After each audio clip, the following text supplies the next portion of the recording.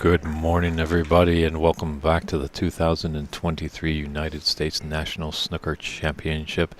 It's day 3 of this wonderful championship live here at Embassy Billiards in San Gabriel, California. It is the knockout phase. It has begun. It was some exciting round-robin matches, but it's now produced 32 strong players that will be doing battle, and will wind down to find out who the champion is tomorrow. That match will be at 2 p.m., but lots of great matches are going to be happening today. Knockout style, best of 5 matches in these first few rounds. David Burney is in the booth with you. Hopefully some other friends will come along throughout the day. But our featured match on the TV table is Stephen Wong, last year's champion, going against Jay Shah.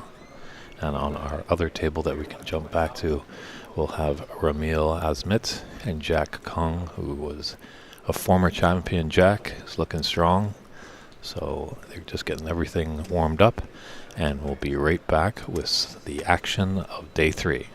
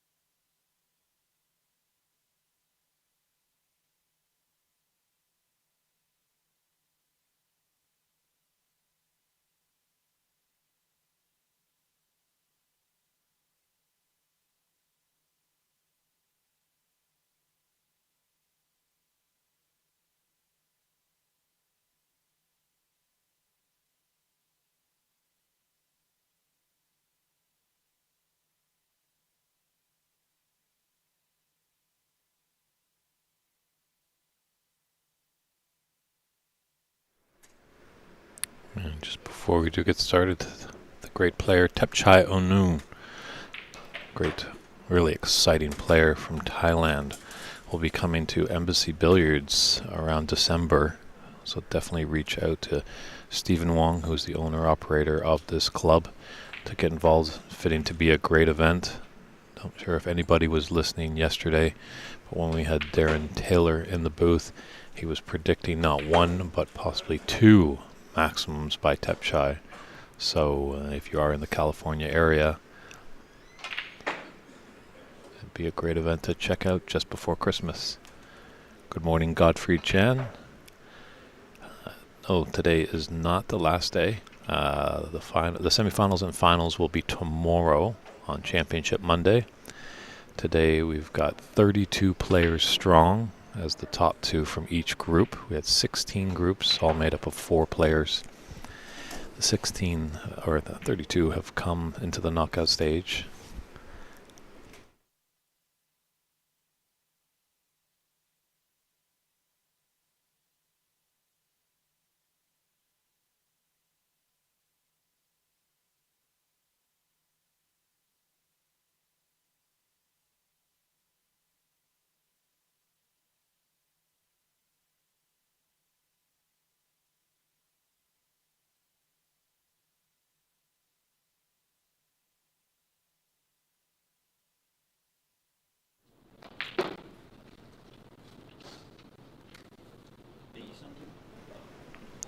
So that I just owner Stephen Wong and tournament director, man of all trades, was just letting me know of some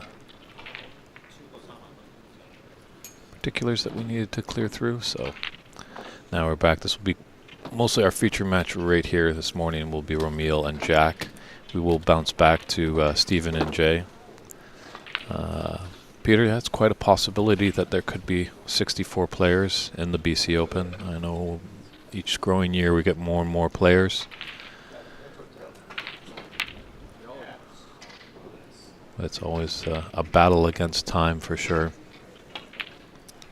and getting the great support. They have a good support system here behind the scenes. Definitely some good help at the Embassy Billiards. I have to say, Christian Youngers has been doing a great job of technically directing, giving great pictures and making us sound great, and jumping and doing some commentary as well. Dave Daly, he'll be probably coming out, and we'll see him tomorrow doing some refereeing, but he's been a very great help to the whole scene here. And Alan Morris is busy doing things behind the scene, as well as President Ajaya Pradhaka. So here we go, frame one of the round of 32. Ramil to break off. We're underway, everybody. Definitely let us know where you're tuning in from. If you have any comments or questions, let us know. The picture seems a little off, or I'm not sounding that great. Definitely let us know, and we'll do our best to tweak it up so we can give you the best snooker experience at this United States National Snooker Championship.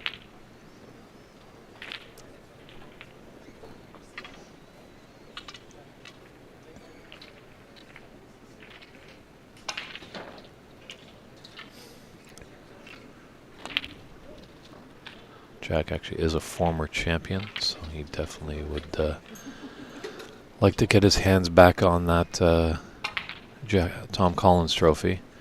But Ramil, a strong player who's doing a lot of great things in the state of Arizona.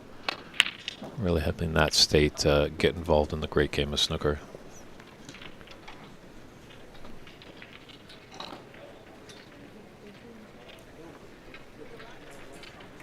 And definitely, if you want to look at any of the live scoring, it's on cloudsnooker.com.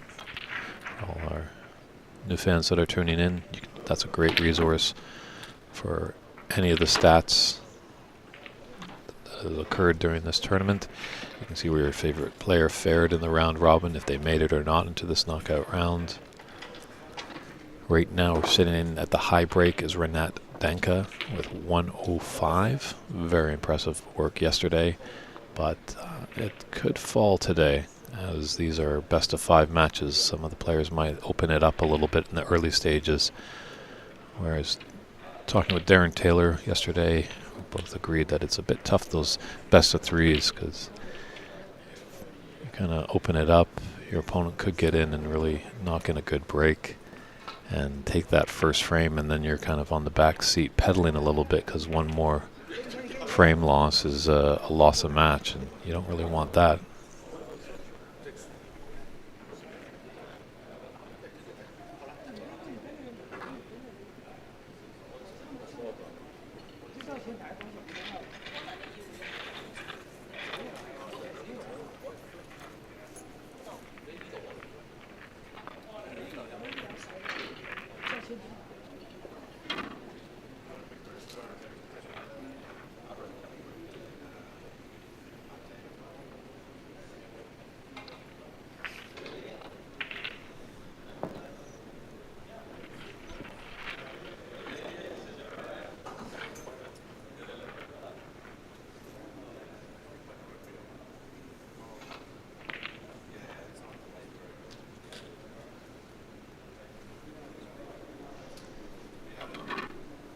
Definitely a tricky red for O'Meal, but he did work of it. He's got a nice angle on this brown to come back down the table and see what work he can make of it.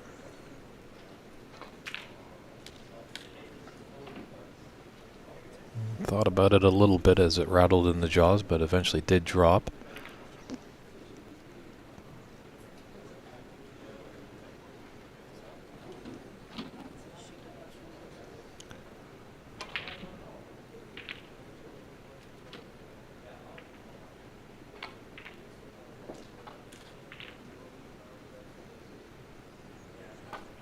Good place to be on the right side of the blue.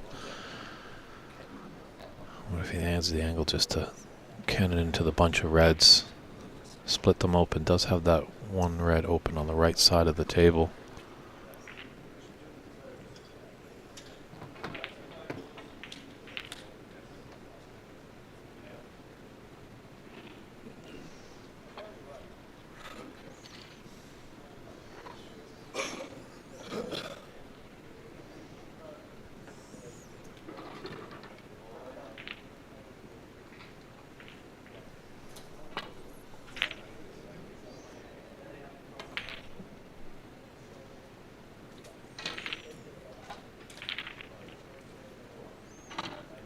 that's a great shot. Real solid contact there. Definitely a little tricky using the wrist. Got some good action to draw back.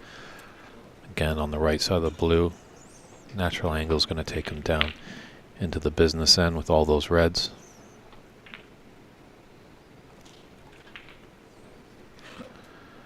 As well, they're using the tablets, and we don't have scorekeepers right now. If anybody out there wants the best seat in the house, we encourage you to volunteer or help out doing some scorekeeping. As probably the scores will be updated as the break comes in, but I think as we get into the quarterfinals, semifinals, and finals, we will have designated scorekeepers, so that score will update as the break climbs. But a little unfortunate miss there. Maybe trying to do a bit more with his cue ball there. He gave it a bit more power.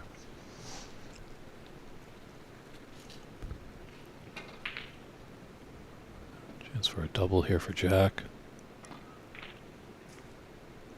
No, just elected to play safe.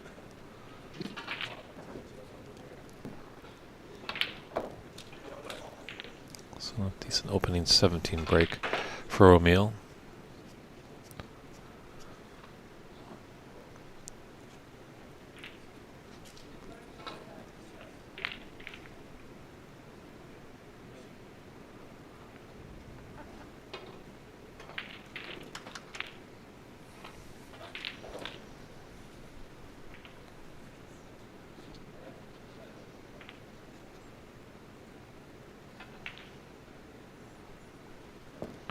Kind of right. Looked like he kind of stretched a little bit on that one. Kind of pushed it a little bit, but the result was okay.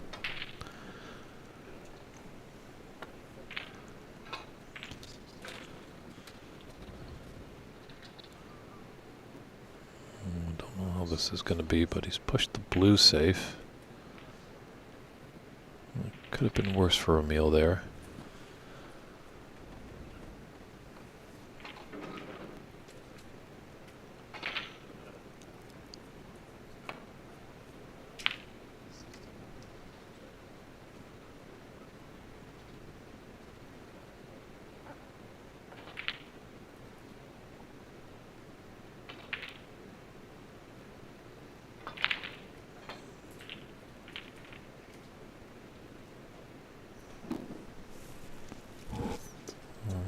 Problem with that shot, taking it on, he would have been on the black, but now he's left a easy starter for O'Meal. One saving grace is that that blue is safe, but I wonder if he can just stun up and get on the angle for that pink into the top right or left corner. And just an update from last night, everybody was okay. Sure, we did have some issues. The stream might have gone down. Weren't too actually sure. We do know that there was some issues in the building that made it a little bit, we had to have a little pause in the action, but things have got corrected, and just letting you know, because we did kind of go black for a moment and had to step aside. I just wanted to let everybody know that everybody's okay, and we're back here with the knockout round today.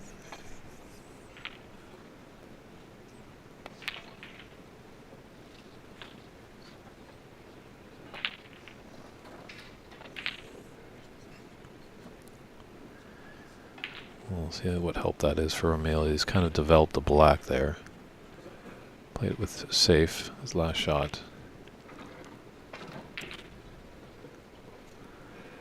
And we might see a lot of red balls go down to the bulk, possibly. Or is O'Meal going to be adventurous and take this red into the left side?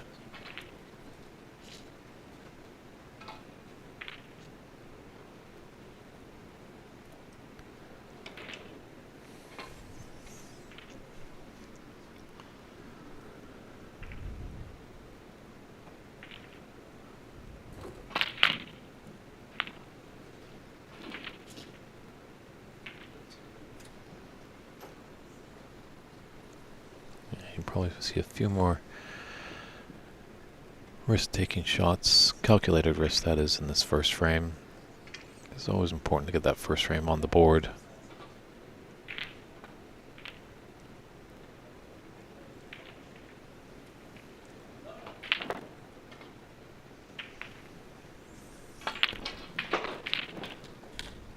Nice long pot there by Jack.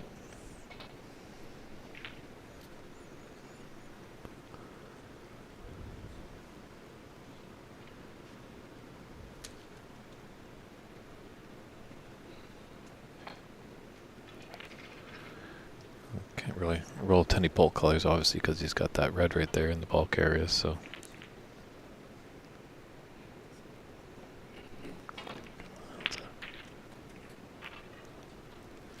Tough ordeal here for Jack. Because if you come down to the top end, there still are open reds. No roll up there, because obviously the red is right by his cue ball.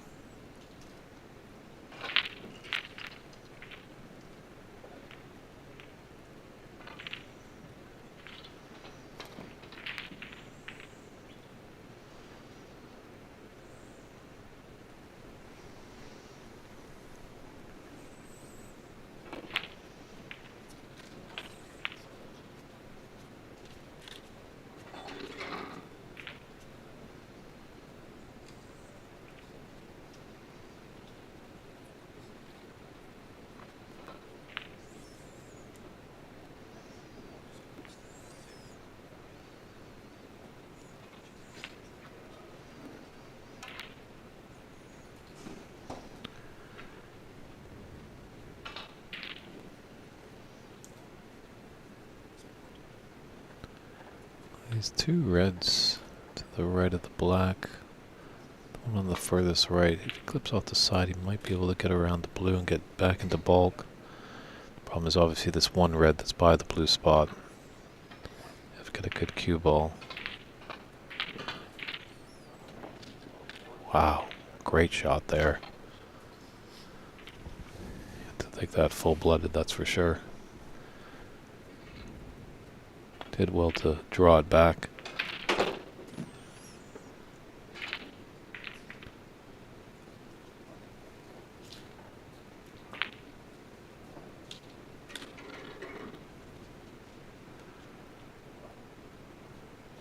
Well, let's see what Jack can do. I like the aggressive nature of that shot. Sometimes some players would roll it behind the brown. But in this first frame, he's playing the more aggressive nature, trying to get that first frame on the board. Very important.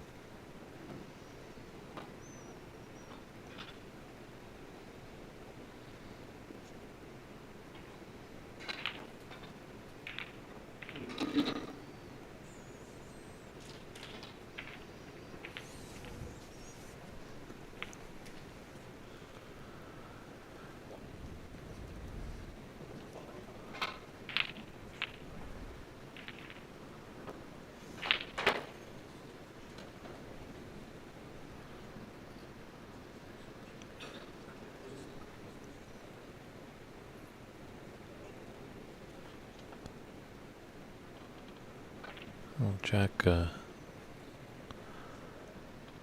of the more shorter players in this tournament, but definitely not short on talent. He's definitely a strong player. I know he was eyeing that black. Obviously, taking on the blue, he'll need the rest.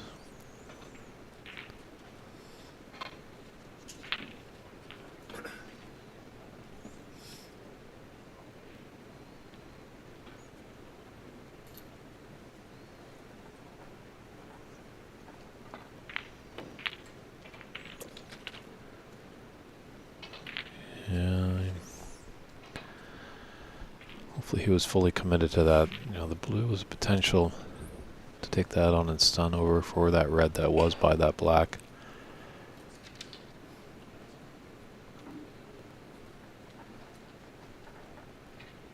Yeah, nothing is easy in this game. A chance for Emil to take his cue ball into bulk. Kind of almost a two-way shot.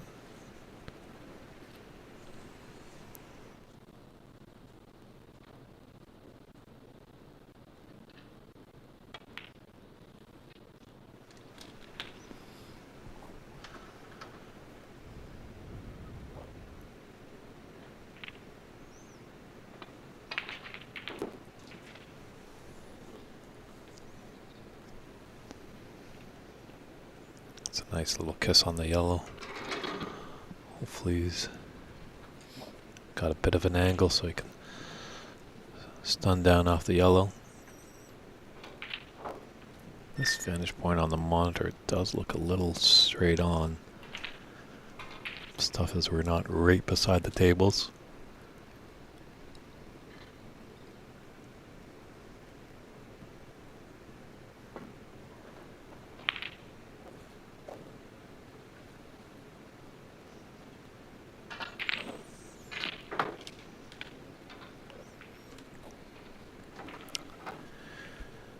Yeah, it was rather straight. So just a drawback to be one on either of these reds by the black spot.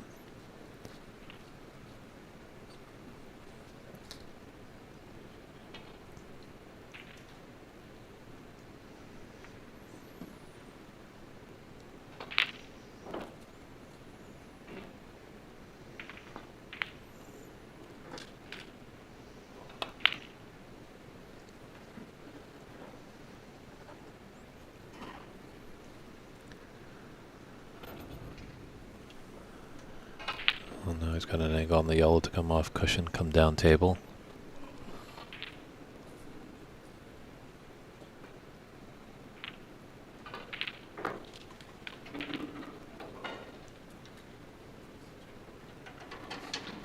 Very nice. Look at that. Cue ball just gets by. That green for the red. Just waiting for the adjacent table. John Poon over there, putting together a decent break.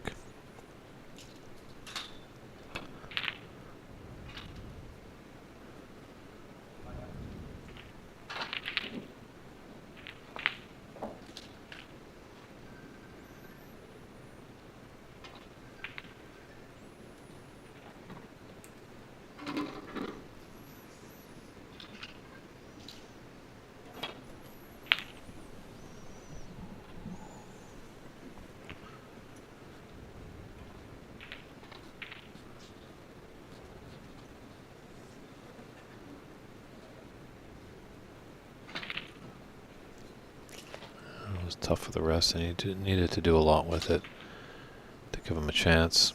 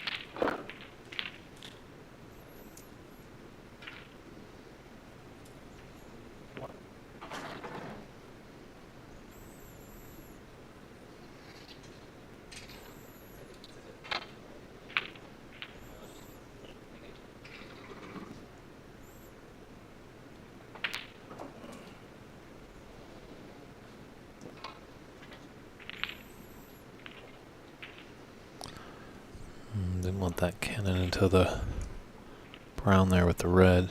I don't think the red passes the yellow into the side pocket.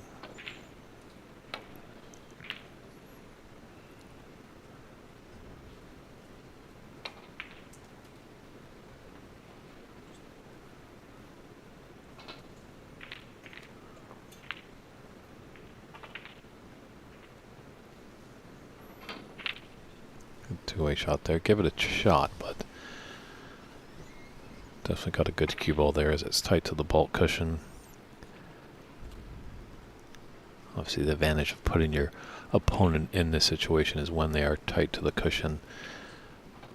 You can't get a lot of action on the cue ball, and sometimes there's a problem that you might inadvertently put some sidiness. Sometimes you're cueing down on the ball, and that little bit of unwanted side can throw your cue ball, not giving the correct shot that you desire.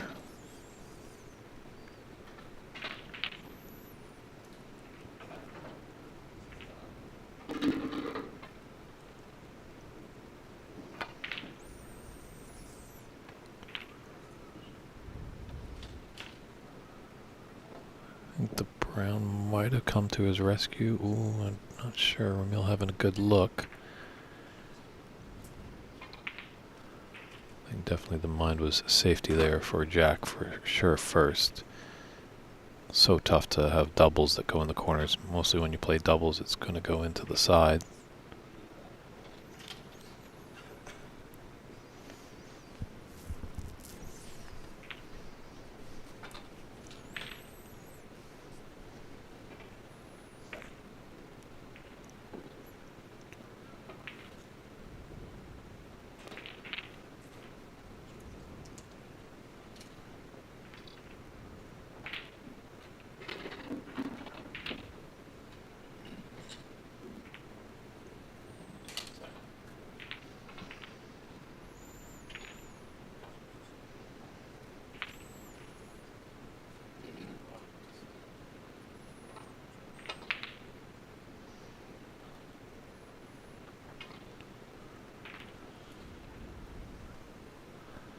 So a little tactical affair here. So each player just playing some impressive safety shots, trying to force their opponent to make the error so they can get in.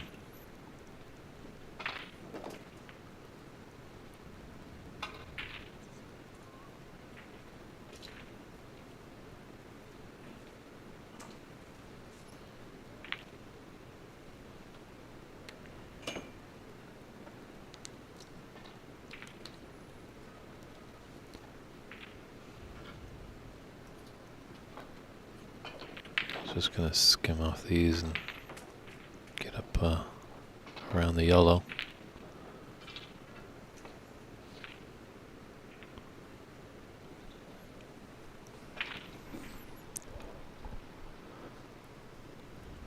You're not going to see a lot of careless shots now in the tournament. A lot of these players are great ability.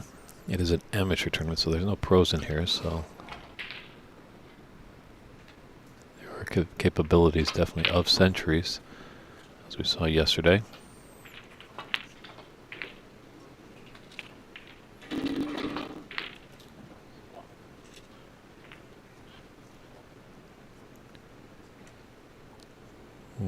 That could be the mistake there.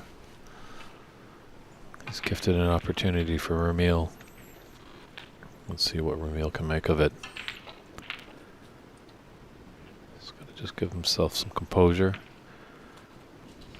See the game plan, and then attack.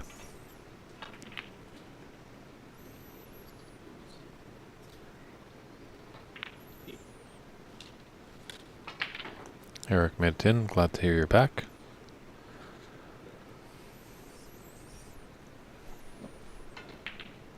You and everyone else has joined this great championship here at Embassy Billiards in San Gabriel, California. Day 3 of the United States National Snooker Championship of 2023.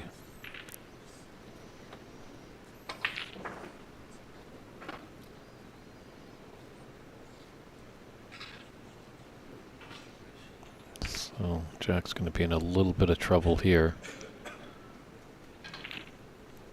Ramil opting not for the long pot.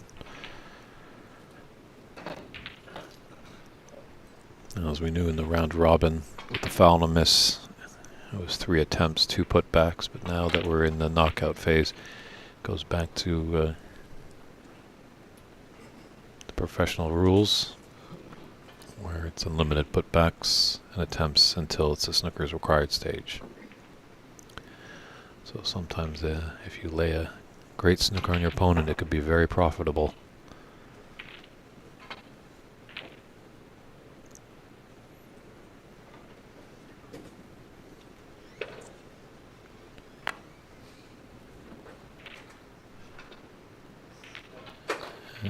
Just going to put him back.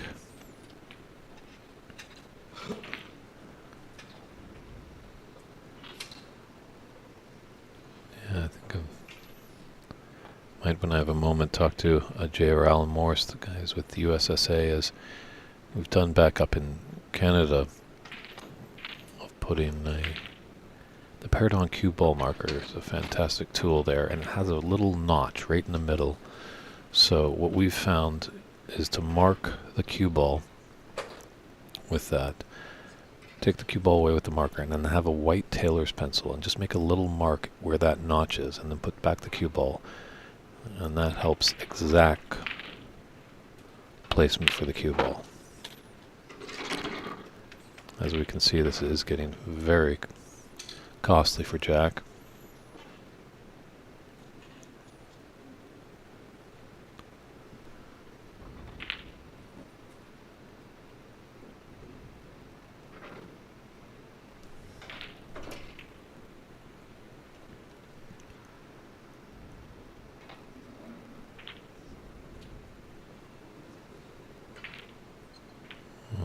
Electing to shoot off that in off, so maybe I might be wrong there. It might just still be 3 attempts, 2 putbacks on foul and misses here in the early stages of the knockout round.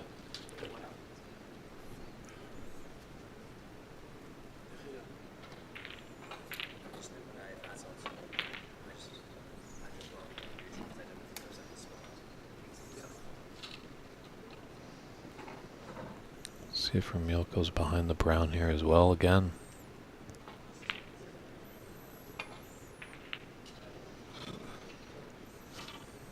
Yeah, if it worked once, why not do it again?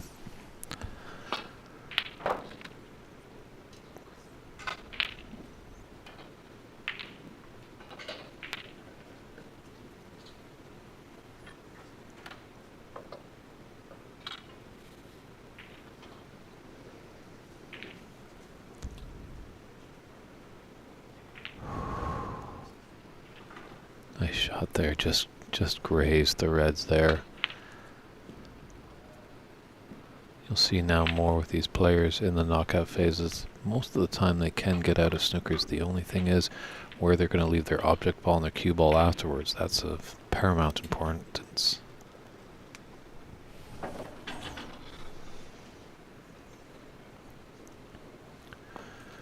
So Ramil with a 32-14 advantage in this first frame. It's best of 5, race to 3.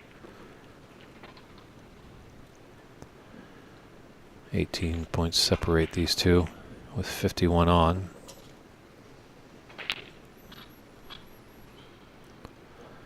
First frame of the way, always a little bit, nervy. Gotta get the cobwebs, wake up a little bit.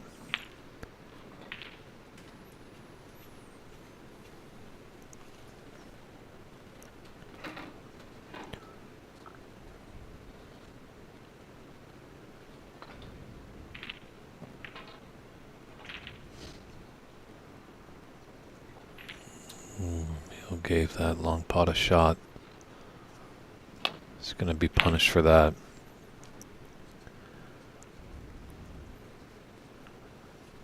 The final will be a best of 9, and that's scheduled to go tomorrow at 2 p.m. Pacific Standard Time.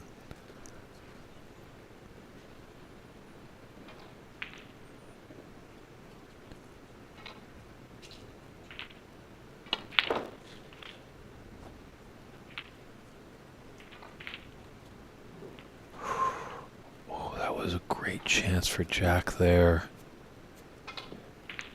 Now it's Ramil's turn to punish him for that mistake. I think Ramil has reserved himself that he was going to be sitting in his chair for a little bit there, so he sprung up like a Pop-Tart getting out of his chair with this opportunity.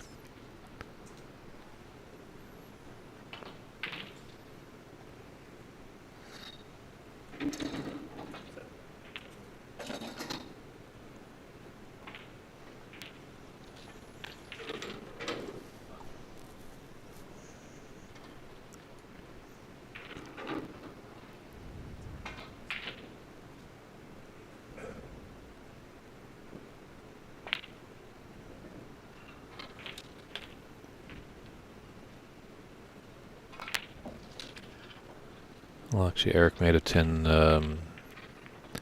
Alan Morris, who's doing some great work being tournament director with Stephen Wong, is kind of acting as a roving referee.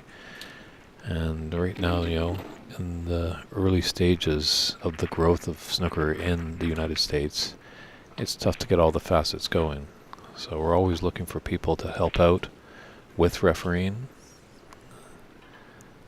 If you are interested in getting involved, definitely reach out to snookerusa.com.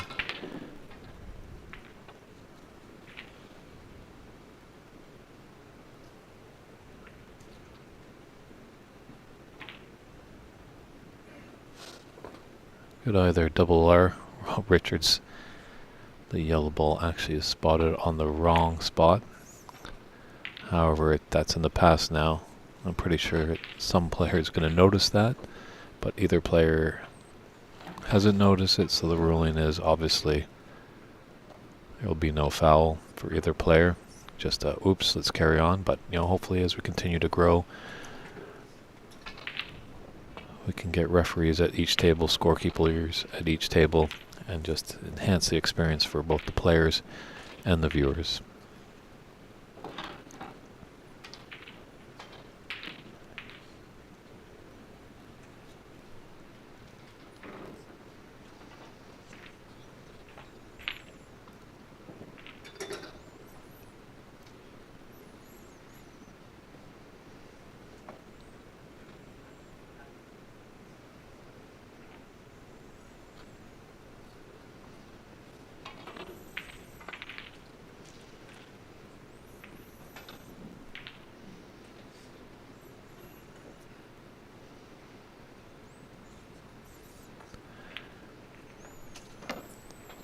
Interesting looking at both the players. They haven't even really, I don't think either of them have realized that yellow is on the wrong spot. You thought maybe when Jack got down to this yellow, you might have thought, but yes, Rob, we'll see how this pans out. He's going to have to use a lot of the table here as the green is down at the top end. Go back for the brown, so...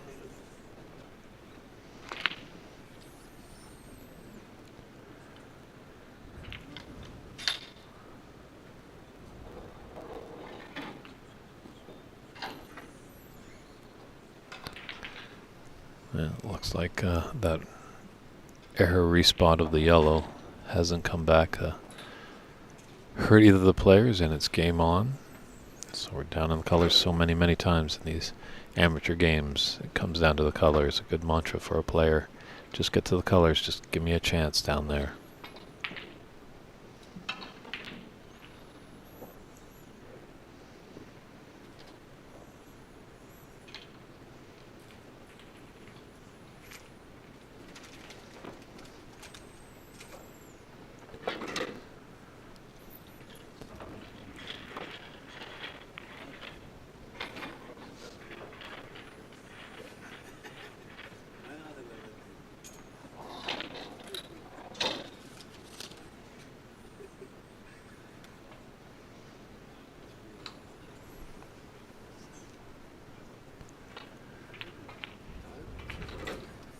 This is definitely unorthodox here. Gotta be mindful of that pink.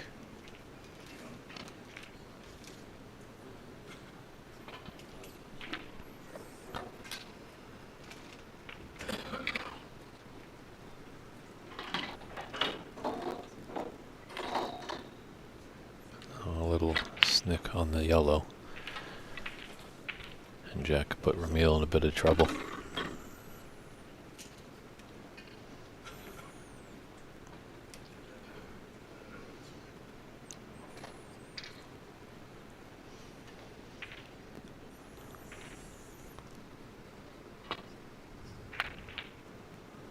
Some good distance there, but I feel like he possibly could have got the snooker.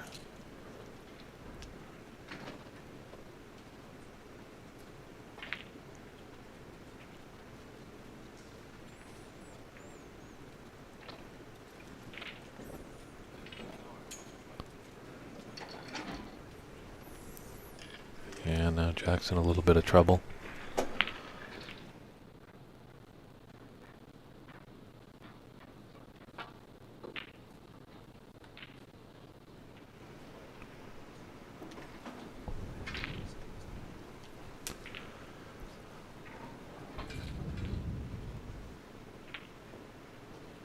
Yeah, Ramil just needs up to brown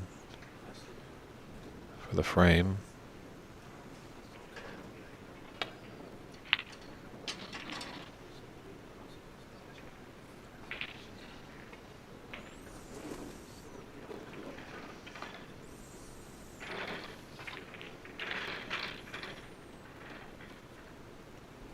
Nice shot there. Equally acknowledged by Ramil with a tap on the table.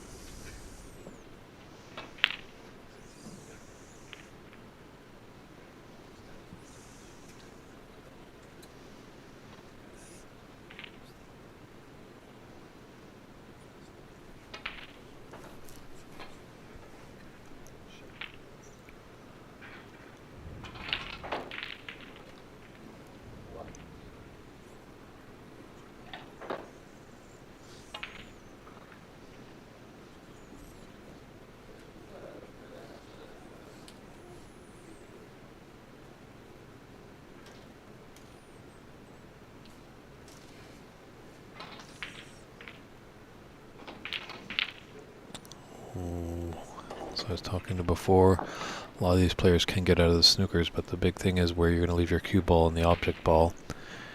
Fortunately for Jack, he's left an easy yellow here for Ramil. Let's see if Ramil can take charge and clear up and take this first frame. Yes, Rob Richards up there in Ontario, Canada. This is a very nice venue. 9 tables they have here at Embassy Billiards. They also have about 10 pool tables and 4 Chinese 8-ball tables. Very nice lounge as well that you can kind of wait for your table when you're ready. A good atmosphere, good amount of parking. There's tasty food nearby. So Stephen Wong has done a great job here of bringing the great game of snooker to Southern California.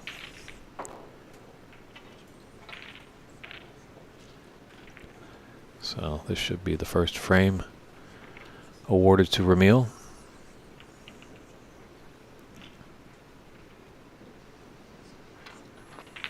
But Jack is a fighter. He'll be battling. He'll shake it off. And I'm pretty sure he'll be coming out guns a-blazing for the second frame.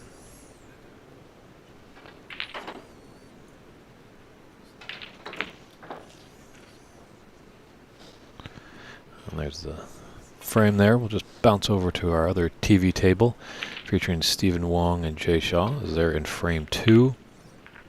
Looks like Stephen Wong took the first frame.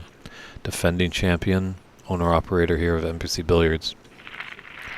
Got a pseudo co-tournament directing, so he's doing a lot of things this weekend.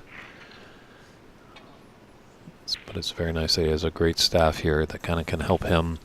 They know how important this tournament is to him. So he's able to turn off his snooker room owner hat and put on his snooker player hat. So we will check back with them as things progress there, but we're going back to our featured TV table with Ramil Azmet against Jack King Kong.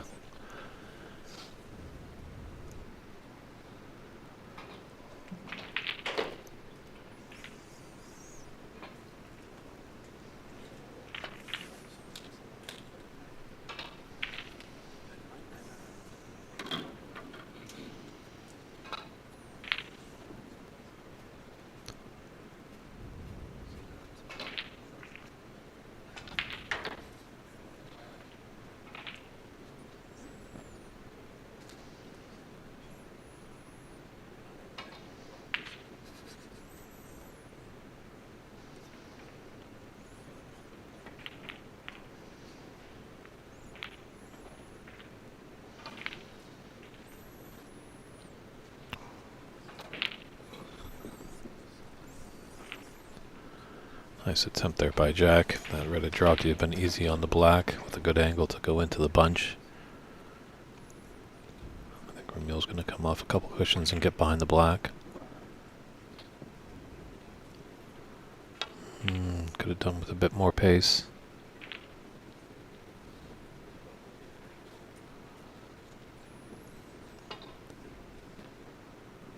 Well, we'd love to see you in the room. Eric made a 10, as he says he's about 40 miles away from St. Gabriel. That's about 80 kilometers for our Canadian viewers.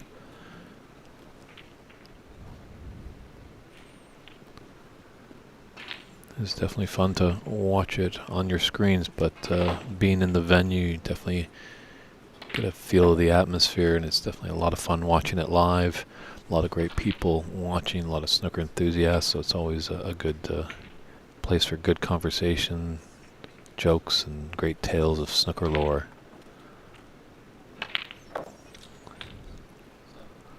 Both players having a tough time with a long red into that green pocket.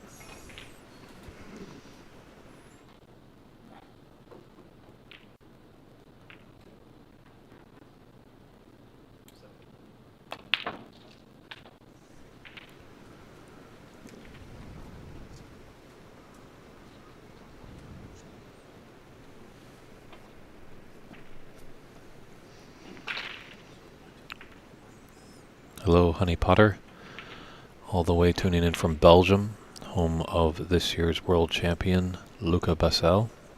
Luca Bassel actually was up in Seattle at Ox Billiards a few weeks ago doing an exhibition to a sold-out crowd. Lots of great fun there.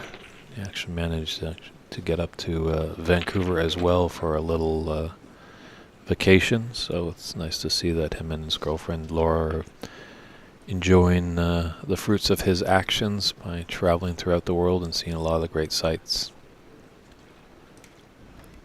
Denis Noir, I'm not sure if there's any players from Orange County. Most time we just get a little bit of a blurb from them, and mostly it's just what state they're from. As with this United States National Snooker Championship, players have to be a citizen or possess a green card to get into the event.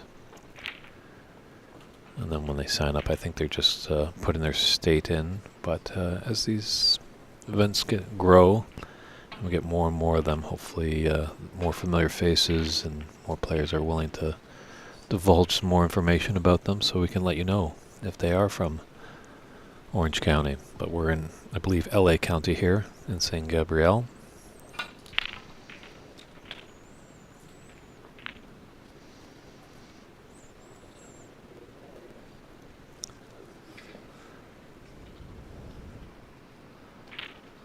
Tough shot there, but tough one to take on, because this is looking like a really good opportunity for Ramil.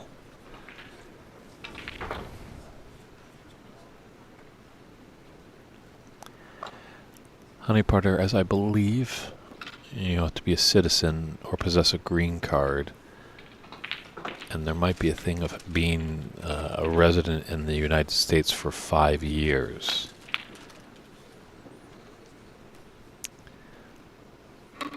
Oh, we're working on it, Rob Richards. We are working on it, as I live up in Vancouver. Do a lot of stuff with the great guys at Ox Billiards, as that's the team that's bringing you the stream. Christian with all his technical wizardry.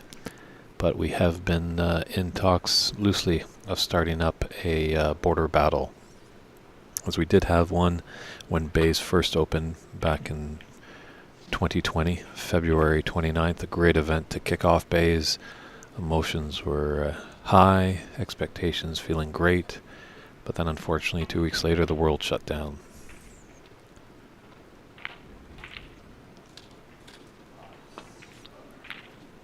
Rob, I will definitely let you know about a Canadian-US battle, and I stepped away obviously to come down here to do some commentary.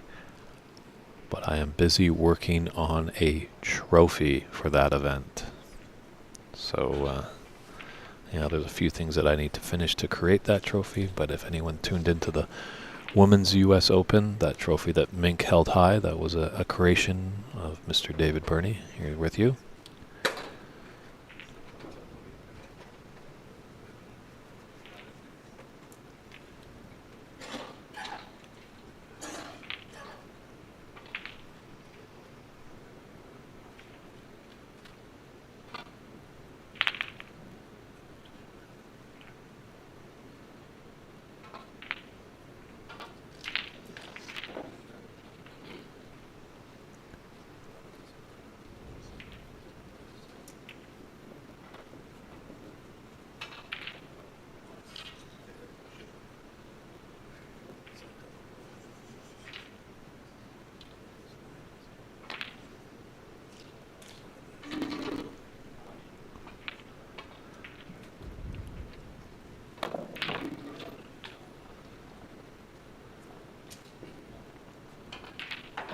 definitely are working on things, Honey Potter, for more open tournaments in the U.S. You know, this is more of just a national tournament. You find with the national tournaments as well in Canada. I'm not sure exactly. Probably it's the same in Belgium. But for these national championships, there is a degree that you need to be a citizen of those. So, but hopefully, as things grow and grow and grow, we can have open tournaments in America, and that at least would open it up to players from other countries. Take care, Rob Richards. Rob actually does a wonderful job up there in Ontario, Canada, with the snooker scene. So if you're ever up there, definitely reach out to him. He runs some great tournaments, puts together some great streams. A really all-around great guy. So he's got to run, but hopefully tune in again. Rob will be here all the way till Championship Monday tomorrow.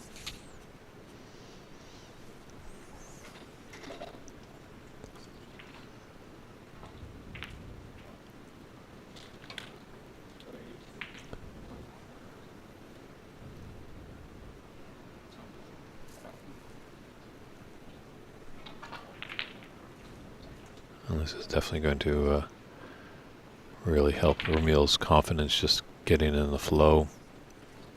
They're putting up a sizable break, and all Jack can do is just sit in this chair and stew over that missed green. Oh. Just as we say it, the commentator curse strikes again.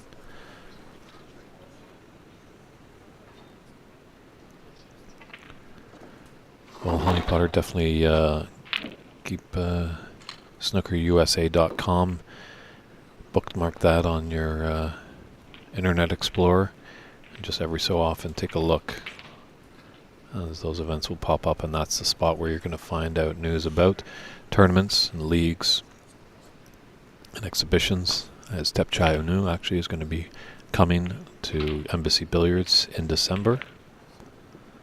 It's fitting to be a great event, and as much as he was using the redwoods there, the long rest, Jack was, but Jack being one of the shorter players, he's definitely familiar with all the pieces of equipment. I thought that should have gone in, and maybe still just a little cold. He's been sitting for a while, hasn't really got his arm warmed up.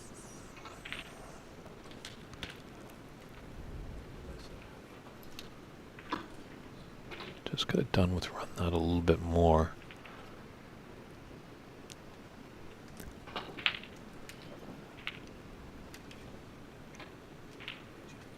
Yeah, if he was on the right side of the blue, he would be in paradise, because then he could come back down for that red beside the pink spot.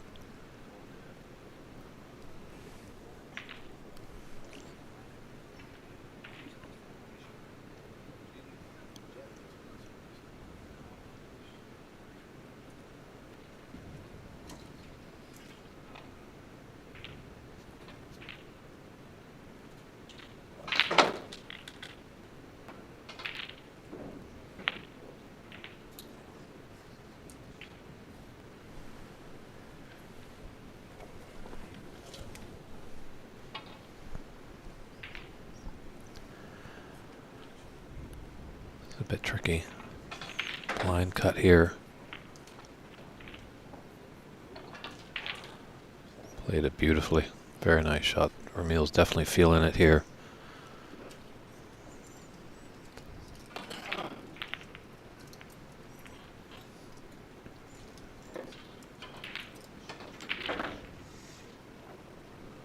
It's definitely a big day here. It's the knockout round that we started today, so 32 players. And as well, we're going to get into the round of 16 and the quarterfinals today. So there could be an advantage to these players that are playing first in this 32 player knockout, because they'll be able to get a little bit of a rest while the bottom half of the draw plays. But then it's back onto the round of 16.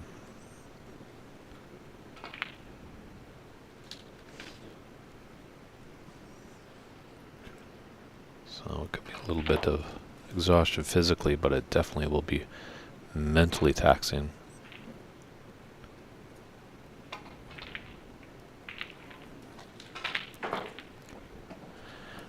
Charles Apple is wondering about where he can find a table in the Hoosier state of Indiana. I believe Snooker USA or PAPSA, snookerusa.com or papsa.org, one of those websites, they might have a table finder function where they have a map of countries, especially obviously Snooker USA, map of the USA of where tables are in the country, and PAPSA might have that as well with all the countries like Canada, US, Brazil, Mexico, Colombia, Cuba, Jamaica. They, the whole Americas fall under the jurisdiction of PAPSA, and they might as well have a table finder there. Hopefully you can find something in central Indiana. Well, there's a lot of space in America, so maybe you could be fortunate enough and maybe purchase a table. Craigslist sometimes is a great resource to find tables.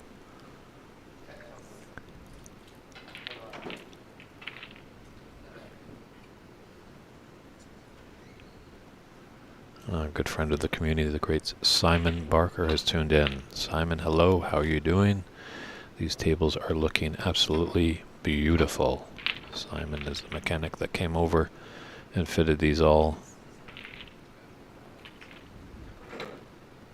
If Elvis Presley was the birth of rock and roll or the man of rock and roll, Simon Barker is the man of snooker mechanics.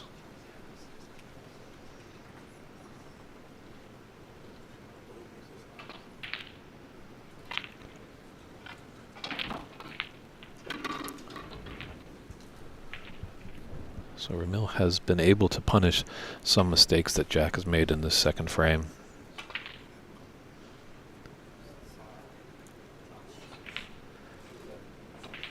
It's quite a commanding 51-point lead. However, there is 65 points still on the table, so Jack's not out of this frame just yet. A frame that he desperately wants to win, get his first frame on the board of the day, and as well not be trailing 2-0. In a best of 5, because then that will mean that Ramil is on the verge of moving on to the round of 16.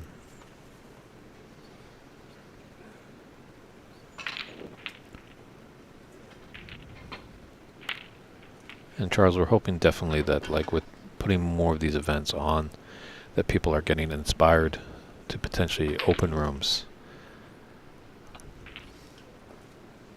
There's a fair amount of space in North America. The one problem is a lot of these clubs do kind of come about in big urban settings, not more in the rural settings. But Simon had an interesting story, Mr. Barker. He was installing a personal table, I believe, at some guy's farm in Kentucky.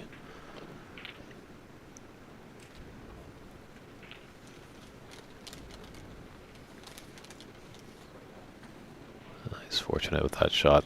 A little raise of the hand there. To apologize for that, as that red was really rolling into a great spot for Jack to take on, but just a few more rotations and the brown helped it become unpottable.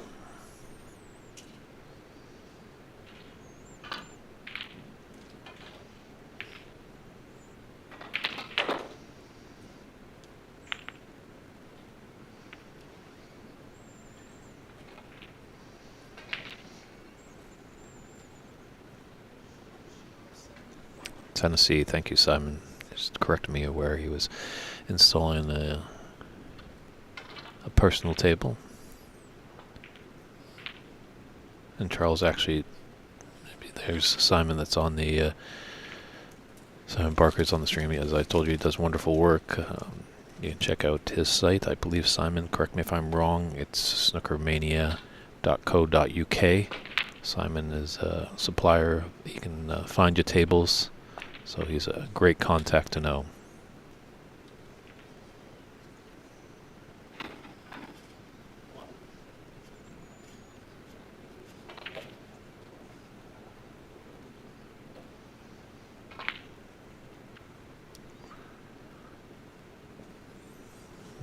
It's a little unorthodox. I thought that was a shoo-in for Ramil to get things going, but as we know, there's never any easy shot in this game. these guys, the professionals, to make it all so easy. But definitely, it is nowhere near that. I encourage you all to, if you can find a table, hopefully Charles, in central Indiana you can find one, but put your hand on the table and definitely try this game out because it is extremely difficult.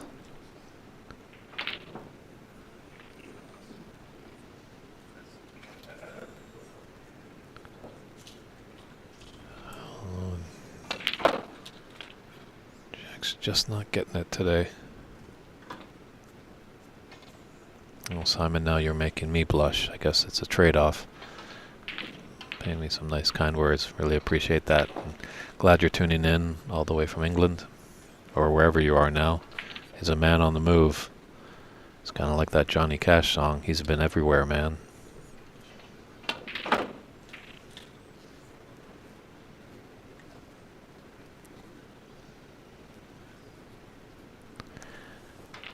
That's a good point to bring up, Uncle Social, about the Chinese players that are really exceptionally talented.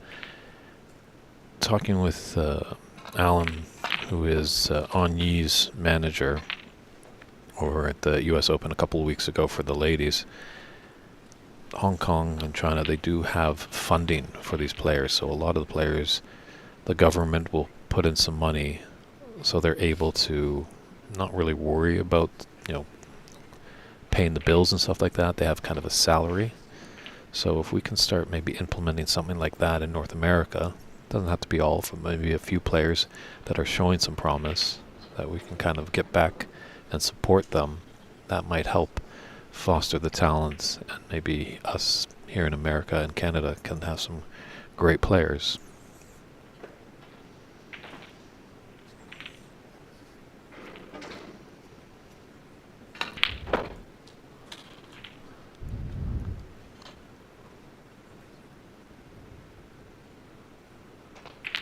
Thank you, Philip, for the kind comments, tuning in all the way from the UK. Really happy with the quality of our stream.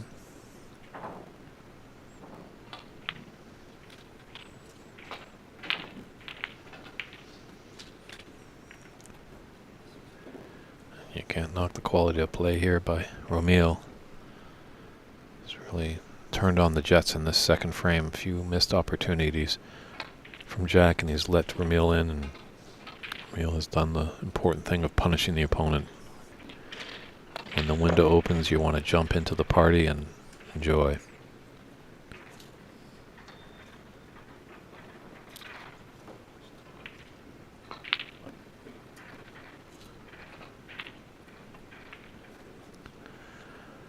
And that's a concession there, so Romeo takes a commanding 2-0 lead in this first round of the knockout phase. We'll jump on over to our other TV table featuring Stephen Wong and Jay Shaw as things get set up on our featured table. Looks like it was kind of more of a scrappier frame over here, as it's only 19-6. Don't adjust your sets. We are not watching rugby. We are watching snooker. And as you can see, some of those reds down there are a bit tied up just below the black spot.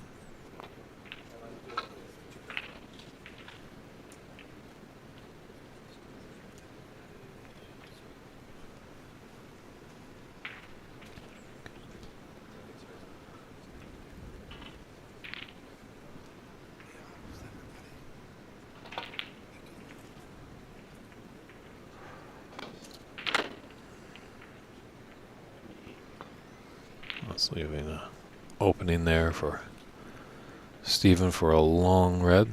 There's Stephen Wong there. Last year's champion, owner-operator of this great club.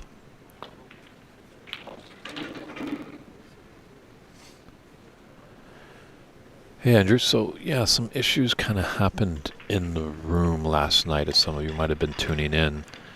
The lights did go out. There were some electrical issues in the room, so a few hiccups, something that we've never really seen before. That's the first for me, so they had to kind of shut everything down, and there's a bit of issues with some wiring and such, and so we had to kind of evacuate, just kind of get out of the room as some people did their handiwork just to make sure, it wasn't a disastrous situation, because if we ignored it, it could have led to a lot of trouble. So that's why we just kind of had to turn off the lights, kind of vacate the building. Everyone stepped back, but then we were able to come back on and deliver snooker. So I think they've cleared everything up. I think we should be okay going forward. You know, knock on wood, hopefully there's no more trouble.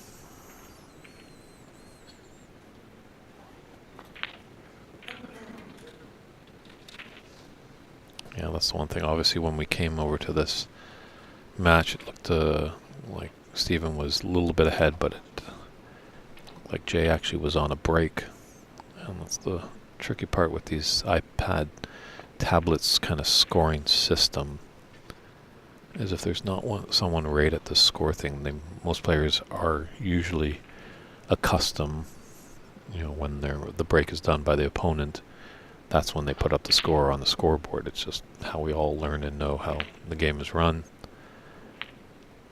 So hopefully soon in the future we can get designated scorekeepers so they can have that tablet in their hands and be able to score and keep it up to date, so all you players, all you viewers can be up to date, and the same with us.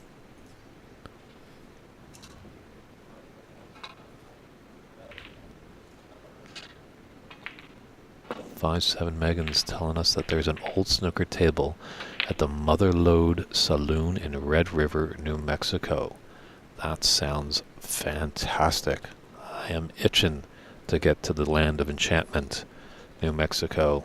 It's a state I'd love to visit, very close here. Unfortunately, I got to get back to Canada at the conclusion of this tournament, but yeah, hopefully maybe we can get to New Mexico, as those white sands deserts and the Carlsbad Caverns sound like a very interesting place to visit.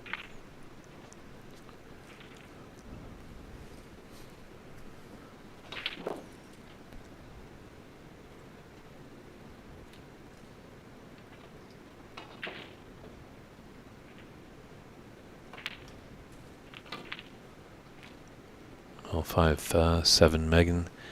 Do you know of anything in Indiana of snooker tables? Because our friend Charles that's tuning in, he lives in central Indiana. He's definitely looking for a table to play on.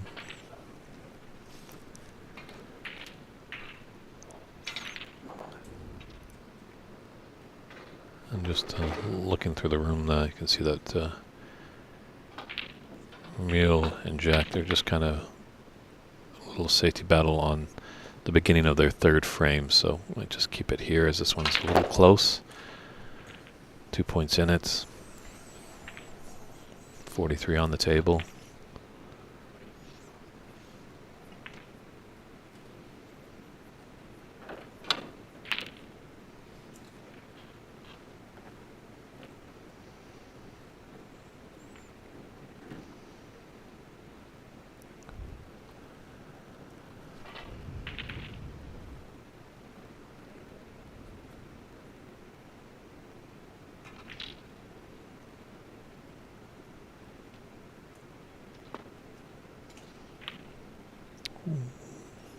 Good effort there.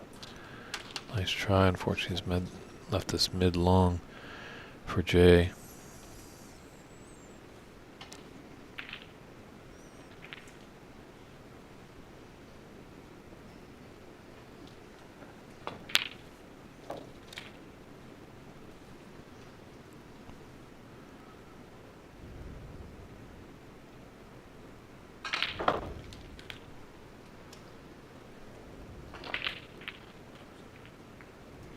Ooh.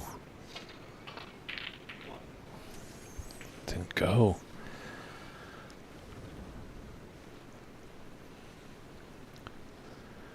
Hopefully wasn't thinking too far ahead. Now Steven gonna take this thin cut into the top right corner. Come on, be on the black.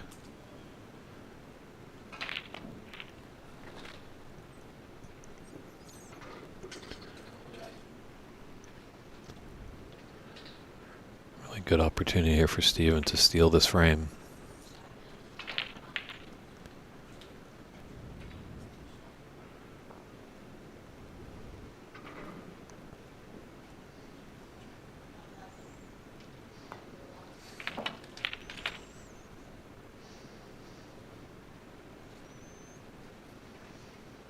Very nice. Very nice black to come up table, be on the yellow, come off the ball cushion and be on the green.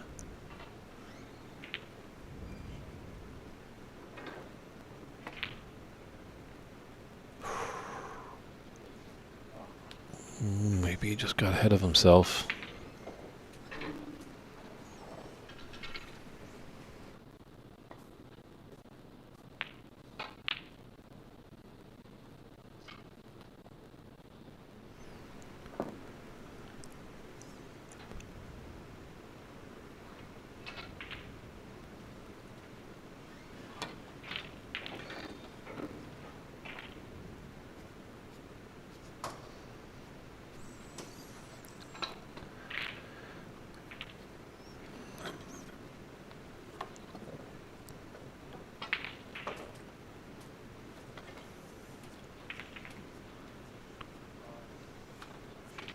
Steven going to his cue case. All these players now have all the gadgetry, the telescopic extensions, the mini butts. It's a great evolution, definitely in the game. When you're playing with your cue, you really get a feeling, a sensation of your own tip. And obviously in years past, you'd have to use the house cues for those long shots, but now with the technology, you can stay with your own tip and keep that good feeling going.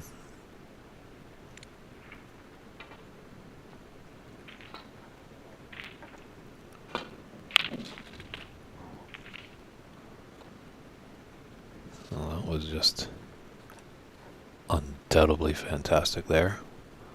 Great shot there by Jay. Long pot. He's got another long green.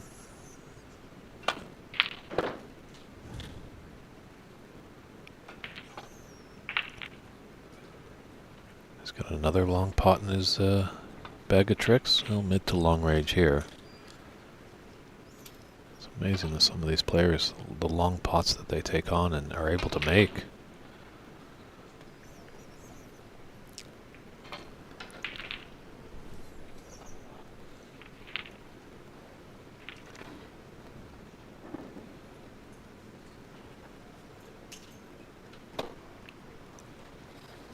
He's just looking for a piece of equipment. He might be tying a shoe, but I think he's looking for a little bit of an extension. There it is. As I was alluding to, that Stephen was using the telescope extension on his last shot. Now we can see that Jay has used the mini butt. Just that extra bit of 8 inches just makes you not stretch.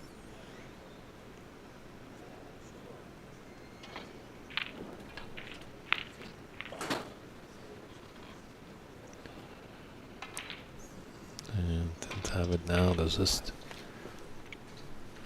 Stephen having a good look? Does this brown go by the blue? Look at it from both sides.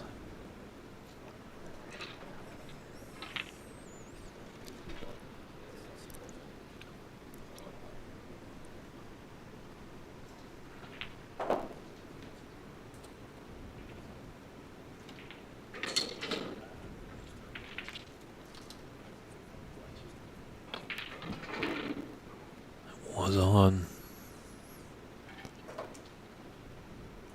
Yeah, big frame this is turning out to be.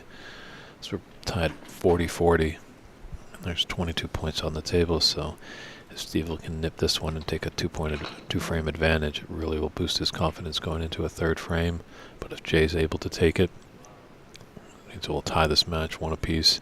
It might propel him to grab that third frame, and this long potting of Jay is just phenomenal. Going to come up nicely. This pink is going to be the interesting ball.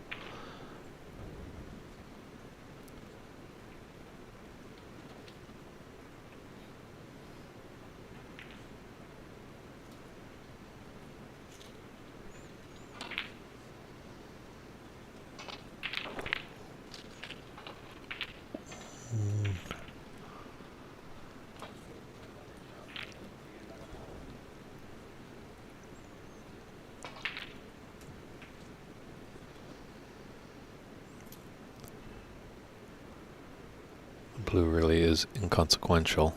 It's It's that pink that's going to be very important. Wow, very nice. He was playing that with an element of safety. So 45-44. Stephen Wong in front by a point, 13 points on the table. It's a second frame, but very exciting stuff here.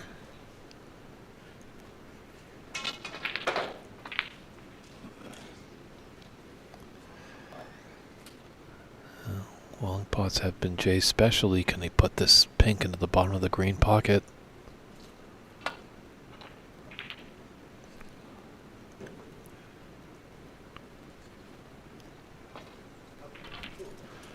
Just unfortunately, they hit that horn and came back into the bulk area.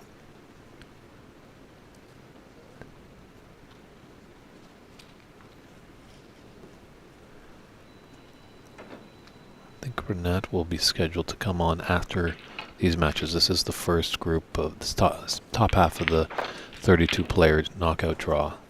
So 16 players are playing right now, and then he should be playing in the next half. Not sure if he'll be on the TV table or not, but definitely check out cloudsnooker.com. They have live scoring there. We still have kind of a kind of roll off, roll on policy. If one of these knockout matches concludes and if players are in the room, they'll just jump onto the table in the spirit of keeping the tournament going. It's a nice pink. Tricky black. Needing the rest.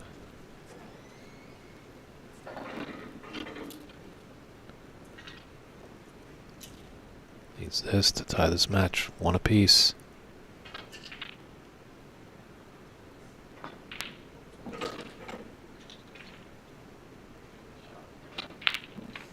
Wow, struck it with confidence. Great shot there. So Jay Shaw takes that second frame.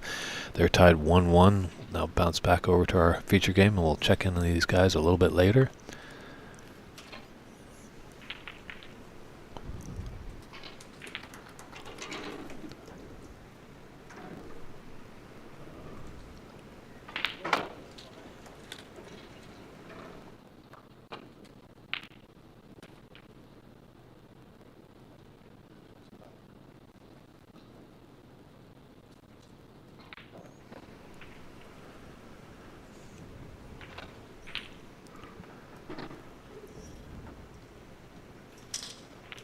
I've kind of got it in the middle here. I'm wondering if Jack is on a break right here.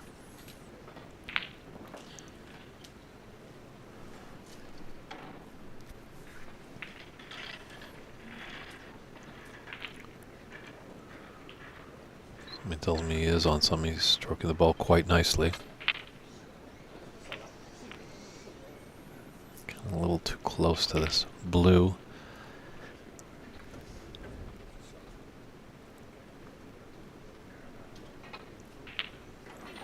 That red on the left side is going to be tricky, no matter where he puts the cue ball.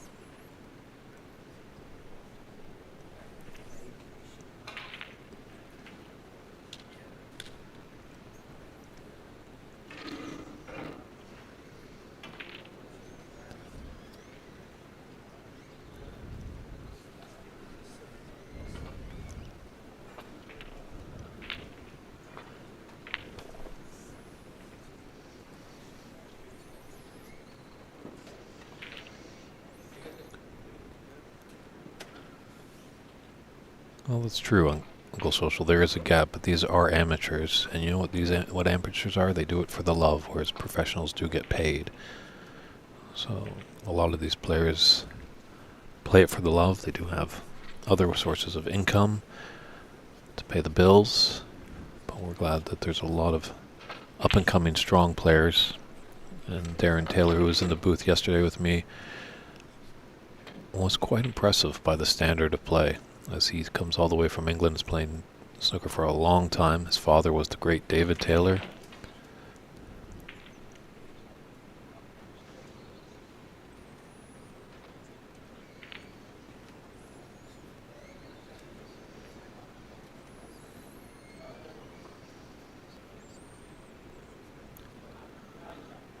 So there's the update.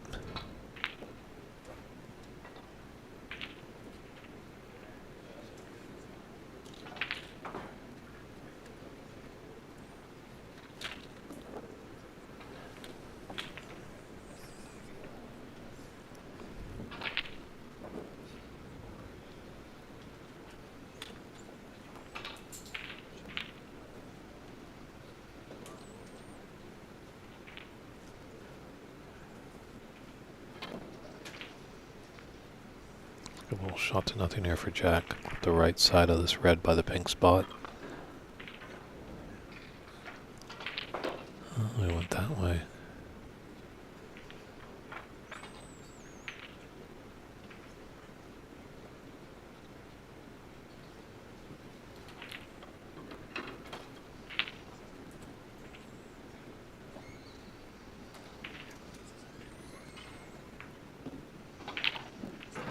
Just taking an eye, seeing maybe potentially if there's a plant here.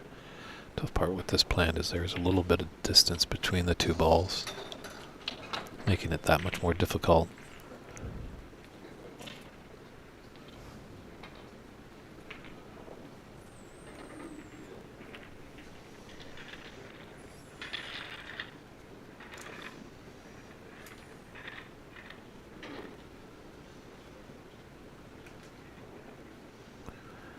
So 42 to 11.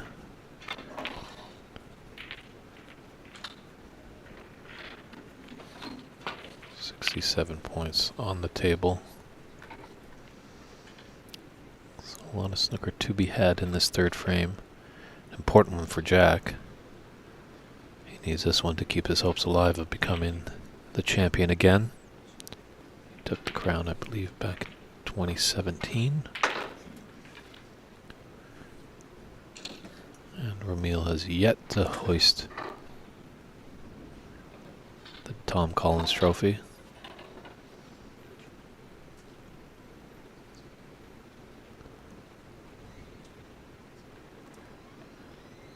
Probably clip on that open red, come off two cushions and come back into bulk. Ooh, thought he was going to take the one that was a bit higher.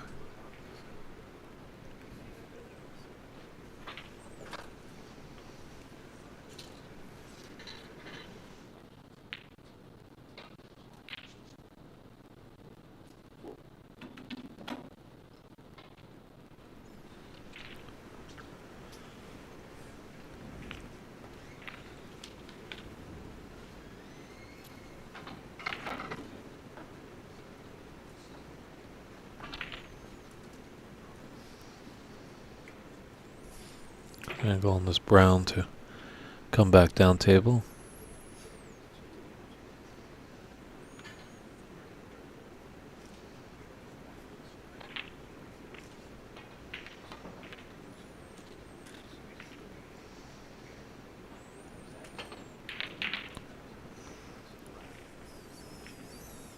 Very nice shot there.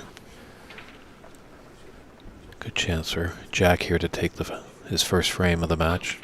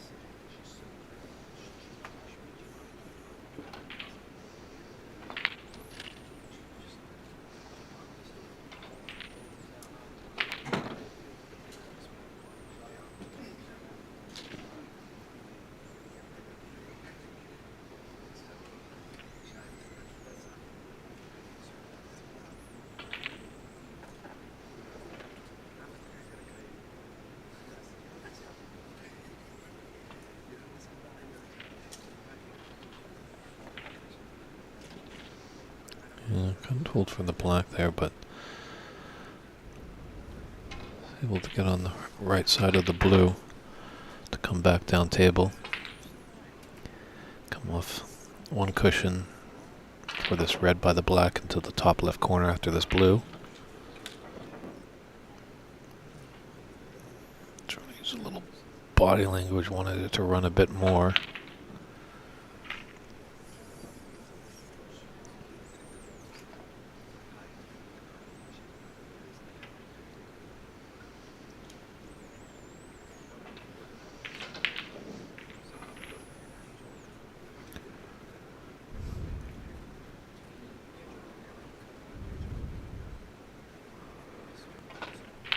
Have to play the safe shot. And that's a concession there for O'Meal. So Jack's still alive. See if O'Meal can lick his wounds and maybe take the match in the fourth frame. But it's a 2-1 advantage for O'Meal over Jack Kong. Bounce on over to our other TV table that is featuring Stephen Wong and Jay Shaw.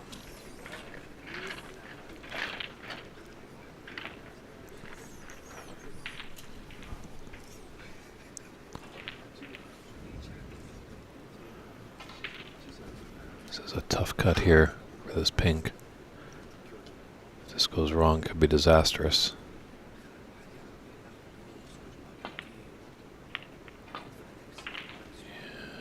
Ooh, we didn't make it. Rattled, thought about it.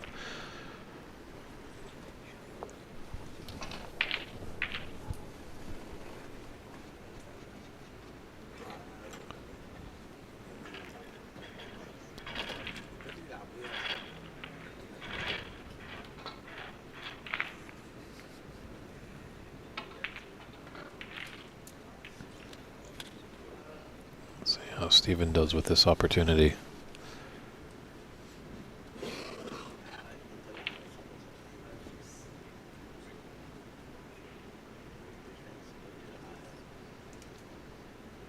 I agree, KP, that a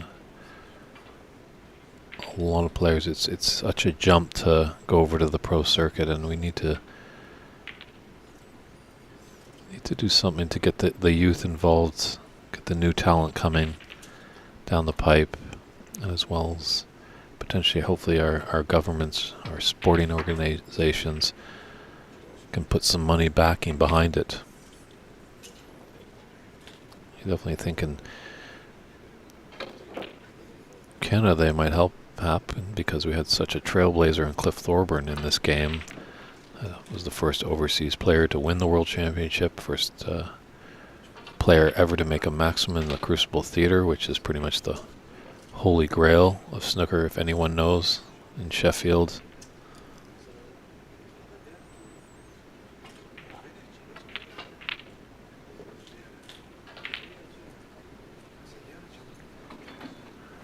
But I think we're on the right path.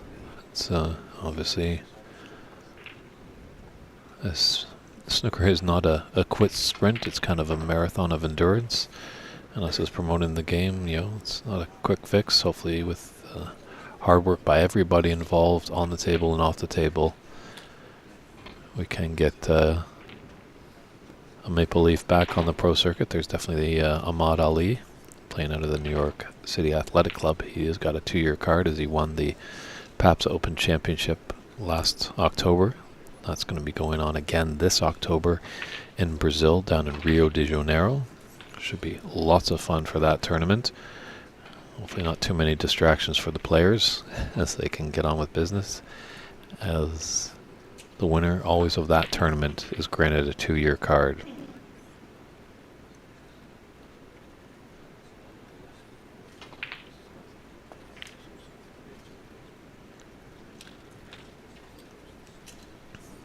Yeah, Stephen making good work of this. That missed pink by Jay.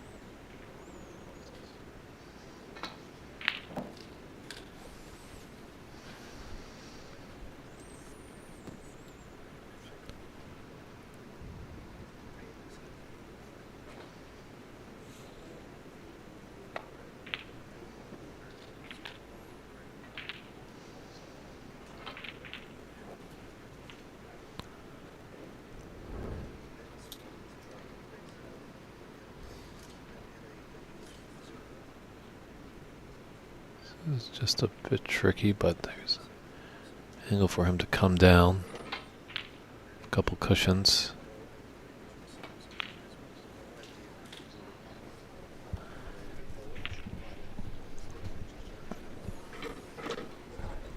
Himself a long red, but this is tricky.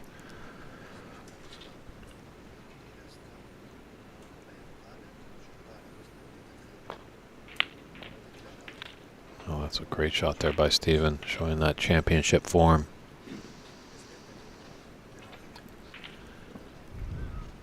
Yeah, you'll probably see a lot now in the knockout phase. A lot of these players like to keep the table, almost cut it in half and be at this top end, just hanging around the black, potting in a lot of reds with them. You don't see them going in and out of bulk a lot, carelessly.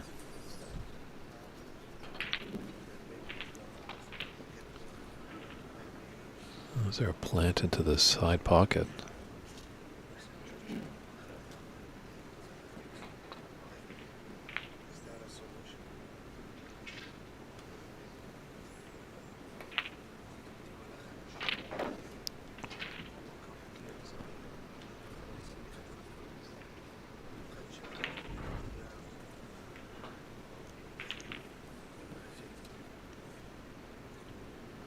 Nice 37 there by Steven.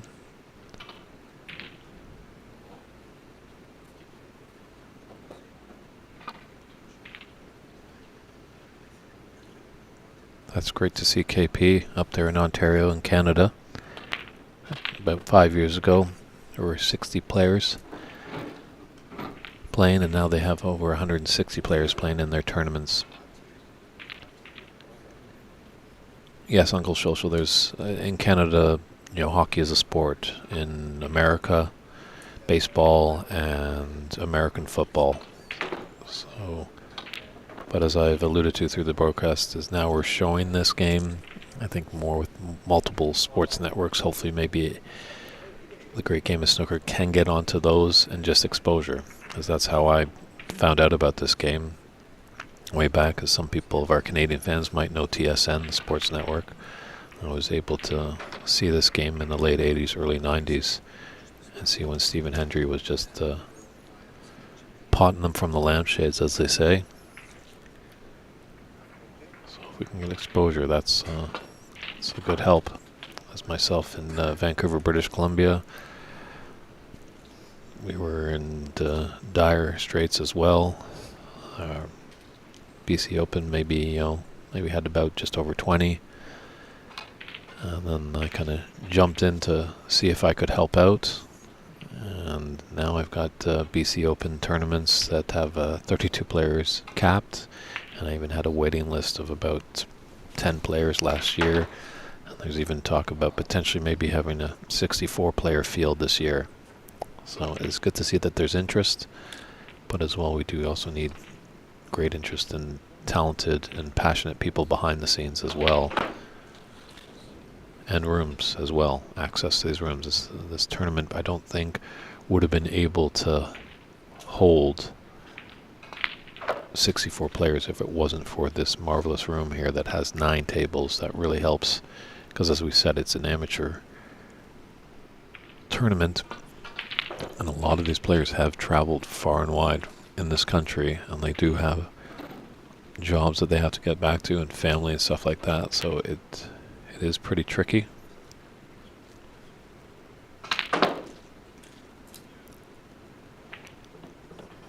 It's true, Uncle Social there with some great Canadian players.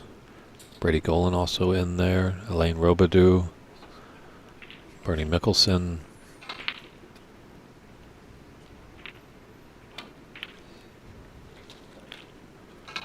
So we are, I think, in the regrowth stage of snooker in Canada, because as you alluded to, KP and Uncle Social, about the great history Canada had, and there's the growth in America, as America hasn't had a long history in the game, but they're building it, and there's a lot of great people. Stephen Wong, Mike Dominguez up in Seattle with Ox Billiards, and as well there's a lot of attention being paid to North America overseas.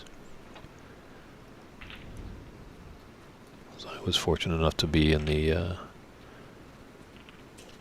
press room this year in Sheffield, taking my pictures, and talked to the great Michael McMullen, an Irish reporter, and he was quite appreciative of me being in the room. He got along quite famously, had great discussions about the game, and he felt like it was just nice to see a new voice in there and a new twang in the voice as well. So we'll keep knocking down the door, and hopefully the land of opportunities will open up.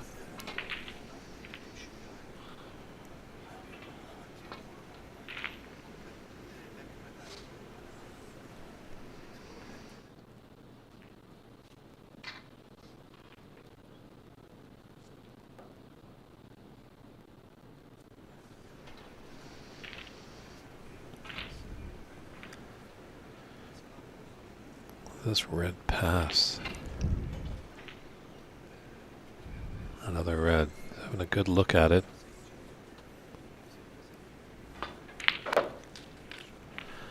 Uncle Social, actually, I was 18 of us back in 2018. 18 Canadians went over to see the Masters at the Ali Pali, and everyone thoroughly enjoyed that. And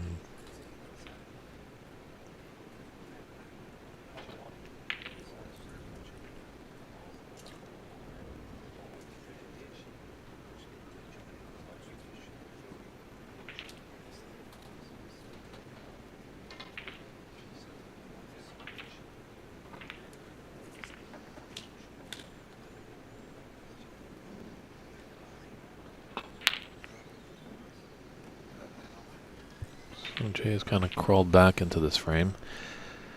That little break. Long pot, little miss there by Steven.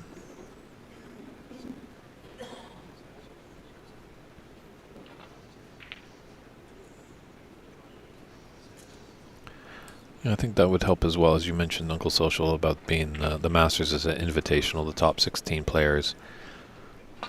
We are getting more and more exhibitions, as when Dave Daly, who does some great work helping out at Ox Billiards in Seattle, he was mentioning when he was on the stream the other day that they've been able to get Judd Trump, Luca Bassell, Ricky Walden. They even had Alison Fisher come in, who Alison was a great snooker player back in her day. Unfortunately, just the women's game wasn't really well supported, so she came over to America and found that she could make a good income playing pool. Stephen here at Embassy Billiards is going to welcome Tepchai Unu in December. So there's a lot of players that are interested in coming over.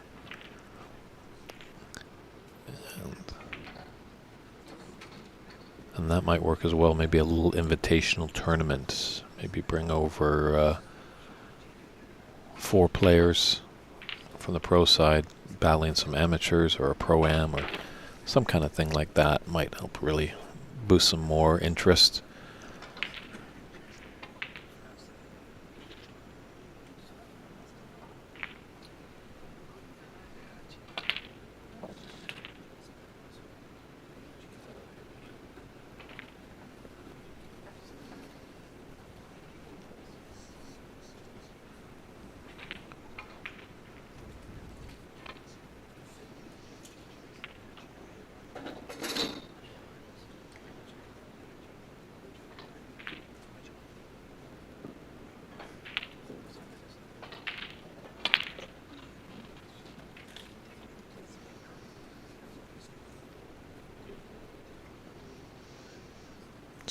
Mindful of this red against the cushion as he takes on this red in between pink and black.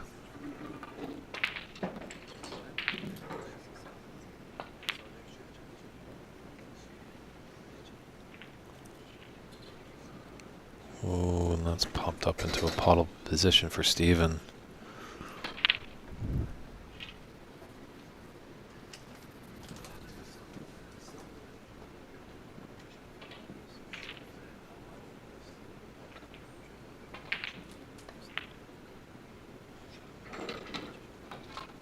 Very nicely done.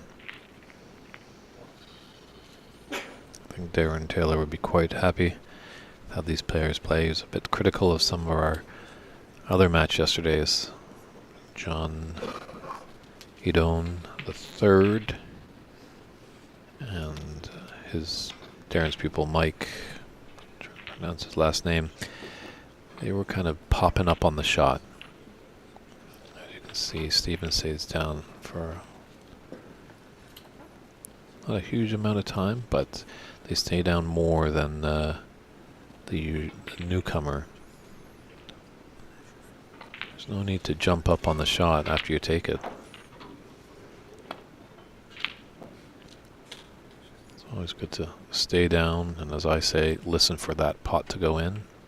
You'll notice, you'll probably see as you're watching this tournament progress, as we get to the stages of the final, a lot of these players just keep their head down, and as well, they pop up if something doesn't feel right in their pre-shot routine, they'll get up. No one's forcing you to stay down. Once you get down, you don't have to stay down. You can get up, make sure everything feels right.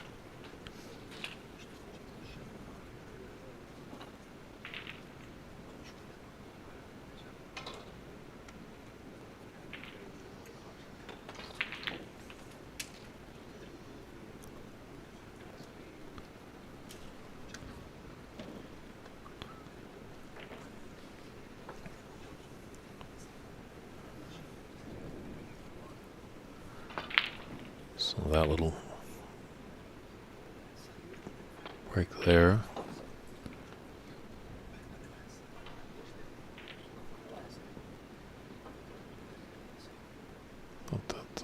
Because it is now. There we are. Now it's updated. Took a while there. That break has put Stephen ahead 14 points.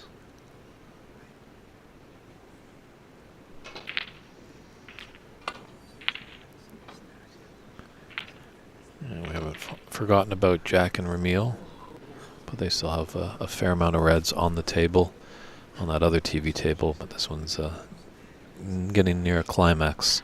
So we're going to just hold off here, stay on Stephen and Jay to see who can take a very pivotal third frame. Whoever can take this one will put them one more frame closer to moving on.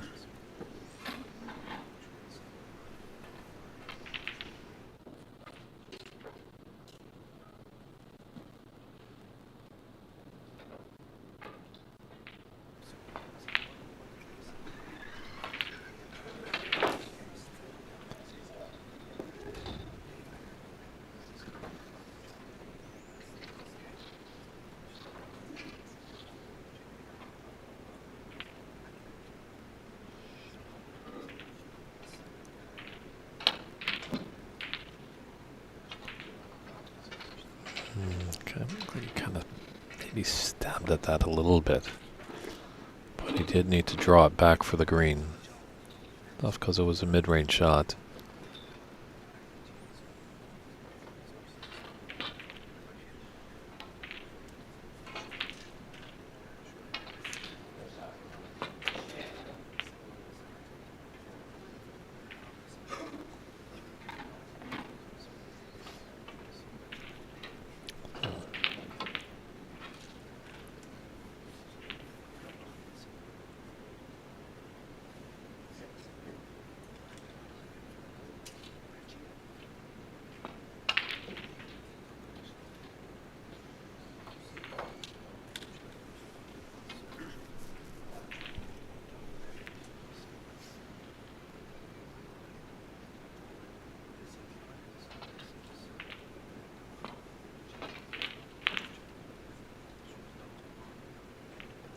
That's okay. Usually the dreaded double kiss is no good. But Jay was fortunate enough that it wasn't costly.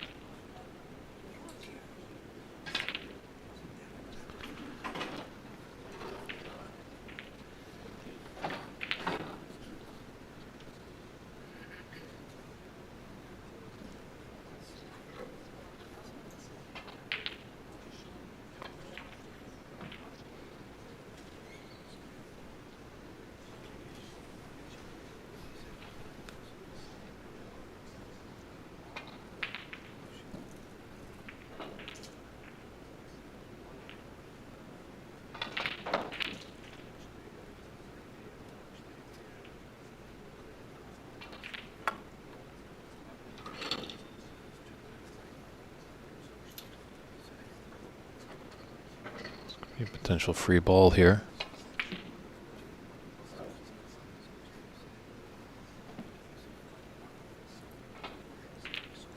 But, he's going to put him back. So while they sort things out there, let's just take a quick jump over to our other table here as Romil is in the lead in the fourth frame, 30 to 14. It looks like Jack is on a break.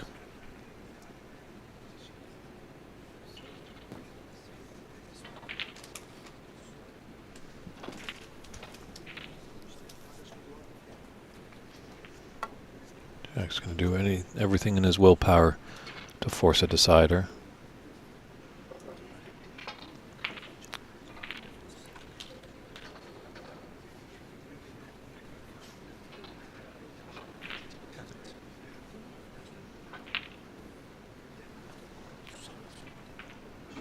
Just thought I can see Stephen failed on his second attempt. So we'll jump back there and see how he fares on his third attempt.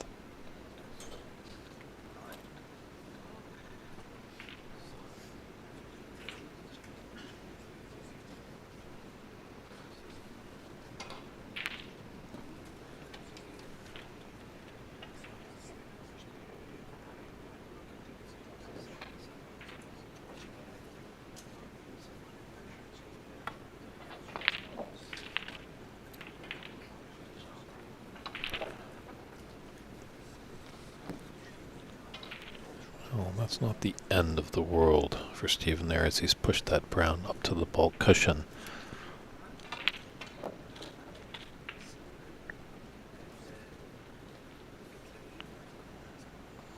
He could have an angle here that he could just disturb that brown.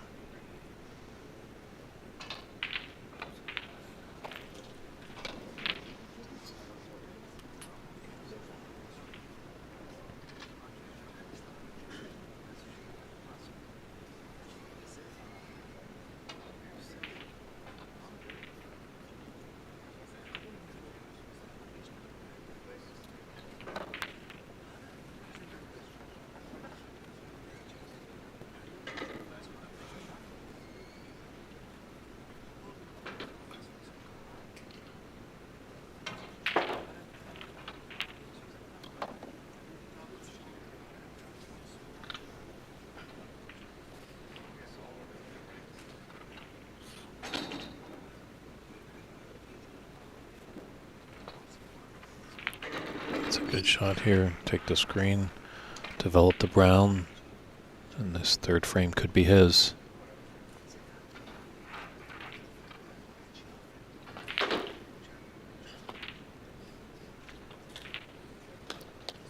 Nicely done.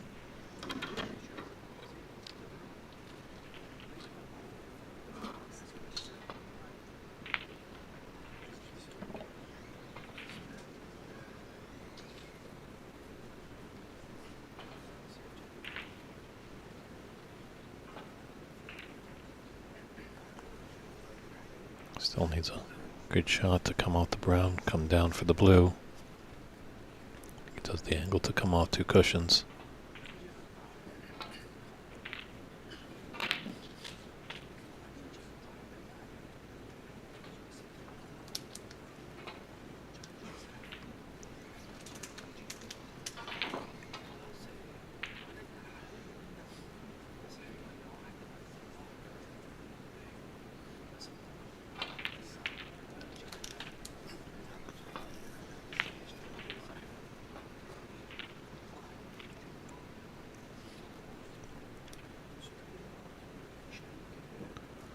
A great steal here of this frame for Jay.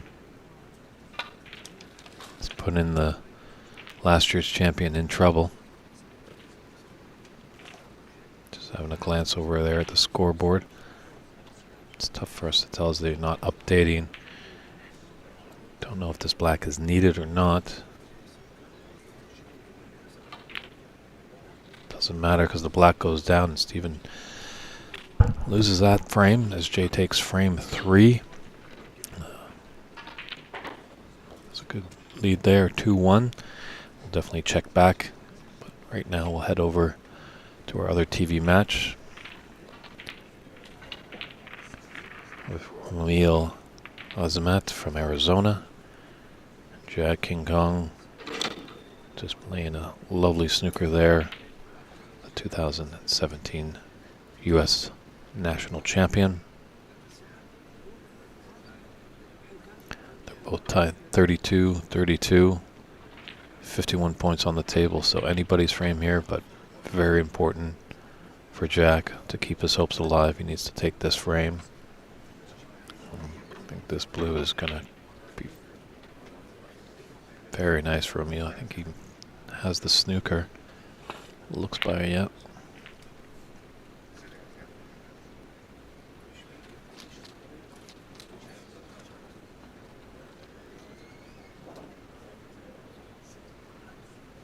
It's a nice shot there. Very nicely done.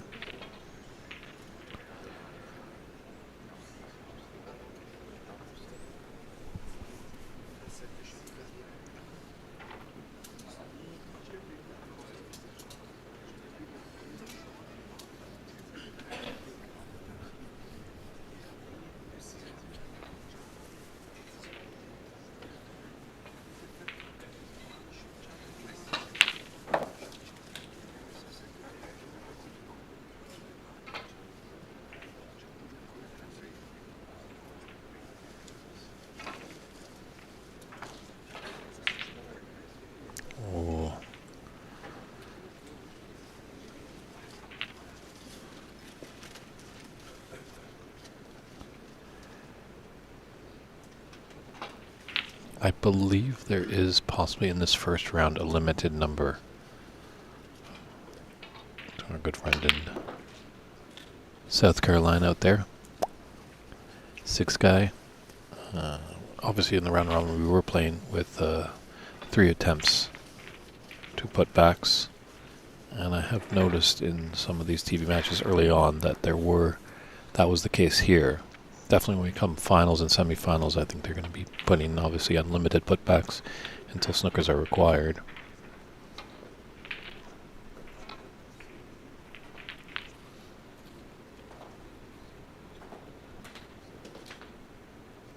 That ran just enough.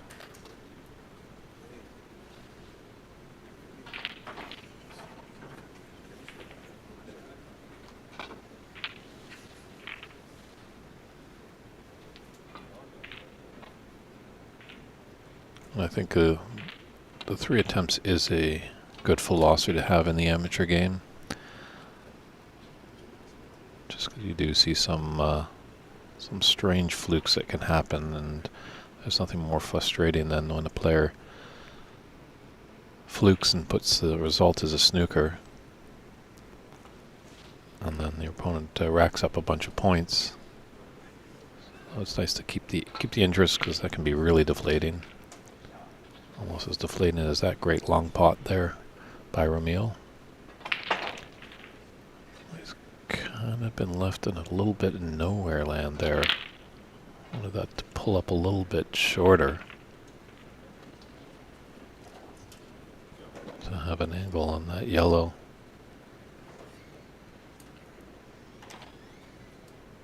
I think he's just going to come behind the green off the yellow here.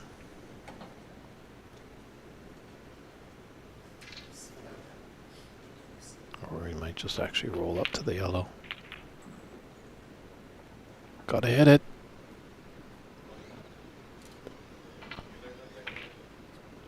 Jack's wondering if he hit it.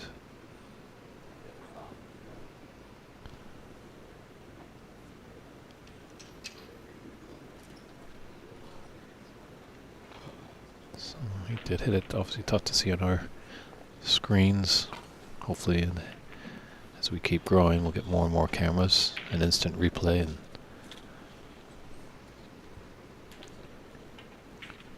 Jack was sitting at the top end of the table, so he didn't know if it hit, but Ramil will be the best player to know if he hit that ball, and being a gentleman's game.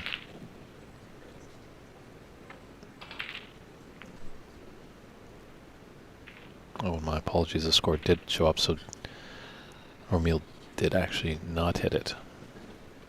And Hopefully that will help as we grow as well. Hopefully we'll have referees at the table so they can announce fouls and touching balls and free balls when they do happen.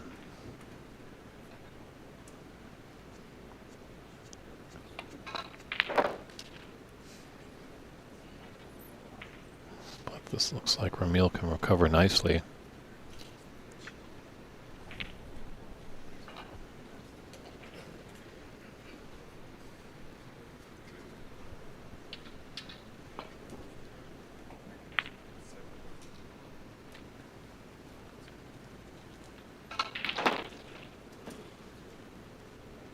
Good chance for Ramil here to take this frame and match in this visit.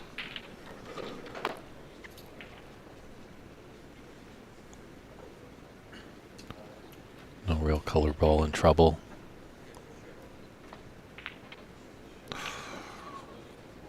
Ooh. Commentator's curse comes back again. I know Christian is saying there's no such thing as a commentator's curse, but unfortunately I think I cursed Ramil a little bit there, and he's just definitely dejected, given not a smile of happiness, a smile of frustration, as he knew his opportunity was there.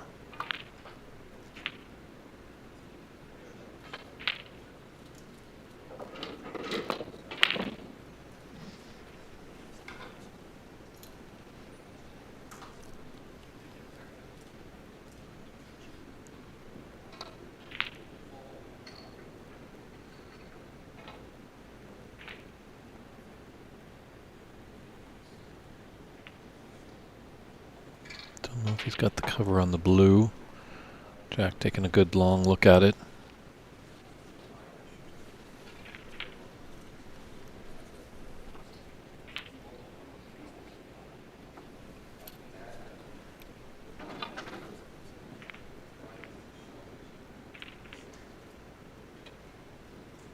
It's a very nice hit there by Jack. Coming off a couple of cushions, glancing off the red, coming back into bulk. Giving himself a nice cue ball, putting it tight to the cushion.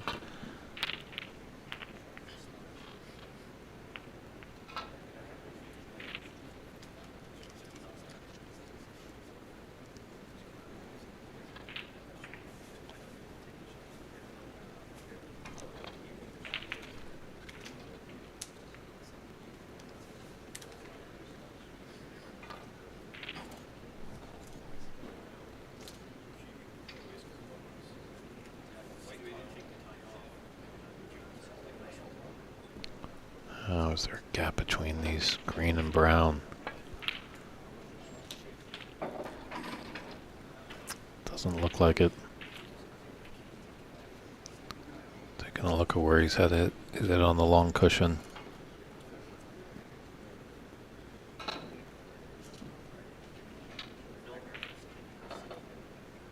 Gotta be mindful of a free ball potential here, which I think this is. Jack electing to put Ramil back in. This is where the sportsmanship comes into play. Both players will have a discussion, and play will only resume when both players agree that all the balls are back in their correct position as best they can. Players are encouraged a little bit to put a little bit of a chalk mark sometimes where the cue ball is when they are in snookers for an accurate respot. As I mentioned, up in Vancouver we use the Paragon cue marker and the Taylor's pencil to mark where the cue ball is. Some events also use a coin to put down, kind of like resembling golf when you mark your ball on the green to get out of the line of your opponent. Nice adjustment by Ramil there. It's a great shot there.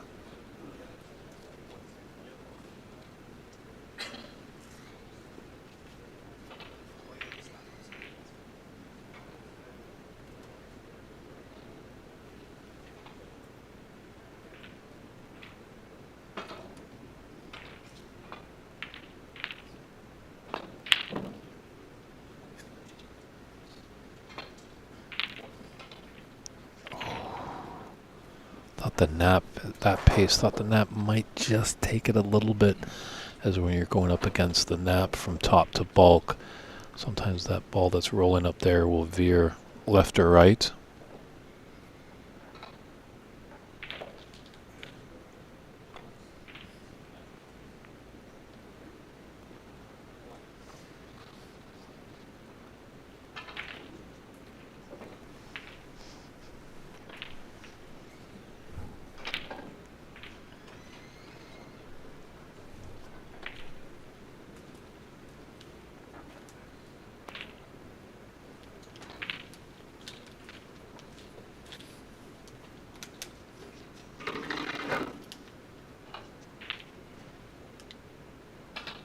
Yes, they are well leveled, well clothed. We had the great Simon Barkey. Actually, he was tuning into the stream. Not sure if Simon's still on there, but he came over all the way from England.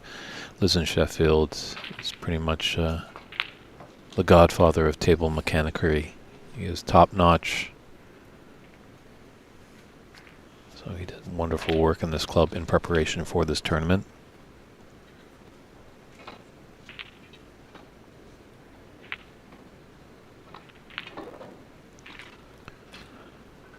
Vermeil's just got to keep focused, keep a level head, can't get too far ahead. He has the opportunity in front of him to win this match. It's all in his hands.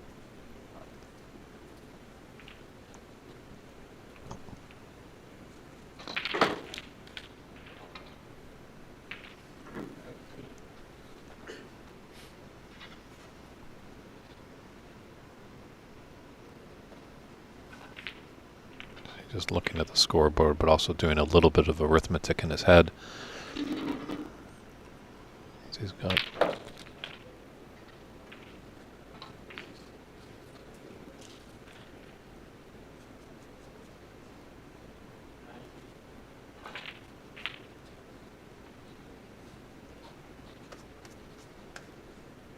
got 18, I believe, by my count.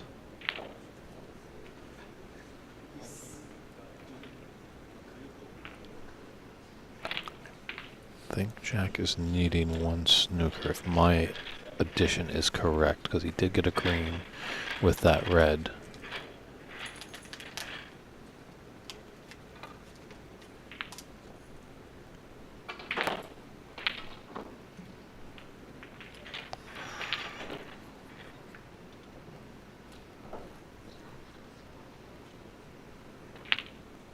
So Vermeil just at the tablet to update the score for their match and for us.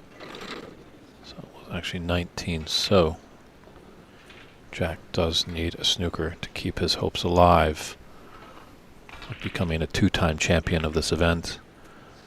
But Vermeil, who's never hoisted the Tom Collins Trophy, definitely wants to get his handle on that silverware.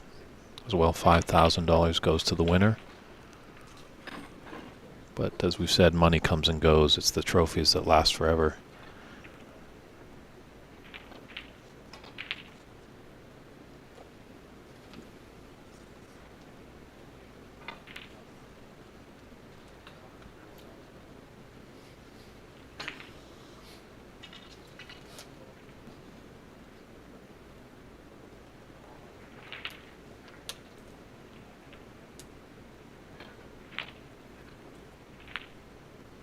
Just needs to roll it to that jaws of the pocket there. I've seen it a lot, actually. That some just put a little extra pace on there. Eric Made of Tin is asking if an ambulance has ever been called due to a snooker injury. Not to my knowledge, but definitely psychiatrists are well employed, as this is a tough mental game, and I'm pretty sure the psychiatrists are doing quite well.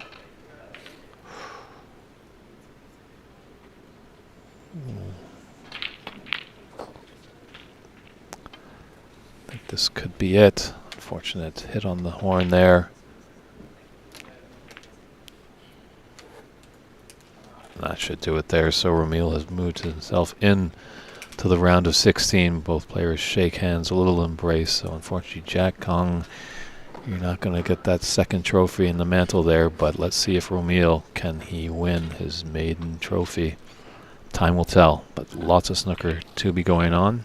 So we'll just jump over to our other featured table between Stephen Wong and Jay Shaw.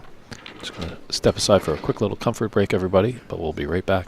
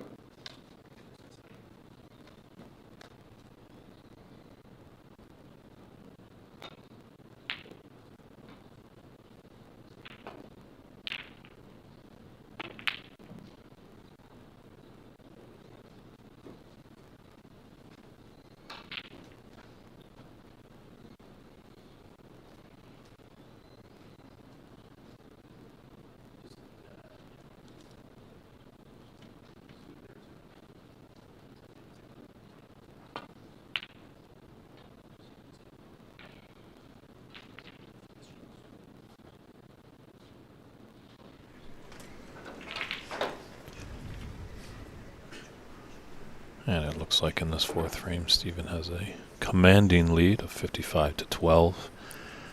But 59 points are on the table. So Stephen trying his best to force a decider.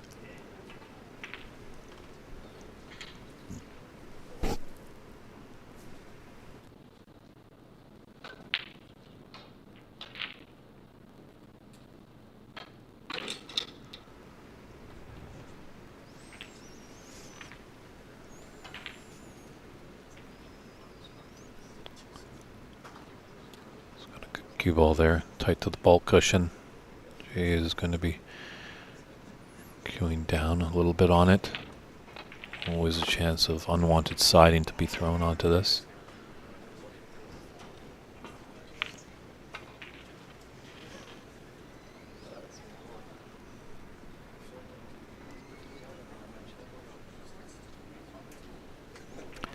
And do remember you can go to cloudsnooker.com for all live updates, live scoring there, as the players are using tablets at the table, and that feeds into the site. Ooh, a little California earthquake luck there, as that red definitely thought about it for a little bit and eventually dropped.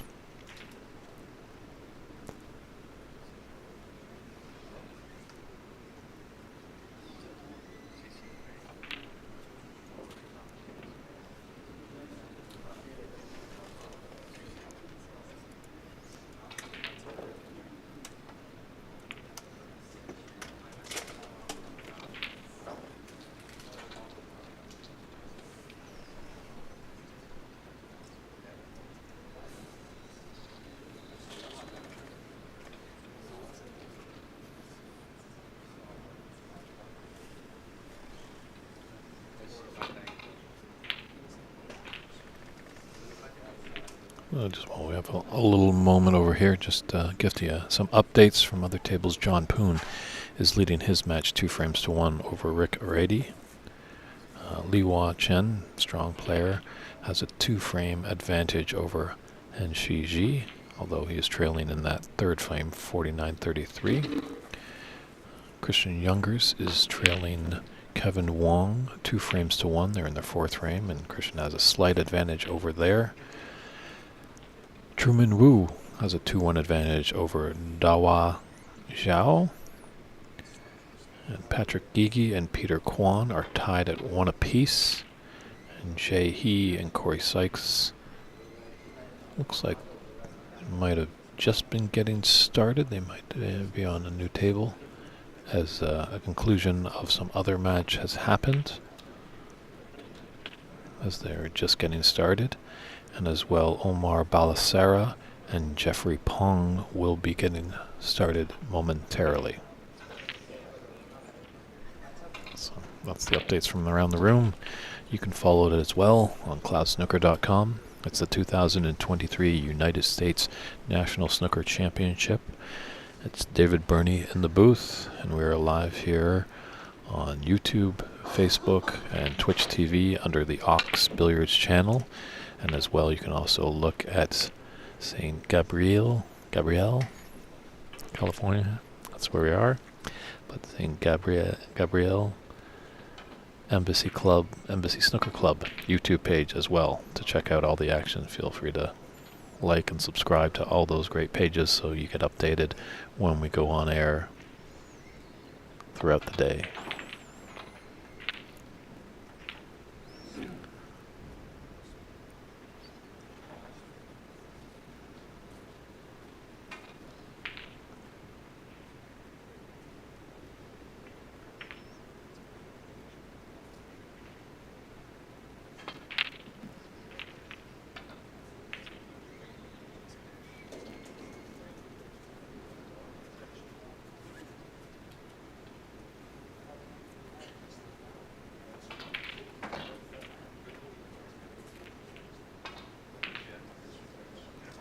Gonna be playing the cross double here.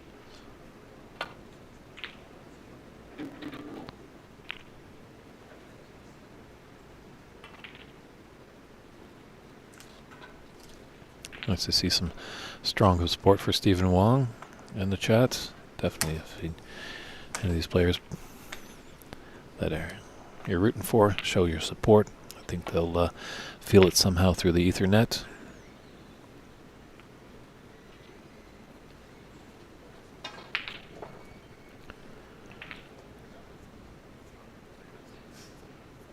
About 37 in it and 43 on the table. Jay is going to have to pull some wonders here.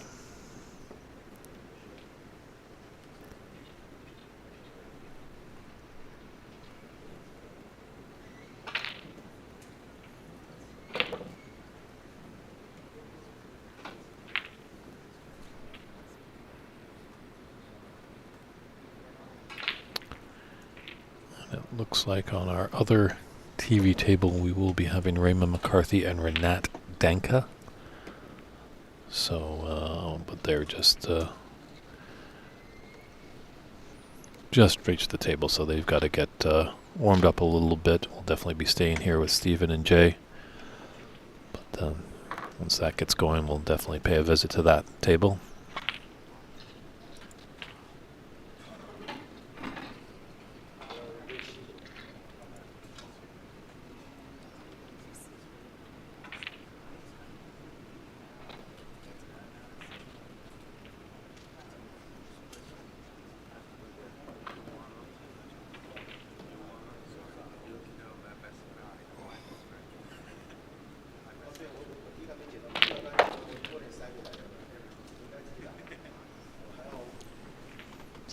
Definitely that pink should push us into a decider.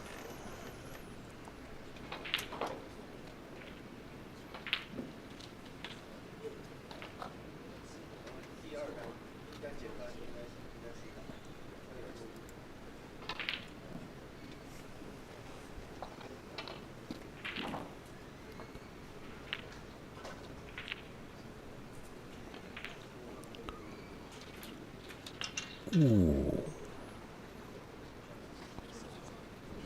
pulling off there, but I think it's inconsequential. Raymond, or not Raymond, sorry, my apologies, Jay. Just Raymond was in my field of vision there. Jay is just taking a look how the updated scoring is in there. He'll concede that frame, so hold on to your seats.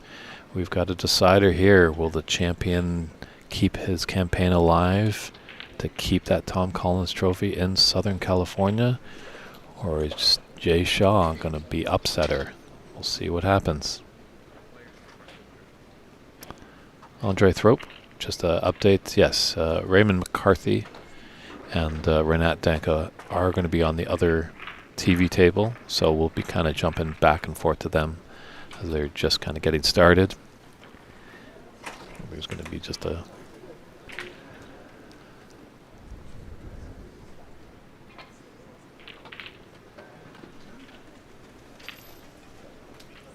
so for all you Irish Raymond McCarthy fans, we will be seeing him on the TV table soon enough.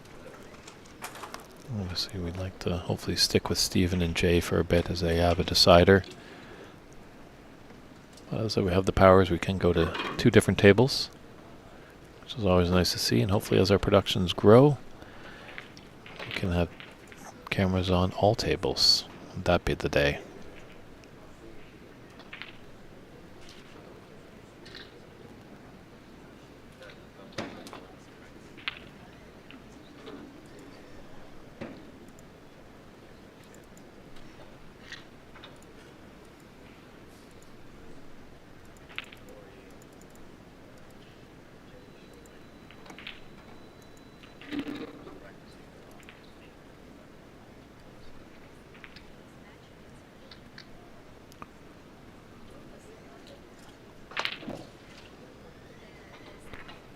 I think there's a little, maybe a little 5-minute break at the 4th frame, as some of our followers obviously. That's usually when the mid-session interval comes at the 4th frame. Not sure if they're putting that in these quick 5-frame matches, but maybe I can get a word with Stephen and see if that's what they're doing. Hold on 1 second.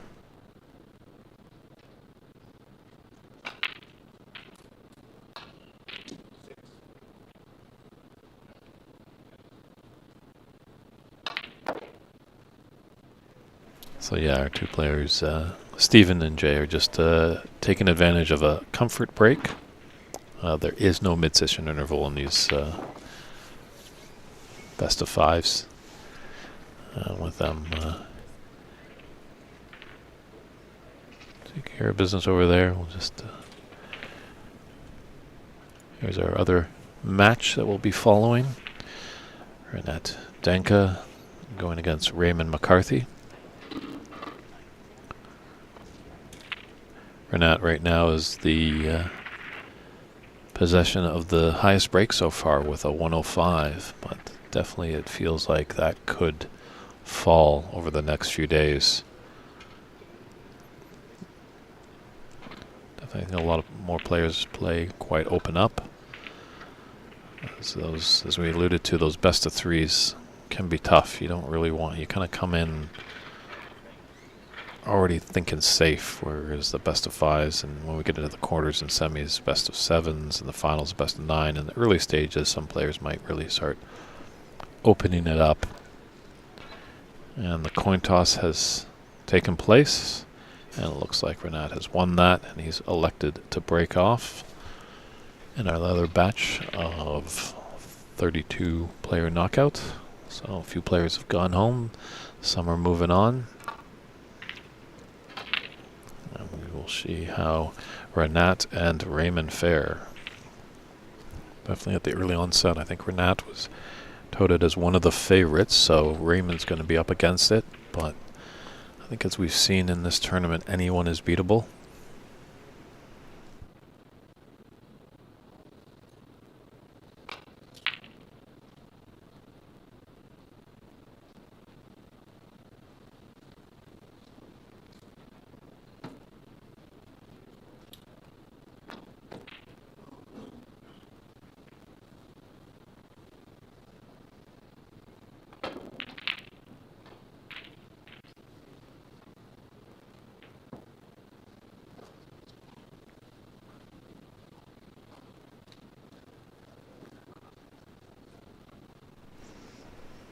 David in the chat room is asking if Sargon won his match.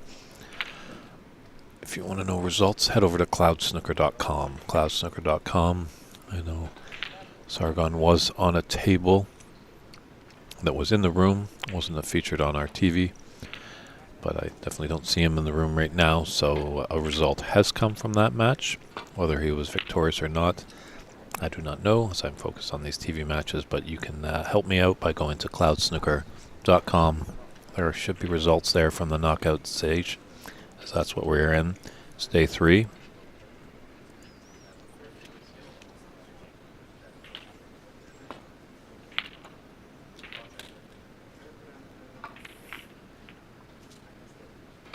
Yes, it actually does look like, just did a birdie told me that Sargon was victorious in a whitewash over Joseph Aldo, the Q-father, as he's like to be called.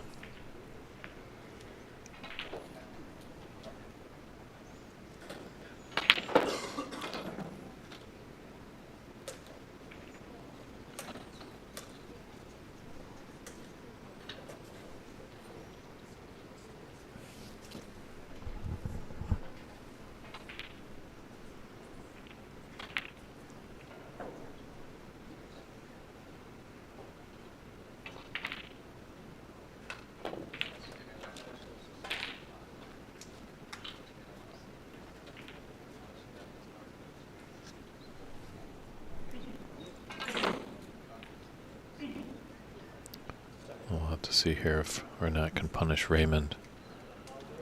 Mistake.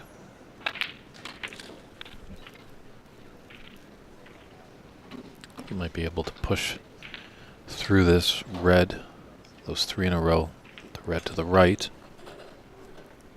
Pink's not going to hamper it there. Steady hand, Raymond there to respot. I think that black will go through that gap into the top left corner.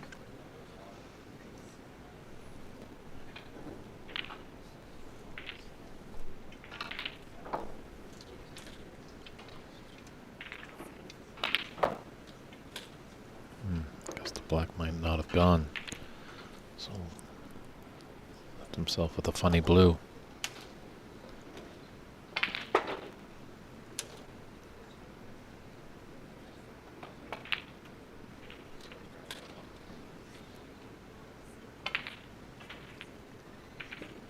We're adding a little extra piece of hardware there, the mini butt. Definitely has to be mindful. And Raymond just taking a look, as we don't have the referees right now, as players are to self-referee. Oh, that was a great shot there. Good pot. The unfortunate result is he's going to be quite hampered on the yellow, coming onto his next red.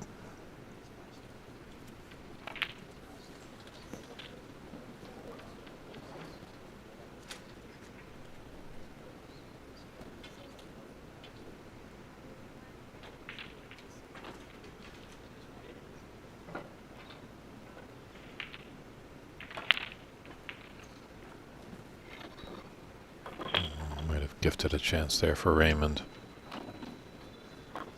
But Renat saw something that he didn't like with this black, so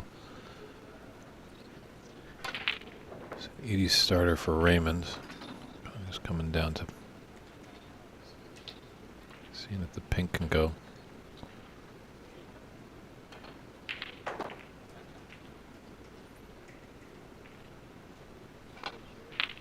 So he's got a couple choices, but when he elects his decision, he's got to take his shot full-blooded. Doesn't want to have any thoughts of any other shot. Just a little unfortunate. Kissed into the balls and made the pink unpottable. So just jump back over to our deciding frame over here. We'll check back with these guys, but they're just getting started in their match, whereas we've got an important frame here, a deciding one between last year's champion Stephen Wong against Jay Shaw.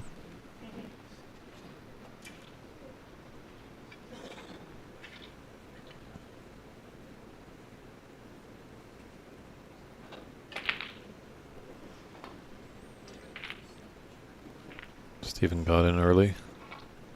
That's a good 28-point advantage here. But it's just early in the frame. Lots of reds on the table, lots of points to be had.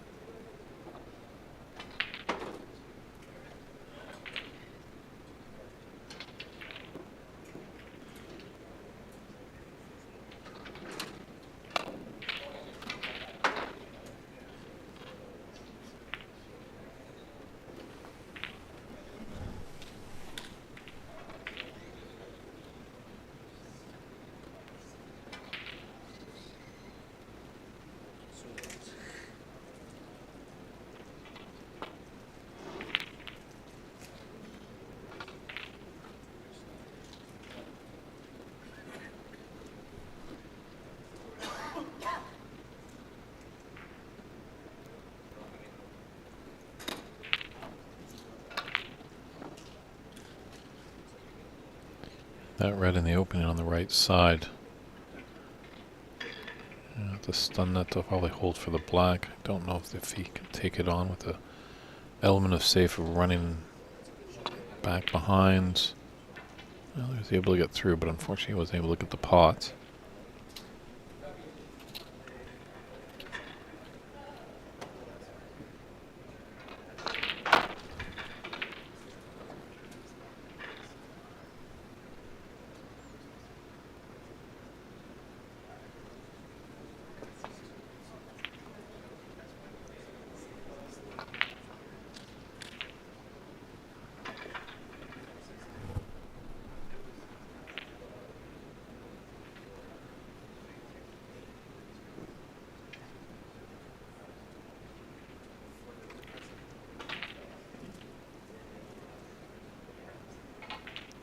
So, just got a shot to just clip off the two reds.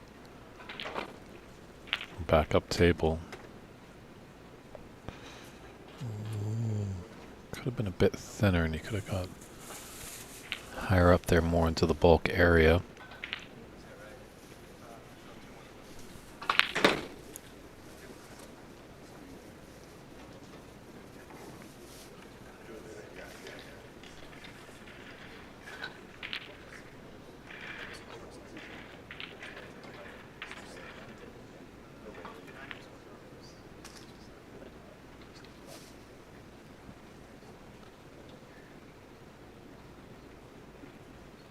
This is tricky going over that brown.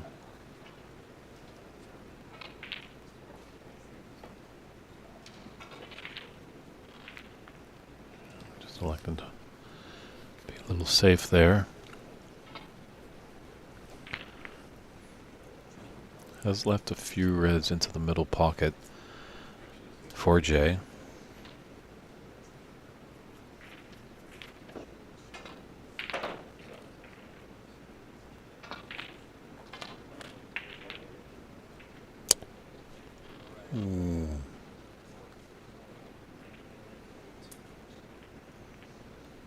Those two reds below the pink. Just seeing if Steven can take the lower one. Potential shot to nothing here. Go for the pot into the top right, but come back down into the bulk area. Well done. Now, does he choose to be aggressive? Or just roll up behind the brown?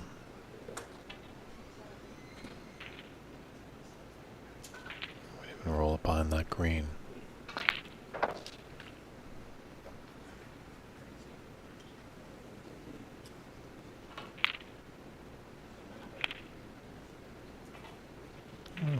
Just elected to put that green down table.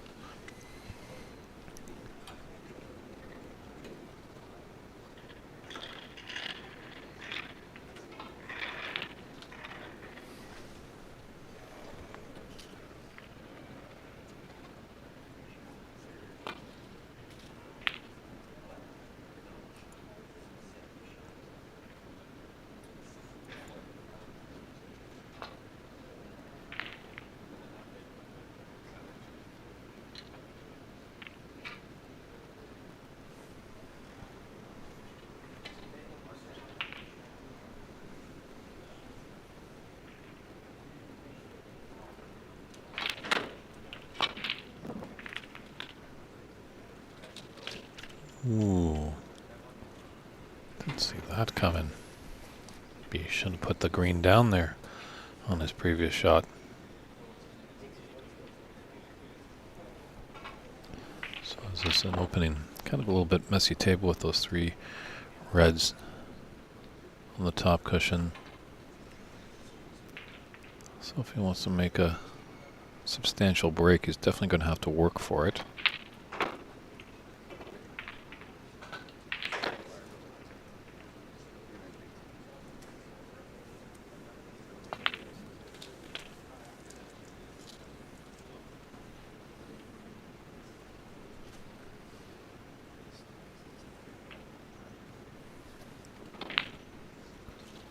We can chip away at it here, Jay can.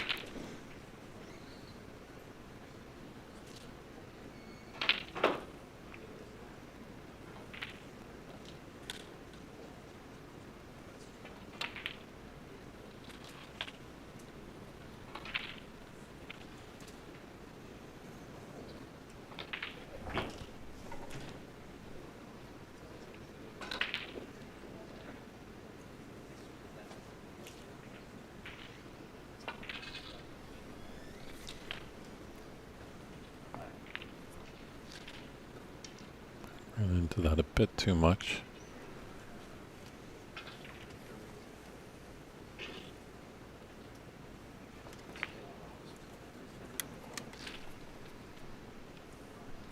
And fresh off his match, Mr. Christian Youngers is back in the booth. How's it going, Dave? How's it going? Good, how are you? How are you doing? How was your match? Not the result I wanted, but still played decent. Ups and downs. Unfortunately, had a couple of issues, technical issues with the scoreboard at times, which might have been distracting, but that's how it goes sometimes. Nice pot there from Steven. Looks like Steven's up against it a little bit in this first match. Yeah, he definitely is getting tested.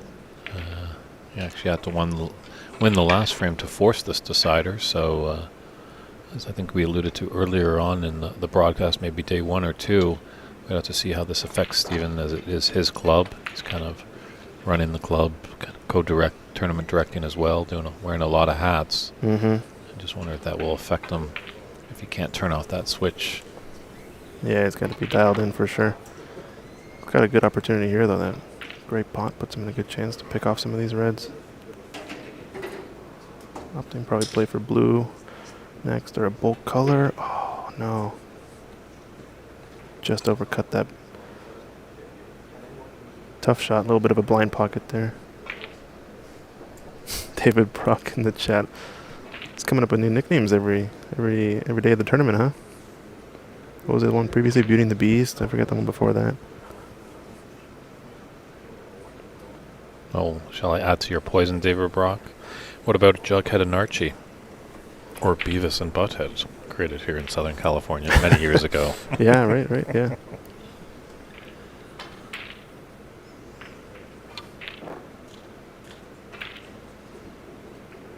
I think it's going to be the last of the free open reds, though, so we'll see if he tries to cannon into these reds down by the black. He's going to just opt to play it safe, maybe a cross double. Yeah, he's going to get the cannon there. Didn't come out smelling quite like a rose, but still has a pot on. Probably going to opt to take the one to the right corner pocket. This cue ball is going to be running around a lot here. Yeah, play for a bulk color maybe just in case. Likely to leave a shot, though, if he hits it thin.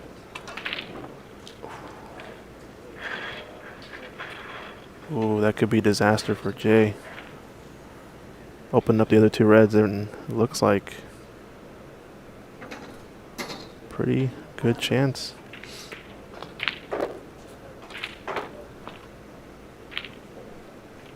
Just a bit thick on it, but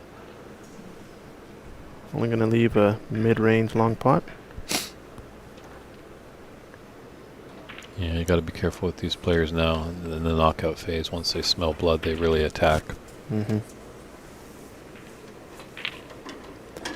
Yeah, and I think seems like Jay probably has nothing to lose compared to Steven, defending champion. He's got to have all the pressure on him, like you said. It's his club. He's been running the tournament, doing a bunch of stuff. Hey, David Brock, thank you so much. Yeah, we just got to keep improving, that's for sure. It's only a matter of time before we get on the big stage, you know, little by little. Oh, wow. Excellent pot. Yeah, I parallel my snooker game with my life. It's always a work in progress. Always a work in progress. Yes, it is.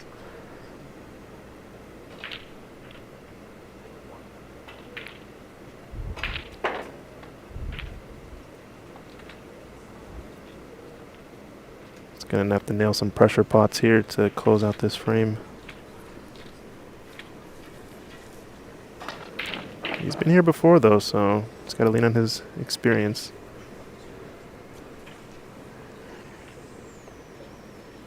Looks like a big first round match. I think probably the biggest match is about to start over on table 7. But Jaya is playing Darren Taylor over there, number 3 seed. But Darren Taylor unseeded, however, in terms of skill, definitely would have been a seeded player had he been playing last year, I would imagine. This is a confidence boost for Steven, though. Oh, looks like scores aren't up to date, someone says. That relies obviously on the players, Norman, as they use the tablets at every table, and that feeds right to Cloud Snooker's website where there's live scoring there, and that also feeds to our stream. So many of the players, obviously, when you play the game, if you're playing a friendly with a friend, you rack up a break and then you put the scoreboard, so we're all used to that, not the running score. So hopefully in the future, if you want to come down and help us out, Norman, keeping some score. Yeah, that'd be awesome. It's a great vantage point, that's for sure. I think he wanted to cannon that red. That would have been a possibility for a big break, but nonetheless, putting pressure on Jay now. Just got to tuck this up behind a bulk color.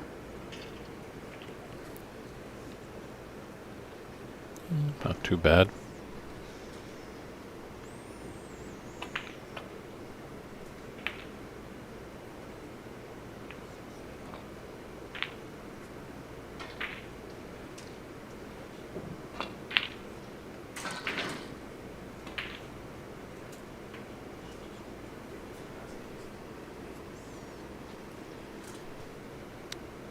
Like for some reason, score is still not updating for us. Let me see if I can get the scoreboard refreshed, maybe.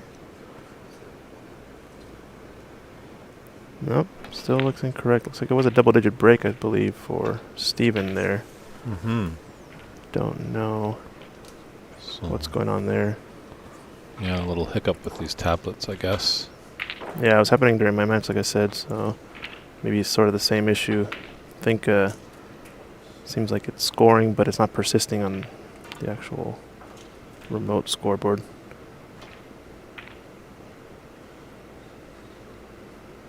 But we always have video here on this one, so we can go back and double check. That's great to see, Norman, that you'll be refereeing the final. Good to see.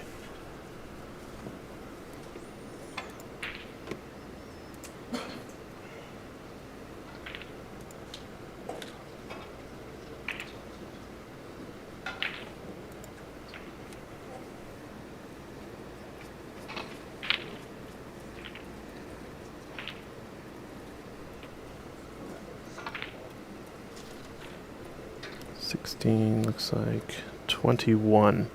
So Steven should be at least at 40 in his score.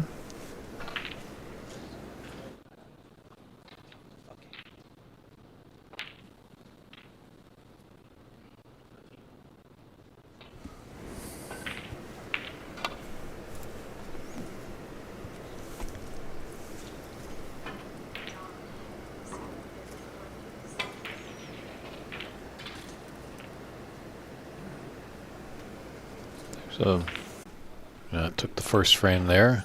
And it looks like Raymond has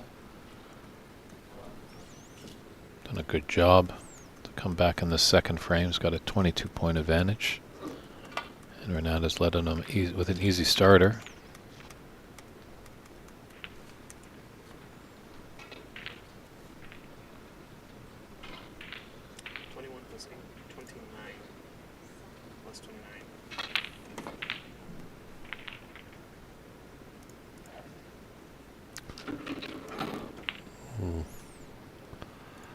Fortunate that black fell in the bottom of the pocket there.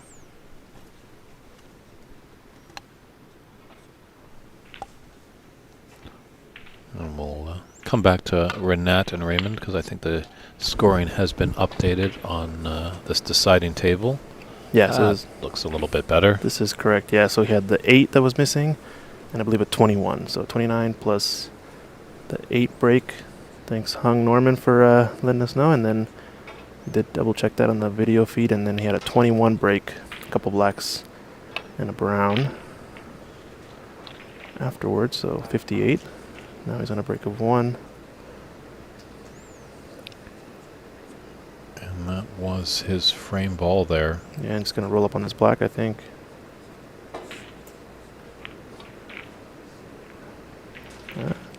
Pretty good. Cut lots of cover there, that's for sure. Yep. Didn't even want to risk not hitting it.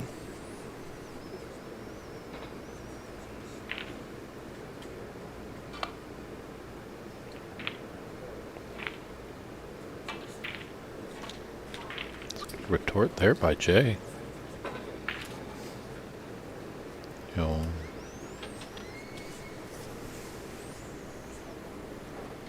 know if Stephen can get a little whiff of this red going past the blue.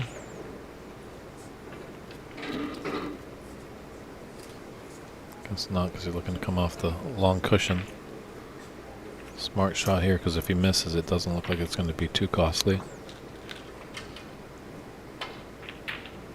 Good contact. Yeah, 40 points. Steven just needs to get this red down to really seal the frame. Granted, I don't think they're playing with the same rule as earlier, where they are required to end the match after 3 snookers or more are required, right? I'm not 100% sure on that. We should check with our good friend Alan Morris, because I have noticed on some matches that some players were had 3 attempts when they were in a snooker. Okay. To putbacks. So maybe in these early stages of the knockout phase.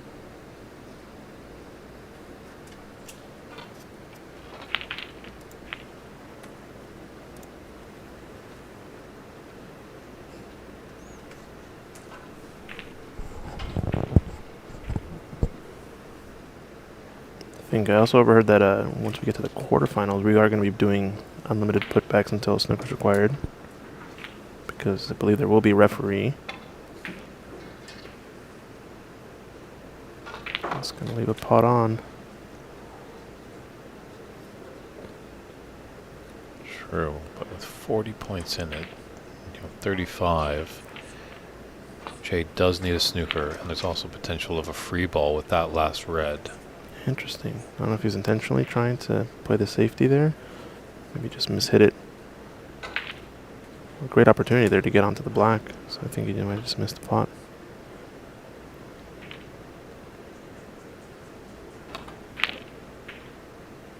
That in? Oh, wow. That almost would have been trouble. I think he was playing for the safe there.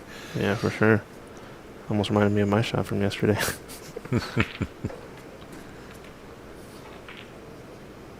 Was it a good flashback or a bad flashback? I don't know. It's a bittersweet, salted chocolate, salted caramel, you could say.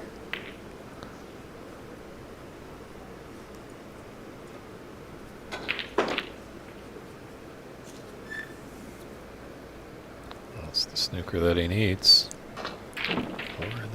Yeah, it's there. It is swervable, but I imagine he's going to try to go 2 cushion escape. come in underneath it. Although the middle pocket might be in the way of that, just slightly.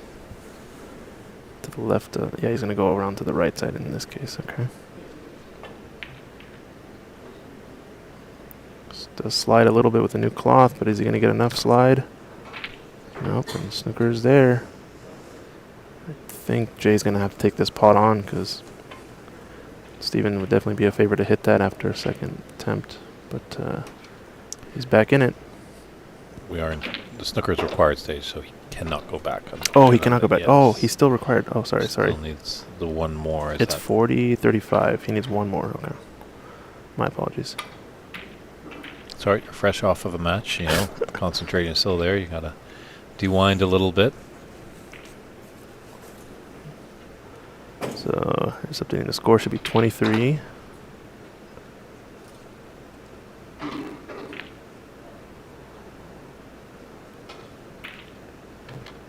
Looks like it's still not updating as of now. You are correct, Christian. That is, it's 59-23. So 36 is the difference, and there's 35 on the table. And there's a second snooker. Second foul. So it's a bit of a discrepancy in terms of what the ruling is, but it used to be the case that post foul you can respot the player. I think I remember hearing something that they changed the wording of that rule. Yeah, like as a result of the shot. Now that it's no longer snookers required, are you allowed to replace? I don't think this is the case. He's going to have to play this no matter what for this tournament. So, if we could call upon David, Mr. Encyclopedia Brock, who is in the chat room, maybe he can help give us a little bit better explanation. Score should be 28-59 for those of you at home.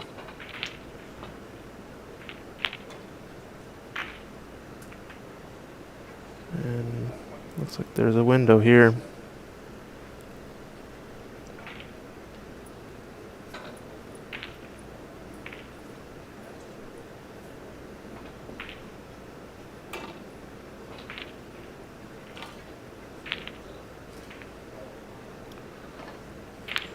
Double kiss there. Ooh. Don't think Jay's going to like his next shot. Yeah. This is a good chance for Steven here.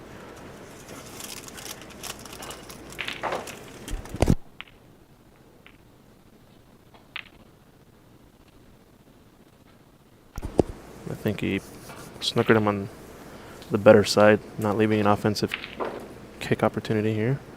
Oh, David Brock, say the question again. So, for example, one snooker is required, the foul occurs, and now after the foul, the gap has been bridged. Oh, he goes in off. Wow. So one snooker is required. The player ahead fouls. After the fouls results, now there are no longer snookers required. Are you allowed to put back? I believe this has gone back and forth in the Pro Tour a few times. But it used to be the case that it was post-shot. If no snookers are required, you were allowed to put back unlimited respots. But I believe now the rule has changed to if at the start of the shot snookers are required, then this shot is not eligible for foul and a miss. Let us know. I think that's the case. So that's what the Q means. Ooh, say the Q again? Oh, yeah. I thought David Brock was making a James Bond reference. Oh, looks like a... Should be 28 for Jay. 63. Interesting that Steven's score is updating, but Yeah. Jay is not. Yeah, very interesting. And it looks like... Oof, good hit there.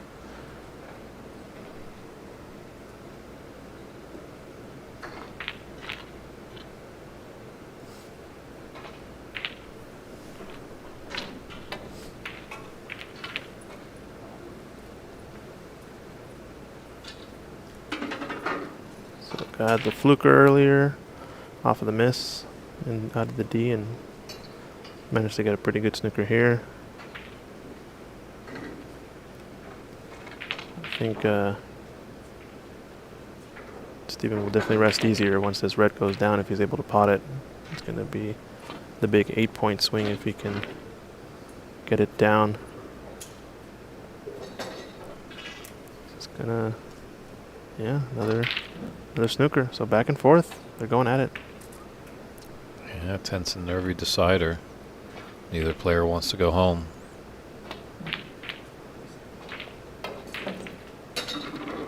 I thought for a second that black was gonna roll up and block the cue ball.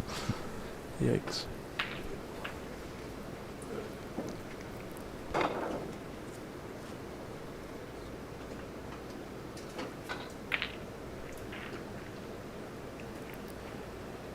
I think our second TV table, Renat has taken down the first frame.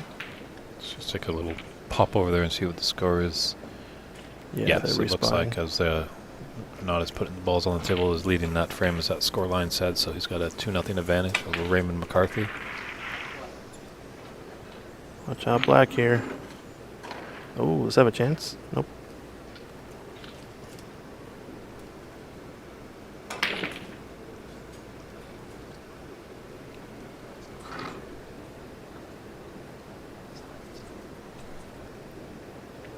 Yeah, David Brock confirming that if a snooker is required before the escape attempt is made, playing lane or snooker cannot replace the ball. Yeah, believe that is the current rule. But definitely an edge case that comes up every so often. Yes, always multiple debates in a snooker room about the rules. I believe, oh, it looks like it updated to 27, but I believe his score should be 28 because he had 19 previously, right? But he did have 2 fouls that Steven had, so... Yeah, 8 points. Oh, 27, sorry, yeah, my apologies. So I think everything is keyed and hummed. I think that is an accurate score you have on the bottom there. Can't do math right now.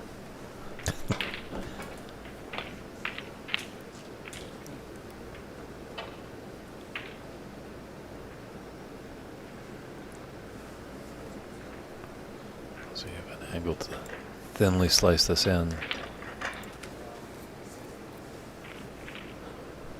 Yeah, so surely solidify the frame if you can pot this ball. Nice job. So the champ is still alive, it looks like.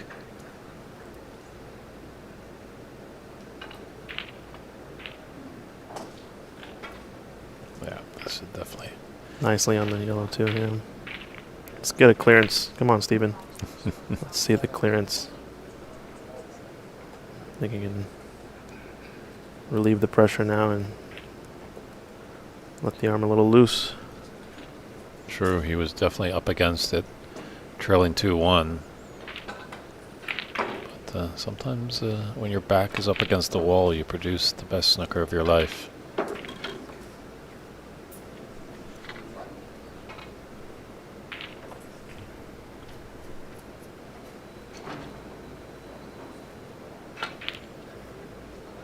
Ooh. Commentator's curse, right? We wanted the clearance. We wanted the clearance. There's the handshakes.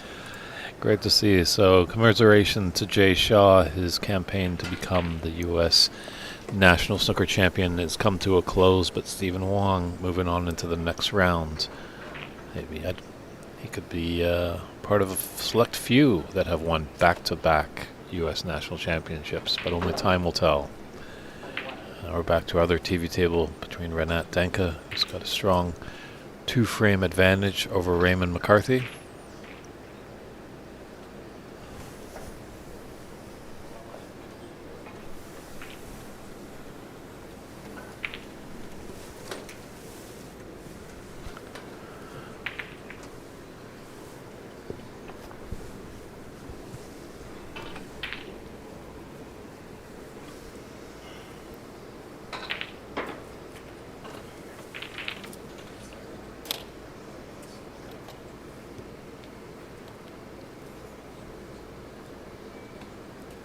This is an interesting plan that Raymond's taking on. This is an extra long stem rose. Lots of distance. Wow. Wow, what a pot. I think he's on the blue too. Just looking at Renat off table, just kind of shrugs it off. Yeah, okay. You know, doesn't really let it bother him. Alright, opting for the safe up into the bull cushion. It's gonna leave. Possible shot to nothing on this red, just on sitting on the black spot, I think. Or the one between the pink and the blue spot. It's like right in the center of the table. Both, I think, are shot to nothing. Oof, just managed to miss the pink.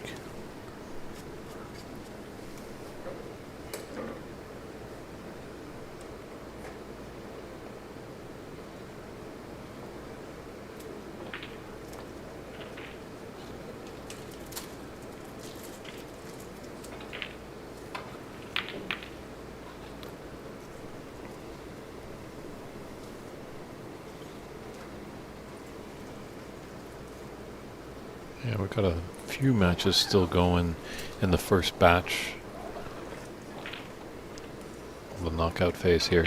There's 32 players that started the day. Slowly dwindling down.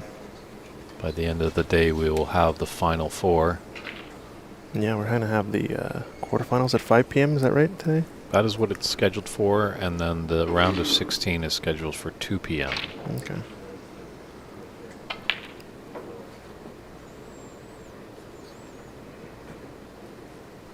But we will see how that plays out. As we all know with snooker, some matches go quick. Some matches, they get tied up a little bit. Balls go in strange positions. Take a quick break. I'll be right back, Dave. Sure.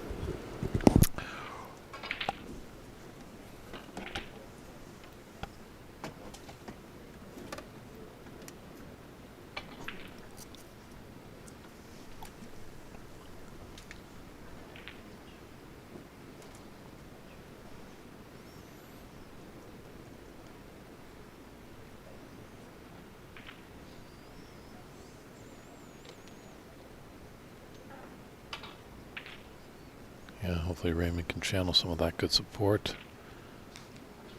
It looks like he's getting from Ireland.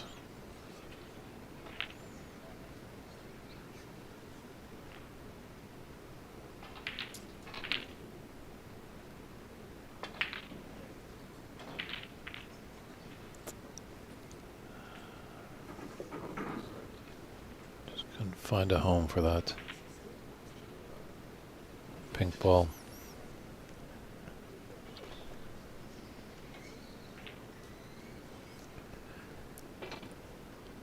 Here we're not having a look at those two balls together going into the left middle. Kind of like actually this one that he's looking at. That could go into the right middle. Just seeing if it's a thin cut, he could go up to be on the pink, and that would be really advantageous to get the pink back on its spot.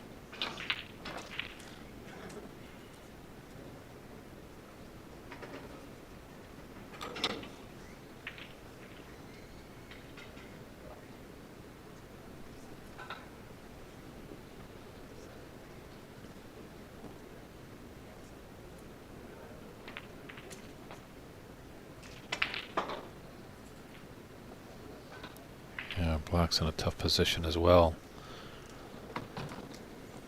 So that is a reprieve for Raymond. The high value colors are nowhere near their spots. So Renat's really going to have to do some work to create a large break.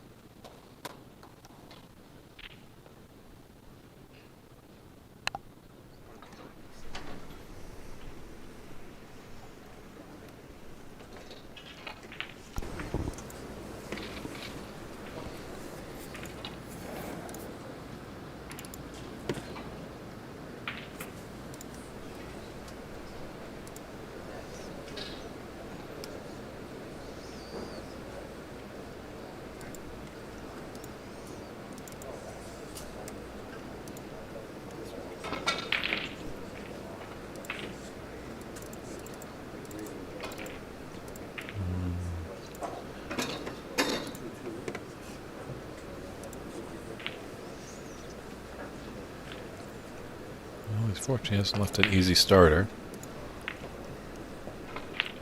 All right, we're back.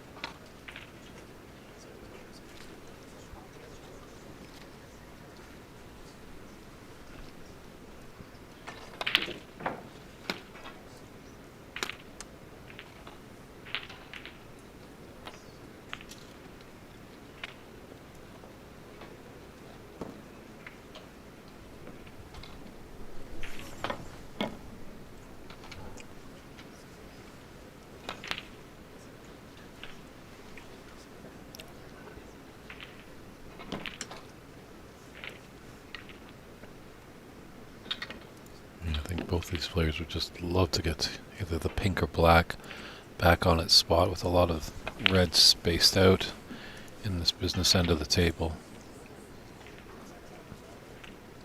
It's a great shot there. Good pictures. Great to have you back, technical director Christian. Yep. We got all the angles. Well, really just 2 or 3. Oh, wow. Great pop. But see, that's just to illustrate, that we're always looking for great people behind the scenes. You just get the advantage sometimes, I'm in control center over here, and, you get wrapped up with stories and engaging with the audience and calling the plays. You kind of forget that there's a couple other camera angles, so it's great to see that we've got Christian can come in and help us provide with that. Yeah, for sure. It's also a lot of fun, Get to learn how to do a lot of this stuff. Yeah, Rome wasn't built in a day, but it did take an army.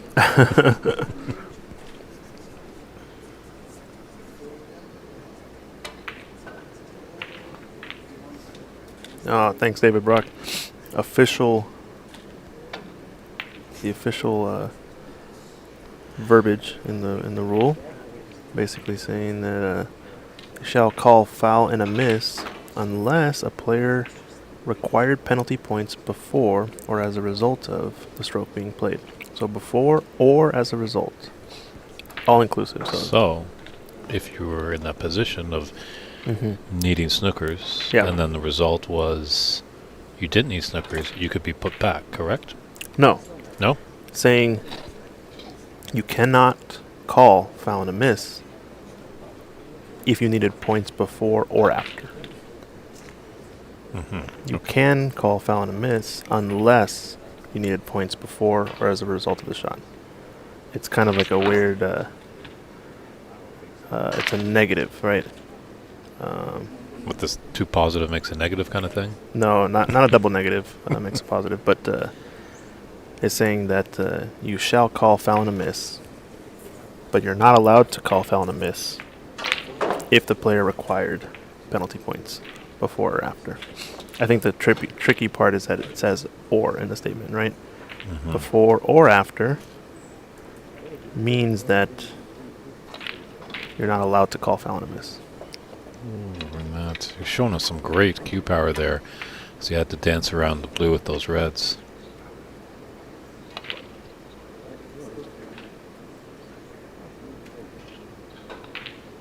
I think maybe an easier way to explain it would be using and for both negatives. So essentially, foul and a miss can be called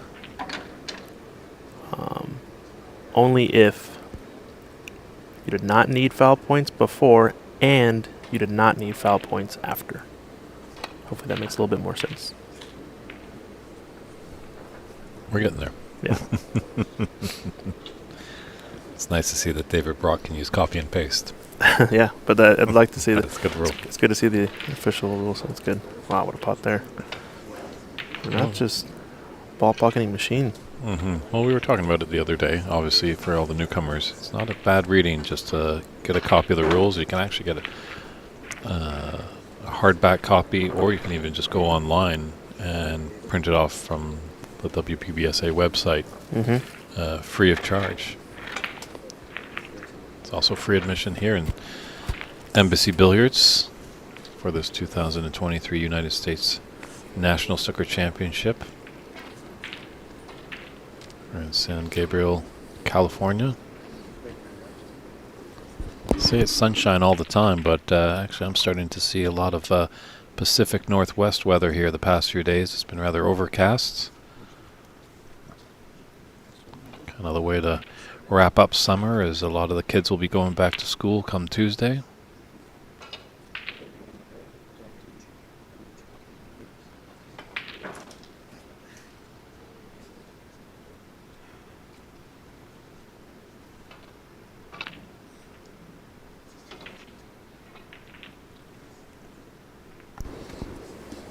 Went for that one there.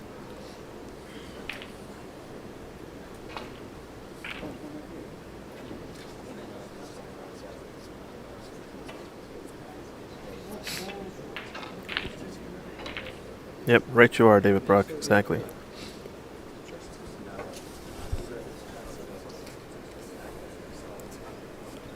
It's just funny, the verbiage.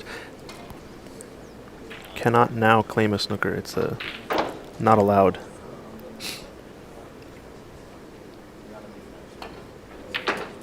Yeah, I think Renat knows that his opponent is reeling a little bit, so yeah, he's taking on a lot more shots. I think he wants to just kill this frame off now. Yeah, give him a good rest as he's on the verge of punching his card into the round of 16. And why not get done and dusted, because some players might be coming off the table and jumping right into that round of 16. That was close. Good attempt. And he got the snooker there. Oh, jeez. Try to see a swerve, maybe. Oh, he got the hit. Nice. Nope.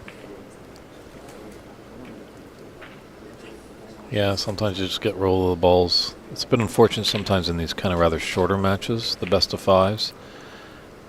Sometimes you can think a player has all the luck, but usually it evens out in the longer matches. Yeah, I do like that it's a best of five now, because it's really a toss-up when you're in a best of three in the group stage. That's where things can get really, really wacky. Ooh, it has a chance. Oh. Yeah, Raymond does need a snooker with 37 in it and 35 on the table.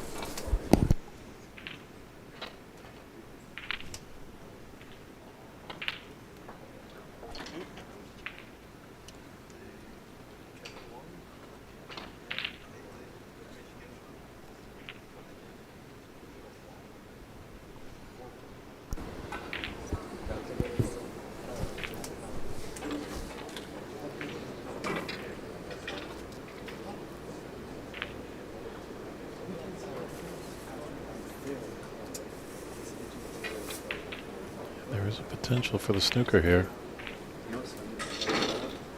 This is going to go in. Oh, no. Honestly, disaster, because he needs a high-value color with that pot. Well, pink is kind of available, though. Yeah, there's the handshake right there. Well, I think he just came up a big wall there. Renat is definitely a fierce competitor. I'd have to say probably one of the favorites to hoist the Tom Collins trophy, but we shall see. So that concludes that match. Renat Danka is into the round of 16. Raymond McCarthy, unfortunately for all you Irish fans out there, he's going home. But definitely a good campaign there, but he'll be back next year. Got another little TV table. Maybe we want to step aside for some advertisements. Yeah, let's do it. Okay, we got, here's Nomle Tato and Winshin. We'll just come right back to them. That's where we are. There's the United States Snooker Association, snookerusa.com. You can find out all information about tournaments and events. Just like that last splash page, Tepchai Unu is coming to Embassy Billiards. 2019 shootout champion, very an electrifying player to watch. And Darren Taylor yesterday went on record and said he bet you Tepchai is not going to get one, or possibly 2 maximums in this room. Really? You think? Yeah, I could see it. Okay. And our good friend at Ox, trying to get new, younger players and inexperienced players in the game by offering this Goid stick. Is that what you guys are calling it up there in Yeah, I think goat stick, I think it's pronounced. Gochi? Potato? Who knows? But a great little deal there. Nice beginner cue with a few little extensions and a case. Reach out to Ox Billiards /store to get yourself a new good starting cue, or maybe a little present for a youngster. Get them inspired. Who knows, maybe in the future days Ox might be starting to sell little 6-foot tables. But Oh, yeah, you we'll never have know. to see what happens.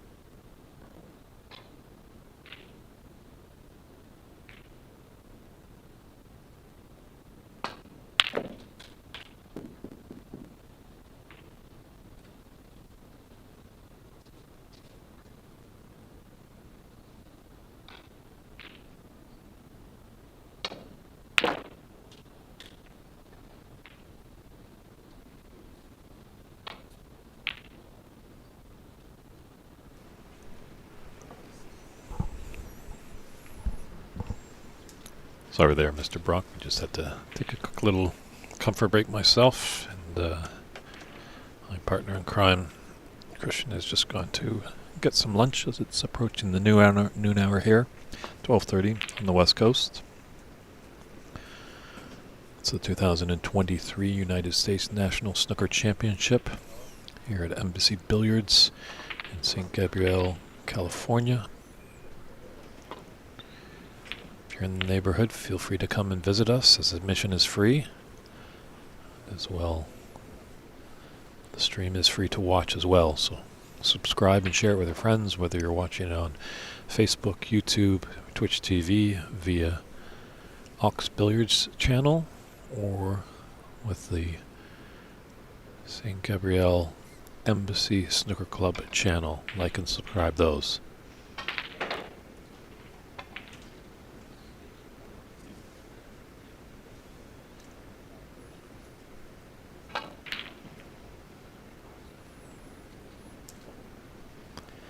And if you want to see any results in this tournament and the up-to-date live scoring, feel free to check out cloudsnooker.com.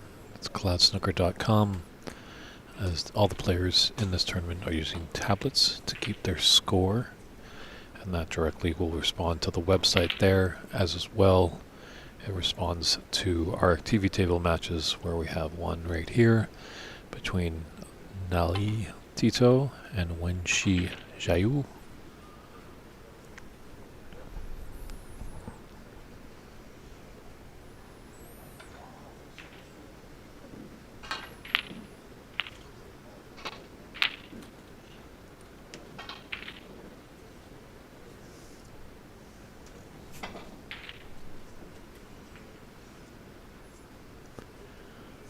And we're in our final batch of matches in the first round of the knockout phase. After this, looking hopefully scheduled for 2 p.m., that's when we will start the round of 16. Not sure exactly who will be on our TV tables, but obviously we need to find who is going to be in those groupings first as well, as there's still tables active. And then at 5 o'clock tonight, scheduled for the quarterfinals, and those are best of 7 matches, so lots of drama there to come to a conclusion tomorrow, with semifinals starting at 9 a.m. Pacific Standard Time, and tentatively scheduled for a 2 p.m. start on the West Coast for the final of this United States National Snooker Championship of 2023. Glad that you all are tuning into the stream. Definitely, if you had any comments or questions, feel free to let us know. Let us know where you're tuning in from. Lots of familiar chatters, shall we say, and some new people coming and enjoying the game. And do remember, there's no stupid questions. Some of us are well versed in snooker, some of us are brand new, and we want to let our new fans know how great this game is. And instruct them and tell them all about this game, hopefully in the effort to get them hooked and inspired to pick up a cue, and maybe someday you could be playing at this championship.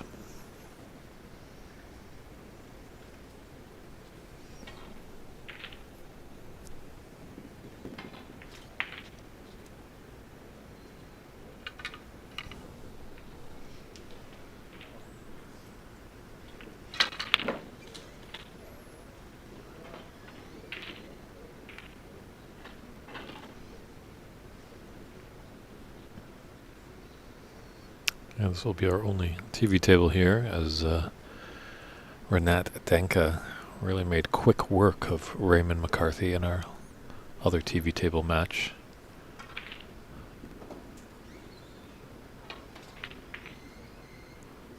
So definitely Renat is a good favorite to win. There's definitely a big match to start things. We've got Darren Taylor going against USSA President and PAPSA President Jayaprat Hacker. So Would have been a nice match to get on the TV table, but unfortunately we have a little still philosophy of rolling on, rolling off in the first rounds. So when tables became available, we got matches on those. Just in the spirit of keeping the tournament going, as there is 9 tables here at Embassy Billiards. So great facilities, really an ideal situation for hosting these large tournaments.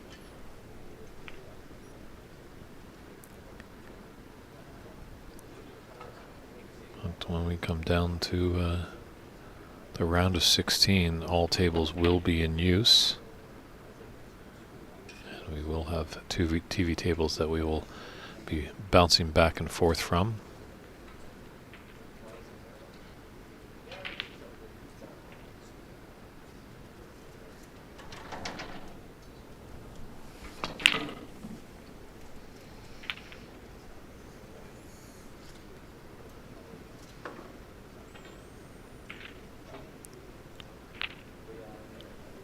I wonder if there's just a first frame jitters for these two guys.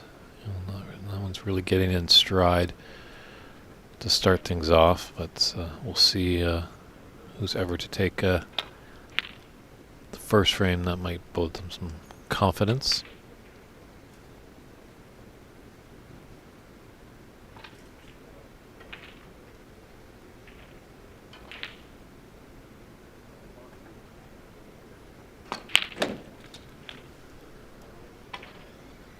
Nevin is asking about billiards popular in the U.S. Now, are you talking about English billiards? A game that kind of really started it all. That's filled with cannons and caroms and all that good stuff. Because sometimes there's a little misunderstanding. People think obviously billiards sports, and sometimes in North America they're unaware of the game of billiards. Because we're more predominantly in this country, pool is the big fashion, like a fraction of the billiard sports. They like their 8-ball, they like their 9-ball and stuff like that. So sometimes that's why you might see the title in there.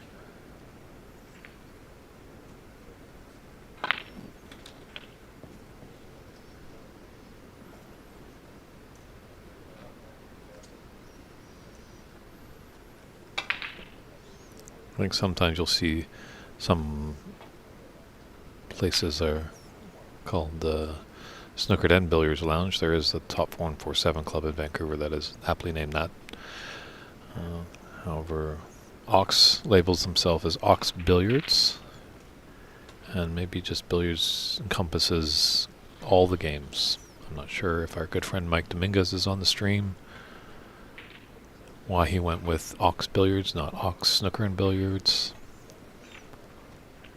But maybe when Christian comes back from lunch, we can ask him about that, well, what the reasoning was behind it. Sometimes some things just might sound better than others, possibly.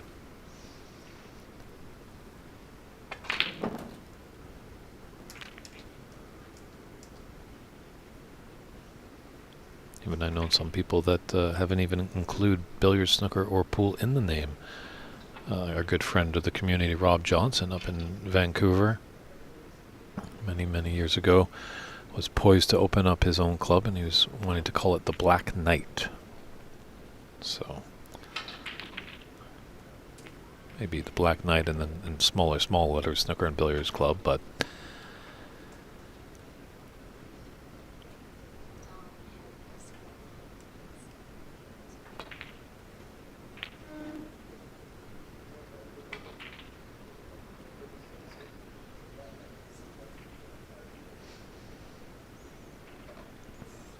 so that yellow and blue are definitely created a nice little wall.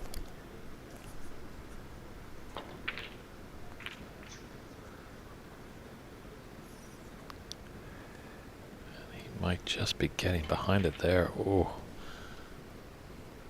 Does the green come to his rescue?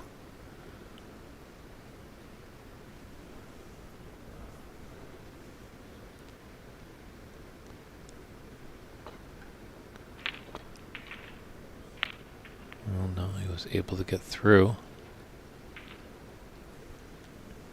So only 12 points in it, 43 on the table. Now this looks like he's going to come.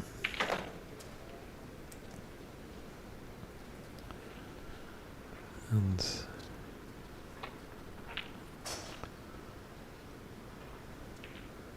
Mr. Tito's got to look out there. Just a little concerned. He's pushed up his sleeves a little bit. Now, if Winchi wanted to address that, that's a worthwhile complaint, as it might be infringing on the dress code.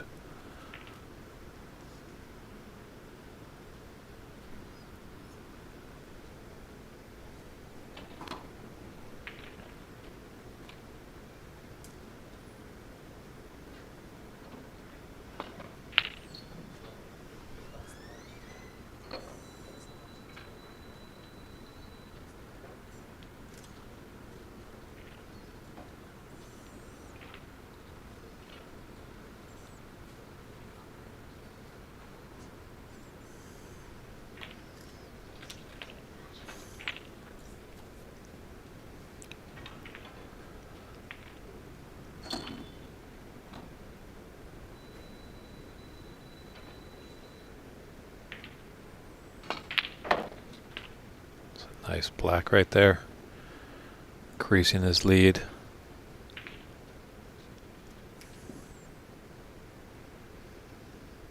I wonder if he can find saving grace behind that blue and yellow. Just a little low, but he's going to leave him hampered queuing, so this is a bit annoying.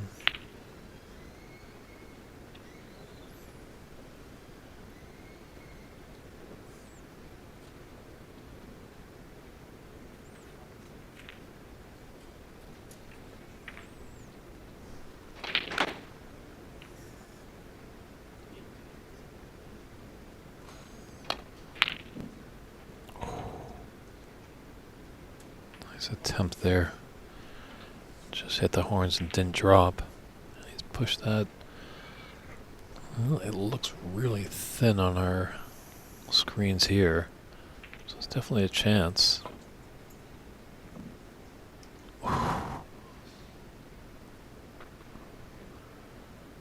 Just barely moved.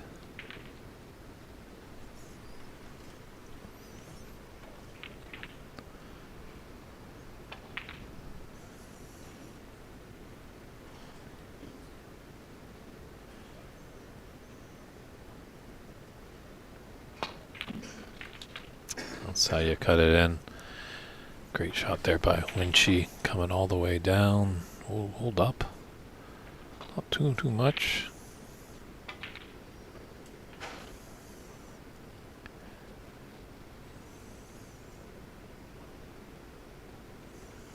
You can be real nasty right here. Lay the snooker. Oh, he went for the pot and trying to get up onto the more aggressive shot there. I think you would want to put your opponent in the snooker after that, because the yellow is right near the blue. So there's definitely a chance of a 5-point foul as well as a free ball. So might have been a costly mistake there by Winchi.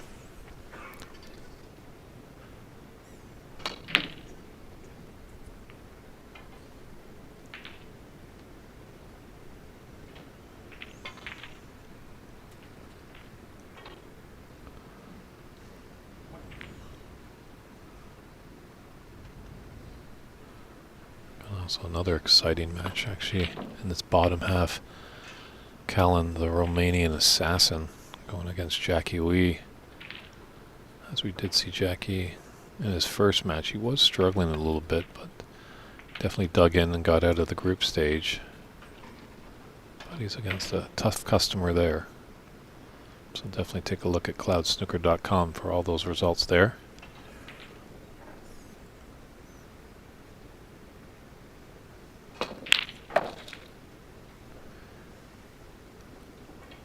It's amazing. It does surprise you sometimes that a lot of these players can make some long pots, but it's just one pot. That's the problem.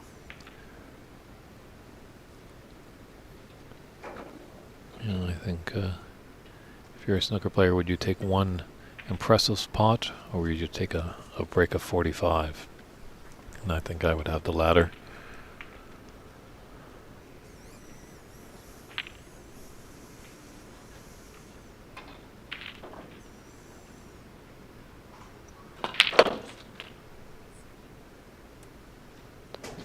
So nice brown there by Niall.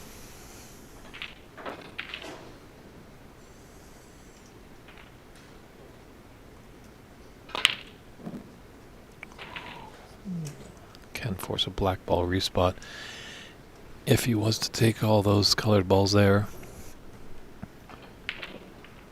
So just the blue is the frame ball for Winchie.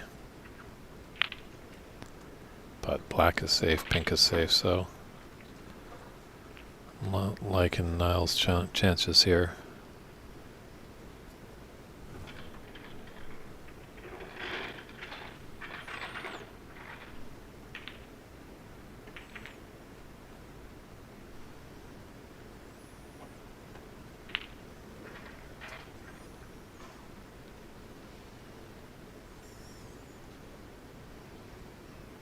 Yeah, blue's really, really important here.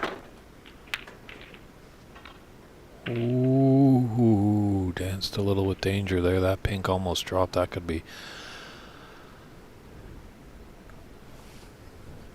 very detrimental to Winchie.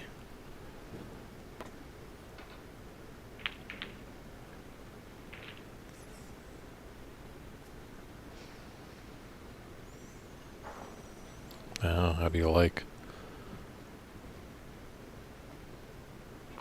3 cushions into the side. Is it there? Or he's going to try to thinly cut it into the top left corner.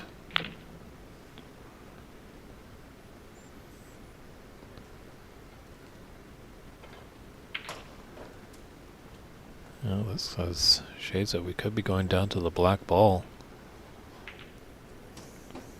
Could have a respotted black. Our first one on the TV table.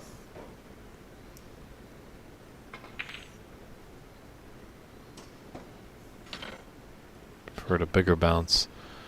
He just sits there deflated at the table. Oh, this one looks rather close. Might be a thin cut. Be really thin. It might be out of the pocket a little bit there. It might be just glued to the cushion as well.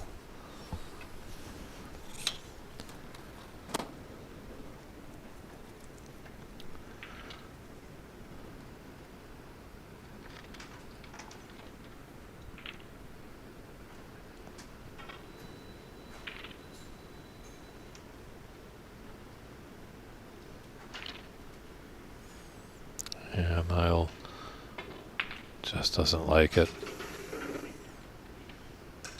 He's got the old redwoods with him.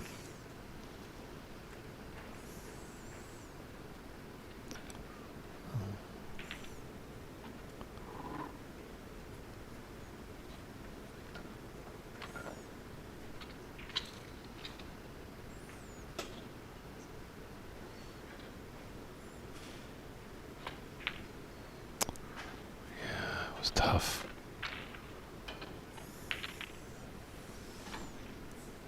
Especially adding all that equipment to the shot. You know, the more the weight, the ball's going to be traveling just that much quicker with it.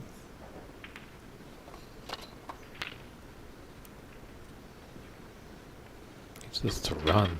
Needs this to run. Ouch. It's kind of gifted an opportunity. It's a long pot. It's definitely challenging.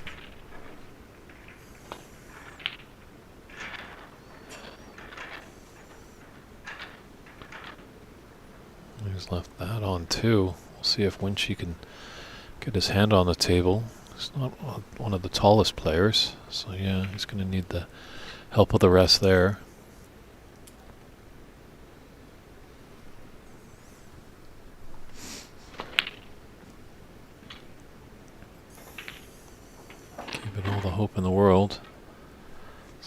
Both players taking their chances, but leaving their opponent long open potential pots. It's only going to be a matter of time before one connects.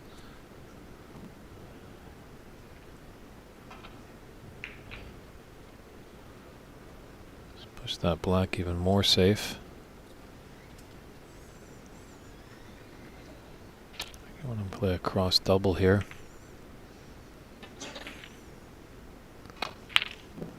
Oh, electing for the pot and thought about it, but just wasn't able to drop.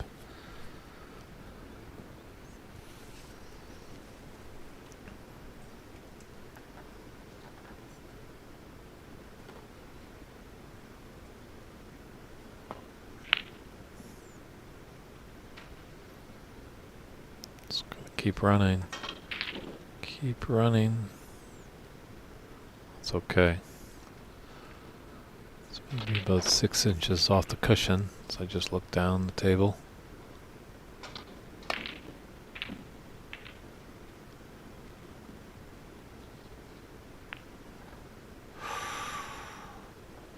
Ooh, he's pushed that black out. Didn't want that. Really wanted to keep that black on the cushion, as he knows that Niall just has to get pink and black to force a black ball respot. Obviously when she just needs the pink and it's come out. Long pot here.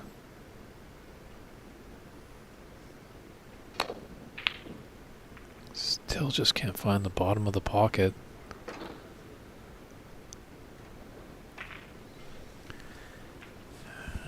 This is a mid-range shot, but now we'll need the rest.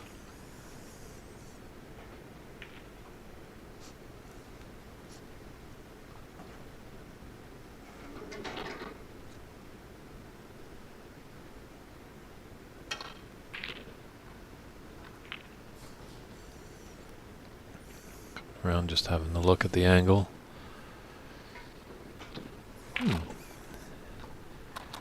Interesting, he's brought 2 cues to the room. Just trying to take a look at that one. Looks like he's got a 1 piece, and then maybe he's got a 3/4 that will accept the extension. So just a little bit of a mini butt extension, giving him the reach for this. Maybe reached a little there.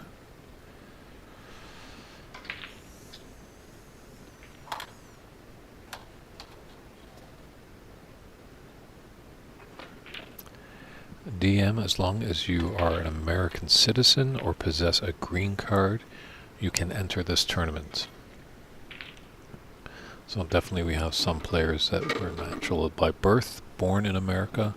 There are some that actually were born in different countries, but they have taken up citizenship or able to obtain that green card to work in the US of A. And hopefully in the future they will have more open tournaments, so players from around the world can enter.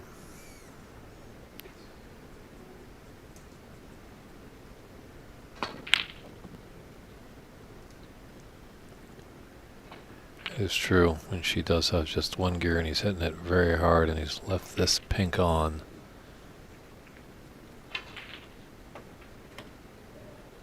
I wonder if there's just an angle. Does he have to come off the side cushion and get behind that black into the opposite side pocket?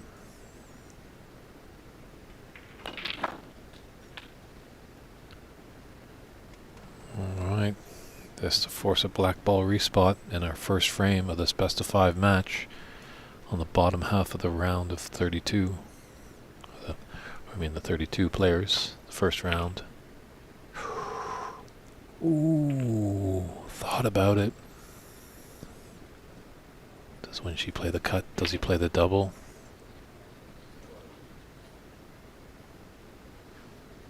Obviously the seasoned pool player obviously likes the double. Bank shot, they'll call him pool. The snooker player, definitely if they could cut it in, they appreciate that much more. That's what when she went for.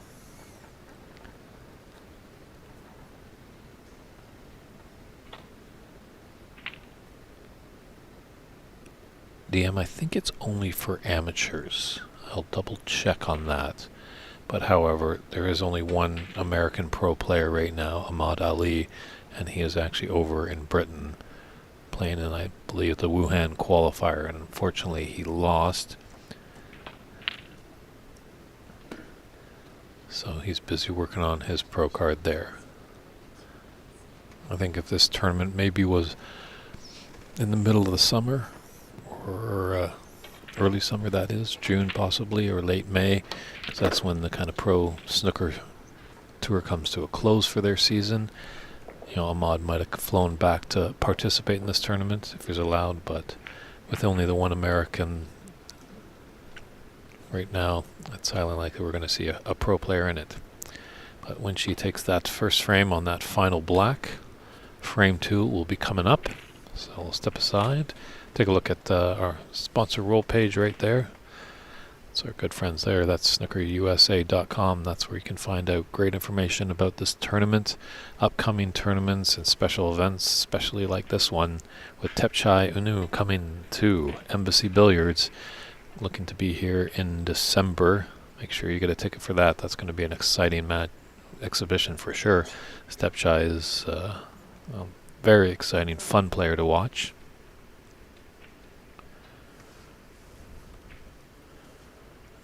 There's the two prime sponsors of the event, as Ox Billiards is providing the stream with the lovely pictures, great camera work, and audio, bringing you all the action in Embassy Billiards Clubs. That's where we are here in St. Gabriel, California. Beautiful club. Really enjoy. Great hospitality too. A great staff, just making you feel like at home. Here we go with frame 2. Let's see if Niall can come back, or can Winshee keep the pressure on. Maybe give them 2 frames to nothing advantage.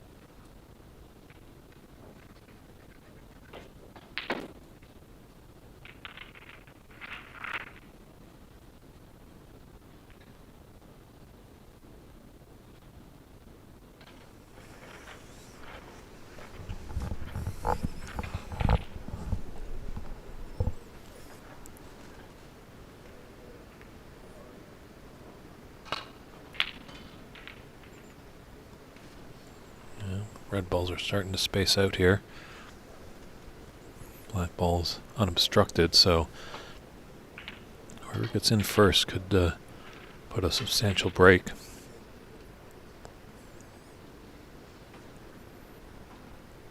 Could be a frame winner, but you never know. It's the exciting part about the amateur game.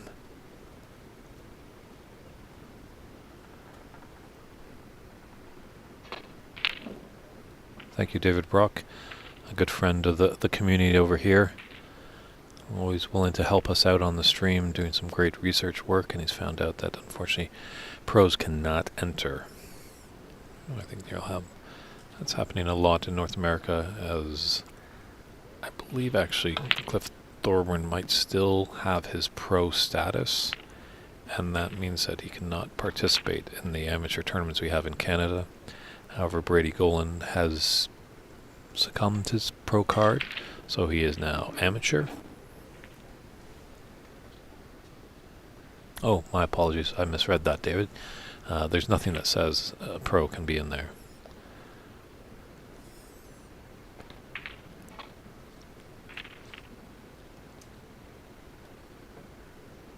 Yeah, I know in some tournaments in Canada we only leave it to amateurs, so you could be a pro, as I was saying. Brady Golan was a professional player, but he is now has amateur status, so he's welcome to join in any tournaments in Canada. But hopefully, maybe when we have the turnover from the 32 into the 16, I can get a chance to talk to either Alan Morris or Jaya Pradhakar and to see what the stipulation is on pro players. I think the time right now in America is there really isn't many pro players, and you have to be an American citizen or possess that green card. So that's quite a process to go, and I can't see really any professional player on the circuit right now jumping to that way of doing things.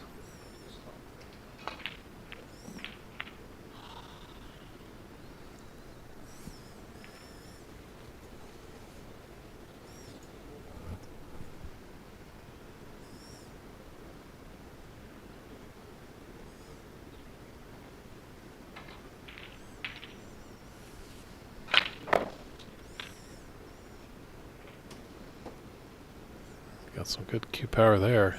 Cannon nicely into the pink. Develop the blue.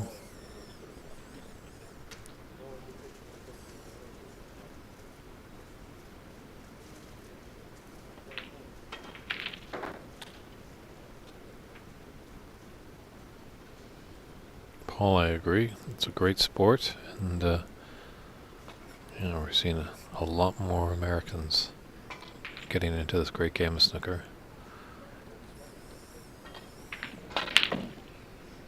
It helps that a lot of people have moved here from different countries.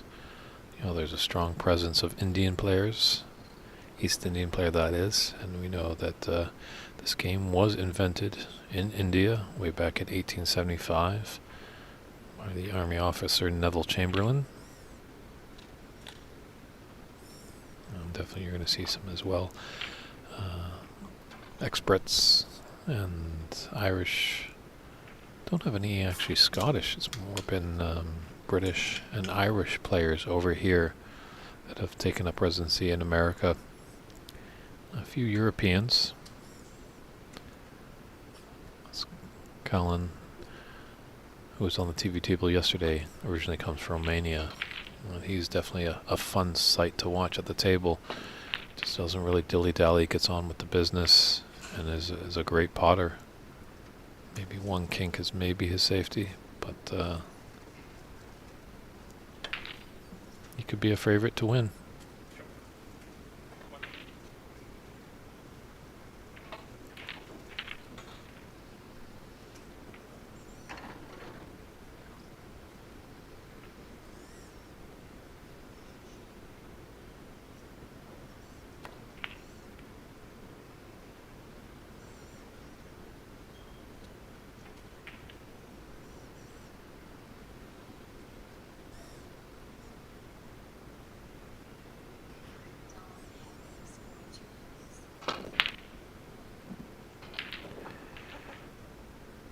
Yeah, I have to agree there that both players do strike the ball rather hard.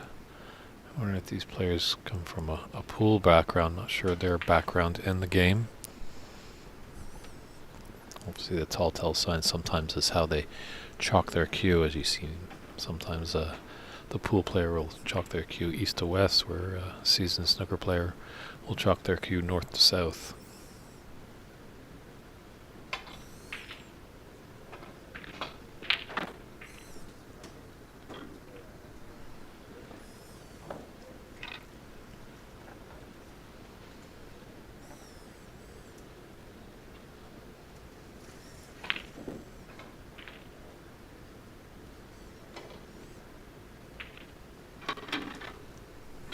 Well, quiet in the room right now, as I think a lot of people have broken away for lunch, and probably at the climax of this match. I encourage you all to as well depending on where you are.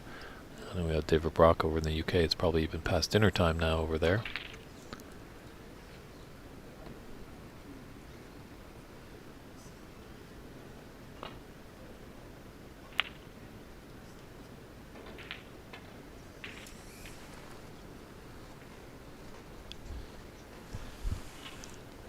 Both these players kind of struggling to find a little bit of form early on.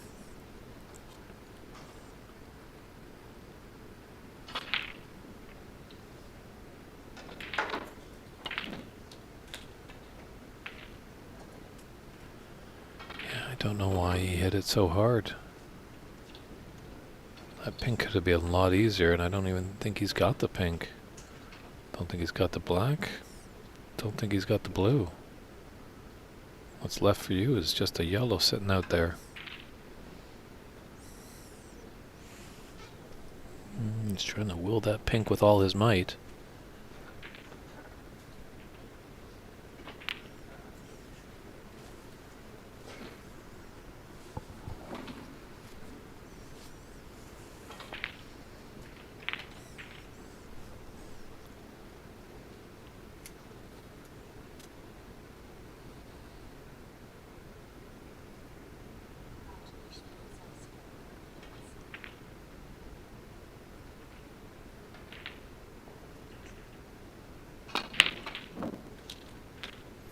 Sometimes it can stab in those long pots. But as we said, it's only one shot.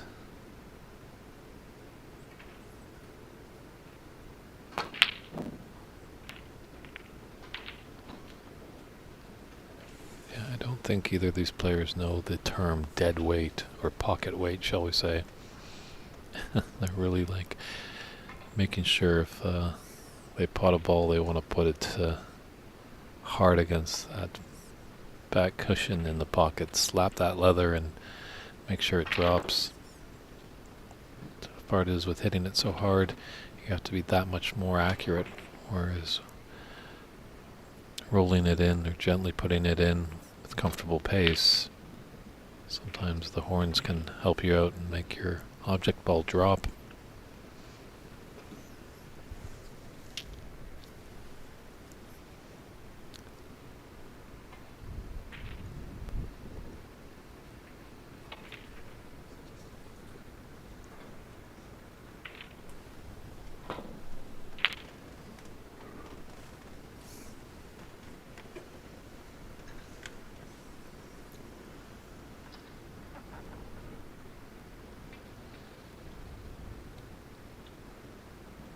She doesn't need to hit this hard, can just kind of roll it in. Yeah, he had to be straight on accurate with that. He was giving it every chance to fail, possibly by hitting it that hard.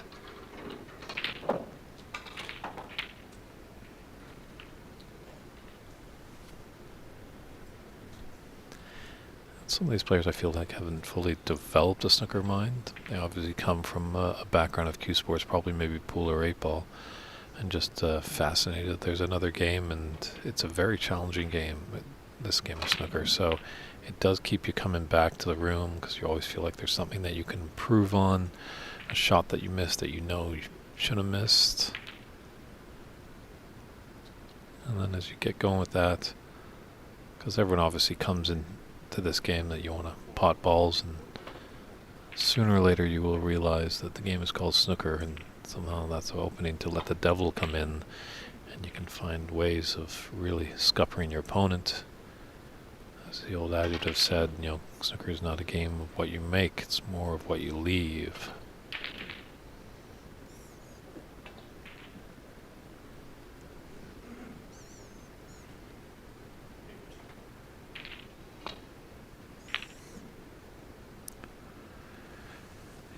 Quite a cluster over there, becoming by that middle pocket.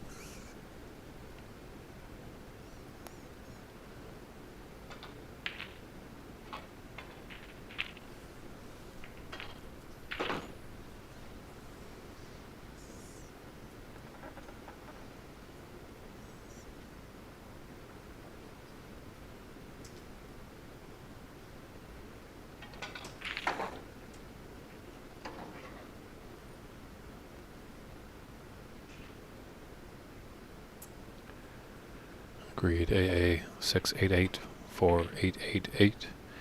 It is becoming a little messy. It could be here for a bit of time.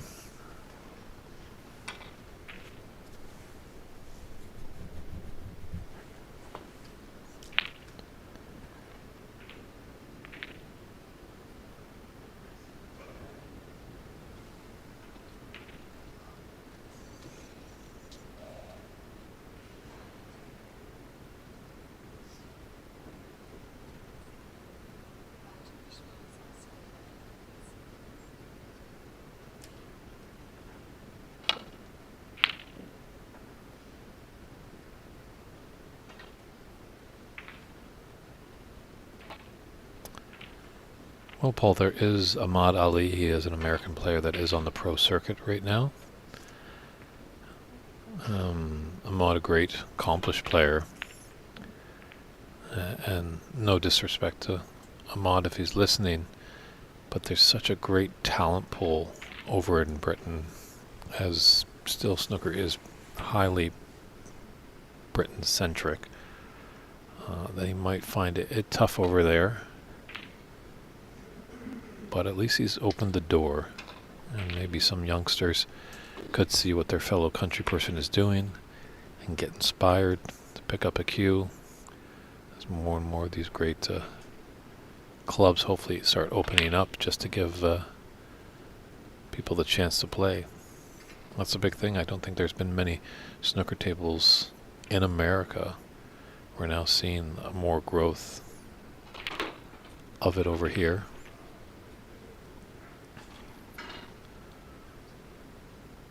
When she's got a red, but where he goes after this, okay, very nice, pink. Does it, should pass all those reds.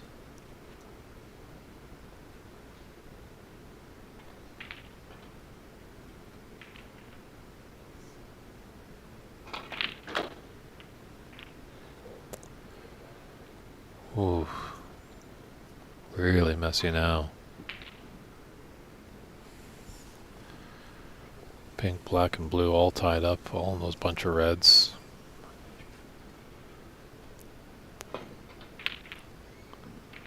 I'm almost of the mind if in this frame of both players are struggling a little bit, if maybe it was I at the table, maybe just open things up, put the pressure. I think that's what we don't see sometimes. It's pretty nerve-wracking when you're putting together a break and you're going into the unknown.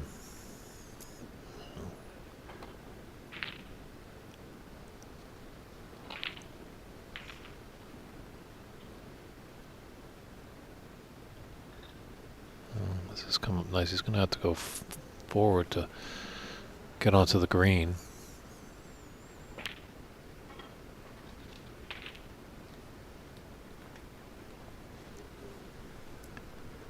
But yeah, it is a thought in the amateur game. Kind of just, open up those reds and you go, all right, try and make a run out. Let's see what happens.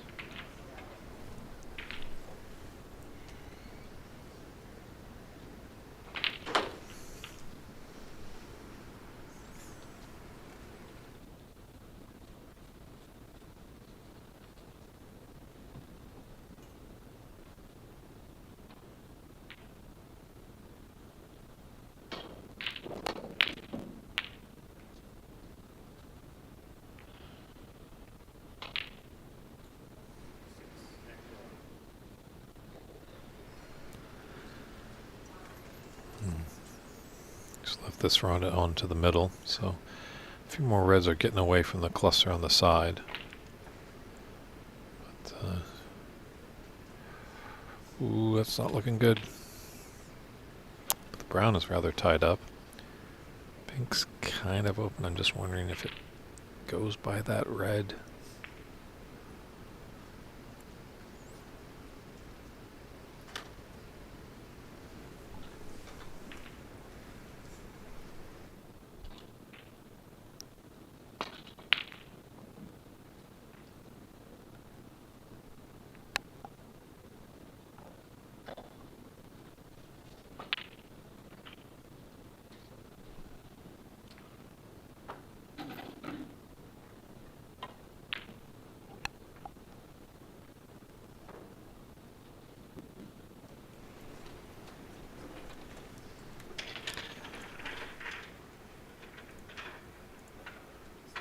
So actually our great technical director, Christian Youngers, is back in the booth, and he's going to help us out to get a little extra bonus coverage, as we do have a great match between Ajaya Pradhakar and Darren Taylor. So he's just going to finesse his cameras a little bit, and we might jump over and check in with that match, as this one is a little bit of a messy frames, getting tough getting going, whereas Darren and Ajaya, two strong players, both probably high favorites to hoist the trophy.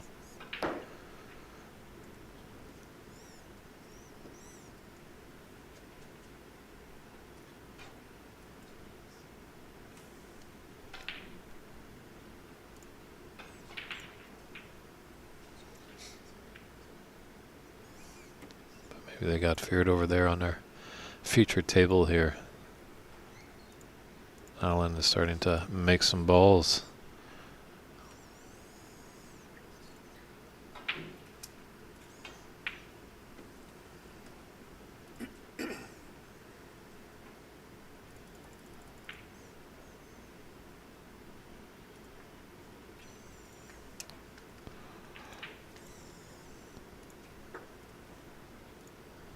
An interesting shot. I thought maybe he's going to roll it behind that yellow. Not sure why I didn't try to put the yellow into the green pocket. The natural angle is going to take him down table, and there is an open red by the black spot.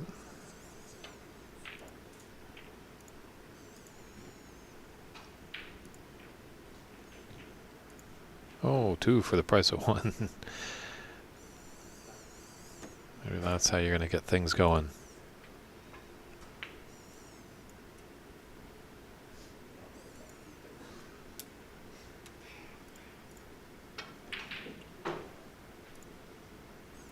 Now these guys are putting in there, waking up a bit.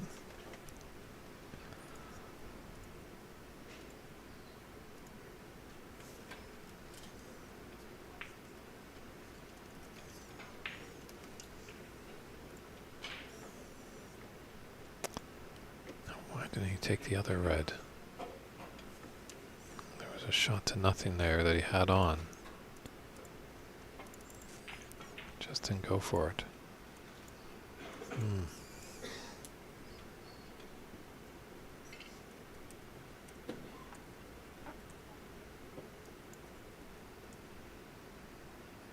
Yeah, I thought higher red, the one that's just above the brown right there, when she would have taken on, tried to cut to the top right corner, maybe come around the 2 cushions. As well, why so soft? Give yourself an opportunity. Make a shot to nothing there. But they know better than I am. They are at the table. They know what they're comfortable with.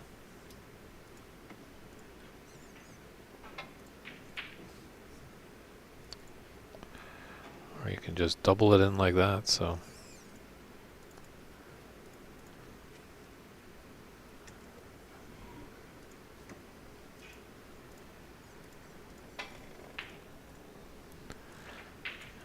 When she's crawling back into this frame, but now there's a cluster of reds and high value colors just on the left side, so we'll see how this plays out.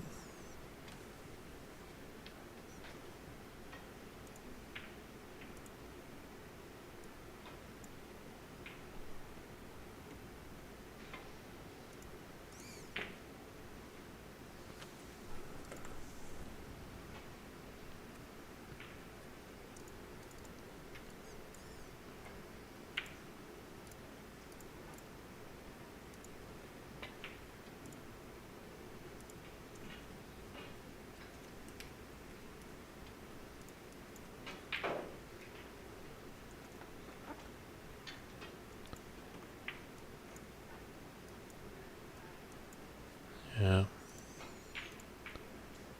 Why so hard? So it's a no-brainer here. Just, yeah, roll it behind the yellow. There you go. Oh, you didn't have to hit it so hard. But now this is a lot of danger. Is there a gap there? Yeah. He didn't have to hit that safety shot so hard. He should have glued it to the yellow. It was an easy escape there for Niall.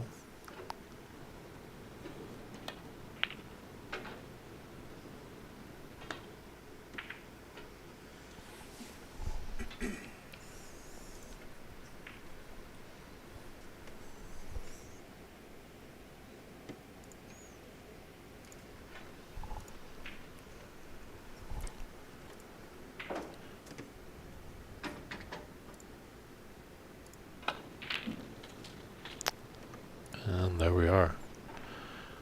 We've now jumped into a great technical director there, Christian Younger says it's kind of a more, it's a little flatter, not a complete bird's eye, but that's because it's just got to go over our initial table. But this one is definitely got some caliber there. As that other TV match was kind of stuttering and stopping, but they've kind of made their way to the colors. We'll take a look back in there, but this is definitely an exciting one right here. With the Jaya Pradhakar leading this frame. And the match is tied 1-1, so this one might be able to go to the distance.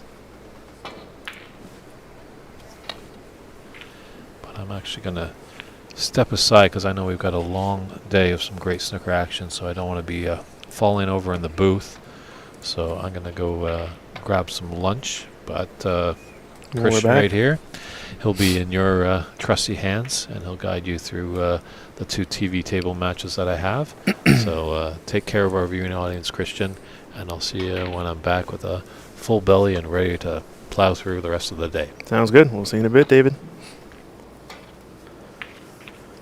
Alrighty. I was told by the higher-ups that we wanted to get viewing one of these side matches, Darren Taylor and Ajaya. Probably honestly the matchup of the first round, because looking at the draw, number 3 overall seeded Jaya, and Darren Taylor's not seeded in this tournament, but definitely capable of being a seeded player, that's for sure. It was awesome having him in the booth yesterday with David Burney. If you guys haven't seen that, go tune in. Quite the color commentator is Darren Taylor.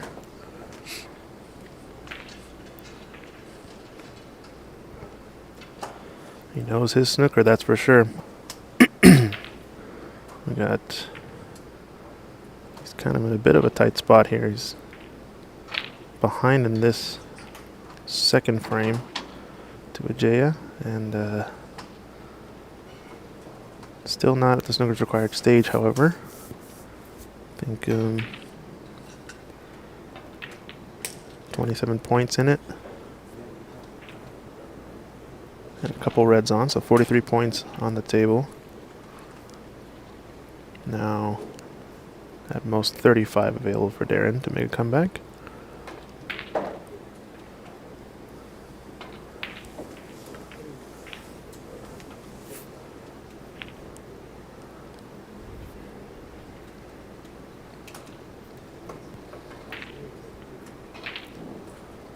Ooh, that ball rattled home. He's going to get pretty good position here on the red, I believe. Just below the black. Although it might have slightly hampered cueing, it's hard to tell from this perspective.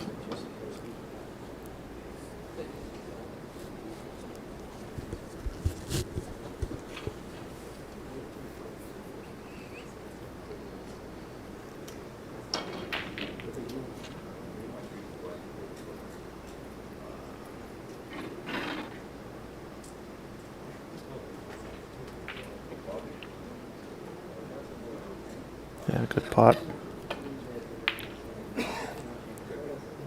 Believe that was his frame ball.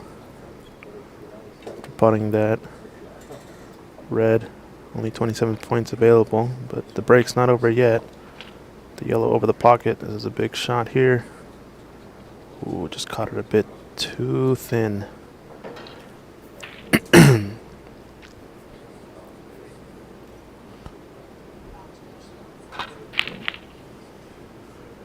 So 32 points. The difference here. 27 remaining. It's going to be 2 snookers required for Darren to get back in this frame. This is a best of 5 though, so neither player totally out of the match yet. Oh, rattled that yellow ball.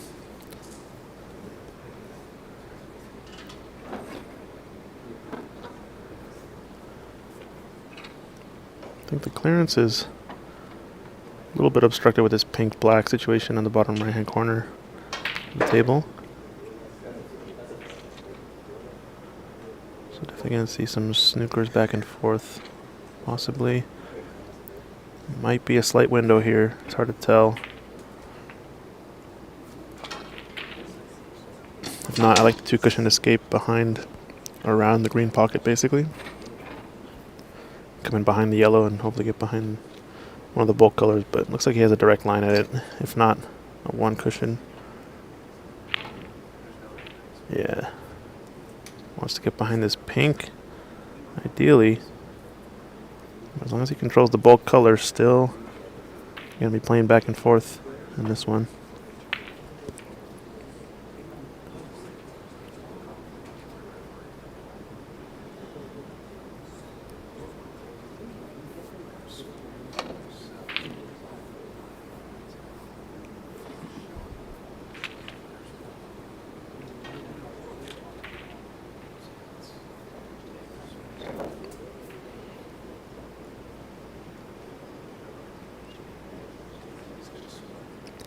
It's a bit tricky. I don't know if I like necessarily. Oh, he did get a snooker, I guess. So, wow. I didn't think he got him on the blue there. I had to swerve around, looks like. No, I didn't. Don't know if I necessarily like tying up the yellow with the pink black, because kind of some funny things can happen based on how these balls lie. Jay putting back Darren. Oh, don't pot the pink. Yep, it's another foul. I think that's going to be end of frame. So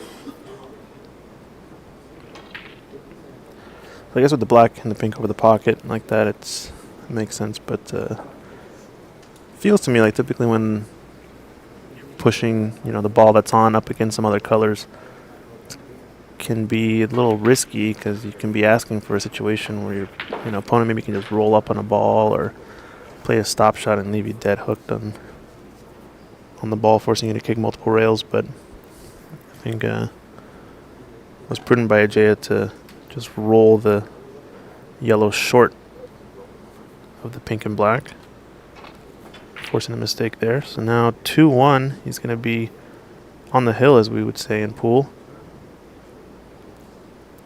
Darren breaking off. Left that white's not tucked to the bulk cushion. This is a bit of a shot to nothing with a slight amount of stun. Try to pot this red in the right corner pocket. Problem is, if he doesn't have enough of the cue ball, he's gonna opt to probably thin off the pack or this red that's loose next to the blue. Maybe cross double that red up and down with the cue ball up into the bulk cushion. Kind of a tricky spot. Looks like a good break off actually from Darren. Putting pressure, making Ajaya come with a shot here.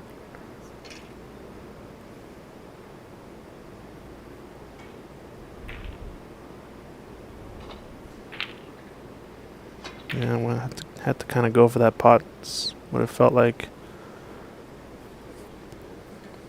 But I think kind of played the dump shot at the same time, so wasn't really going to be on the black that straightforward.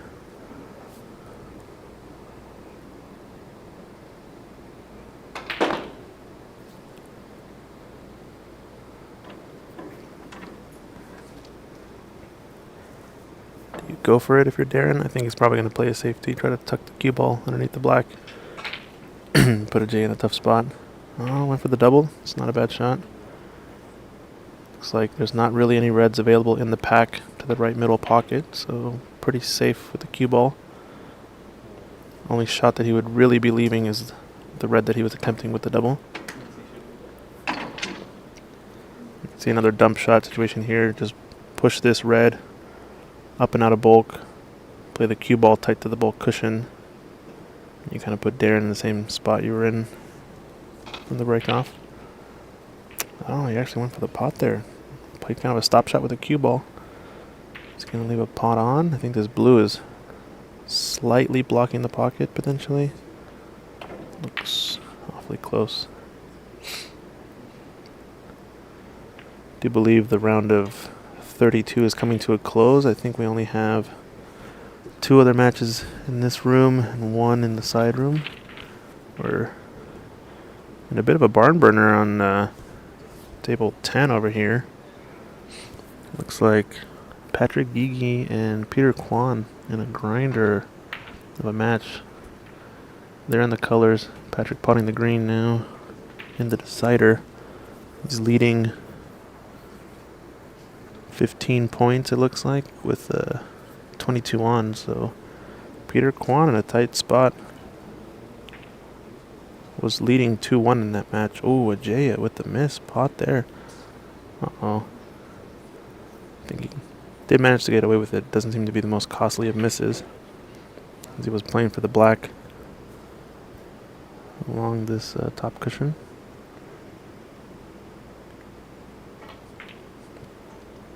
The back cut attempts. Pretty safe to go for that, I think. Your cue ball's going to be up in the bulk end.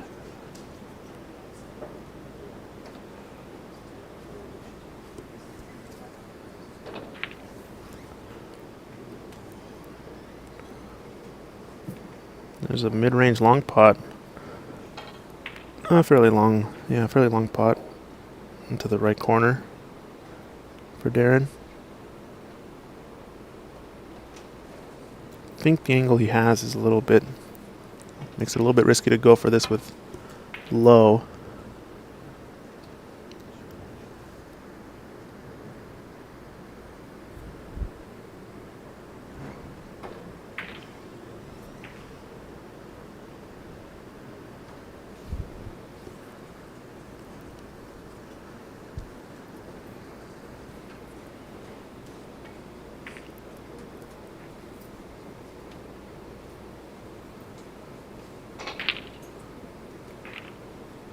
Trying to go follow one cushion and he gets caught by some of the reds.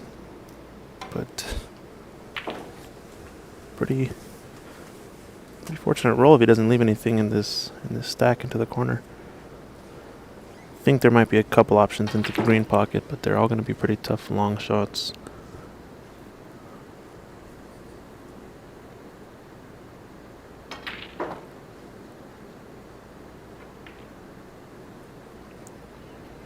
Oh no, Patrick Gigi misses the blue on the other table.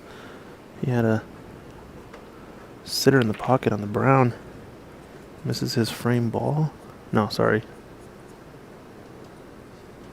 Yeah, so now Peter Kwan requiring snookers on the side table. 20 points in it, 18 remaining. If you guys want to check out the live scores, cloudsnooker.com has it. Ooh, J.O. rattles that red. It's going to be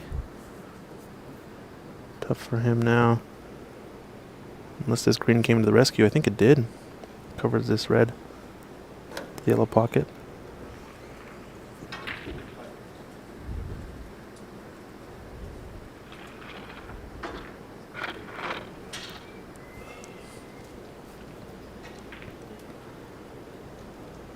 Long pot time. Let's see, Darren.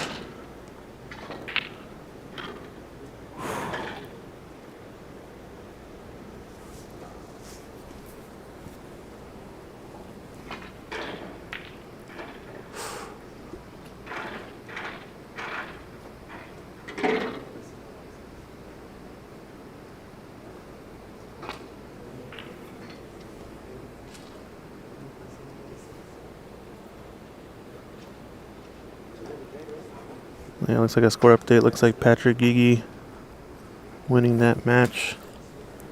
Over on the side table, Peter Kwan potted the blue, needed one snooker, and ended up snookering himself on the pink.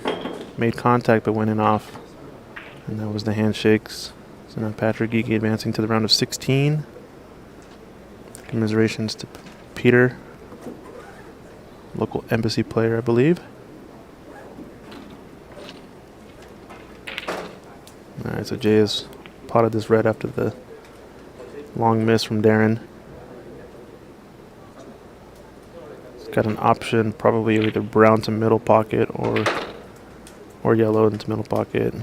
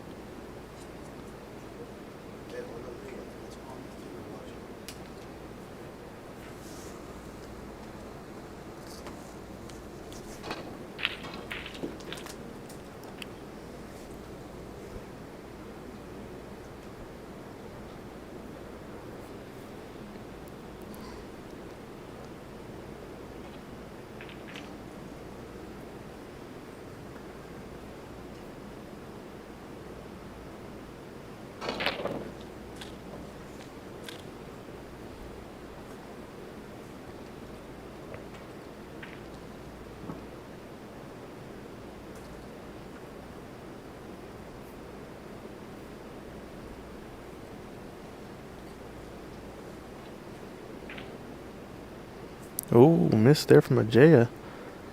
Slightly awkward cueing on the rail. I think this is an opening for Darren he has to capitalize on. So just perk up and get ready to go now.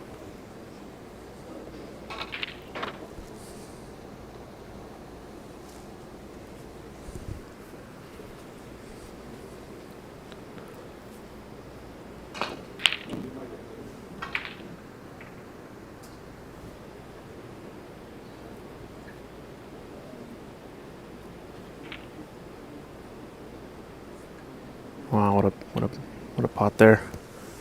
It's gotta be a confidence booster for Darren. Problem is the black's not on the spot, so this is gonna be a key shot here to get on the black. Get it spotted. Hopefully have some chance to get a big break now. It's looking pretty decent on it.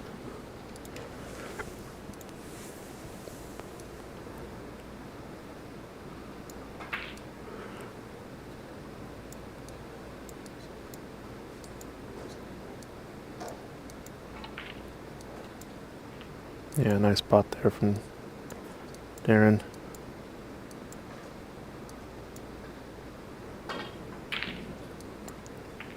Ooh, yeah, did well there to roll the cue ball over the black spot, so now it has to spot up by the blue. I think he would have liked to have been right on the red with the black spotted, but at least the cue ball not obstructed.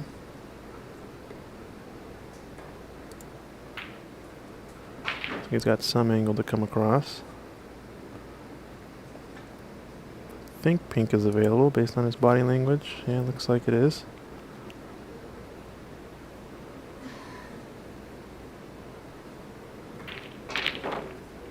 How's the split here? It's looking pretty nice. So in with a real good chance is Darren to put on a big break.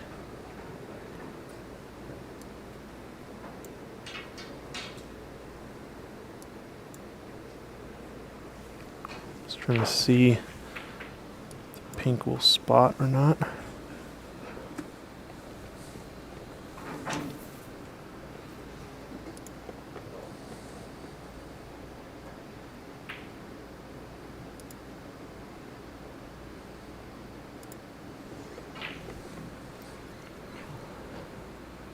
Sorry, apologies, not the pink will spot. If he can pot it into the middle, maybe? He's looking at what other reds are next available. Yeah, he's looking to play these reds. The bottom of the pack. A little bit difficult for us to tell from our angle. But I think if we can hit that window, the bottom red of this stack of three, just to the left of the pink vertical, looks to be what he's going to play for next. He's going to get a perfect angle on the pink. You always want to be playing 3 shots ahead. He looks to be really nice on this pink to kind of just stun over for that little pocket, little area. Key shot here, because if he can open up this stack, put another few balls, it might be a single frame visit. You never know. Darren definitely capable of it, but a little tricky with this stack.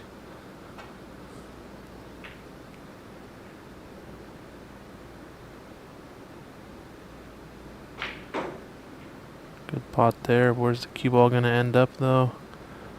Yeah, he's lost it. Slightly tricky cannon on that second red. He knew he had to hit it with some pace, but he would have liked to end it up on the black or the blue at least. Now I'm just going to be playing the roll up. Looks pretty good. I think he snookered on all balls, Ajaya. Don't know how large that break was. 30, looks like a 30 break.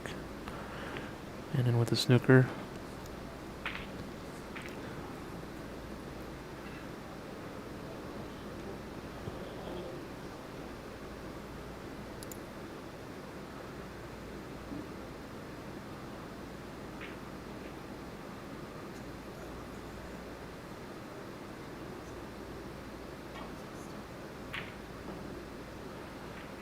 Trying to swerve around and hit this bottom red. Is he gonna get there?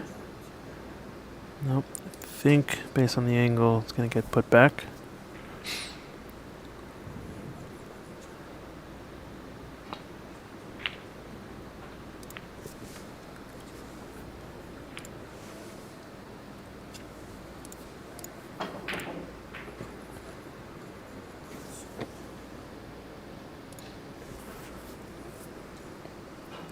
You spot this.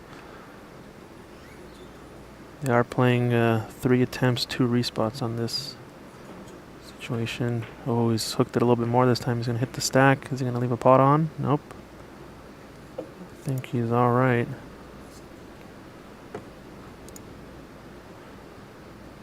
No frozen, nothing touching.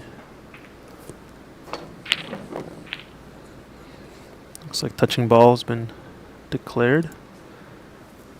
This red just below the white. We see it from our vantage point. It's going to be hammered on this queuing, but I think he wants to get this tucked up against the green again if possible. Really put a J in a tough spot earlier.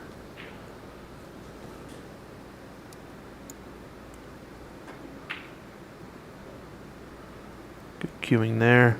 How's the speed? How's the touch? Wow. Very close, but I think he's left an edge of this stack.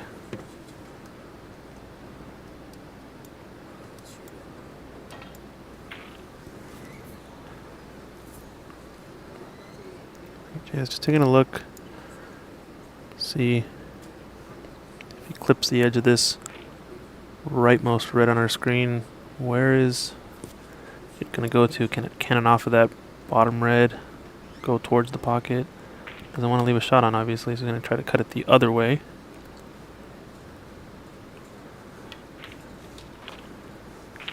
Paul asking, who's the prominent in the U.S. at the moment?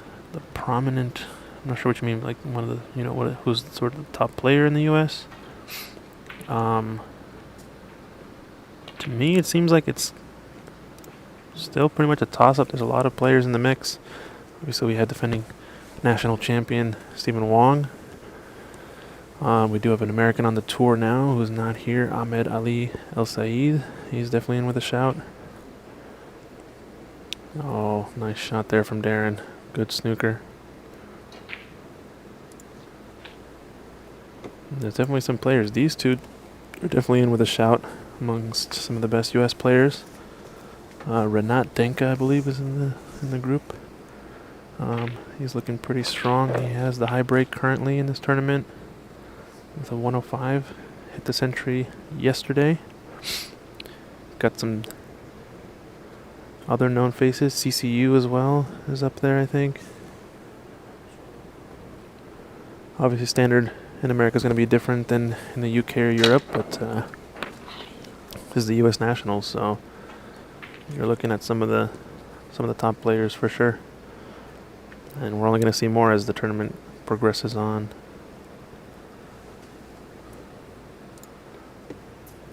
Going to try to roll up maybe to this red at the bottom of the table.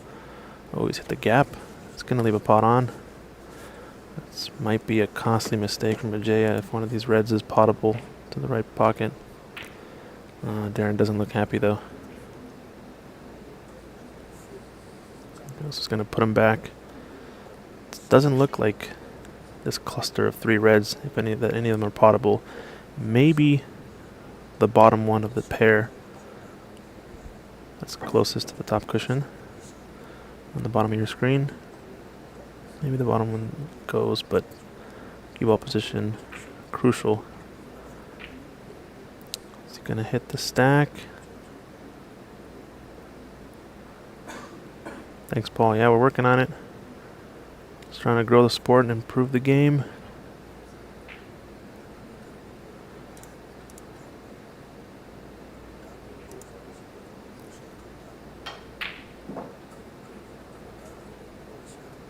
Is he gonna give up maximum foul points here? Wants to hit the stack. Just came short. So no respot. I think it's only 3 attempts right now. Yeah, just clarifying. So we're still in the round of 32 and 16. Going to be maximum 3 attempts, 2 putbacks, since there is no referee present. I believe once we get to the quarterfinals in this tournament, we'll have a referee available, and unlimited foul and a miss rule will be in effect until snooker is required. So Darren going to try to tuck him up against his green again. Can he get there? Wow. Awfully close. Think, not exactly sure, but there might be a look at this leftmost red, or even the one just to the left of the pink. This one's available. He's going to cross double it. Yep. Ooh, he's going to catch the jaw. That could be the mistake Darren needs. 46 to 4, 42 points the difference. Still plenty of reds, but if Darren can get another double digit 20 to 30 break, it could be what he needs to seal this frame. Big shot here.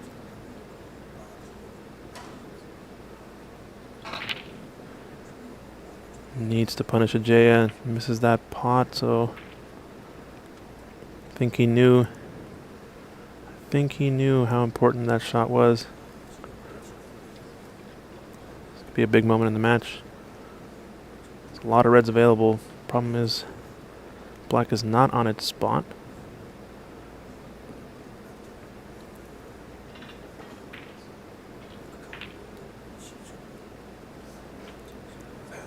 Good pot there from Ajaya. Has option of yellow to middle pocket to come down, or green. It'll become 1 or 2 cushions across. Like I said though, pink really only available next to the stack of reds. Would be fortunate for Darren if this black and brown are tied up though. Prevent Ajay from getting a real big break. Oh, he cannoned into the blue there. Is he going to get behind these colors? Oh, I think he just got there. Wow, so barely has this red available to right corner pocket. Risky shot though, because stretched out, and definitely imagine he's going to leave something on if he doesn't get this.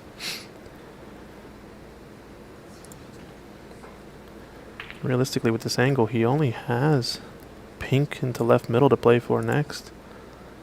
Unless he can go forward. Or are we going to see a big draw stroke? Nope, just opting to play the shots, and I think he managed to get away with it.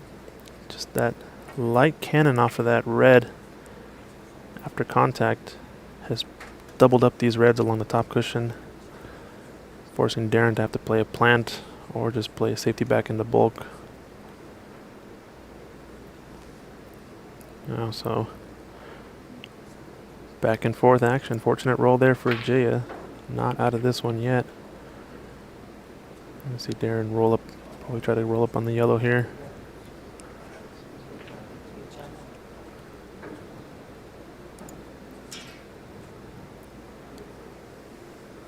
The good thing is he's managed to cover the rightmost red and the red closest to this right corner pocket.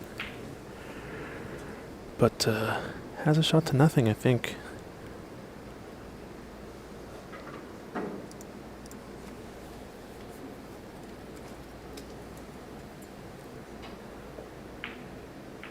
Oh, does he get the plant? This cue ball's not going to be safe, I don't think. So once again, Darren with an opportunity to try to close out this frame. Can he punish Ajaya? Big shot this. It's going to be probably cannoning into some red as well, unless he's straight enough on it. Can avoid it. Oh, good touch. And he's opened up some reds, and blue's available to the left middle. Big shot for Darren. Now I think he smells the opportunity.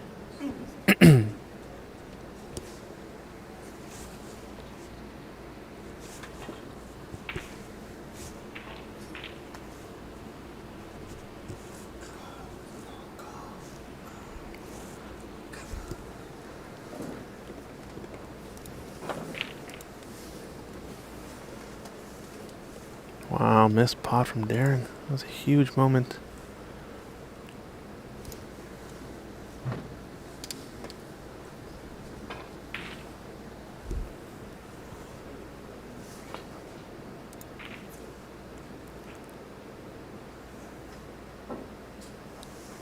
Fairly straight pot here. Oh, looked like he got a little bit of a shoulder into it. In the booth, I'm joined with the legend, the world women's ranked snooker player at the event, Frances Cho. How's it going, Frances? Good, how are you? Good. Got some action here for sure. Ajaya Prabhakar, number 3 seed, playing Darren Taylor in a tight match. Oh, wow. The cue was right in the pocket. Yeah, it's awfully tough. Darren with the initiative so far, but really needs to close out this frame. He's had a couple of chances recently where he needs to just punish Ajaya. Just missed that blue to left middle pocket. Queuing on the rail. Oh, is this red in? Not quite. That's kind of a risky one to try for. Yeah, at that speed too. Easily could have caught it a bit too thin or thick and rattle and stay in the pocket. I think Ajay has a couple options here though. The enticing part of this red into the right corner pocket is that you could hit it thick and go into the other red, still make it in the pocket. Big shot for Ajaya. 3 or 4 reds out in the open. He can put a big break on. Oh, I think he tried it. I think he tried to go in off that red. The red's kind of far. I don't think it was. It would have been like it was easier to make it clean than go off the red. Yeah.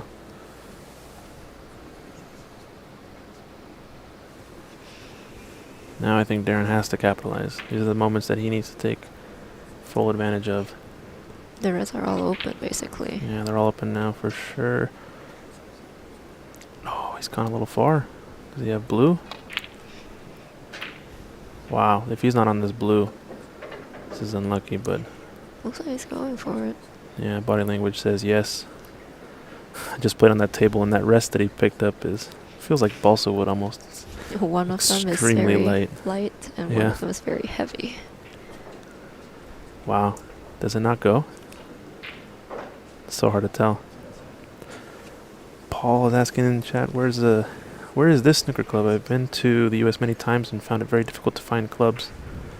This is a Embassy Billiards Club. You can see their logo in the top left corner. It is in the LA area. Yeah, he got the blue. Nice. Yeah, we're in the San Gabriel Valley. And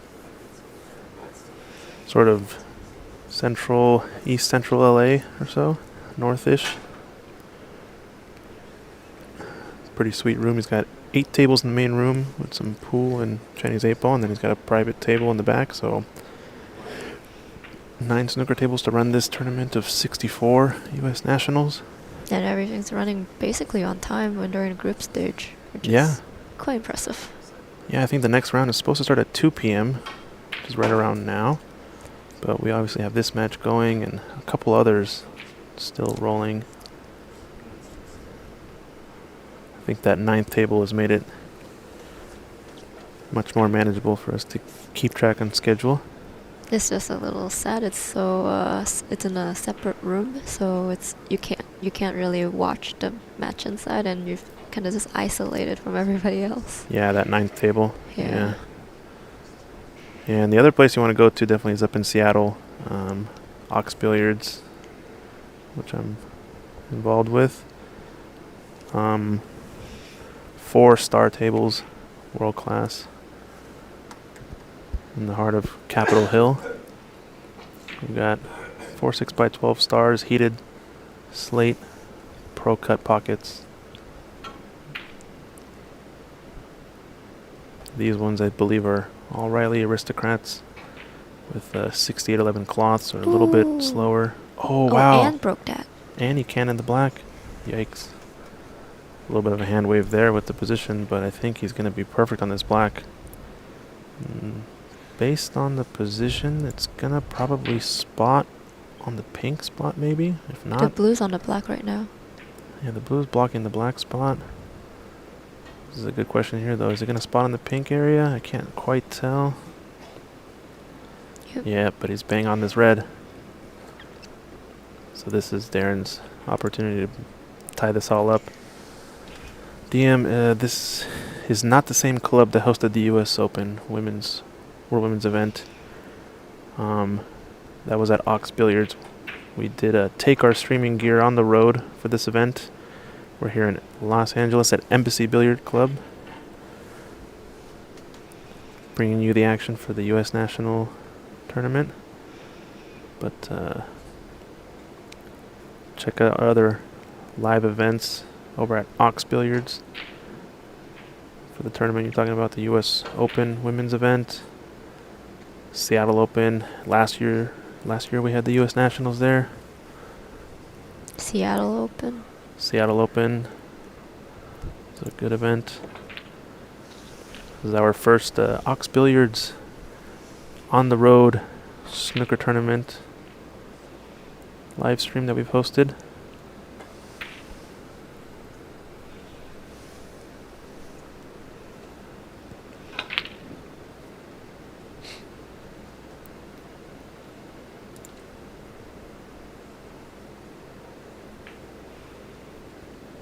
Oh, did he overcut that? Oh, Yep. no, but He blocks the pocket. yeah, but I think that's enough points, so Yep. we're going to a decider, ladies and gentlemen. Jaya had 2-1 lead. Darren Taylor squeezes enough points out of that frame to tie it up, and of course it has to go to a decider. Why else would we be here? We need the excitement. Yeah, of course. Pretty good stuff. Looks like we've got a couple other matches in the room going on. This one is still, I believe, 1-1 knotted up. But definitely the match to tune into is Jaya and Darren Taylor. Like I said, Jaya number 3 seed. After the first round draw, managed to draw one of the toughest, not probably the toughest, runner-up out of all the groups. Darren Taylor, son of David Taylor, hailing from Arizona. Good friends with Ramil and others in the Arizona area.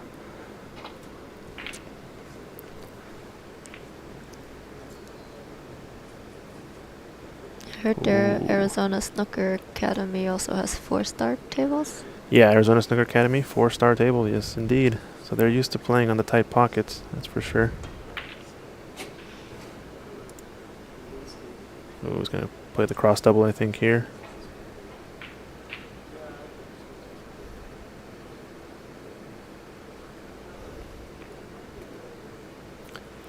Yeah, DM saying it's amazed it's viable to have a snooker club in Seattle, LA. In the UK and Ireland, there's a lot of snooker popularity, but seems like all the big cities, the clubs are closing down. That's why we need your help, ladies and gentlemen. Like and subscribe and spread the word. Trying to grow the sport here in America. Yeah, at least Ox is not, and here too, it's not a full, like, only snooker. They also have pool and Chinese 8 ball, so they bring in some people on those, and some of them might convert. Yeah, I think that's going to be the main way for snooker, honestly, in America, just because pool is so popular, right? Yeah. It's going to kind of see a surgence of these kind of hybrid clubs that have maybe some bigger pool tables and get the big 9-foot players over on the snooker table, because the challenge is definitely there.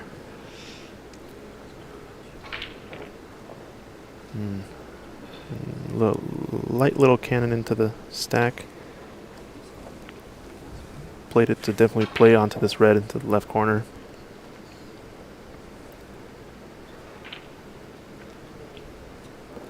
Nice shot there. A little bit of inside to hold the cue ball high on the black. There you have a fan, Francis. You got David Brock. Thank you. What a guy, David Brock. He's going to have to play up for this red, loose red to the right of the stack probably. Or this red up by the blue spot. If he can get the blue back on the spot, even though yellow's tied up, he's got all he needs to put down a big break.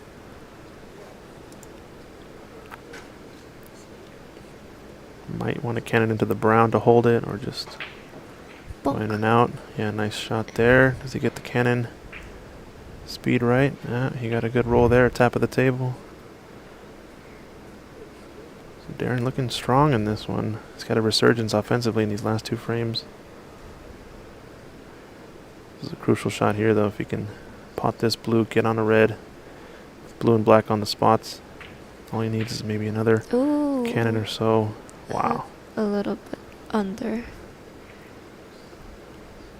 I'm not sure if he's on anything, actually. Might be into break here. Or do you think he's going to go for it? It's kind of a two-way, right? You go for it down and you send the cue ball down. Oh, it goes. Oh, he hit it on the thin side. Was he going for the center?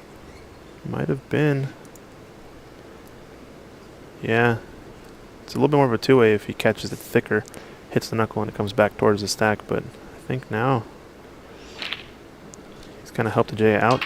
Done some of the hard work getting blue and black on their spots.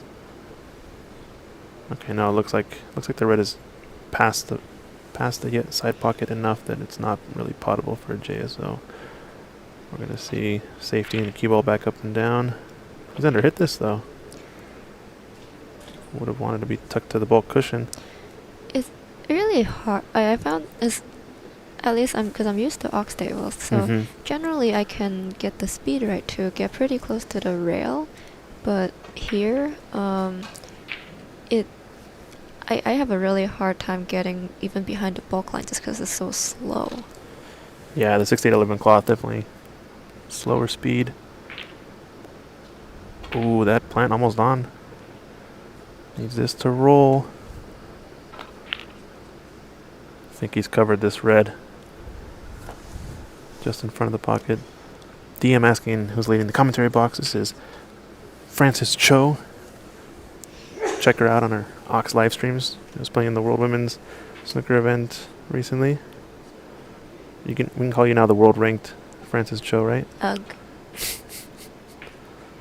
She's shy, it's okay. I just need more practice. Oh, I think this red is on now. That cannon on the yellow stopped the cue ball just enough to make this potable, but it's too risky, I think.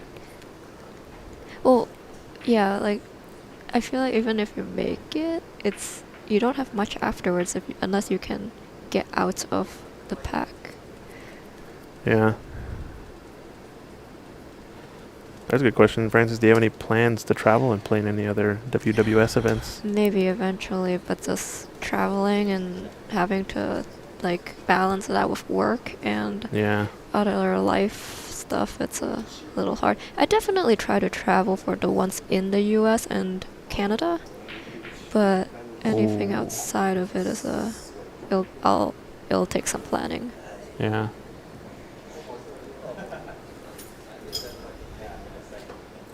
Wow, and I think she actually hit the wrong side of the red there.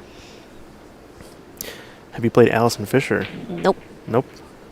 We actually had Allison Fisher at Ox. It was before I found out Ox existed. Yeah. She came and did a clinic and did the commentary for the Northwest Cup. You guys can check that out. I think On the Wire Creative Media hosted that. Shout out to Raw Hannah. Doing the live stream for that last year. And we are hosting it again. Northwest Cup, Oregon versus Washington pool tournament this November. Oh no, Darren. Any of these reds go into the I think he corner? has the center. Oh yeah, the center red has been there the whole time. That was a massive miss on that black, because if you take away all these easy reds and just put a JS safe, you probably got a 40-point lead. And the J keeps having to play safety after safety after safety. And you're leading him back in. Someone else asking, have you ever played Mink or Rianne Evans? No. I mean, to give some history, I started playing snooker last year. Last year? I don't have a lot of snooker history. You're a pool player at heart. Learning well, the game of that's snooker. just what I started. And now I kind of went addicted into snooker at the moment. Yeah, yeah. No, I think this year at WWS I played Onyi and Jackie from Hong Kong. That was really fun. Yeah, you guys were in the same group on the U.S. Open women's event, right? Yeah. Onyi ended up runner-up in that event, I believe.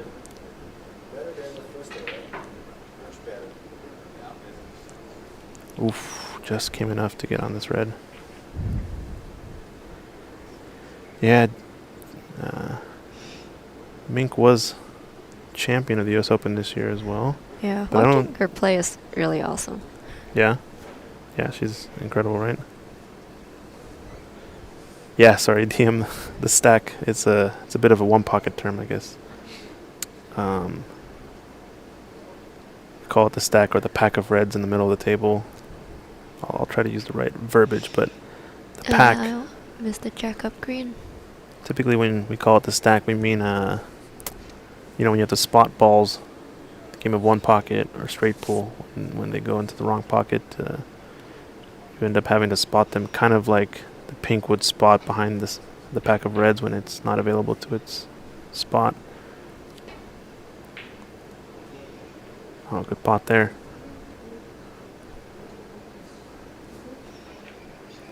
David Brock asking, have you played the legend that is J Ma? Yes, I have. We are good friends. The legend J Ma. And I need to go back and tell him that. Yeah, David Brock called him the legend. I think they played, right? They played in the semifinal of Seattle Open last year, or 2 years ago.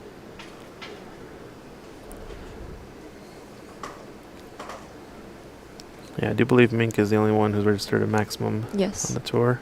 She did have a century over at Ox. You can check that out on our YouTube page. I think Mike just posted the full century. So did Onyi.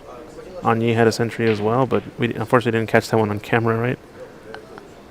I don't know. I think you caught the end of it, yeah, but not the progress. Yeah, just the last clear up of the colors, maybe. Yes, Parvez Images are playing. This is the U.S. National Tournament.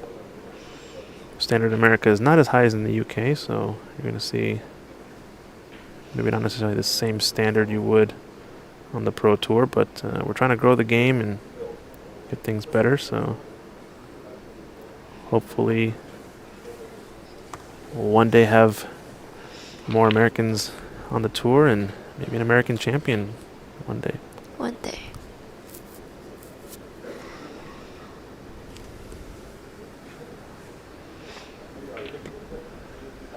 Oh, we caught that thick and just an edge of the knuckle.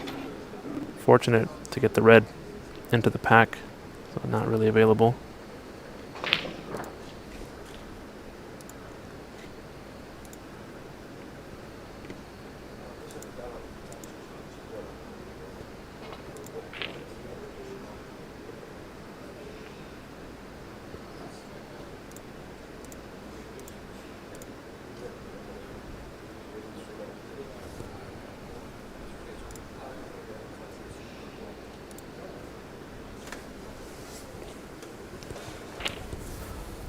Oh, Mink's maximum was not in a match. Okay, got it.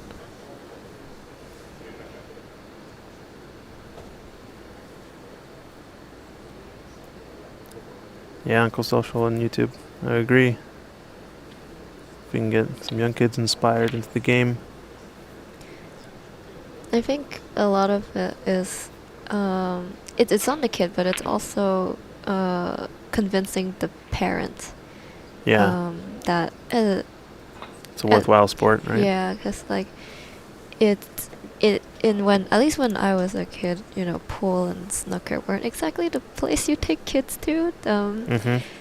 I think now is a little getting better, but usually it takes a parent to fall in love with the sport to bring their kid in there, and then the kid also has to enjoy it. Yeah, I totally agree. There's a lot of history in pool, whether good or bad, of the smoky room with the gamblers and all the underground culture that it is. And it has its own benefits, obviously, and a lot of color and history to it, but not necessarily the most inviting to younger kids to play and etc. But I think we need more of these type of tournaments where we bring it into the light, show how professional the game can be. It does take a lot of skill, determination, concentration, practice, just as much as any other sport, and the precision is immense. Yeah.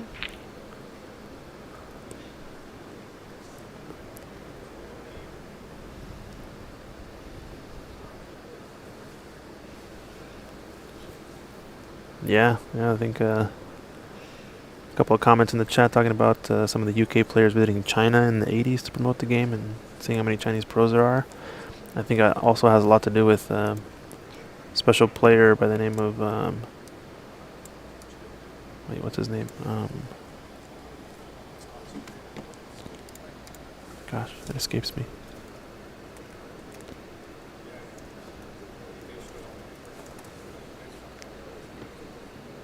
Ding Junhui, yeah. I think Ding is the one who really put snooker on the map for China.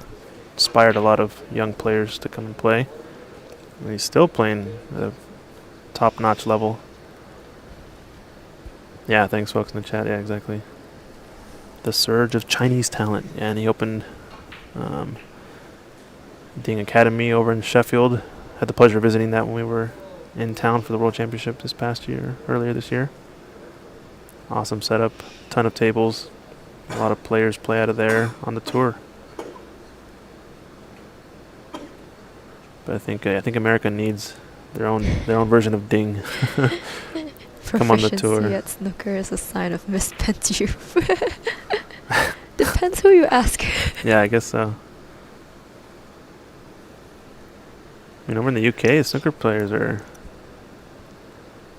pretty much celebrities now. You were telling me when you were there, they were just showing them on the big screens on the street, the Crucible matches? Or was that pubs or something? Oh yeah, every pub in the area has, World Championship going live on all that, like a normal broadcaster network like ESPN. So I guess BBC is running most of the snooker events there. I think it was on BBC and Eurosport that we saw it. You go to your hotel room, you can just watch the matches live. Obviously, though, Sheffield being the mecca of snooker makes sense why it would be readily available on all the networks. Like, I can't imagine bars here showing snooker rather than some other sport. Uh-oh, this is going to roll too far. The red in the center. How has that not been put in yet? Yeah, that's the same red that kind of started the match off, right? It was been there kind of the whole frame.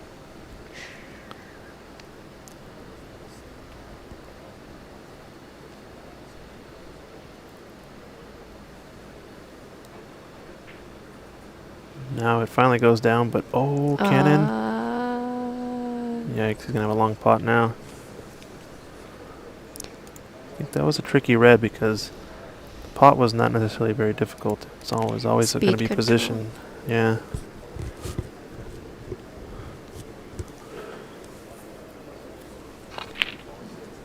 Wonder what you take on next here.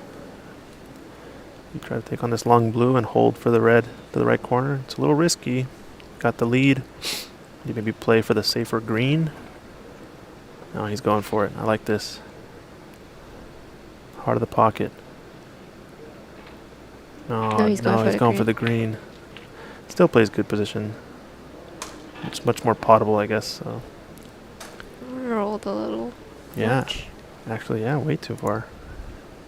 He's not on any red, I don't think. The best has a plant here. He's going to just roll up on this red, maybe? It's got a really short bridge. I'll roll up on the pink. That's a good shot. If he's frozen to this pink, that's actually an excellent shot because... No, there's still the one down table. Yeah, but at least he takes away all the reds. And yeah, he can't. It's not easy. the red to the right of the pack can almost be a shot to nothing. Even if J tucks him to the bulk cushion, so... I wonder what to do here. I got some comments. First Asian snooker star was James Watana in the 80s. Thailand player. Very cool. Yeah, that red's definitely gone safe, but I think this is a shot to nothing. I think as a snooker player, you're always looking for these type of shots where you can try to chop this ball in and send the cue ball up 2 cushions into the bulk end. Just doesn't want to get a cannon with any of these reds left part of the table. Oh, he caught it thick.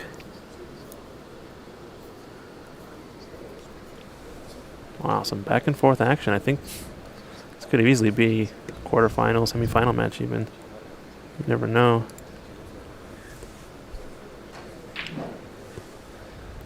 We had all the Arizona players here in the room watching from afar at the end of the club, and once they realized I put it on the live stream, they are like, "Oh yeah, let's go watch." We've got a lounge area here at Embassy where they have the stream going on the big screen.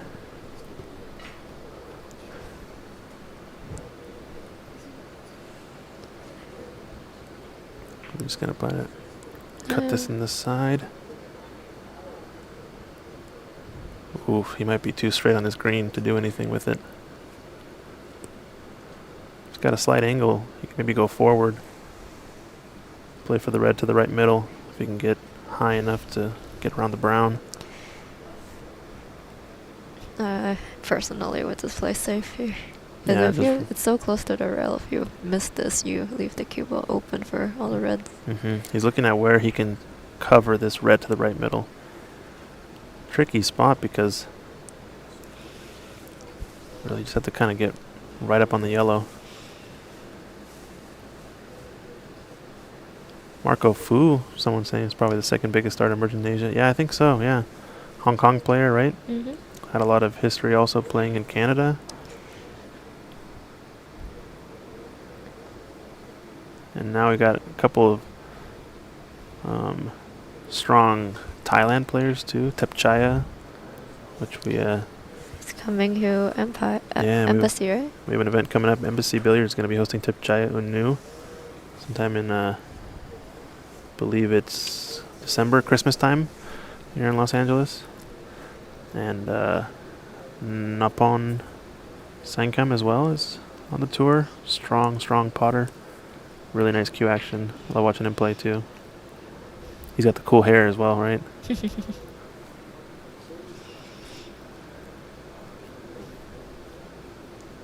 Oh, I just saw a fluke on our other table. Someone putting up his hands in frustration. What?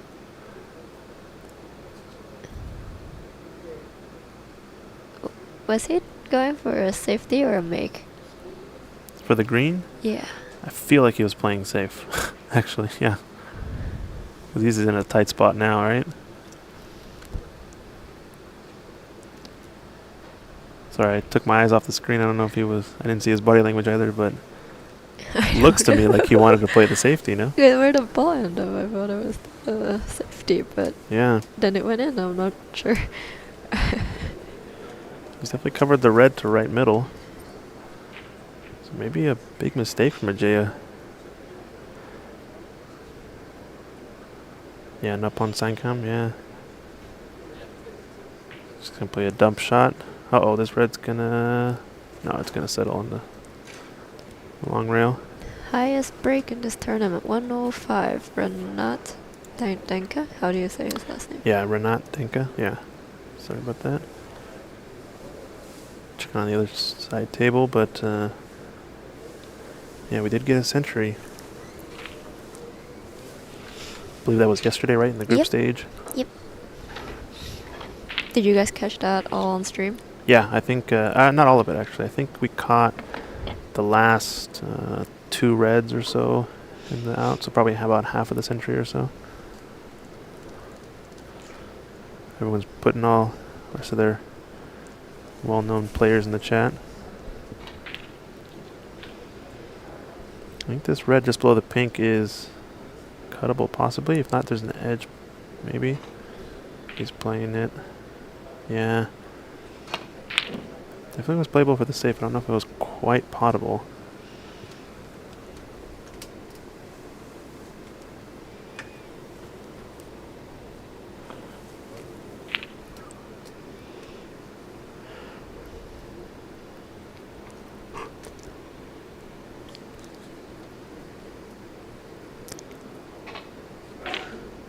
Ooh, went for it.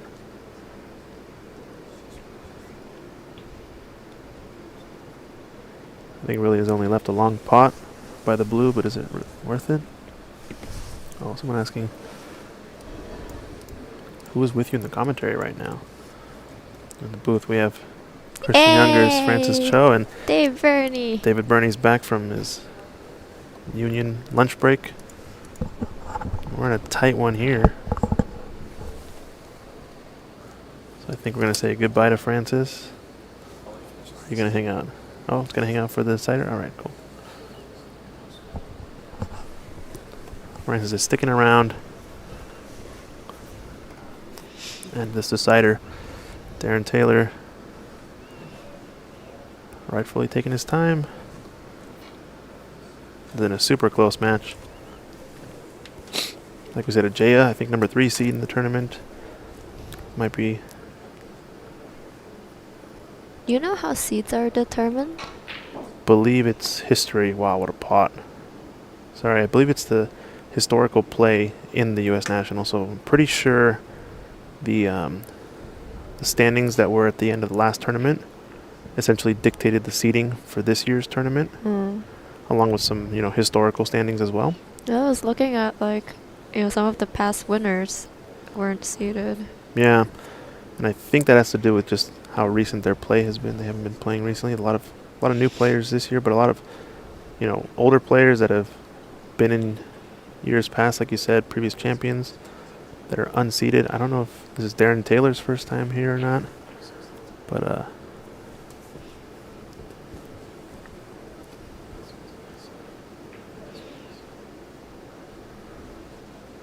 alright, so smart shot there, pushing the green safe as well. Just trying to make things tough for Ajaya. Looks like black safe, pink might be knotted up. Green is now safe. I think Darren's going to try to play this, grind this frame out to close out the win. Is what he's trying to do, maybe.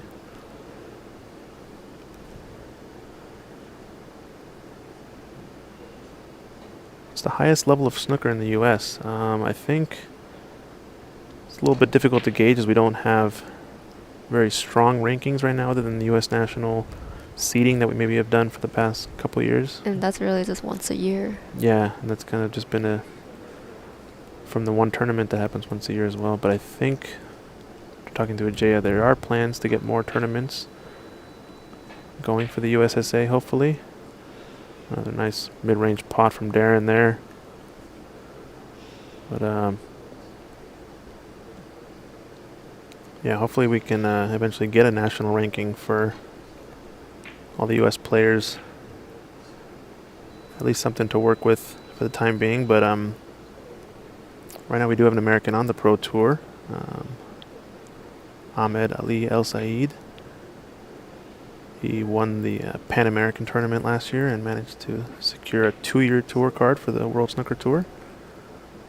So congrats to him, and he's living out his dream playing as a professional.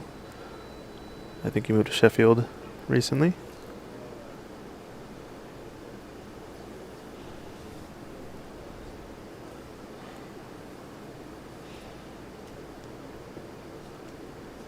Are there any players in the tournament that were born and raised in the U.S., or most of them originally from other countries? Probably would say the super majority are from other countries originally, right? Where snooker was a more popular sport than it is in the U.S. Yours truly made it to the round of 32. I was born and raised I California. Said Most. I think maybe like 10-20% of the player field born and raised in America, you could say.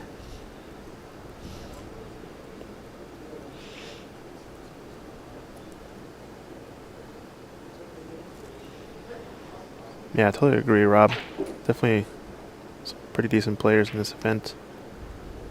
And obviously you can't expect the same standard as the World Tour. This is the U.S. Nationals, which is not known for snooker. Popularity here is nowhere near what it is in other countries like England and even Canada. We're trying to grow it, and I hope it grows. Yeah, I hope so too. Yeah, Jim Rempe was a previous pro on the snooker tour and didn't have too much success back then. Was a big pool player, I believe. I think him and there were a couple of Americans that went on the tour on the same time. But very different are these two sports.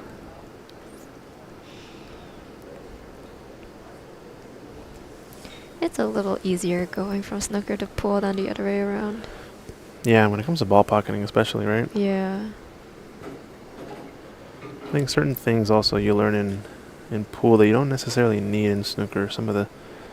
Yep. Especially when it comes to the type of stroke sometimes and the amount of spin, I feel, as well. It's kind of an endless debate, though. And we played the shot earlier. I think he's just trying to squeeze out this frame.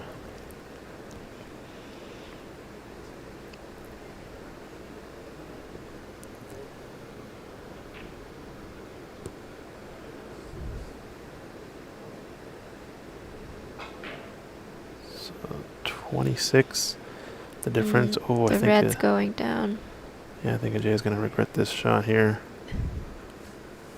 Don't know if he was going for the double there, or if he just caught it too thick, maybe misgauged the deflection with the left spin.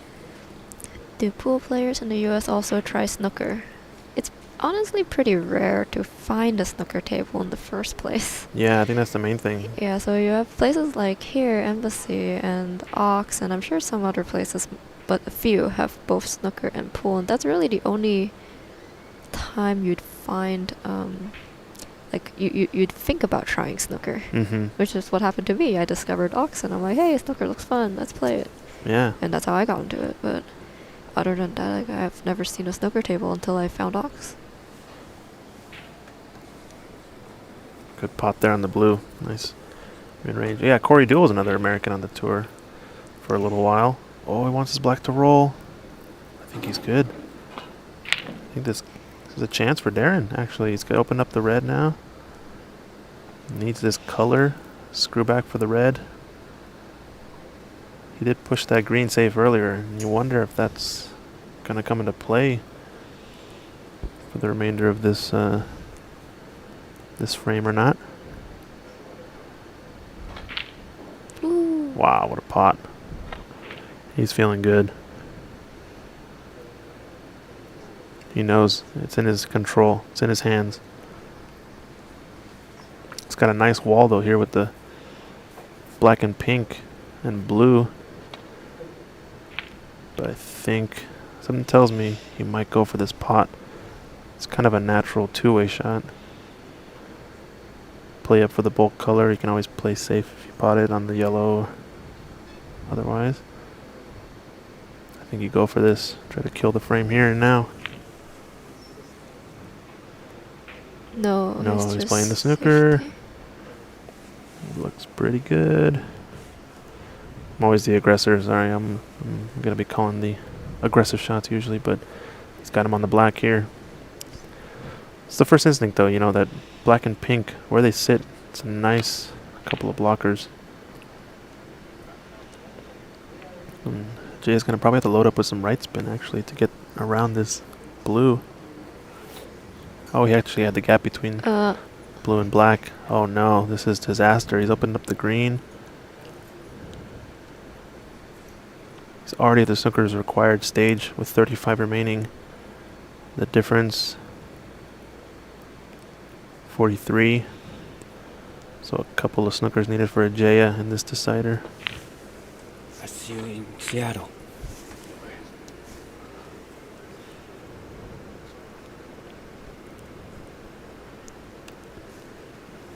I think if you're Darren here, you pot this red. You've clinched this match. Still, as long as red stays up, there's always a chance for this snooker free ball situation that the pros are always looking for. So it's not over yet.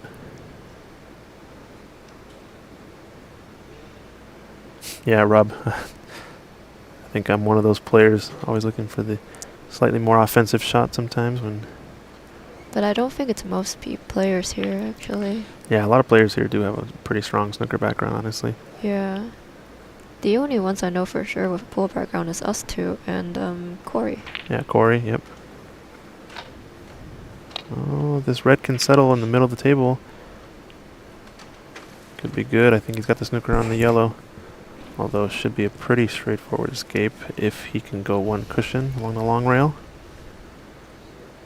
Might just be slightly on the wrong side of it though. Oh, okay, yeah, he's going to have to swerve. Maybe go one or two cushions underneath this red. How's the speed? Yeah, good shot. It is...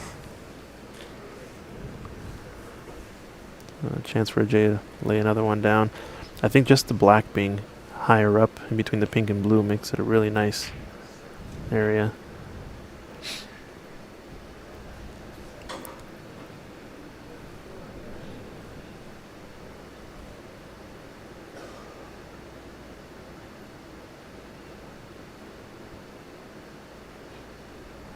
Gonna play a roll-up safety maybe, or is he just playing the cross double?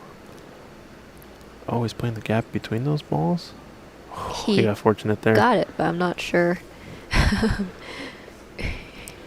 Yeah, hand raise for sure.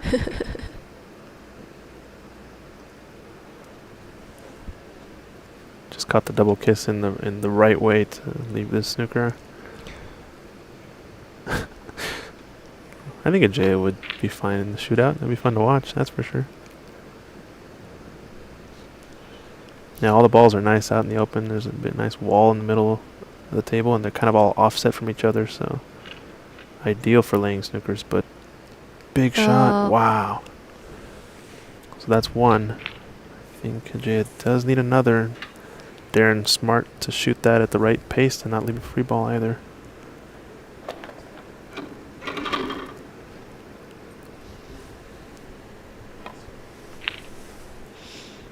So 39. The difference. 35 remaining. Needs one more snooker and maximum points to tie with a 4-point snooker. I imagine. Is he behind the blue? Yeah, I think he's bang on. That's another chance here for Ajay to get some more points back. It's a little bit dangerous, this one too, because if he goes for the 2-cushion escape, could mean contacting one of the high value colors, but I think he has to go one rail at this. I don't think he has the angle for a 2-rail. Yeah, he has to go one at it.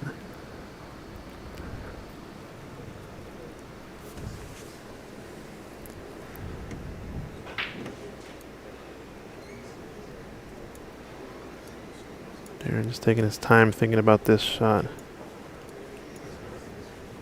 This is my favorite pose when they cross their arms and put the cue. I call this, I guess, the, what is it? The, gosh, what's his name? Mark Selby. I call this the Mark Selby pose. Crossed arms, cue up in the air, thinking about it. Oh, we got Varun in the chat. What's up, Varun? It's a good snooker on this blue. Tough spot.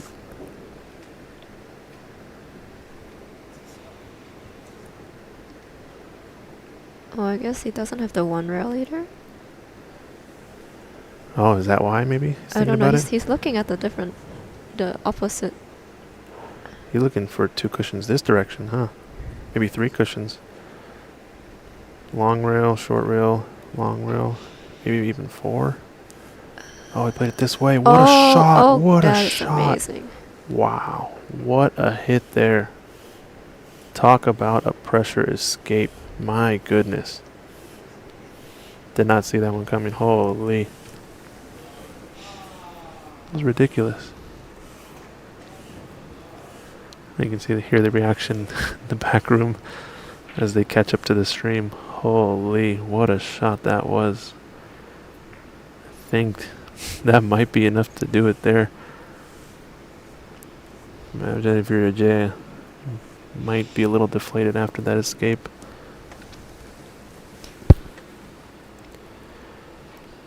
Left and edge of this one. He's going to get behind the pink here. Look at this. Oh, just caught him with the blue, I think.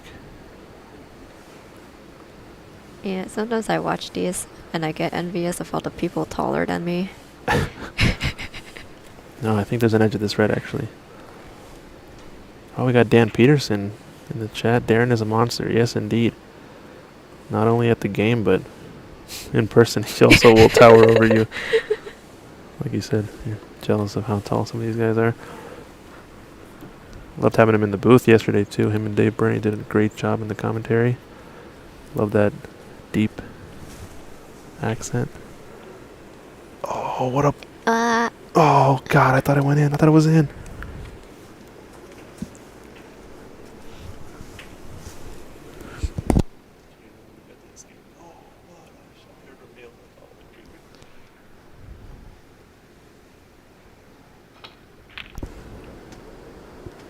Alright, well, Jaya still needs a snooker, I believe, right?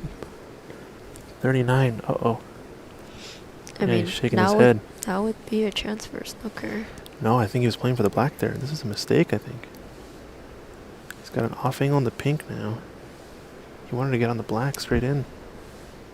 Because now he needs a snooker. He needs 2 snookers once again. He needed a 4-point snooker and all the balls to tie with the black as his color. So now with the pink, he's going to be back to 2 snookers required stage. As all the balls remaining will put him 5 behind. Math is too hard. Yeah, that was a big. I think that was a big moment because black makes this a totally different game. Oh. Wow. Wow. Still in control though, technically. He didn't want that to drop, but Speedy played it at. Looked like he wanted it to settle on the top cushion behind the pink. He's playing the cue ball to that area, but it's going to come short. Yeah, you can see in his body language now, I think, that after missing that position on the black and whatnot, I think change the momentum in this match for sure. Oh, double kiss? Is he going to get away with it? I don't know, man. It looks close. It's 31 down. Yeah, exactly. He'll need 2 snookers if he pots the pink, and that's all he had. He had to play for black to get 4 points away to tie. Wow. Drama in this round of 32 match. My goodness.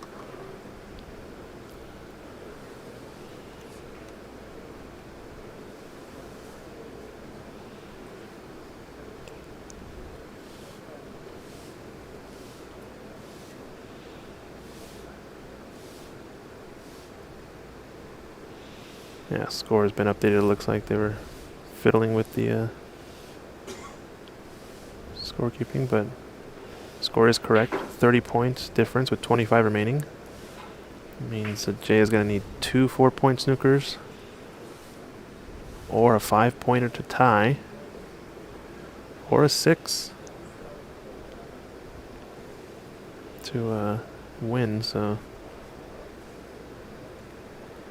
Ball's a little bit more difficult to lay down snookers now.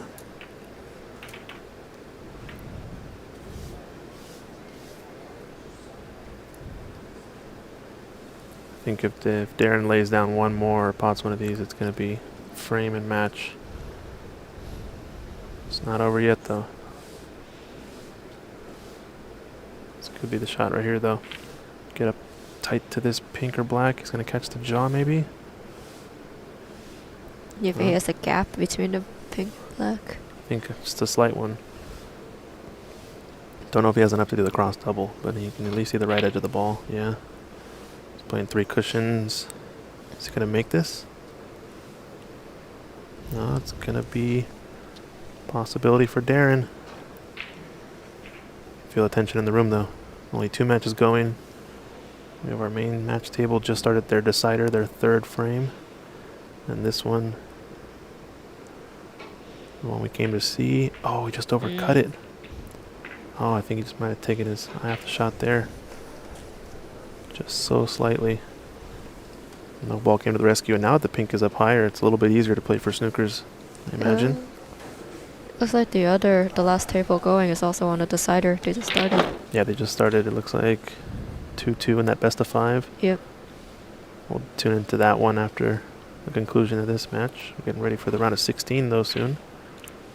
So Jaya opting to pot that brown. Now he's going to have to play for the blue snooker. He needs the blue snooker and the balls remaining to tie. Now that the pink is higher as well, it's a little bit easier maybe.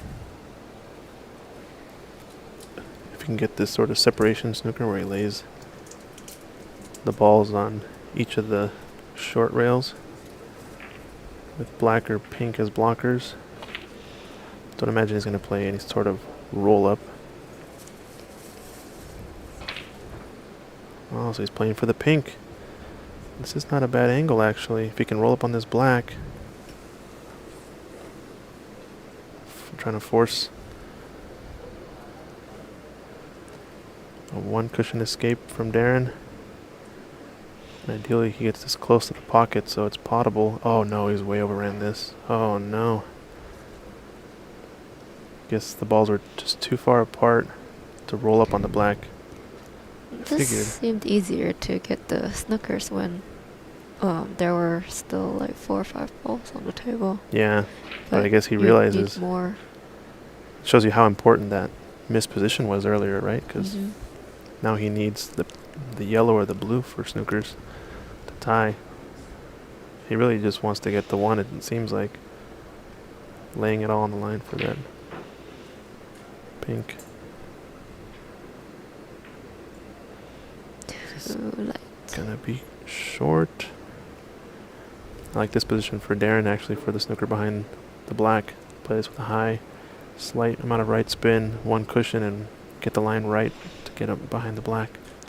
Or play the pot, and I think that's going to be frame, ladies and gentlemen. Wow. Woo. What a conclusion. I guess he went offensive that time and missed that call. I think it was better for him to make it. Yeah. He's not the one that needs snooker. That's true. Just roll it up to the pocket. By the pocket. If he doesn't make it, leave it there. Fair point, Francis. Good call. Good call. Well, that concludes the big first round match. And we're going to go back to our main match table for the last decider left in the first round. Good pot by Darren to close out the match. Eliminates Ajaya Prabhakar from the tournament.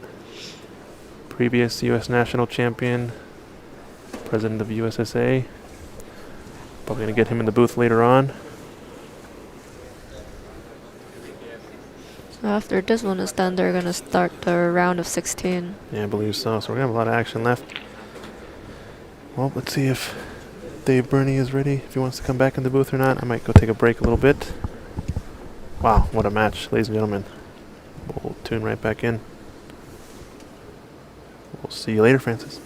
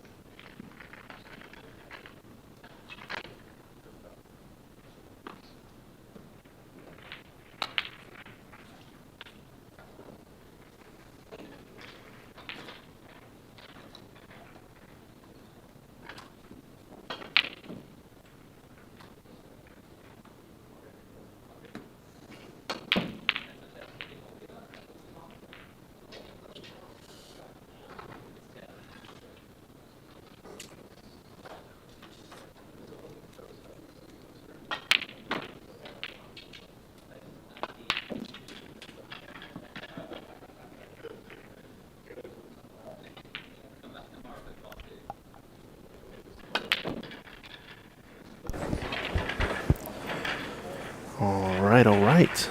Back in the booth with Dave Burney.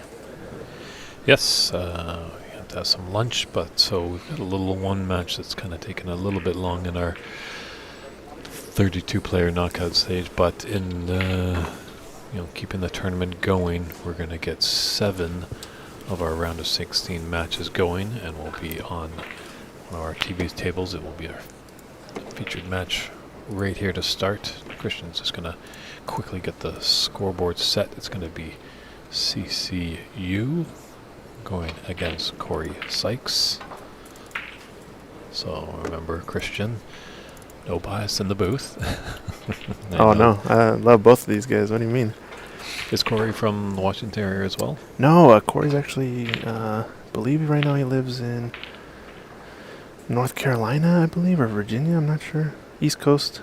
Mainly a pool player. Got to meet him today during this weekend on this trip, and really nice guy. Definitely the kind of pool player you want to be close with. Good philosophy of the game. And obviously we go back with CC.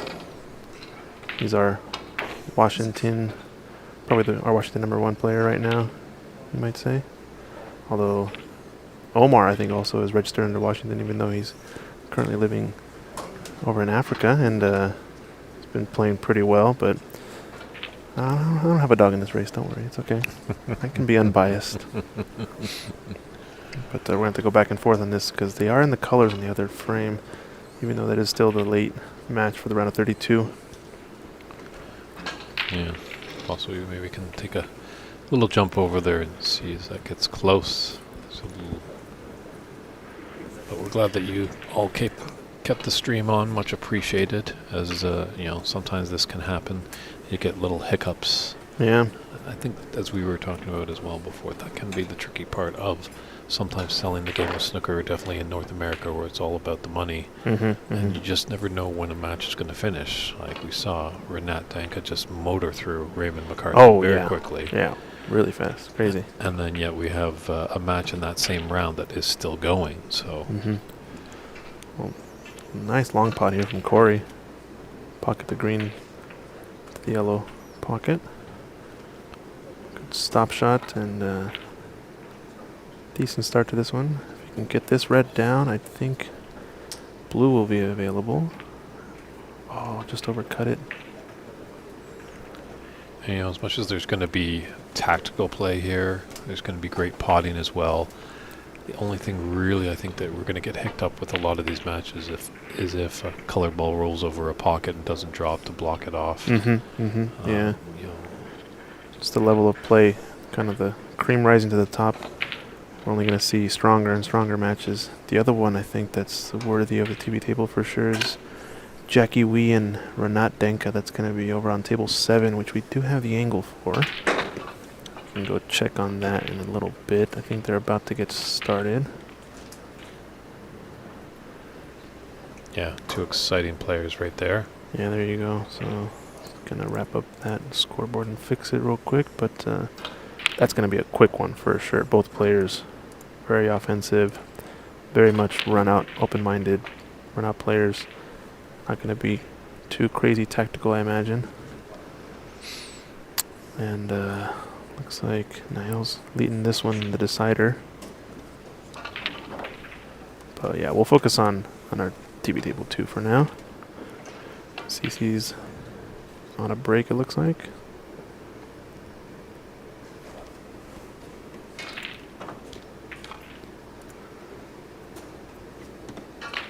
Yeah, I'd have to say that CC could be in that grouping of one of the favorites.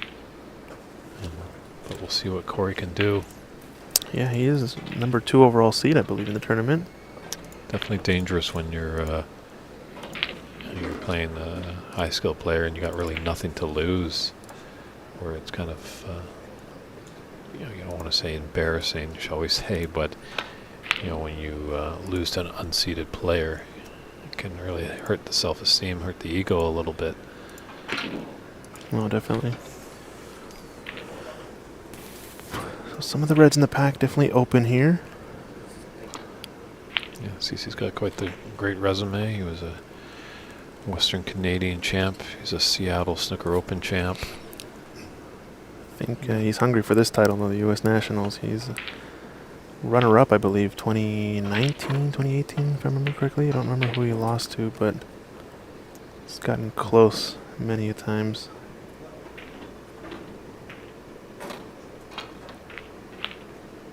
Thanks, Daniel Martinez, saying American snooker. This is awesome. Let's go. It certainly is. So Corey Sykes, I think, is one of these players that folks have been asking about, but for the most part, a lot of the U.S. national players are sort of naturalized citizens, not necessarily born and raised in America, but originally from other countries that are now U.S. nationals and citizens. Corey Sykes, though, definitely a pool player background, born and raised in I think the East Coast. You want to check on our main table? Looks like they're getting down to it. Yeah, when she has a bit of a break here. Let's just see what the updating scoring brings. Just, he didn't take that blue on, so I'm just wondering if he needs a snooker or two. Yeah, 42-18. He's actually behind by quite a bit with 18 remaining. I think Niall's just trying to roll the blue over the pocket. I don't know who's awaiting that match. Yeah, there we go. There's updated. So it's a 20-point difference there and 18 on the table. So when she does need a snooker, and Niall does not. Oh, maybe not. Are they just keeping track with something else then, maybe?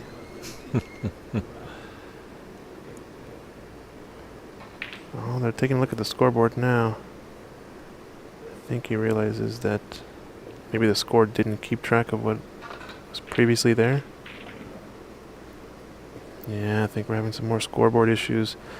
Okay, well, we're going to try to tune back in a little bit once we figure out what's going on, but back to the second TV table match.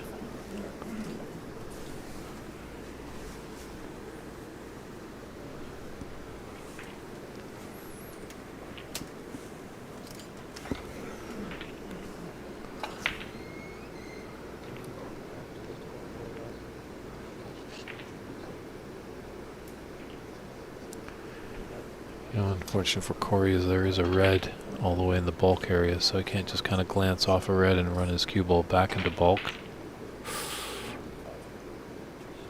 Not sure about that shot, because this red is available to left corner.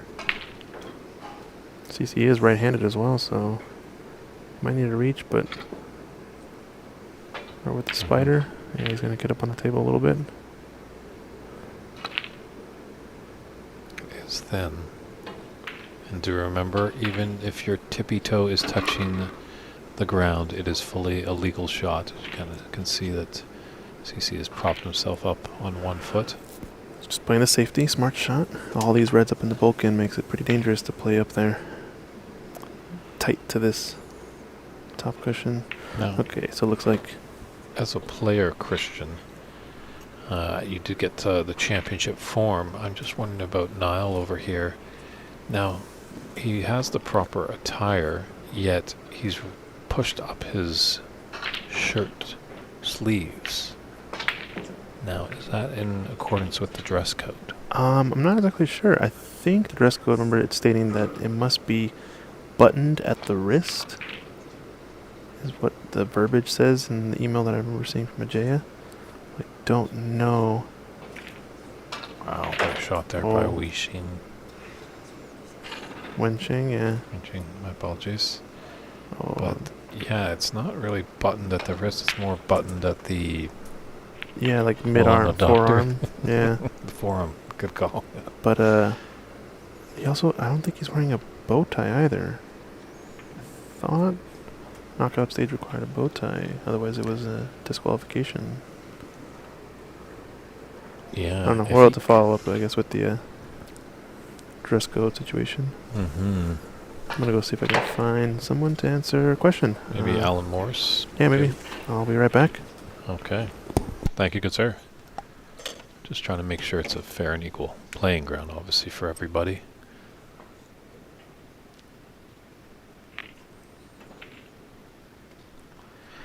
Yeah.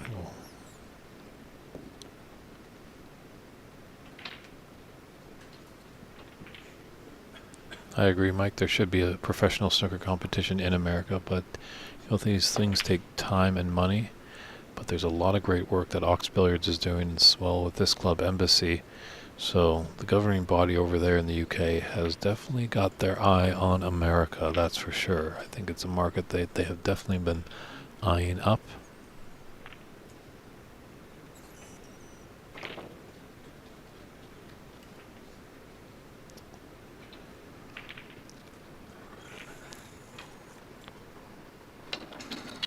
Yeah, we do take pride, and it's interesting. Last year at the BC Open in Richmond, British Columbia, I was doing some commentary work for that great tournament, and actually co-tournament director on it as well, Lance Bromlin, was helping me out. A great gentleman that's heavily involved in Q sports of all fashions. But I remember I had a little bit of a break as our TV match concluded, and I saw a player that actually didn't have their vest on. And I walked over to the gentleman. I'm not going to single him out by his name. And I said, "You're not wearing your vest. How come?" And he said, "I took it off because I had a difficult shot." So I was like, no, that thing stays on. Everyone's got to fight through it. So Nelly Tito wins that, so that's going to clean up the first round. But we've definitely got some second round. The round of 16 is in full force.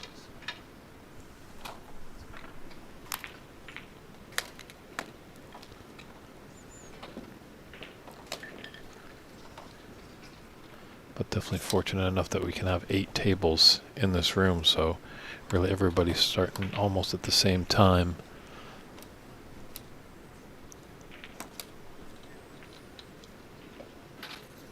It's a good opportunity here for CC.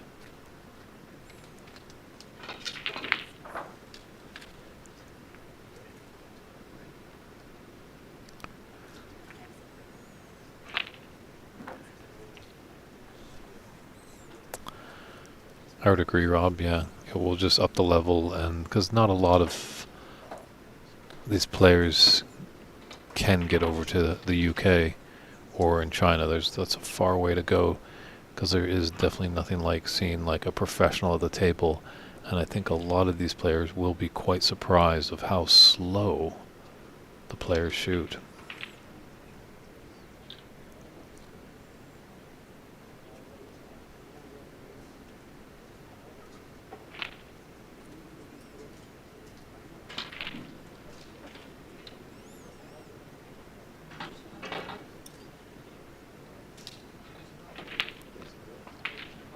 True, because that's going to even bring a lot more money, like the lack of tables in America. I do know that I think WST does have a traveling circus shell they go with. They've got the production, they've got the tables that they travel around with to various tournaments. But definitely it's an added cost if you're going to bring tables all the way over to North America. You got to cross that Atlantic Ocean, so that freight can't be cheap. Whereas they're fortunate enough in Britain and Ireland and Scotland, it's fairly close. And actually, if they do jump into mainland Europe, it's a quick little hop over a canal or something like that. It's not the great distance of the Atlantic Ocean.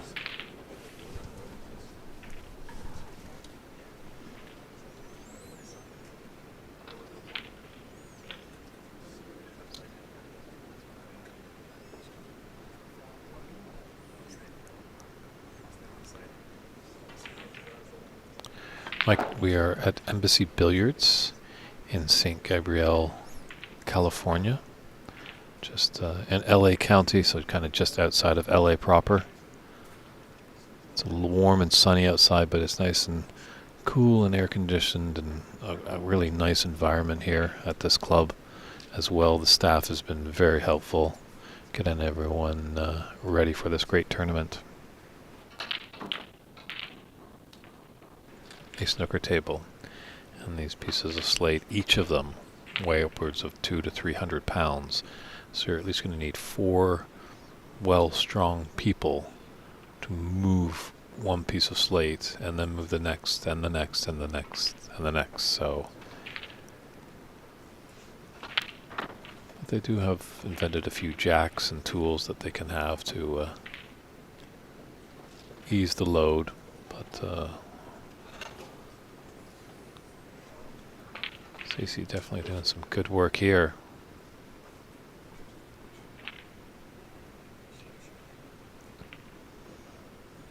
Unfortunately, this year was a runner-up in the Seattle Snooker Open to Varun Juneja, and actually he defeated Varun Juneja in the 2022 edition of that great tournament in Seattle.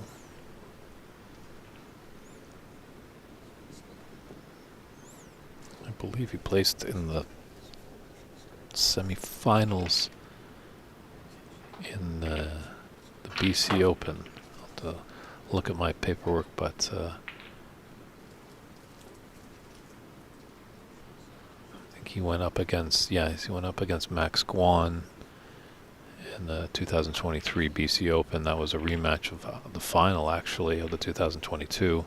And unfortunately, Max was able to defeat him, and Albert Kenny defeated Charlie Brown in the semi, and then Albert Kenny dispatched the defending champion Max Guan in the final. So just a lot of great snooker tournaments going on, and more. I think the season is getting going up in Canada as well as in the Pacific Northwest, up in Washington State, and probably here down in Southern California as well. It's an indoor sport, so most of the time when the weather just becomes unsavory outside, what's the solution to avoid the raindrop blues? Come on into a snooker room and have some good fun with some friends and challenge yourself at this very, very difficult game.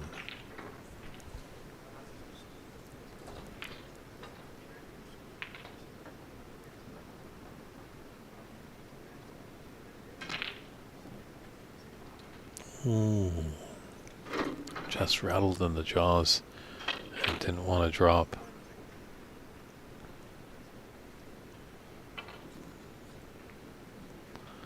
So CC with a pretty commanding lead, 44-5.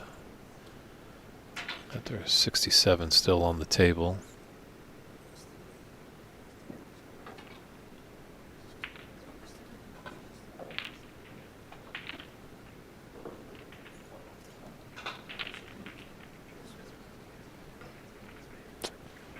Don't know if that's given CC a chance. It is a very long pot, definitely. All 11 feet 11 inches he's probably going to be going across here.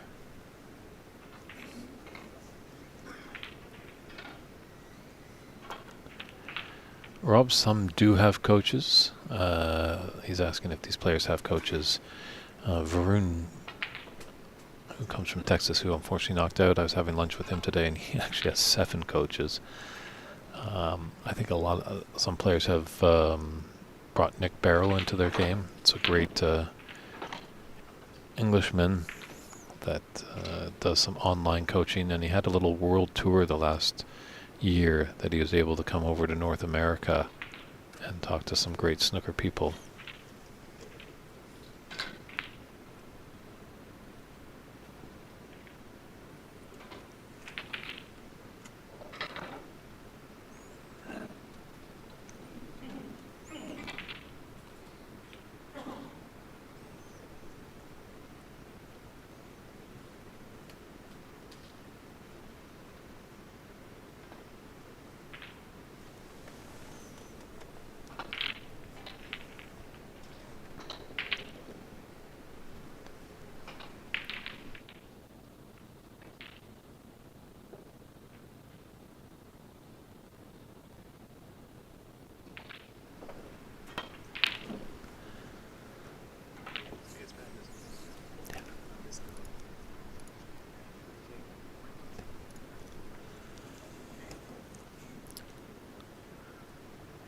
CC definitely in the driver's seat with that black ball going safe. And a lot of these reds up at more of the bulk end of the table. However, he does have the pink up there, so Corey does have a bit of hope.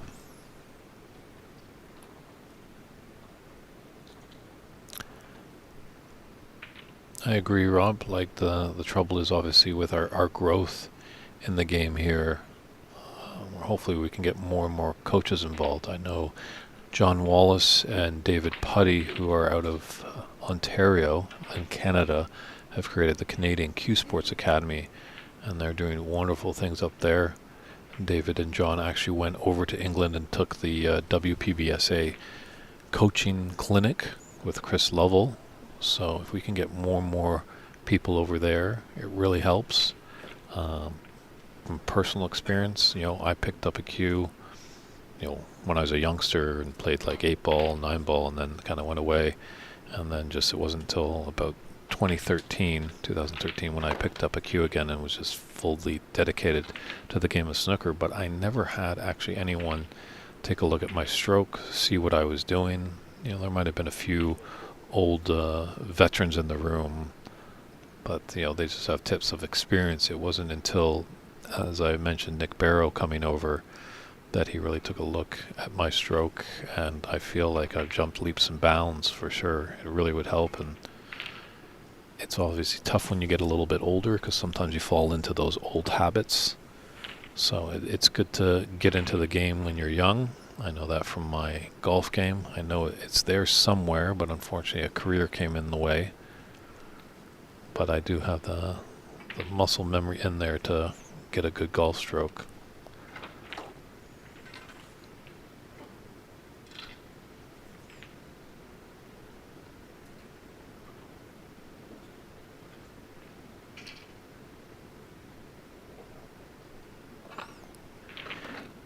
It definitely is busy here over at Embassy.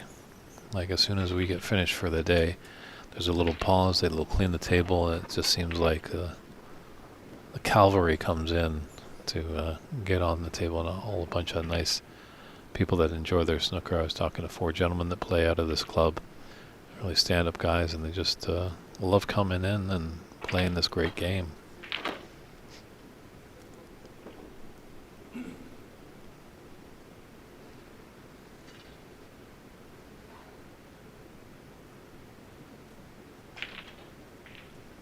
Yeah, we did have Darren Taylor in the booth yesterday, and he does some coaching for the players out in Arizona, and he made a good point to mention that these guys should just watch a lot of snooker. Just ingest it and see. So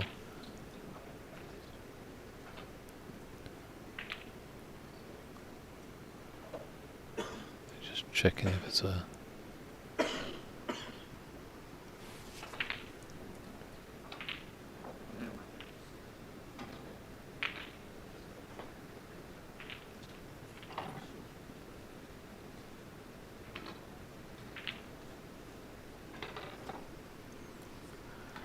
I think it comes down to dollars and cents, Mike, for more clubs.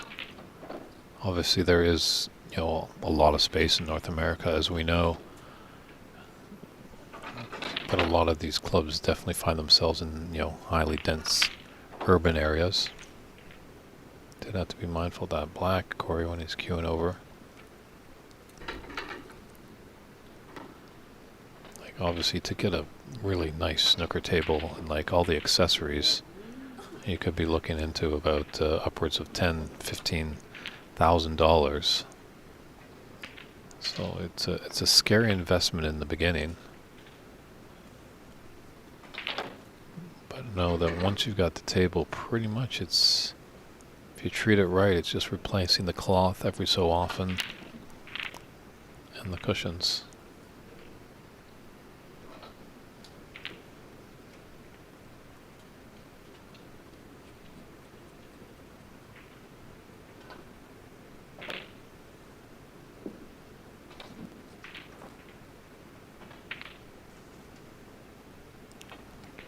But lucky there. Don't think that red came out enough for CC to... Maybe you can clip it into the yellow pocket.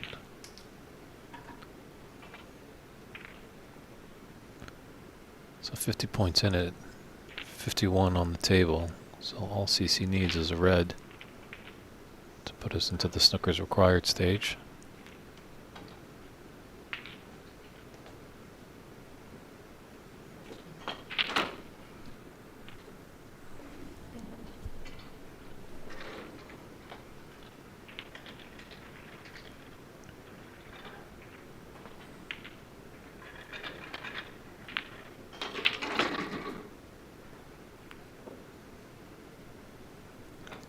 tables, it could be trouble. No, it's just going to come up a bit short. It's dangerous of almost going in the pocket, but also getting behind the black.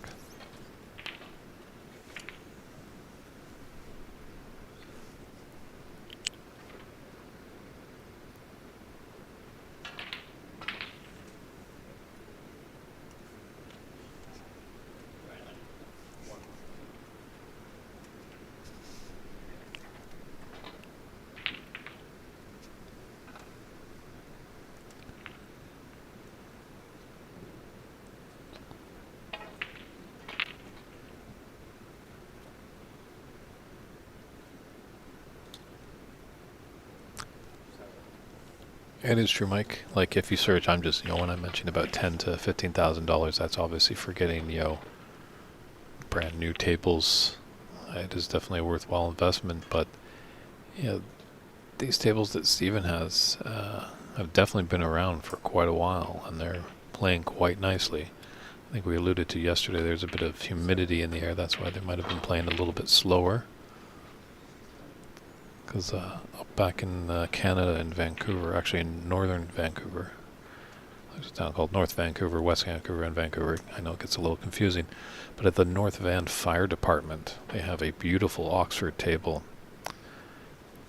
Unfortunately, the cushions have gone a little poor, and same with the cloth, but the craftsmanship of the legs and the rails is just phenomenal. I think I gotta pay them a visit, because hopefully if they were ever to move that table, hopefully I could find a nice home for them.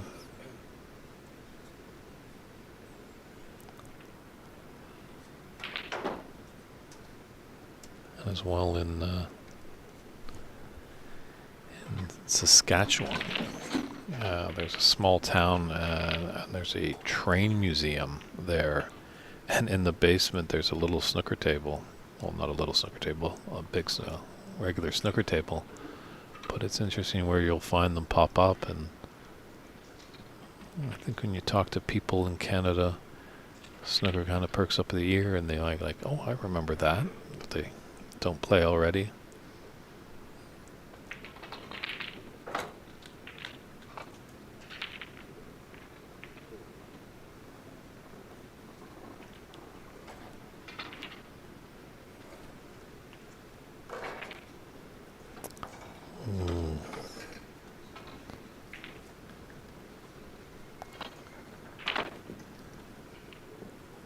Corey having a look at the table. Looks like he's going to put a concession there, so CCU takes this first frame to lead 1-0. We'll just quickly zoom on in here to our other TV table where Jackie Wee and Renat Danka are playing. They're in their second frame.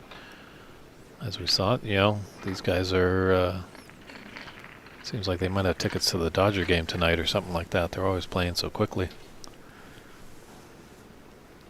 I haven't made that bold prediction before, as we had the Women's U.S. Open in Ox Billiards a couple weekends ago, and I remember seeing Jamie Hunter playing quite swiftly, and jokingly with, I think Christian was with me in the booth, and said, it looks like Jamie's got tickets to the Mariners game, she's playing so fast, and sure enough she did.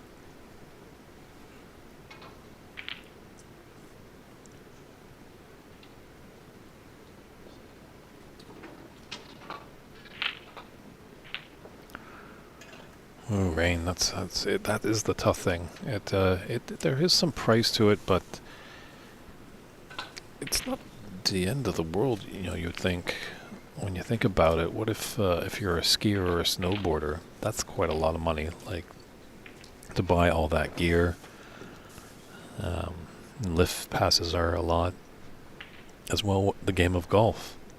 Golf is quite expensive as well to play around. Then you're going to have food and beverage. So it just seems, a lot of things are going up in price, which is tough to see. Excuse me.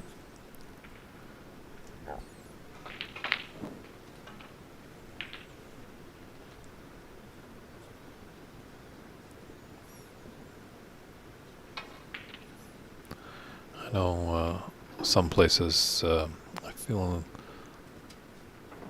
I heard in Ontario, Canada, that they have the philosophy of the table time. I think they do the table time is cheap, and then the food and drink is costly. Or it might be the other way around. I think the table time is cheap, so they're going to have people in there for a lot longer of time, and then they'll obviously over time they'll be wanting something to eat and drink, so then they can charge a bit more. Where I think British and Columbia has cheap food and drink, but the table time is a bit longer, so might be a good philosophy to try that out, of having cheap table time but having maybe a bit more pricey food and drink.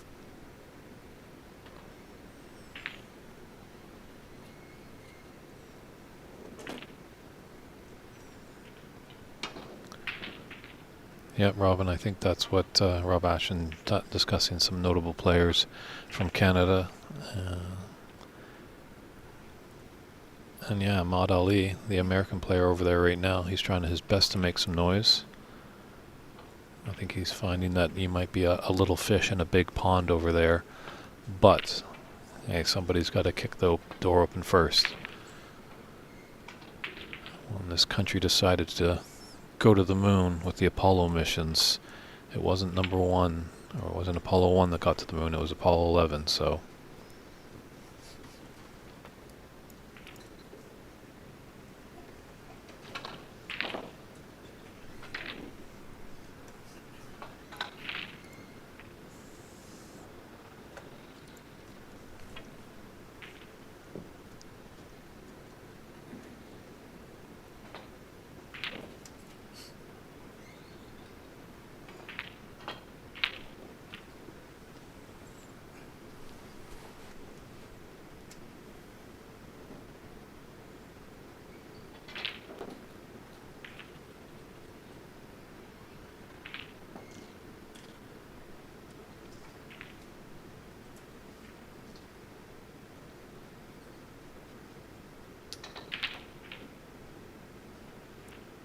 Side of the blue for CC. Might not have the greatest angle just to cannon into the pink to open up the reds, and does have these loose reds that he can pick off. Really like to get that black back on its spot.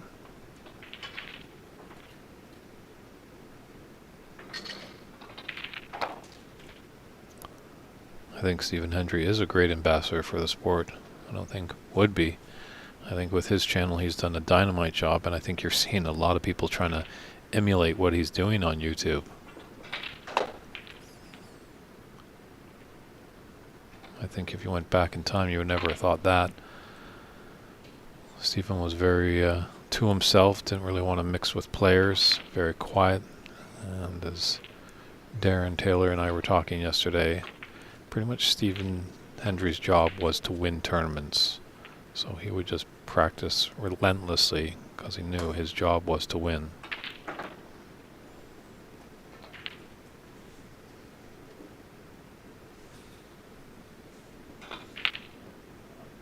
Oh, Paul Hunter, what a beautiful, beautiful player. Yeah, it's unfortunate that we lost him so early. Yeah, he definitely would have been up there, that's for sure. Still playing.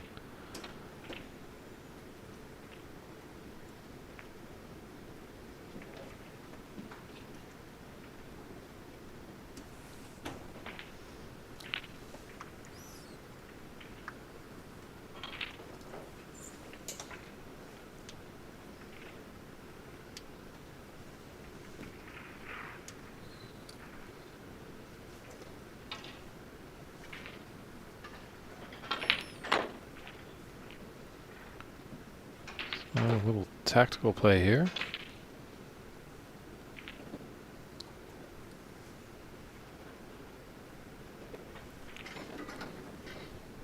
Mark Capel tuning in from Montreal, Canada, letting us know there's several places to play there. It is true. I think Elaine Robidoux has a club there. Stefan has Snooker 147. We played at that club way back in 2016 for Snooker Canada's Richler Cup. That was the first time I was behind the mic in a commentary world. Hopefully someday I can get back to Montreal.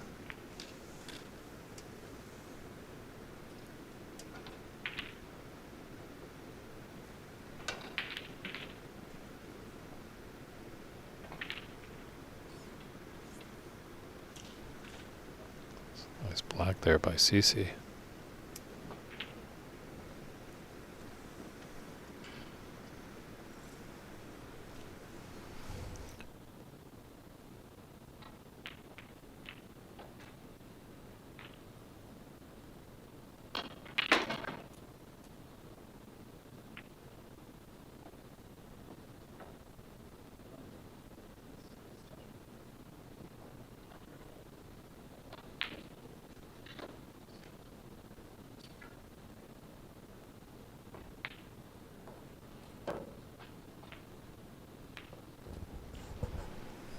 So just going back to the dress code debate that we had,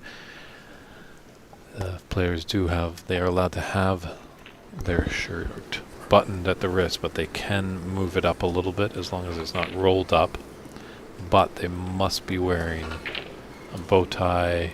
Or a tie. Or a tie, or this, CC's got it. I'm not sure exactly what kind of tie that is. Yeah, it's a different kind of bow tie, I think, right? Yeah. Like cross tie or whatever. Mm-hmm.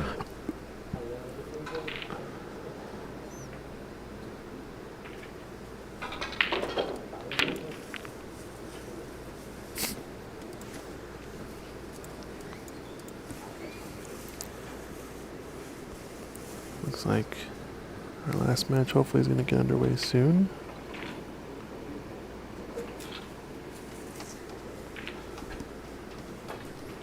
As long as they're smart shoes, brown shoes are alright.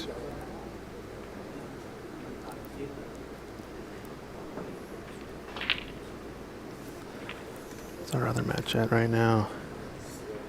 Looks like Jackie Wee's putting some pressure on Renat. So far, it doesn't seem like Renat's had a big challenger in this tournament. I think Jackie's definitely going to. Yeah, it's unfortunate they had to meet there because those are two great, exciting players. Unfortunately, one of them's going to have to go home. Yeah.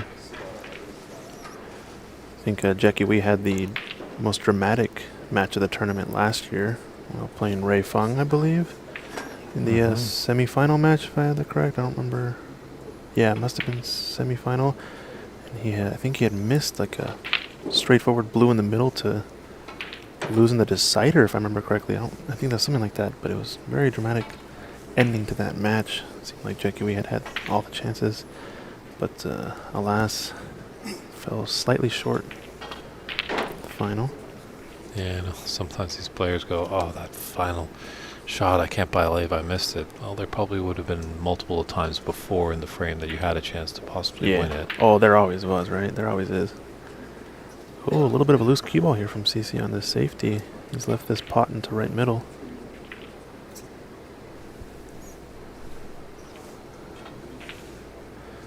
Going to be a little bit difficult to control the cue ball, though, in this.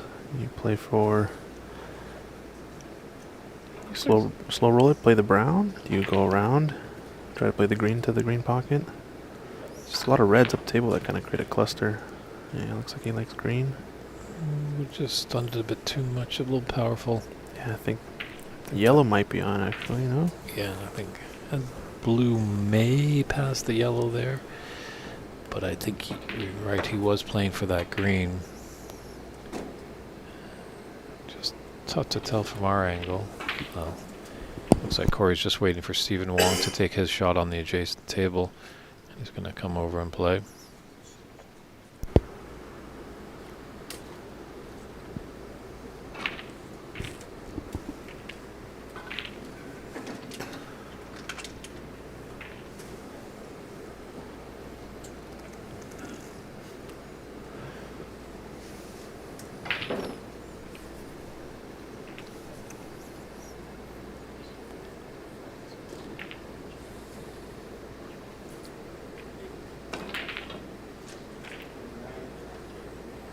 Let's see what CC can do here.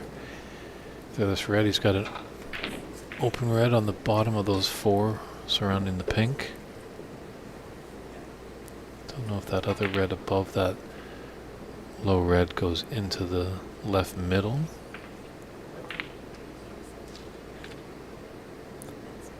Yeah, definitely playing for the bottom one. I think he might have a cannon here. force follow through to the cushion and out, or just roll it in, depending on how much of a cannon he's going to get. It's looking nice. Yeah, perfect split. Rob Ashton brings up another great man in the game. This game, Whispering Ted Lowe, another gentleman that I have his throat on my wall. Yeah. Telling yesterday that I have Vin Scully, the great Dodger broadcaster, but Ted Lowe as well. I see. Just he was a real treat to listen to. CC in the driver's seat in this frame. Most of the reds available to a few pockets. Really, the red over by the brown is the trickiest one, I think.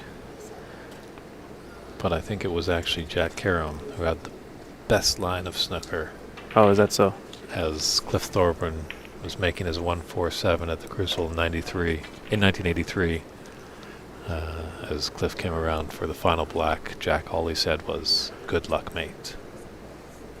And he potted the black, so. Nice.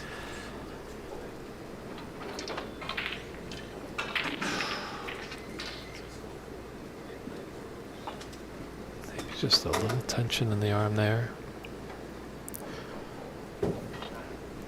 Not a miss you expected from CC there. Mm-hmm.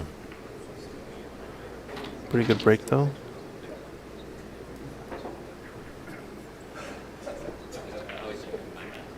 Definitely noticing all the players now, there's kind of a minimum threshold of scoring capability, essentially, now.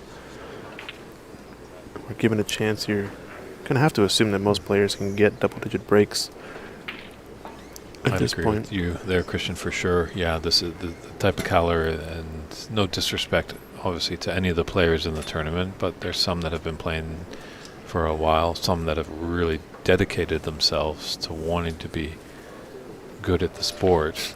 So we're at that time in the tournament. If you make a costly mistake and let a player in with an easy starter, you could be sitting for quite a while.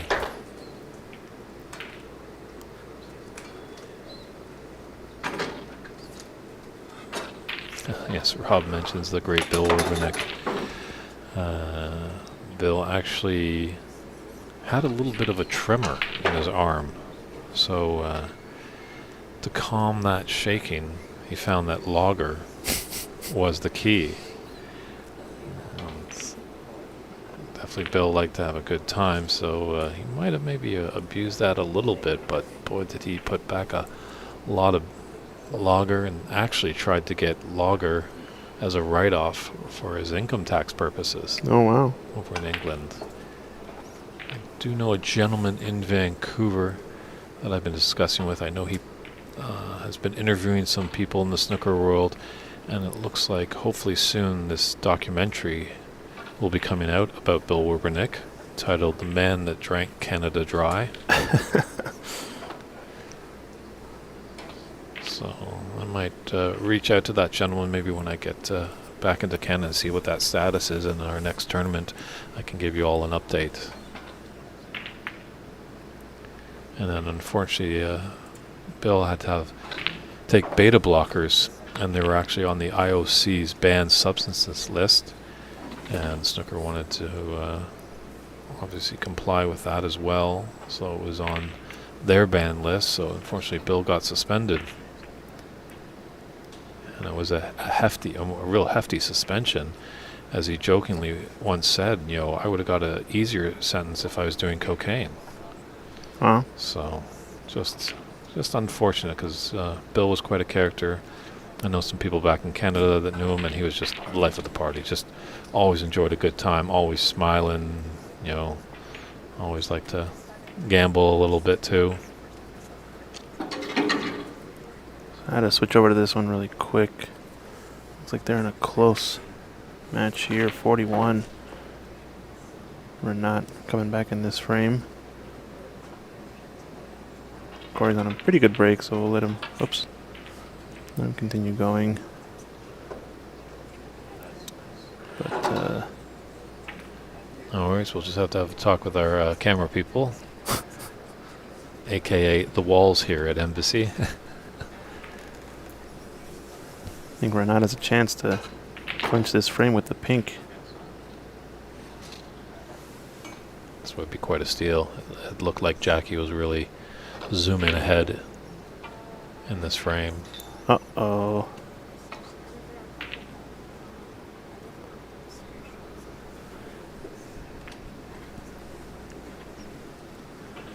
Yeah, as they still got a couple of reds on our feature table. Maybe we'll just hold off on the. Yeah, Corey's still going. Good pot there. Yeah, let's see how this second frame will be a victorious one for the man from the land of Lincoln. Or will Jackie Wee tie up this match 1-1? Needs the pink to roll a little farther here. I think he's okay. Mm-hmm.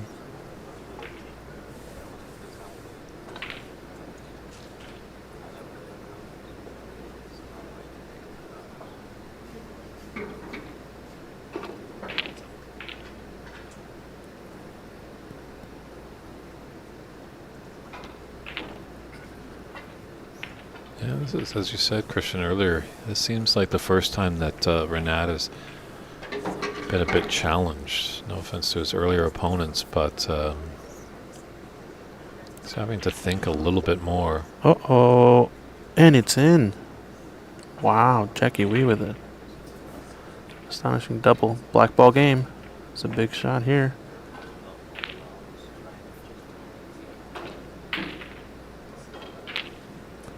Oh, wow.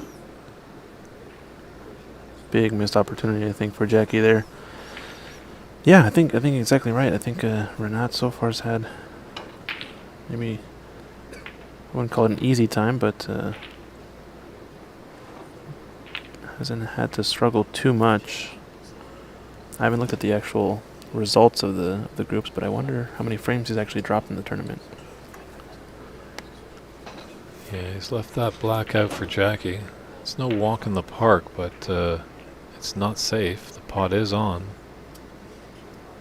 Big shot here for Jackie. He gets a second chance.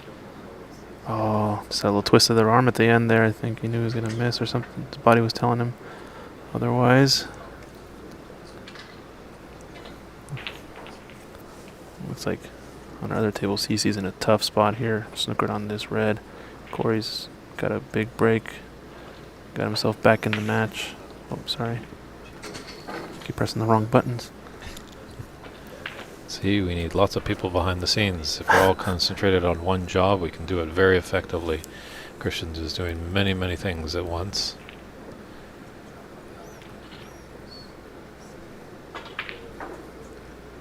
See if Renat can take it into the green pocket here. Obviously with the angle he's blocking our entire view, but we'll see it sneak out. Oh, wow. Where's the cue ball going to go? Oh, no way. Unbelievable. He looks to the heavens. Wild end to that match. Well, we're going to have to stay tuned in that. It might be a little bit of a barn burner over there. Unfortunate hole there for Renat. It was a thin cut on that black, though. So you knew the cue ball was going to be a little loose. Mm-hmm. But Corey back in this one. But I think he just had a foul, though, on that pot attempt on the black and hit the... pot attempt on the red and ended up hitting the black.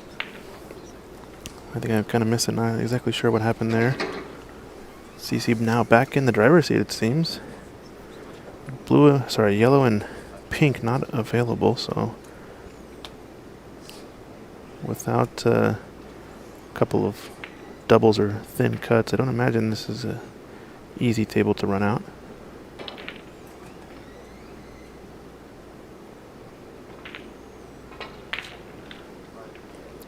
Probably going to see a reverse double here into the middle, or just a safety, separate the balls. There's definitely a good amount of blockers in the middle of the table. The black and the blue and the green. Brown is also enticing. He's going for it, though. Nice double there. No fear. No fear. More like strikes fear in the heart.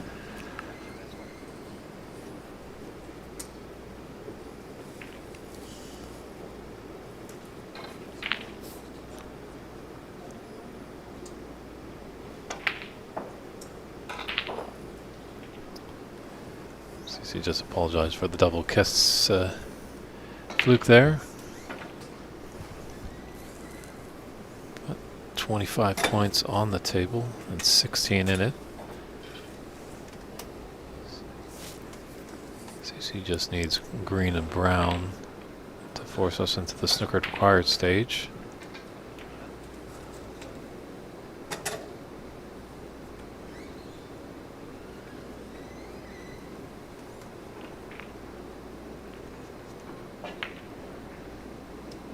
Pretty good effort, but I think there's going to be an edge of this green, if not the whole ball.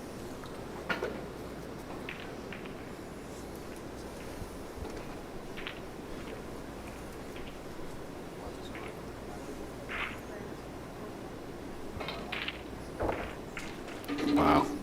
CC's brought his game today. Dialed in, yeah. It's not a bad idea kind of to go for those shots just because we will have the quarterfinals later today. They're scheduled obviously for 5 p.m., but we've got a few matches to get through. It might not happen right at that time. But if you can get through this round of 16 match rather quickly, then you can get at least a little rest before that match. Oh, watch out pink here. Watch out pink. Dangerous. Little safety attempt there from CC.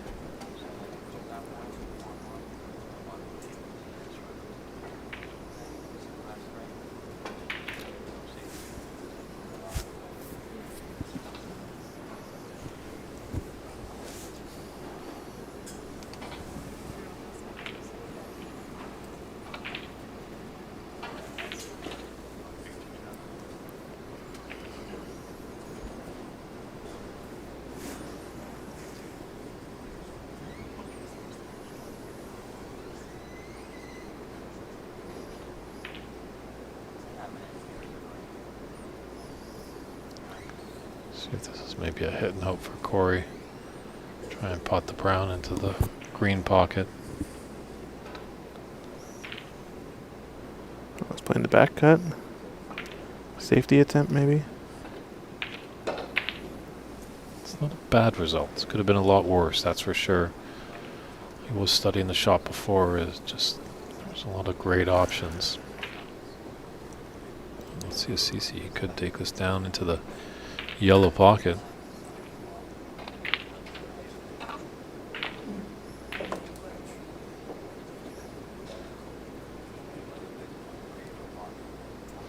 SC Manhattan over on YouTube. Haven't seen him in a while in the Aux streams. Thanks for the kind words. You know, it's a great team behind the scenes here.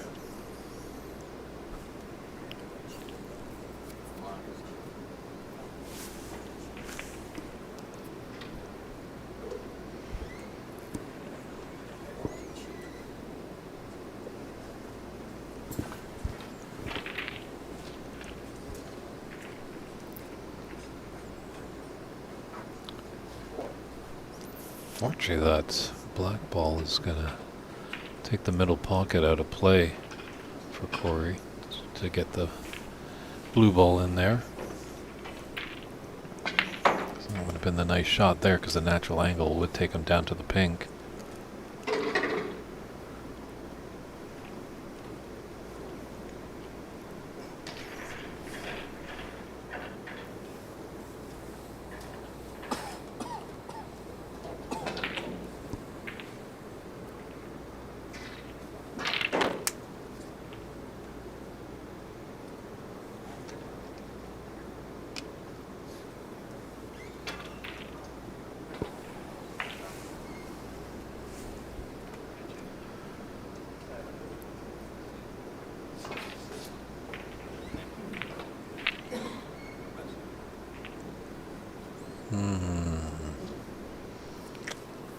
Don't think he's going to like that shot.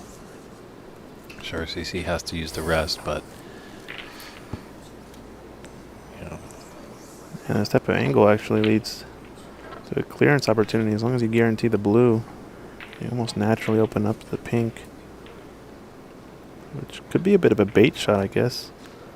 I don't know. He missed it and missed the pink.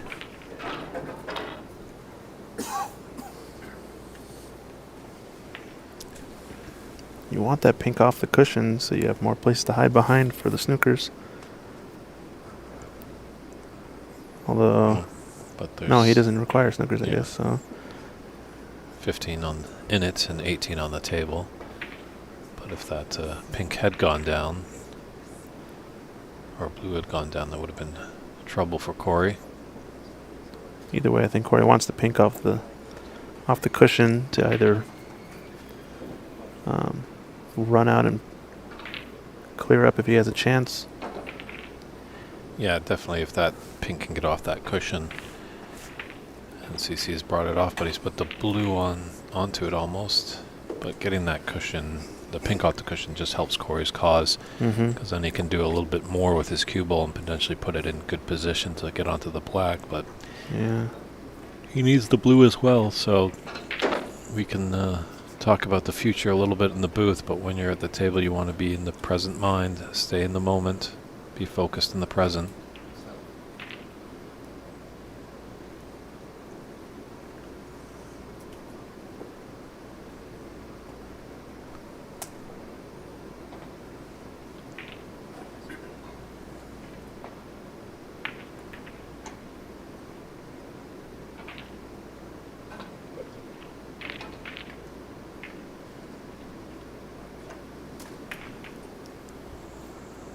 He's gonna like this. Uh-oh. Yeah, this is now all out in the open. Yeah. CC definitely capable of clearing up here.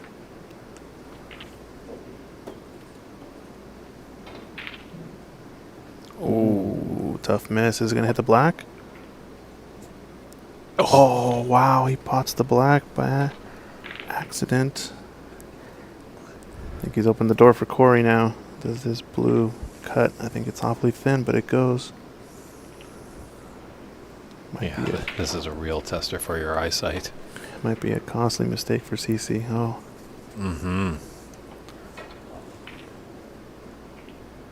Because CC does now need the blue and pink. There's Corey's pool style with the closed bridge, but cuts it too thick and kind of felt like he jumped up on the shot a bit too. Almost like he knew he was going to miss, or his body was telling him. Yikes. So still anybody's frame.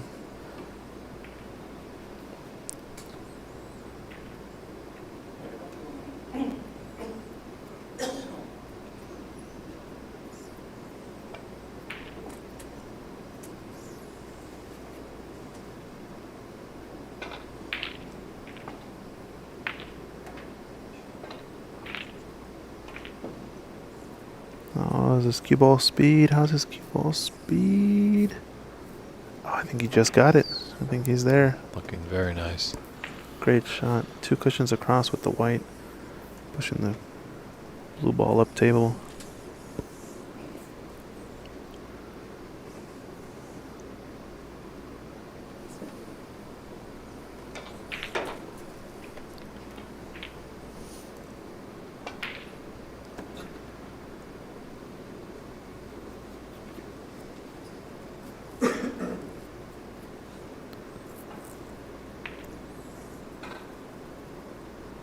Cushion escape. He's hit it, but he's going to leave the blue over the middle, possibly. Yeah. Yeah, it's a long one, though. Good escape. Pressure shot there.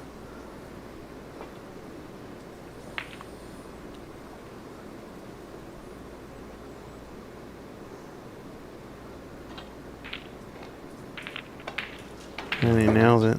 He's got part 1 done. He's got the pink into the left middle. Like to come off the cushion just a little bit more. At least it's not glued to it. Well, now it's pink and black to it's the frame tie right there. There it is. Well done there, CC. So he takes a 2-0 advantage in this best of 5 round of 16 match. As we quickly jump back to our other TV table between Renat Denka and Jackie Wee. Renat has rebounded nicely after that second frame loss. He's got a 29-2 lead. Got There's still a lot of reds on. He might be on a break. Not sure because the scoring software doesn't update unless there's someone manually updating it. So.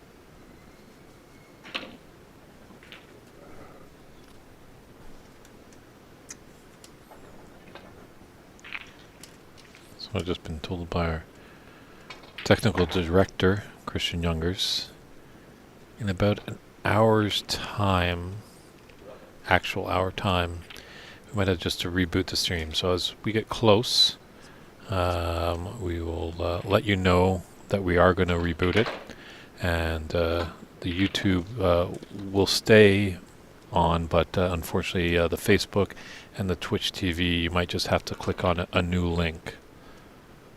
But we'll definitely give you a little heads up when we definitely turn that over. Just one of the things that we have to do here. This has been a long day. It's a very busy day here. A lot of players are going home, unfortunately. Jackie Wee with a very impressive snooker there.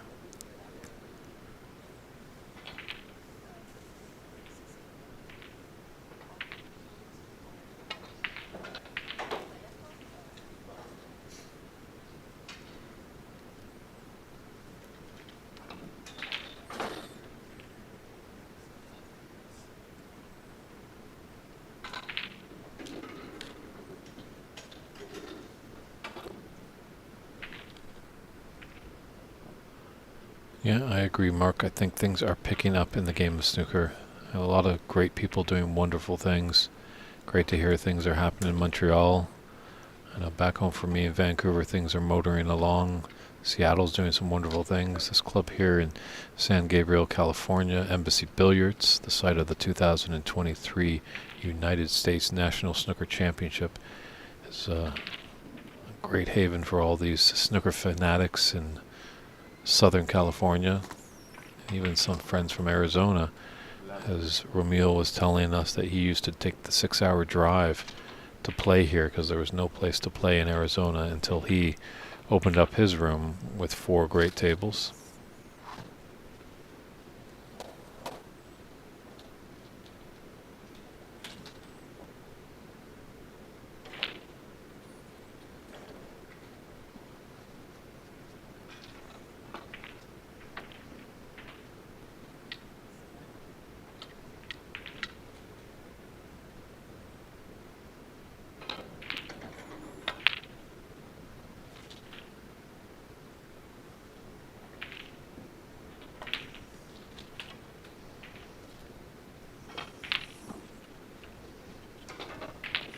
Let's see what Jackie can make of this. Tough to tell. Doesn't look like when the black gets respotted there's going to be a problem for this red. Obviously we like a little bit more angle, but this is the table that's a little further across the room from one of our TV tables, so you just can't get the right angle. It's nice that Christian was able to do some great problem solving and enable us to take a look at this table as we saw Darren Taylor and Jayaprad Hawker play. It's an exciting match. You could hear a lot of oohs and ahs in the lounge of Embassy. Speaking of Darren Taylor, I think he's going to get started in his match over on our main TV table. Looks like that match beforehand, determining his opponent, went a little long. They just give him an adequate break, and now they're doing a quick warm-up and getting ready to go. So a couple frames behind the rest of the groups, it looks like. I see Manhattan. We did not bring the aux cameras, but they are the same exact model and type of cameras at aux. We're just traveling on the road with them, collaborating with Embassy Billiards, letting us stream here. This event. So far, so good.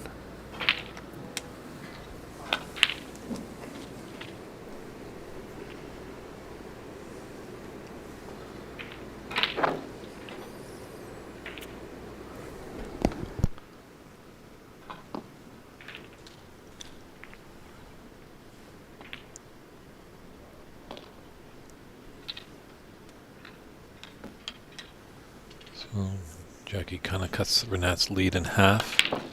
So Renat leads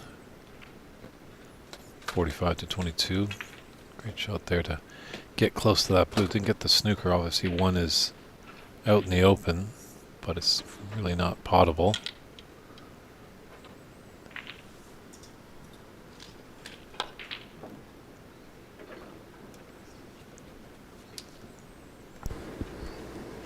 Yeah, they look really, really clean, right? Still, to this day, surprised how clear these cameras work.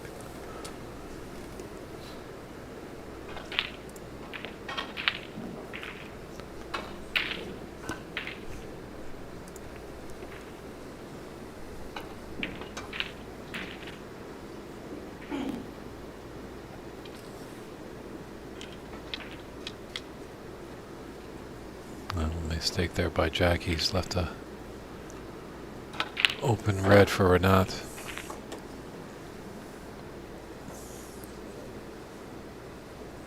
He hasn't tough to see from that angle. He's just thinking on the right side of the brown for that snooker.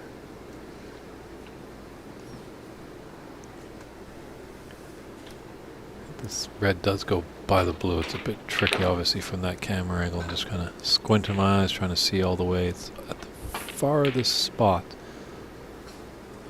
in this room that we are away from.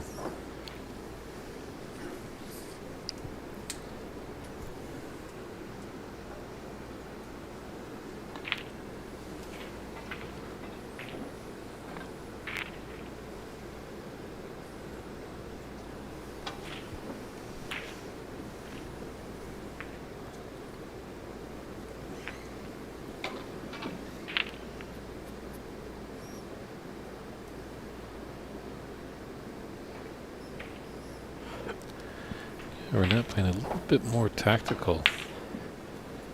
Yeah, it feels like we've only really seen offense from him, but now that he's up against an almost equally offensive threat, he's going to have to play more tactical. There's a mistake there for Jackie. Does it pass the brown, though? It's close. One thing I remember about Jackie's game as well, seeing him in other matches, is he almost would, I think when he was playing Hitesh, he would almost use a red to just open up a color that went safe. Like he would pot a red, go hit a color on the table and have it bounce around out into the open so that he can eventually get a higher break on the subsequent turn at the table. I don't know. He's going to be quite playing that strategy here against Renat, knowing that Renat can easily run a century on a wide open table. So I think both players are going to have to be a little bit more tactical with their play. Yeah, just never not opted for the snooker there. Didn't play aggressive and trying to put that red in the pocket. This red does pot, I think, into the left corner. Boy, those shots scary. You think they should be pretty easy straight along the cushion, but it definitely will give you some sleepless nights. Oh yeah, not easy for sure. Not as difficult as it would be on a start table, that type of shot, but... Speaking from experience? Oh, for sure, 100%. Feels like that down the rail pot. On a star, you can't even touch the cushion you're shooting along at all with the object ball. It'll definitely not be in, but if you can sometimes catch on these tables and a little bit more generous. Not by much, though. How's our CC and Corey Sykes match going? It's like not as high-flying, high-scoring as we see our other table, but it's like Corey on a bit of a break here. I think he's at least 16 from what I saw earlier, and definitely some more open reds to go. That is correct. Al Edwards just letting us know that the great Cliff Thorburn does play from time to time at Corner Bank in Toronto. That's actually run and operated by another great snooker player, Jim White. Jim White actually does a lot of great commentary for the Moscone Cup, and his business partner John White, who is a great accomplished cueist himself. And they did have actually Jimmy White and Stephen Hendry over a few years ago, and there was a great crowd coming over. So I think that's what we're going to be needing to do a little bit. There's the man. Sneak preview of Stephen. Stephen Wong. He didn't see it coming. I think that smile's still there from last year when he was able to win the championship. Well, now it looks like we're not a chance to clear this up. But we've been obviously noticing it in up in the Pacific Northwest in Seattle and also in Vancouver area, bringing over some of these top-notch players. It really draws a lot, and it really opens people's eyes. As I alluded to earlier, some people just don't have the funds to travel over to where these professional tournaments are. As in North America, we don't have any professional tournaments yet, but there is potential that it could come over.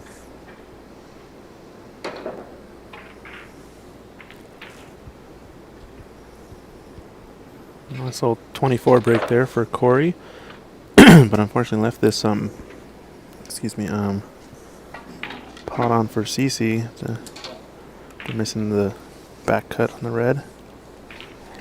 It's a nice drawback with all those bells and whistles there. You had the redwoods out, so that was definitely a tricky shot.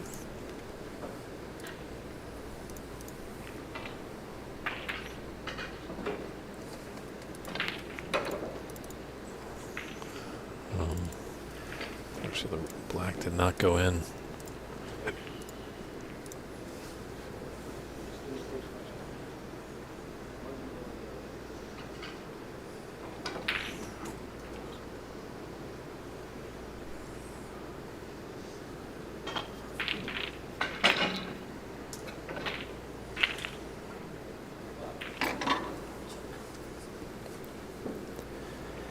So Corey in must-win territory now with CC having 2 in his favor in the frame score. Well, looks like our main TV table match also just started finally. Darren Taylor versus Niall Tito. We'll definitely have some time to tune into that match in a bit. There's plenty of snooker to be played over there. But I think we'll focus on this match till its conclusion, as well as Renat Jackie Wee.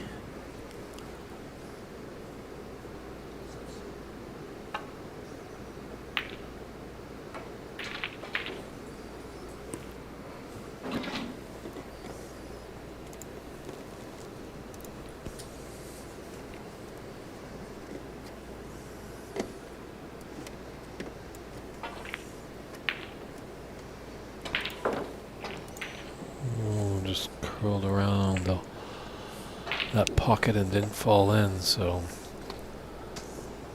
gifted opportunity here for CC. Let's see what he can make of it. Actually, that yellow's in the way of the blue, but he might have the pink into the top right corner pocket.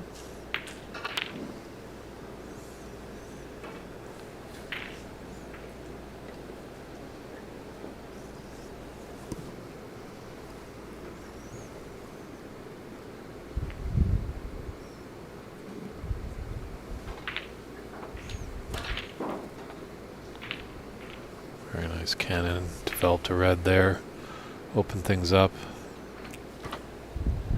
Take this, just roll it in a little bit. Looks like you might be drawing actually back for the pink. He's got the black into the same pocket, very nicely done.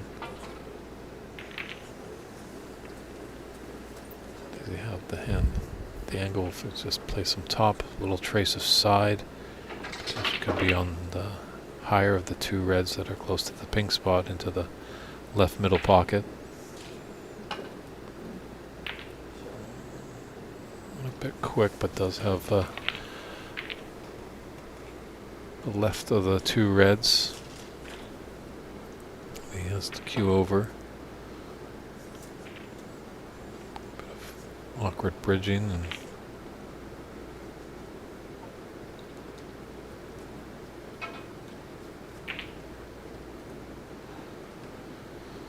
just not comfortable right now with it. Might have to find the spider. Just double checking that red. Might go into the left middle.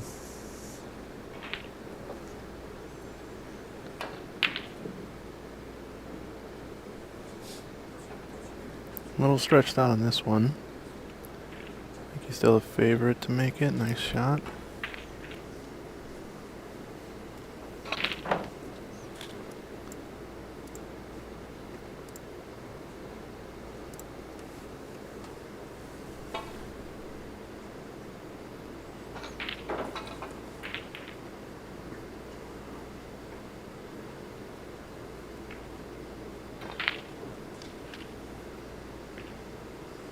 Nice pot. He's got options.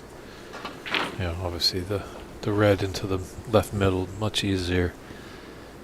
But just as a saving grace, he did have that red that he's going to be queuing over into the top right corner. It's tough to see kind of what angle he has there. Or if it's just straight in, he can kind of just run through ever so gently to be on the pink. I think that's what he tried, but he came a little bit short, it looks like. Not going to be overwhelmingly happy with this position. Might have to take blue up into the yellow pocket or something on the bulk end.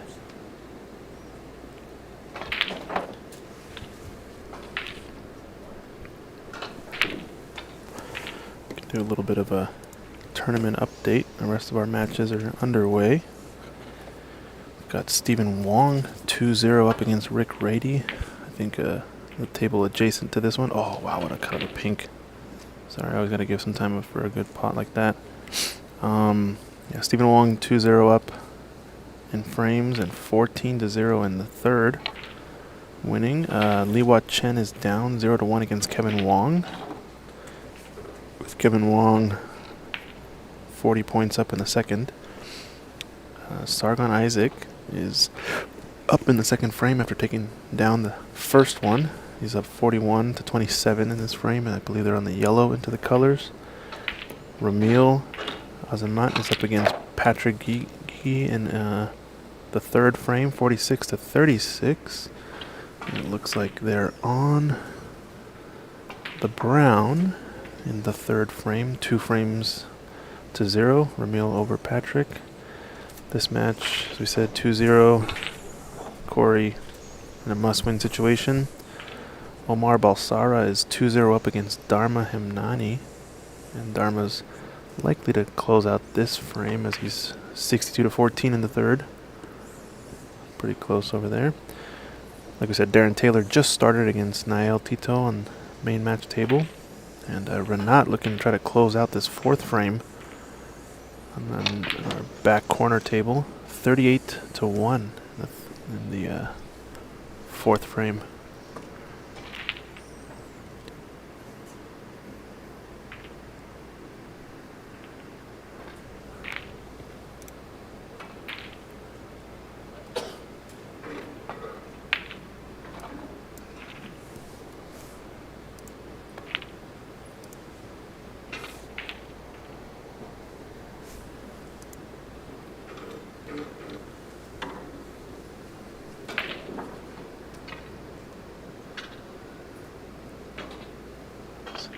Going to come off the right side of this red.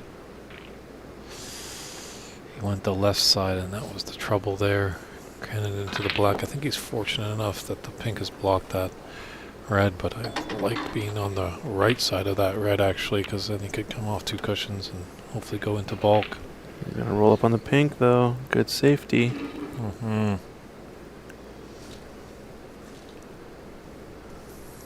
This is a frame very much in the favor of Corey, but at this point, CC looking to steal this one away.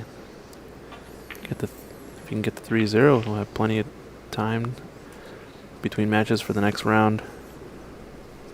But it's not over yet.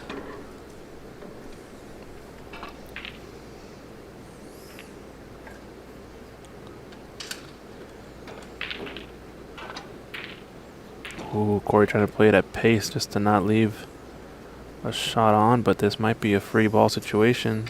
Yeah, it looks like it. What do you do here, Christian? I don't know. Free ball?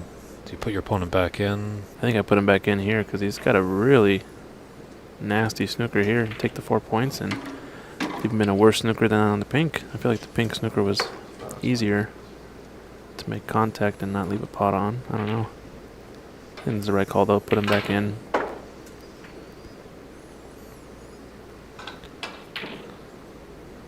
Wow. Yeah, we'll see what we can do about that, Mark. There is the president of Snooker Canada in the room, Patrick Gigi. He holds dual citizenship. I know we do want to possibly get the Jayaprad Hawker, the president of the USSA, into the booth to get some updates of what's going on with the scene in America, but potentially maybe we can wrangle up Patrick to see if he wants to come in for an interview, if that's kosher with the American scene, just to give us an update of what's going on in America or in Canada.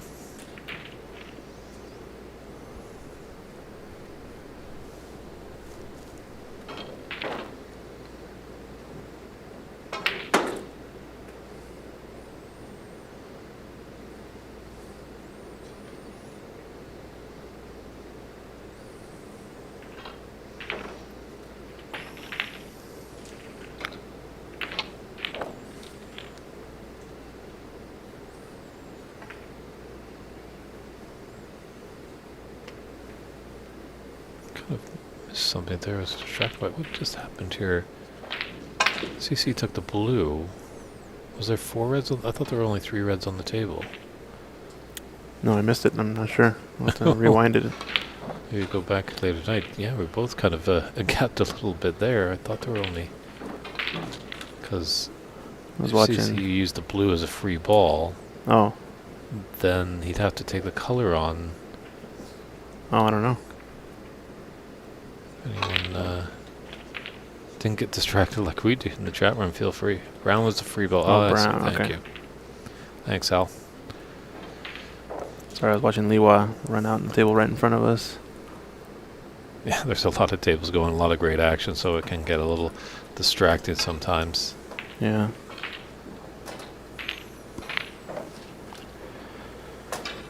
It's danger zone for Corey here. Yeah.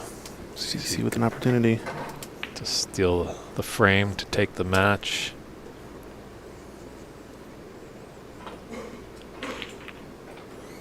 Ooh, just overcut that slightly, but snooker is on. The fluker is on.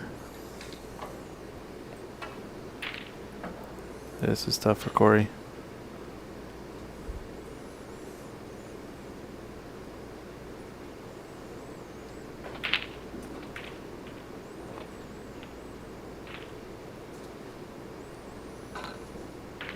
Good contact on the red there.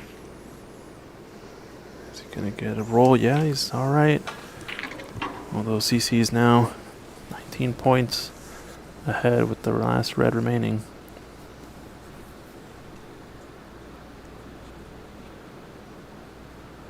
With red and black, can get to a tied stage with all the colors remaining for Corey. Otherwise, we'll need a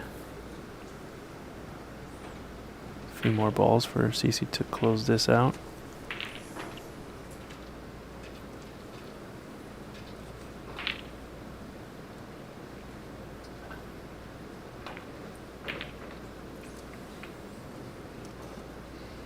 Oh, that's a good shot there from Corey.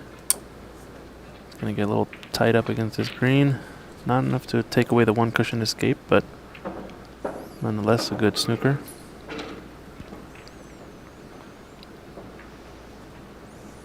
And it works. Is he going to leave a free ball is the question. Well, something about it. CC always hits it at that speed. He always hits it at that nice speed to not leave the free ball. Yeah, he's your fellow statesman. If he does get through, I think you might want to talk to CC. Just remember to walk around the table, take a look at all vantage points. We did see in last year's Seattle Snooker Open, CC continued going to the left side of the table to get out a snooker. Didn't even try once on the right side, and I think most of us in the room were just screaming for him to just try the right side. We just got to make a lot of fine adjustments.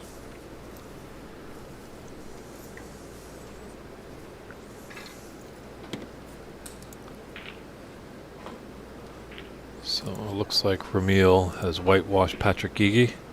Yeah, I believe so. Ramil on to the quarterfinals. Congrats to him. I think our other back table over here, Renat is putting pressure on Jackie. Also trying to punch his ticket into the quarters.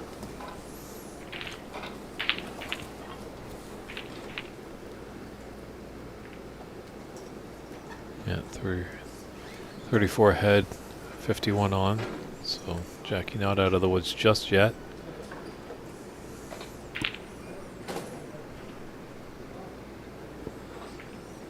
I think Sargon also just closed out his second frame of the round.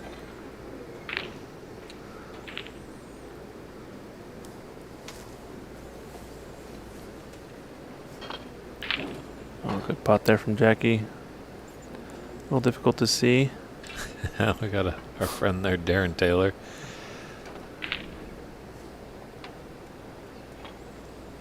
A little bit of drama though. Let's just go back to Corey Sykes. He's in a must-win frame. 11 down against CC. Does he get a roll here? Got a lot of matches still going. And we also got the quarterfinals that will be happening later tonight. Those will be best of 7 matches. So a big day here, day 3 of the 2023 United States National Snooker Championship, live at Embassy Billiards in St. Gabriel, California, just outside of Los Angeles. It's David Burney in the booth with Christian Youngers. We're glad you're tuning in and enjoying the stream all weekend long. If you have any comments or questions, feel free to let us know. And also let us know where you're tuning into. We know this is a global game, and we always love to hear where our friends are tuning in from. Yeah, pretty international audience, I'd say we have usually for our snooker streams. Very, very cool.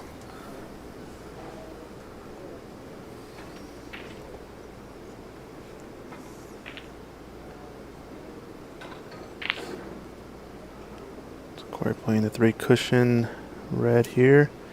Oh, we wanted to hit that blue with that red. Would have been nice to hold it there behind the pink.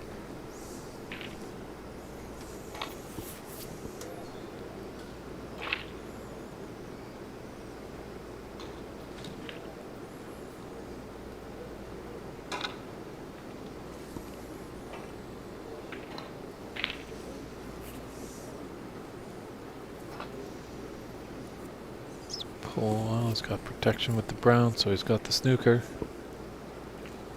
Yeah, great shot. Brain, how's the action over there in Sweden? Always wanted to make it over to Sweden. If there's some great snooker action over there, that might just spur me on, because my vocabulary is limited over there, but I do know Hike Yorkirta Dave. Oh, nice. Oh, good hit. So maybe I can get away with that one if I go to Sweden. Good Swedish from Dave and good contact from Corey on the red. Leaving the containing safety.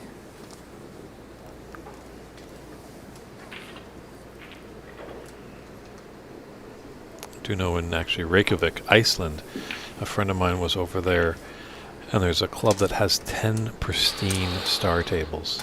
Wow, 10 tables in Reykjavik? Dang. Definitely have to visit that if I ever go, or when I go next to Iceland. That'd be cool. Look at this safety though. CC controlling the cue ball all the way across the table just to nudge the pink ball and land right behind it.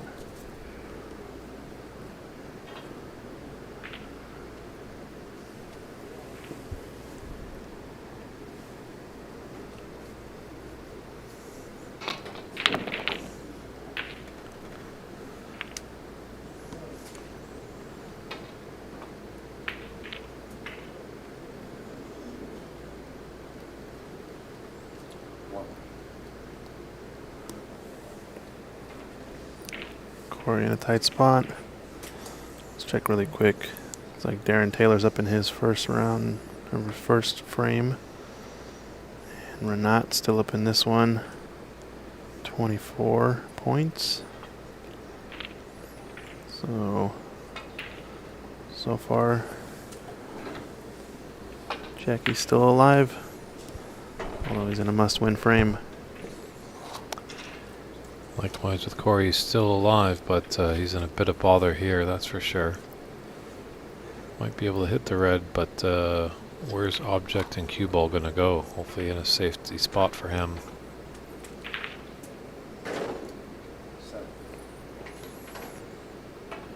That might lead into a free ball here. Yeah, it looks really close. I think it is, though.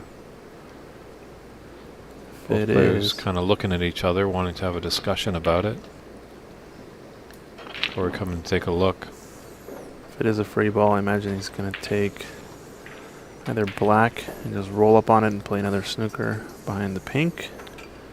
Or if yellow passes the red into that yellow pocket, can take that and play for blue or some other color. He's looking down table though, like he wants to play the black. Or even pink, I guess, too. I think the pink and draw it up a little bit for the blue. Kind of like yellow more, but I guess yellow will block the red for a later stage in the frame. And he's feeling good, so pink it is.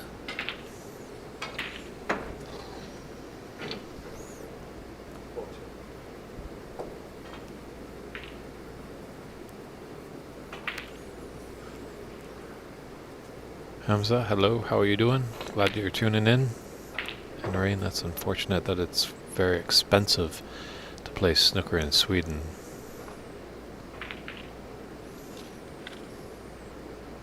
Yep, so CC screwed back enough on this.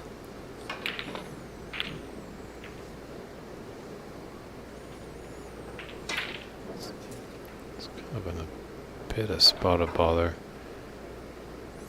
Just trying to get comfortable on the table. Great pot.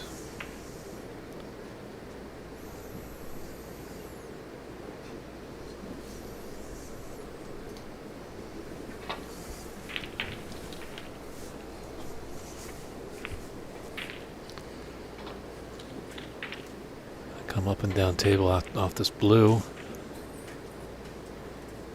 Wants to stay on the good side. Oh, he's landed perfect. True, I think he's just got a little bit of angle that he can stun up for the green. Oh, he just kind of stun run through for the green. Yeah, it was pretty straight, but still looking solid. Has his choice, screw back or go forward 2 cushions, or 1 cushion maybe even, depending on the angle.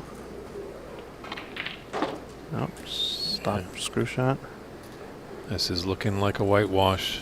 Black the only ball not on its spot, but it's not needed for CC.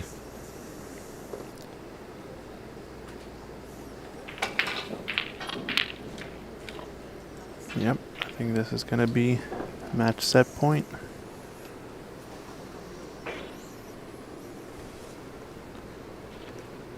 I think Renat might be running away with things in that match. We'll just take a... Last I checked, what, 1 red was on, so... Corey and CC looking at the scoreboard. Corey's going to be coming back to the table, but let's just see how the update is over here. So... 17 in it, and there's 27 on the table there. Maybe we can quickly jump back to Cece and Corey. I think they've got a bit of business to do it with Renat and Jackie. This is 36 with 18 remaining. So I believe 4 snookers on the blue required for Corey to win. I think it's going to be a matter of time before CC closes this out. And with that snooker especially.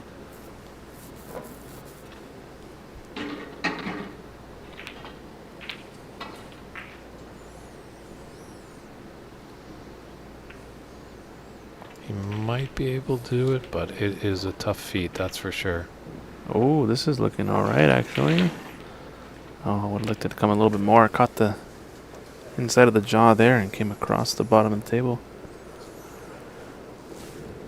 David McCoskin, can we get Sargon Isaac on the stream? Unfortunately, Sargon's in the farthest possible table for us to see, so it's going to be difficult for us to check out his match. But from what I understand, he is 2 frames up in his match in the best of 5, so if he wins his match, I imagine he'll be more available for us to look at. I'll see if I can get an angle on him though in a little bit. Yeah, 2-0 in his match. Oh, so Corey playing 3 rails around. Does he get the pink? Oh, the flick off the black. He's got a snooker. It's gonna need a lot though. That one pretty straightforward to escape from, so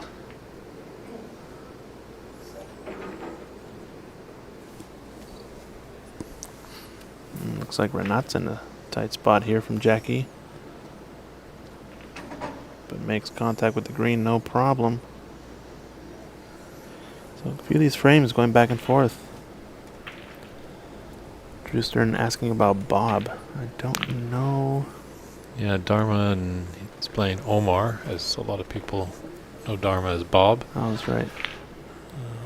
They're in their 4th frame. Unfortunately, Bob is trailing 2-1. But as well, that's also in a tricky position for our cameras. So hopefully as these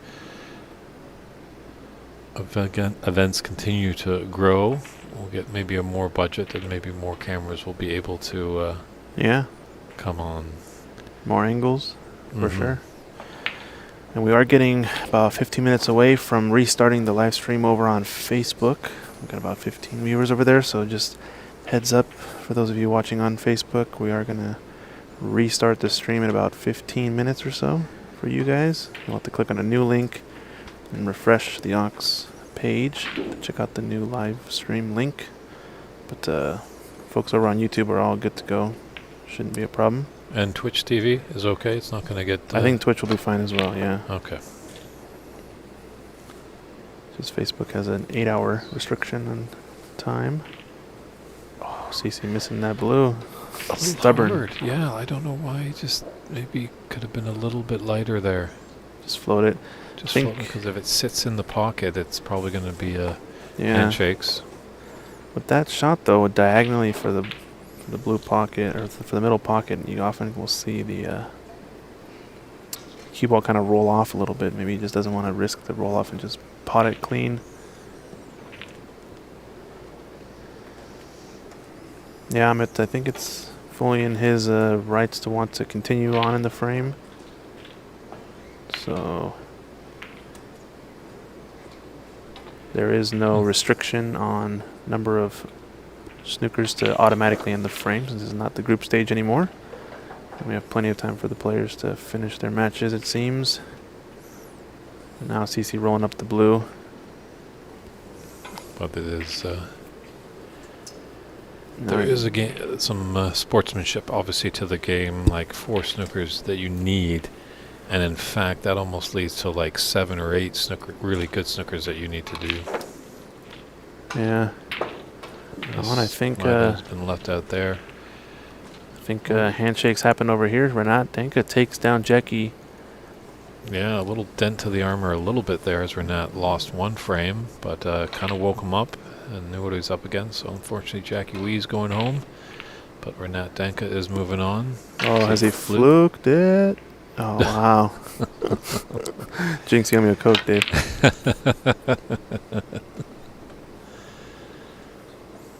Yeah, so that should seal the deal for CCU. He takes There a it whitewash is. victory there over Corey Sykes. And now we're back to another match we have here.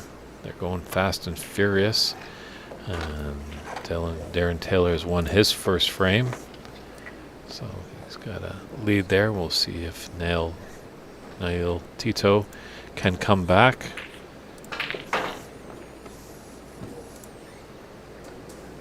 Yeah, we're going to see them reset the balls here. Maybe I can get a different angle for matches over in the back of the room. Unfortunately, won't have the scoreboards readily available, but we can check out the room here. We can see Dharma at the table.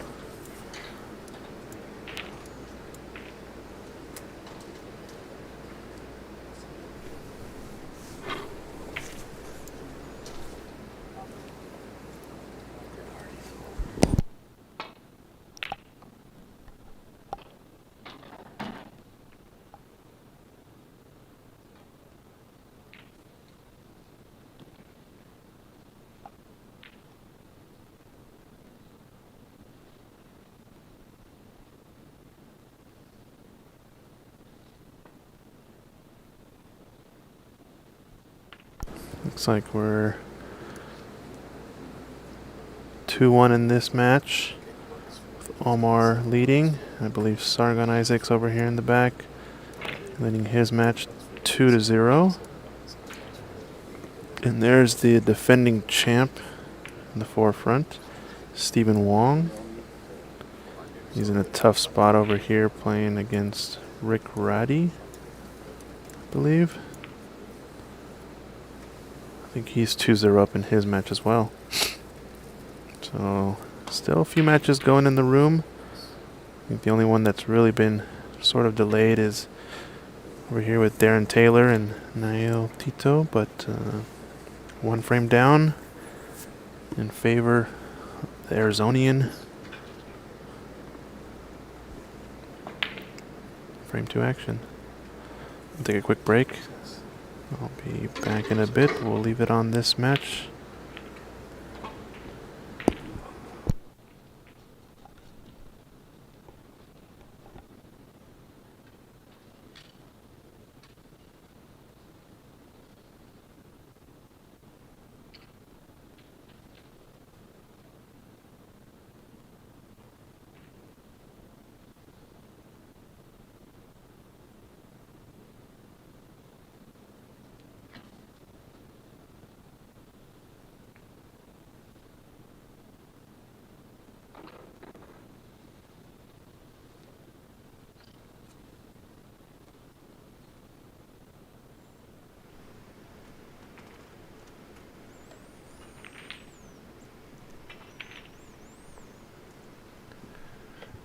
Yeah, we just have about 5 more matches to go in the round of 16 here. This is one match that had a later start.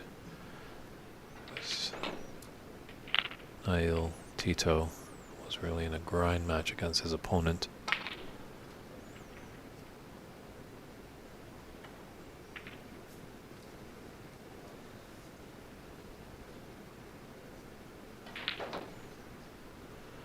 He is definitely in tough. Darren Taylor is a tough competitor. Knocked off the president of the USSA, Ajaya Pradhakar.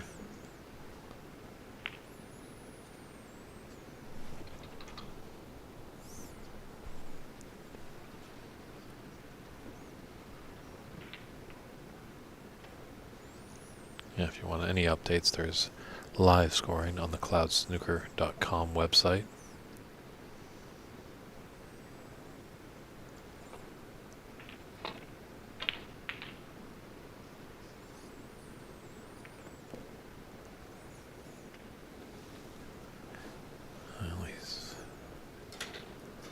Left a red on into the right middle pocket here. Darren has.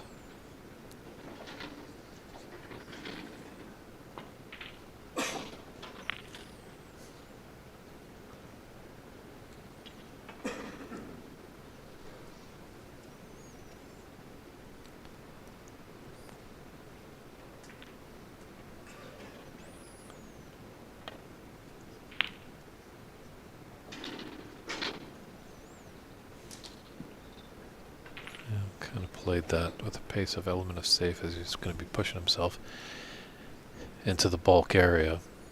But the blue now is in a nice position to be potable if needable.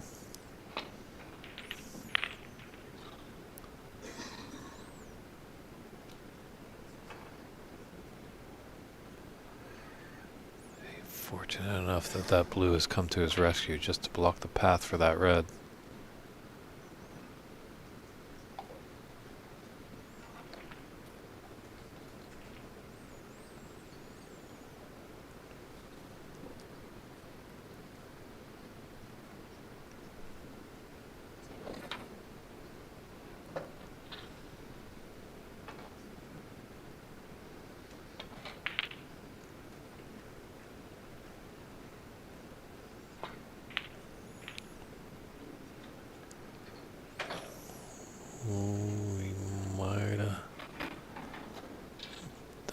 Fortunate enough, I don't think that black has come to his rescue. It's a long pot, but Darren, a very accomplished player. I can see him taking it on.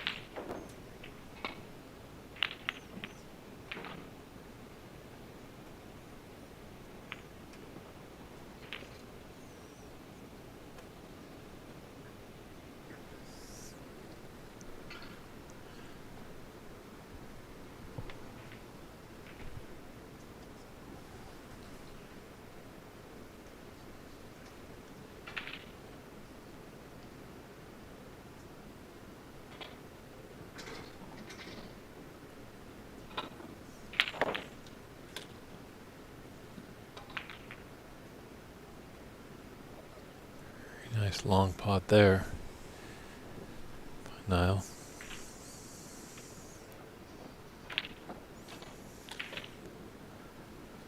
Let's see what he can do with this.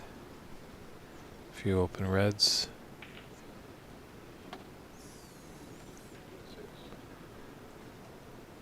Blue is actually going to be on the black spot.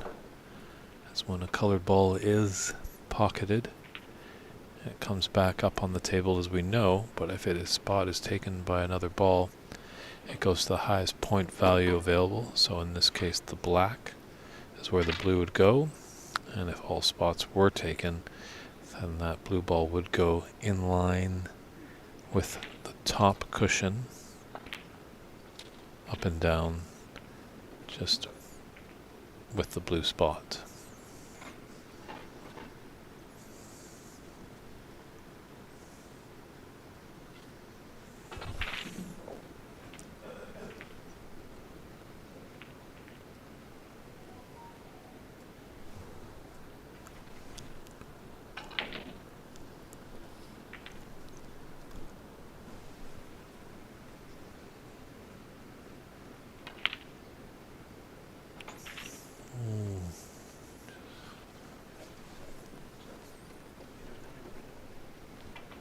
So we're going to just, for all you Facebook viewers, I know there's a few of you on there, we just got to reset the stream just so it doesn't kip out at an inopportune moment, but you on YouTube and Twitch TV, you should be fine.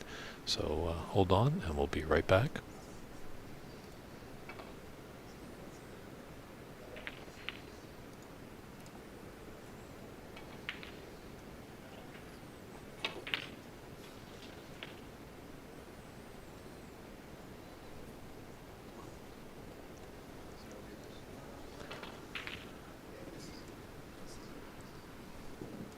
And just like that, less painful than going to the dentist.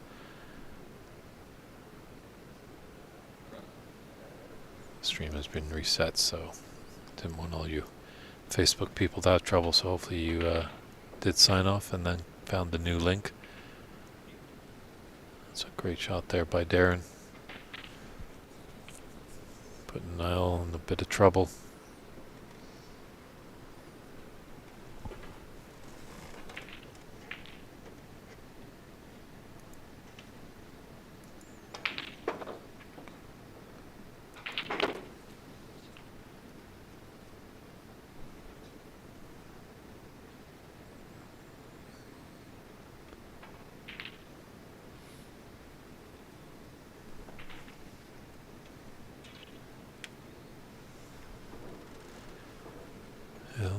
Just an update around the room. Rick Raddy has taken the third frame, so Stephen Wong still needs one more frame to push himself into the final 8 and to continue his quest for being the defending champion.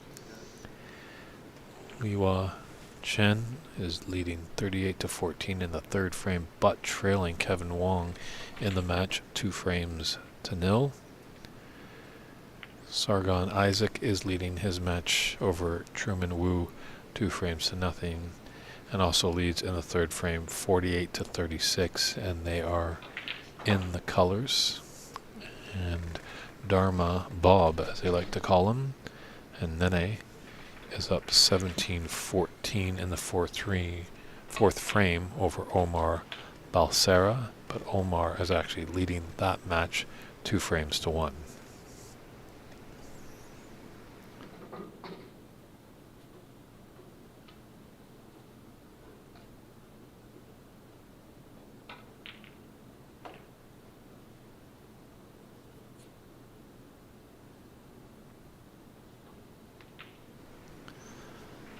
Very nice touch shot there by Darren. Had a nice red. And came up just out of position on the green. But just could tap it. And as he's saying, for those little roll-up shots, just remember to look at the cue ball while you're taking it and just give it the right pace. Don't look at the object ball.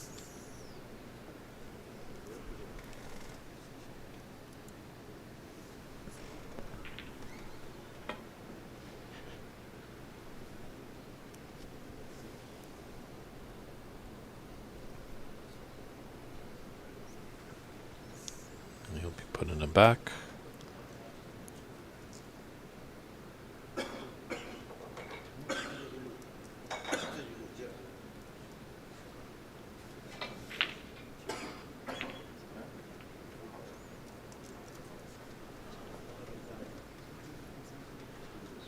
Niall just asking his opponent to respot the cue ball.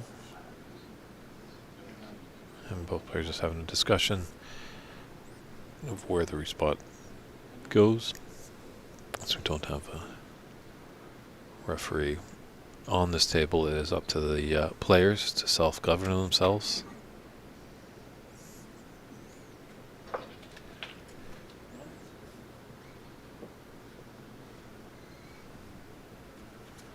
So this is starting to get a little bit of costly for Mr. Tito.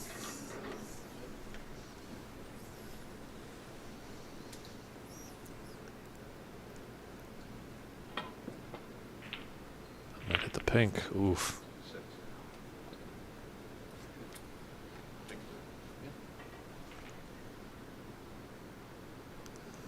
I think he's entitled to put him back if he'd like, but going in that pink really made a mess of things. But Darren does have a Starting red into the middle pocket.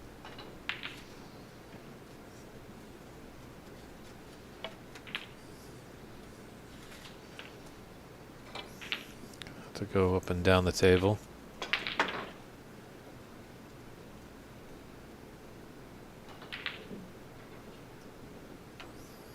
I want to cannon into the yellow or green.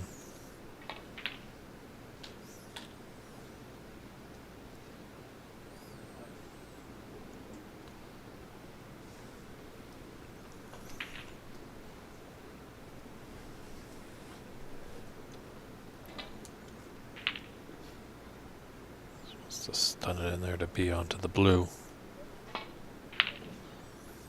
Ooh. She played with some top to get onto the other side of the blue.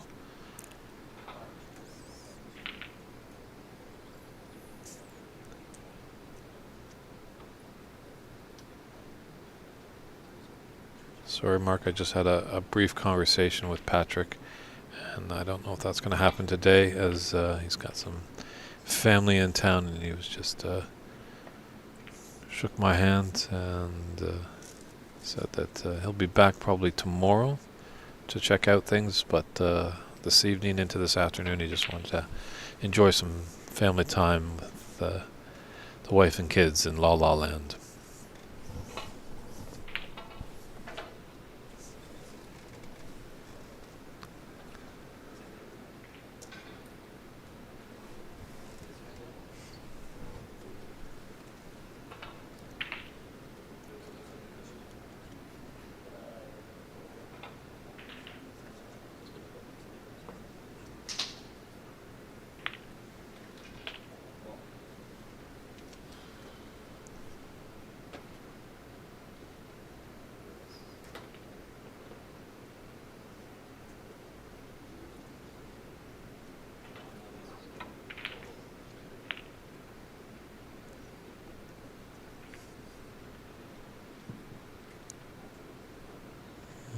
Left an easy red there for Darren, but the one thing is obviously that that blue is kind of squirted up to be by the cluster of 4 reds.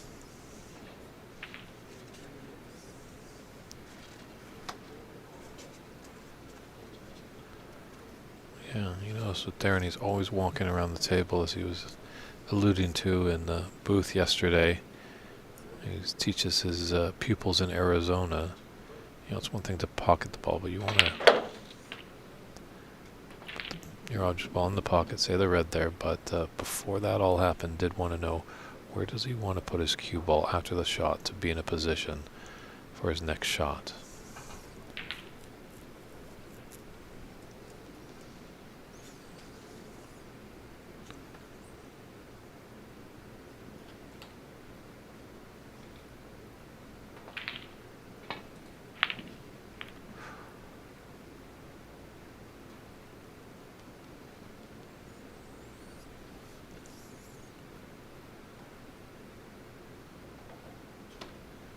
Just rattle in those jaws and spud it out.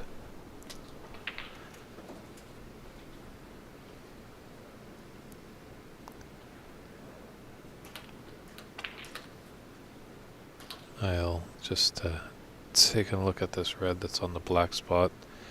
It's a blind cut, so definitely a tricky pot, and as well controlling the cue ball. It's going to be tough here.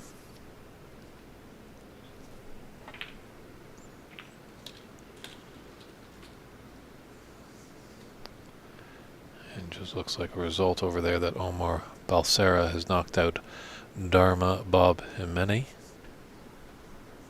So Dharma is semi-finalist from last year. His campaign has come to a close.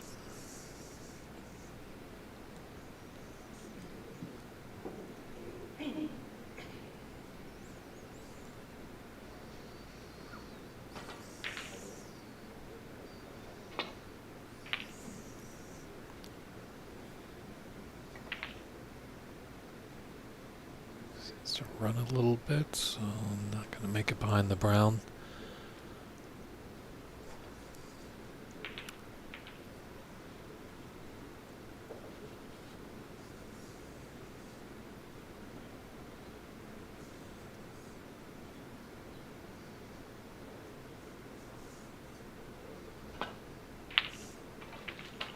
Oh, great long pot there.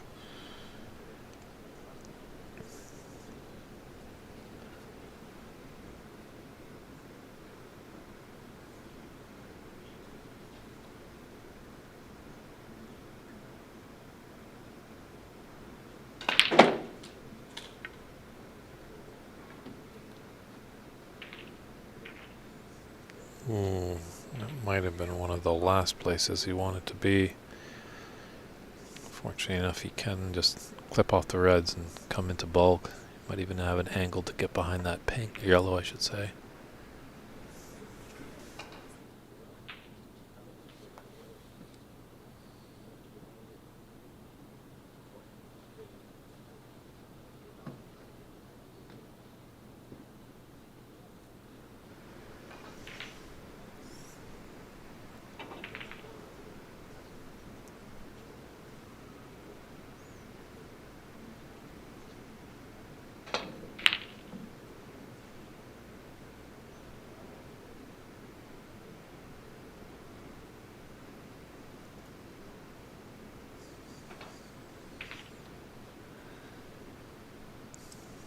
Yeah, we'll see how fatigue comes into play, as there's already been some round of 16 winners into the quarterfinals, but we still have some tables going, and if you get in a really long, drawn out, tactical affair, grind match, you could be in trouble.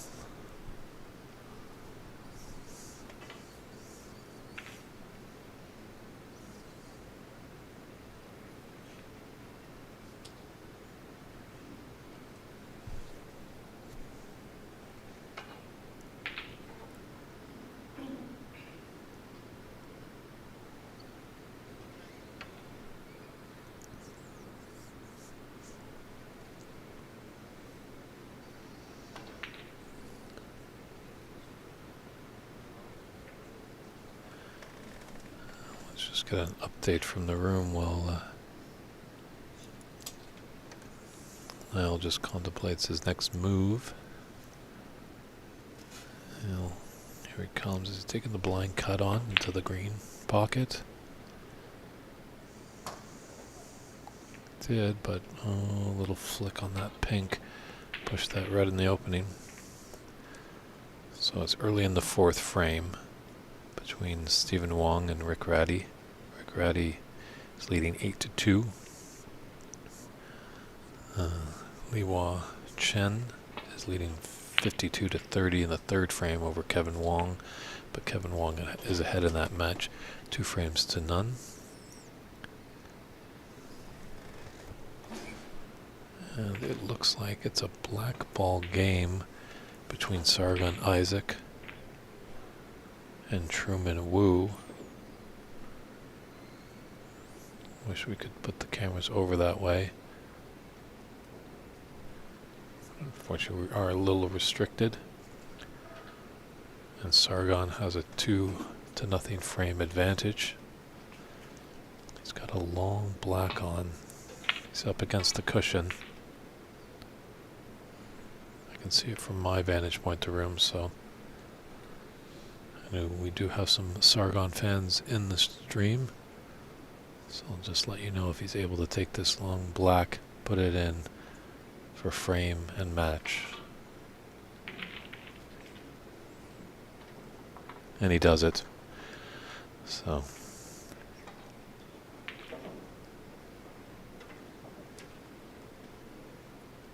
and there's the handshakes. I think his opponent Truman might have thought it was a race to 5, but no, they're best of 5s. So that match comes to a conclusion. So just 3 matches left in the round of 16.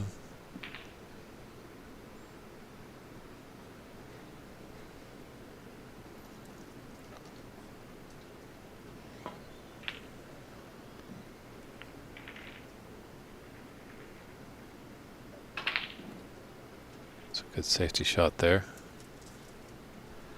Let's put that cue ball really tight to the cushion.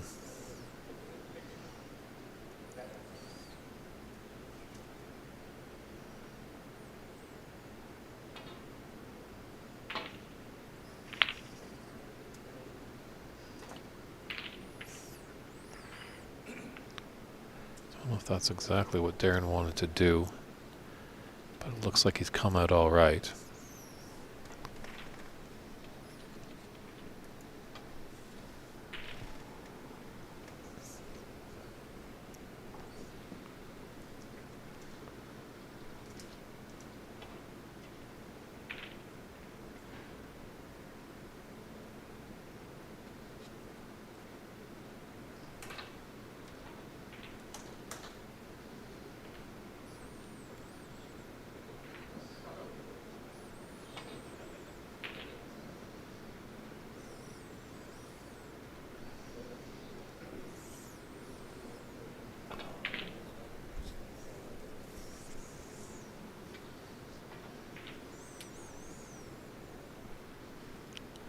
A little flicker in the room.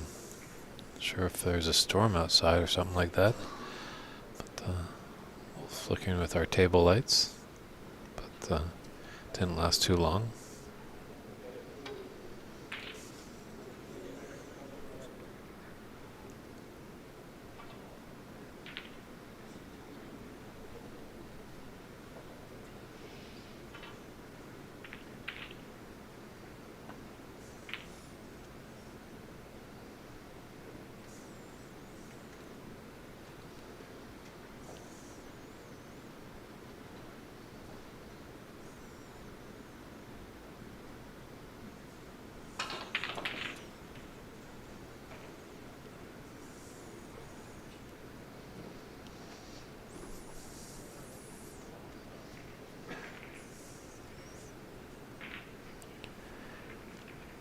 You know, that's a good idea, Al.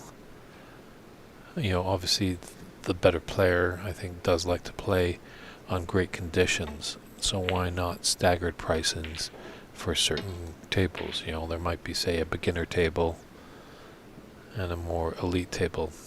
I know, obviously, in this club here at Embassy Billiards, there is 8 snooker tables in the main kind of room, but there is one table that is private, locked up in its own place, and that has a bit more of a price tag. So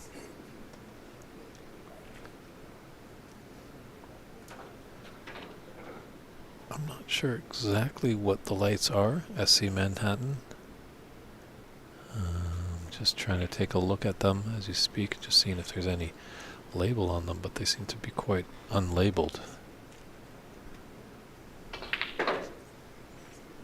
Maybe in Champ sometime a little later today I could talk to Stephen Wong and find an answer for you.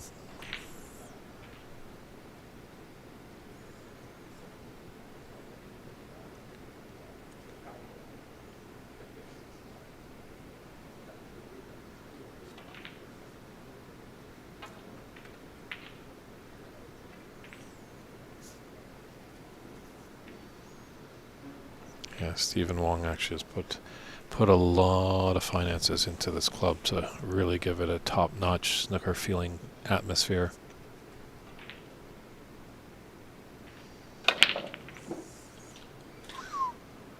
Wow. Great long pot there by Nil. It's got a pink into the side.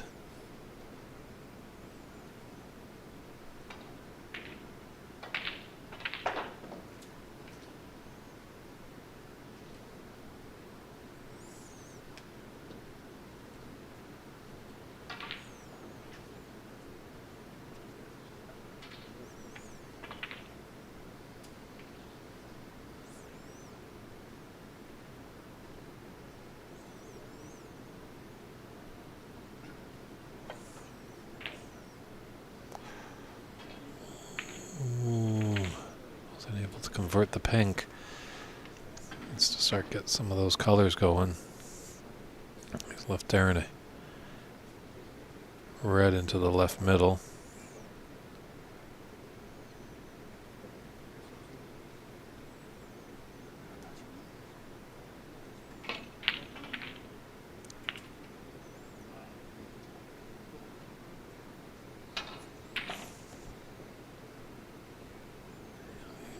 Might have baited Nell into this red. It's going to be tricky. He's going to have to contend with the blue. Yeah, it doesn't seem like he likes it.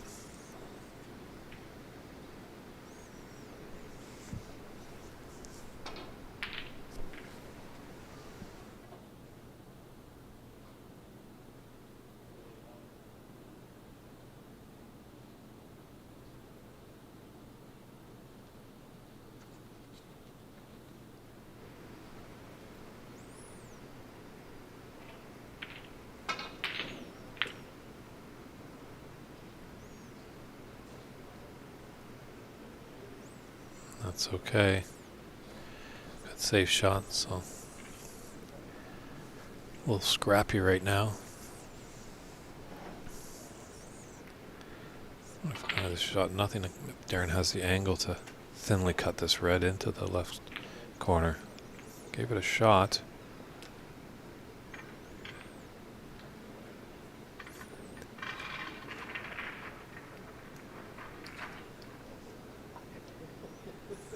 There's a risk or reward kind of feeling there.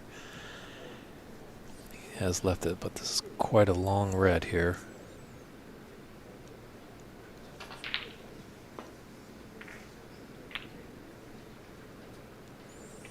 Yeah. I wonder if that was straight on. If it was, he definitely would have had to hit it some pace and stun it. I think Darren might have a shot to nothing here. Got this red by the pink into the top left corner. Just needs to avoid the red.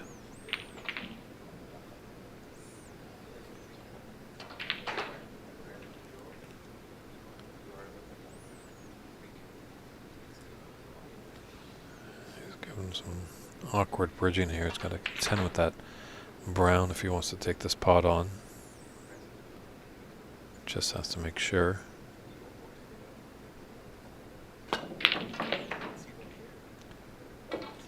Wow. Just apologize for that fluke. And Darren doesn't seem too happy with that one a little bit. That was kind of a, just all bells going, just firing it around the table.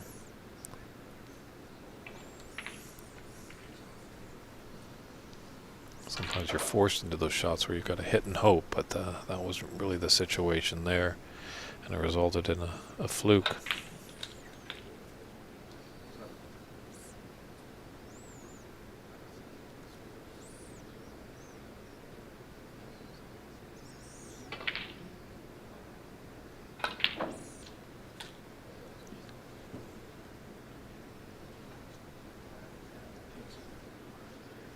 Well, here we go. It's coming down to the colors.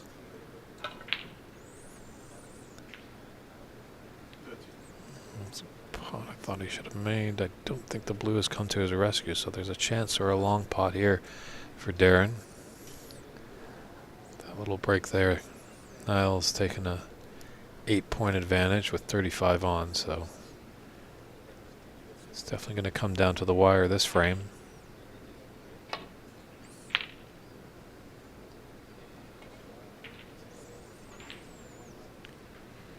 Got a good cue ball there, that's for sure. Put it tight to that bulk cushion.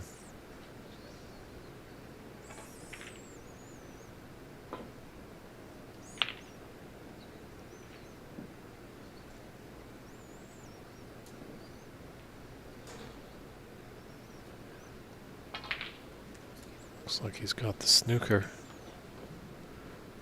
Don't think he can get by these pink and green. No, yeah, going up table. Probably a 2-cushion escape here.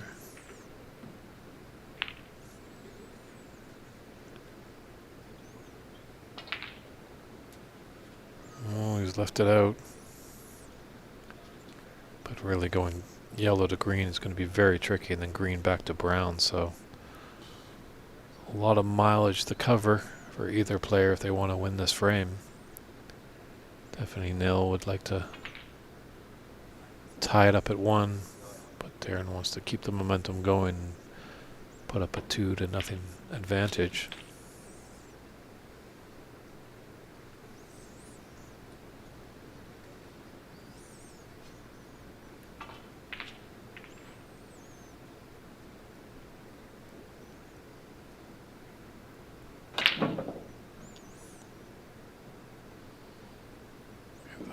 a lot of power. Didn't really need to.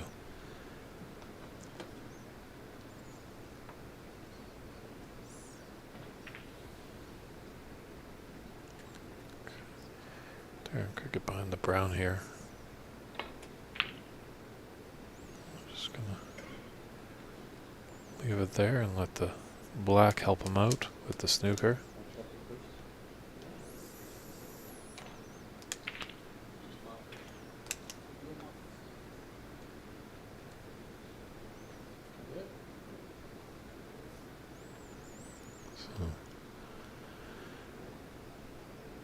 Now just getting Darren to mark where the cue ball was for a potential respot.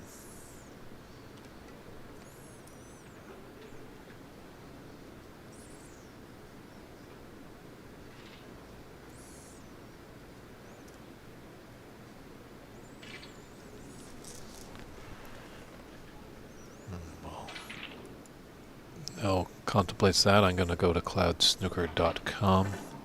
That's where you can find all the results.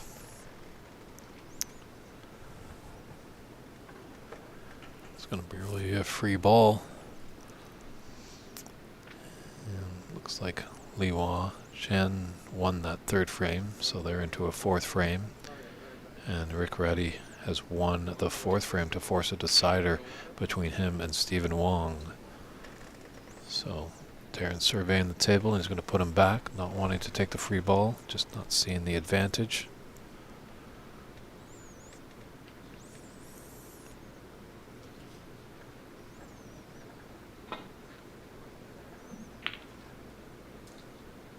And at first you don't succeed, try again.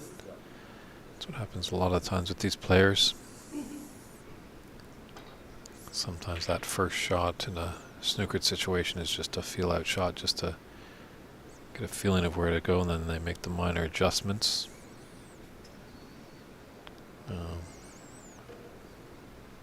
They're going to come off the right side of the yellow,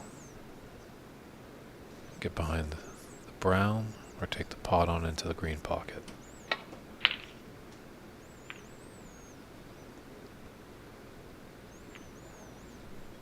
Neither. Well, he knows his shots.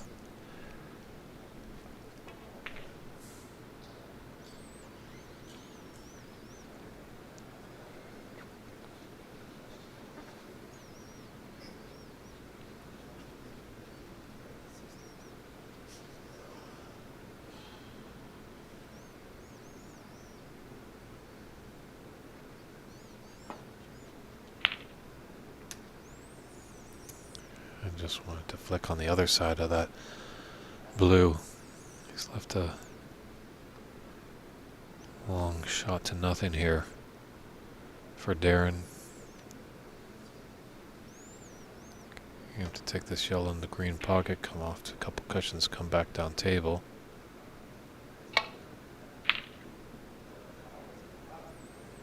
Unfortunately with that miss, the yellow's coming down as well.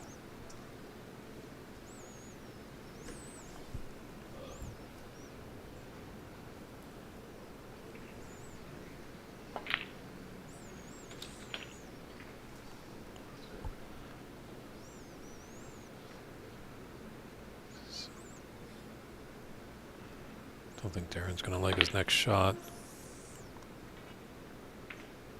Well, he's actually got let off there. It was a good opportunity there for a snooker, but didn't pull the trigger on it.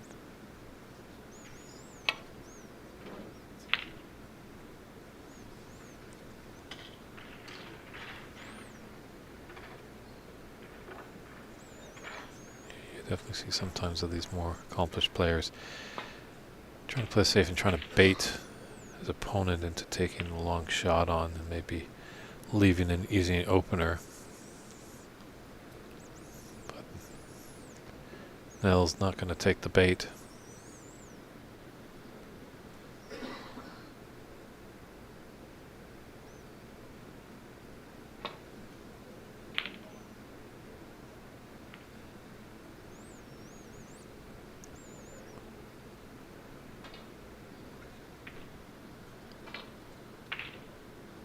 Well, cat and mouse back and forth here on the screen. Very important. The 7 points in it and 25 on the table.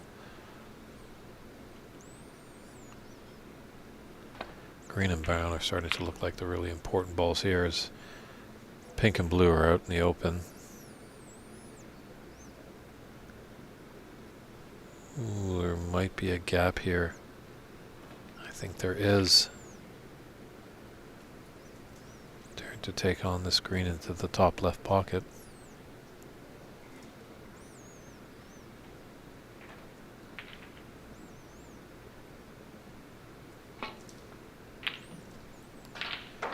It was there, it just wasn't able to execute. It was a long pot.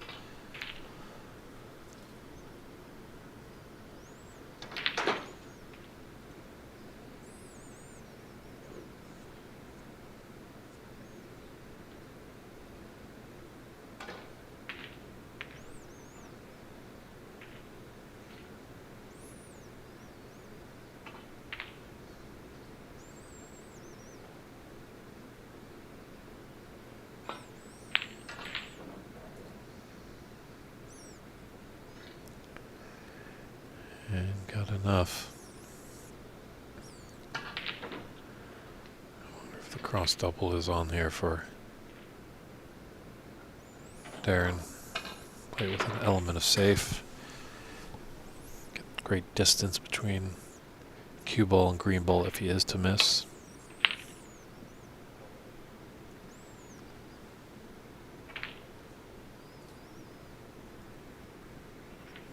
Just came out just a bit. And does Niall have the angle to pot this ball? Tough up against the cushion.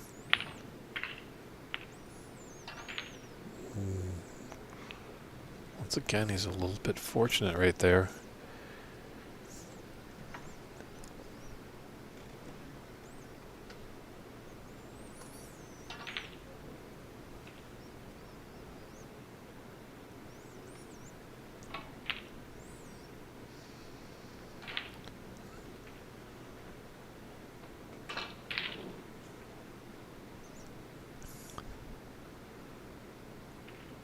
Players playing some great tactical shots. Some getting lucky a little bit. That's Little Kiss is going to have the snooker there.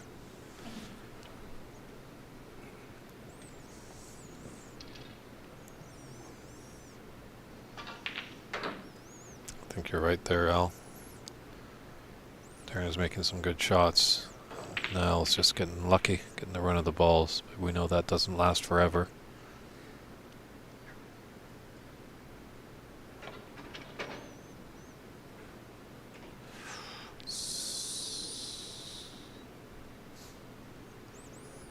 Free ball, he's going to put him back.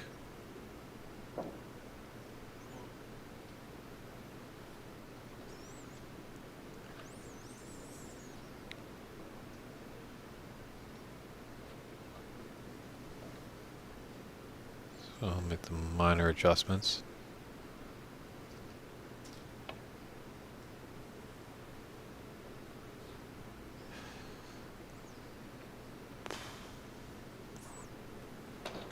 Still just a little wide.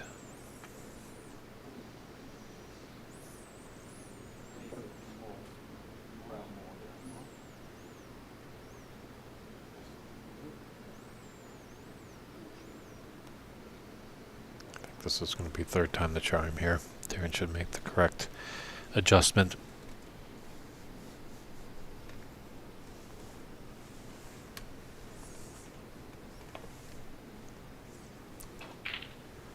It's looking a lot better. Ooh.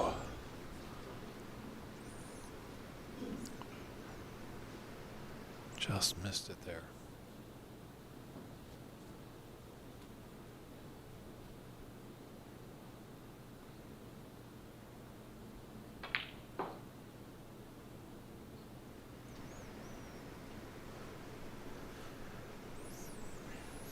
Now has a 19 point advantage, needs green and brown.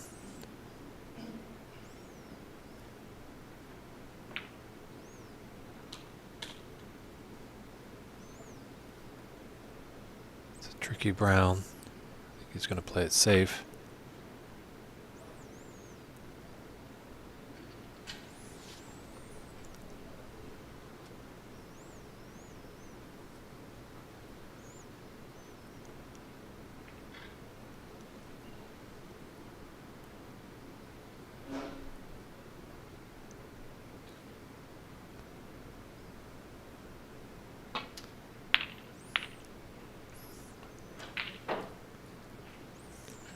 Ooh.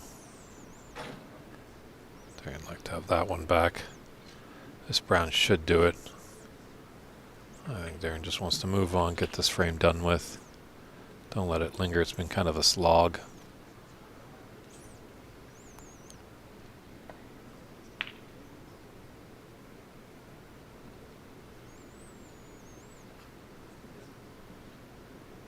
Well, he's coming back to the table.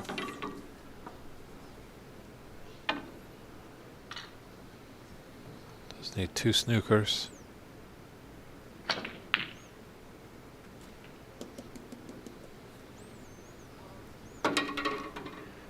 Pink and black are not in the worst places, that's for sure.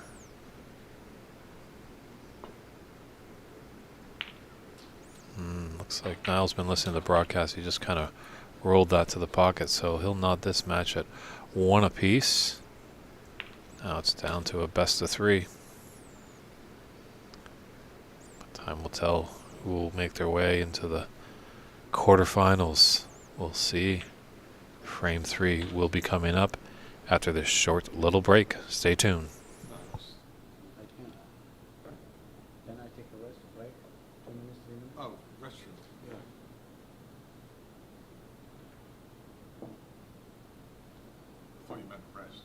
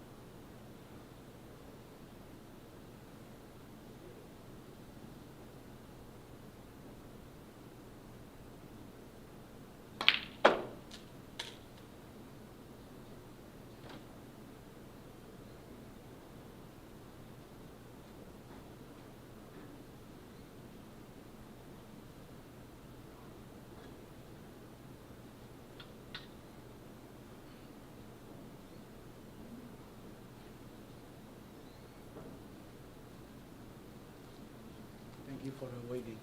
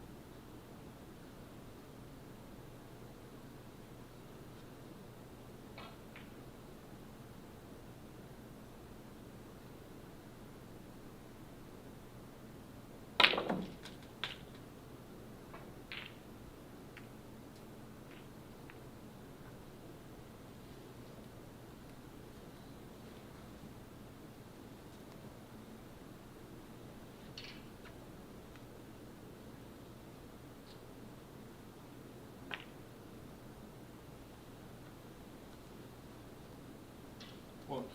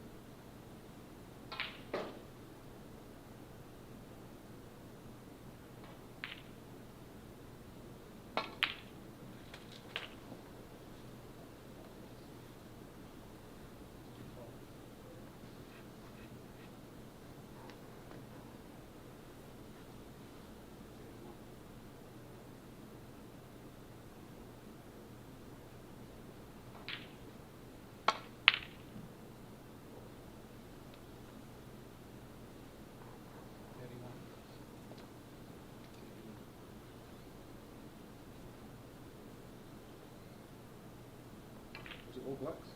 31. Huh? 31. 24, you take the 7. 31. Want to count it again? If it was all blacks. No, not all the blacks. You take one pink. Oh yeah, took a pink instead. Yeah, 31. 31. Yeah.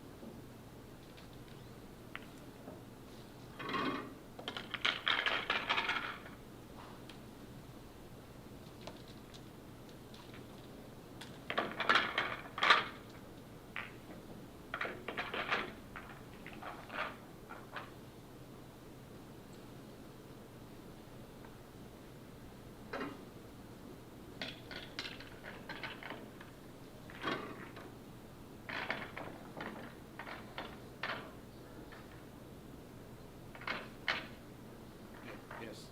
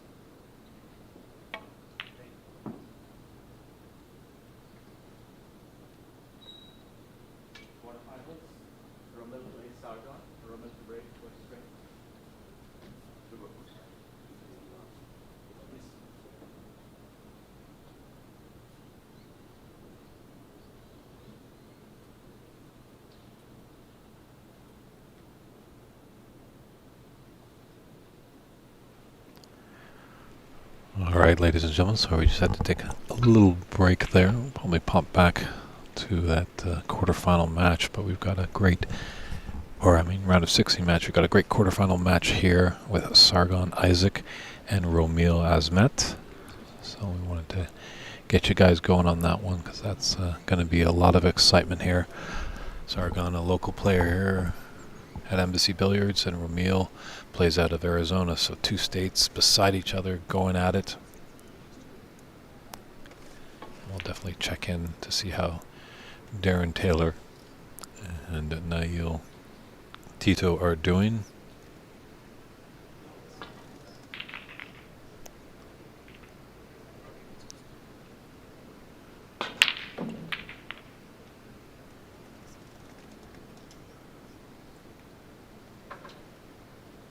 Okay, I'll try and take a look at what we can do about the blurriness of the stream. From my vantage point at Control Center, everything is looking all right, but we appreciate the feedback there. Definitely please let us know if it still is looking a little bit blurry on this quarterfinal match here. It's just getting started. Thanks, Mike. Much appreciated.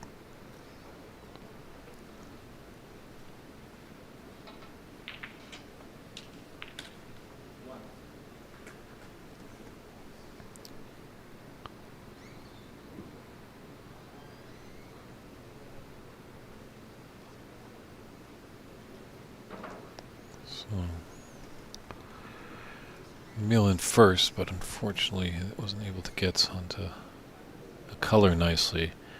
It's got to look out because there is a red that's just sitting over the top left corner pocket.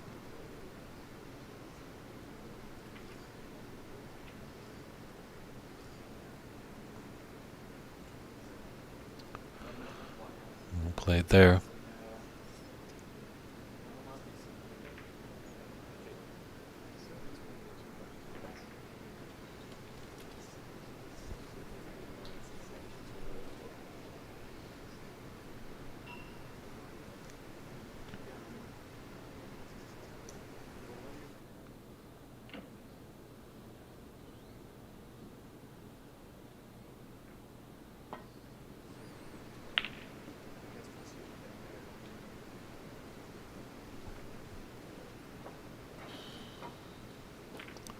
Thanks, Mark. Yeah, sometimes all it takes, these computers are funny business where just a quick little refresh. Well, not the greatest snooker then. I thought that was all right there for a meal, but unfortunately, Sargon could see it, and we also have Ajaya Pradhakar acting as the referee in this event match, so good to see everybody helping in to make the tournament a success.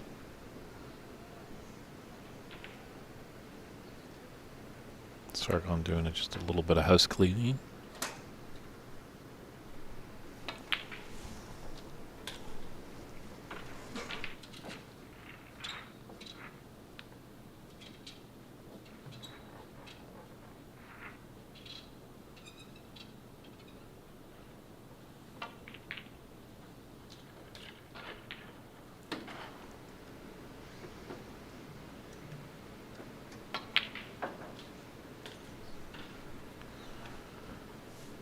Well, that's a nice deal there. Sargon t-shirts and caps will be available soon.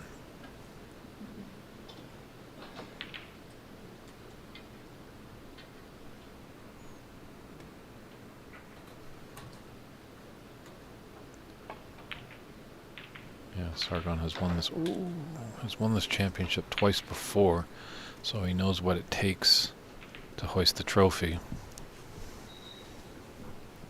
Ramil has gone deep in tournaments, but he's never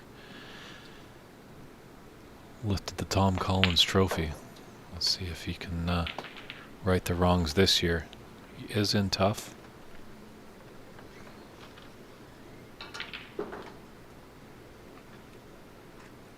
Definitely check out cloudsnooker.com for all the scoring and all the updates, as we do have one last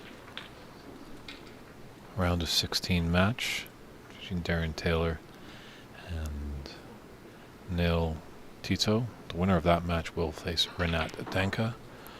And then on our other tables we have Omar Balacera against CCU, so two Washington players going at it. And on our other quarterfinal table will be Kevin Wong going against Simon Wong against Kevin Wong. So some good matches here.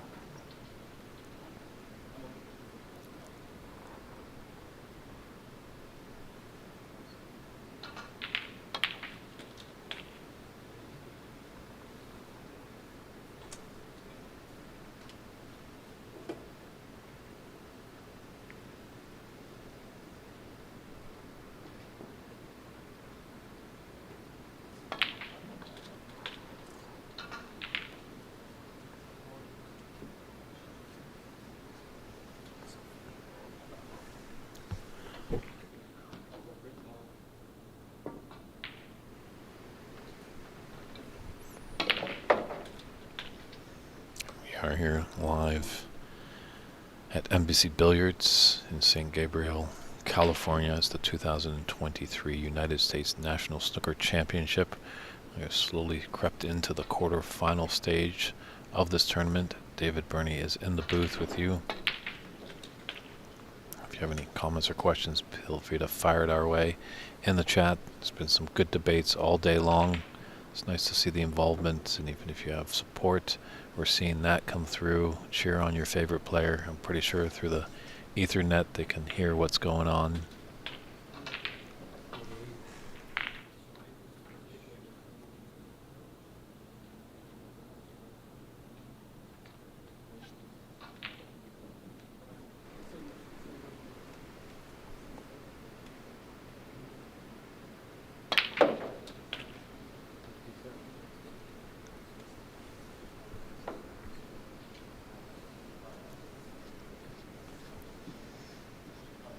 Unfortunately, Mike, you won't be able to enter this match as you have to be an American citizen or possess a green card. And I think as well, possibly living in the United States for a minimum of 5 years.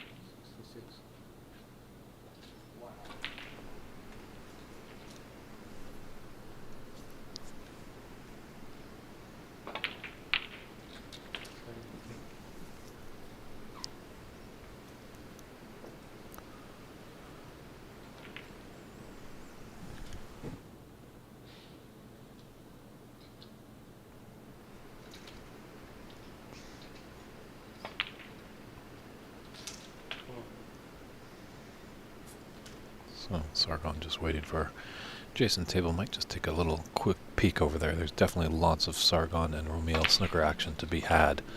But just taking a look over here as Darren has been potting a lot of reds with blacks. One problem about the scoring software here is we won't see the updated, but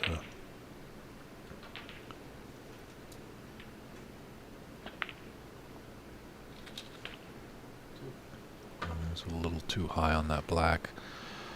Let's look into the heavens there. That might be end of break, but it is definitely a substantial one. 82. You're not happy with the 82? Yeah, 82. How much you want? You tell So me. discussion going back and forth. It's almost game over. Why you worry about it? Yeah, 82. Okay. All black was? Might have 11 reds and 11 blacks. Did you account it? I know. Did you account it? Might be on 88.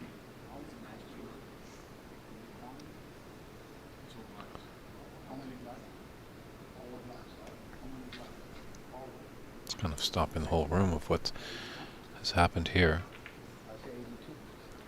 So some clarification needing to be happening there.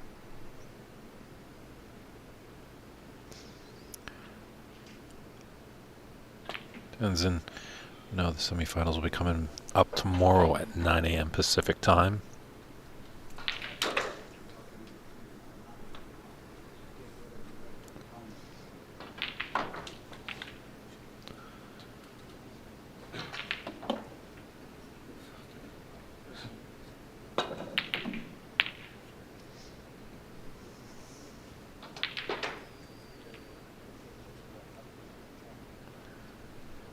Well, it was an 81 break.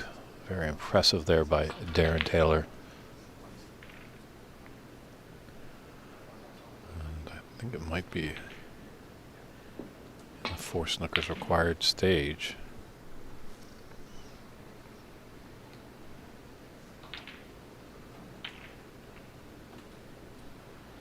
So, yeah, we'll definitely go back to our quarterfinal match shortly between Sargon Isaac and Romil Azmat.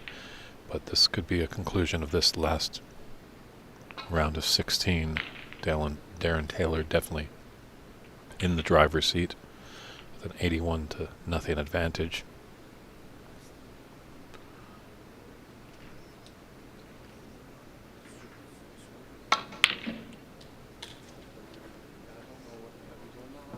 Well, this is going to be exciting. It's looking like it's going to set up for a wonderful quarterfinal match between Renat Danka and Darren Taylor.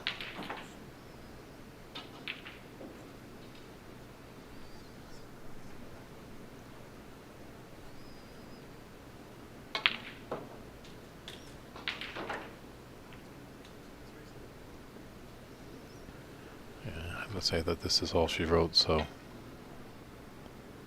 just a well, then sportsmanship. You should have kind of let him continue on with the break there. Kids now, if any kids or new players are watching that, that's a little uncalled for there. You know, usually you can see it when the player has finished their break. Darren was maybe going to make a maybe 20 or 30 or something like that, really done. But I think Nail Tito should have conceded a little bit earlier than that. Obviously, when that 81 break went in and there was only 59, it was going to take a lot of snookers to get the victory. So Darren Taylor moving on to the quarterfinals. He'll be battling Renat Danka, and that actually will be on that same table. So those are our two TV tables. But right now, we've got Sargon Isaac up 21-1 over Romil Azmat. It's quarterfinals. We're getting near Championship Monday.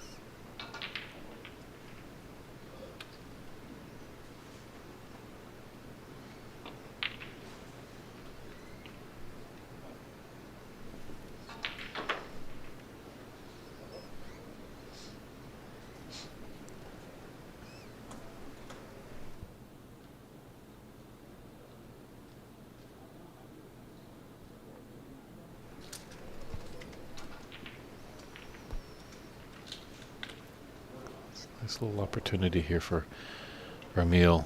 Unfortunately, the black's kind of gone a little astray.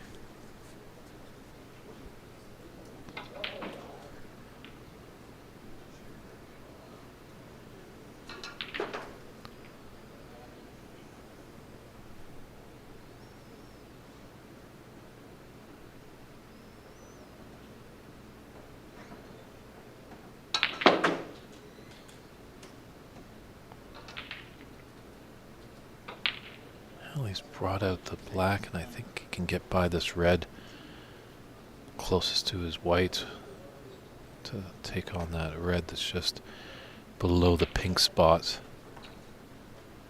almost in the middle of the table.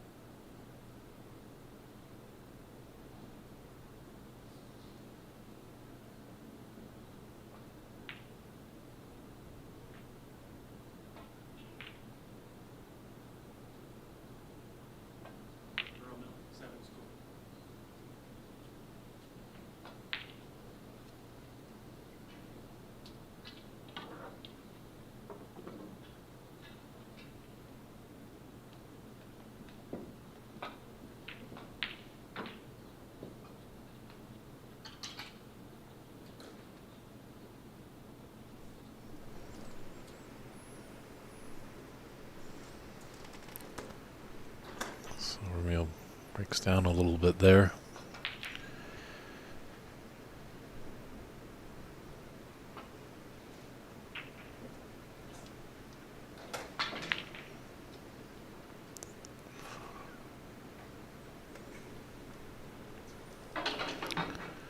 I agree, gents. Yeah, it was just That one got a little weird at the end, that last match that Darren was involved in. So hopefully we can all learn, just become a bit better sportsmanship.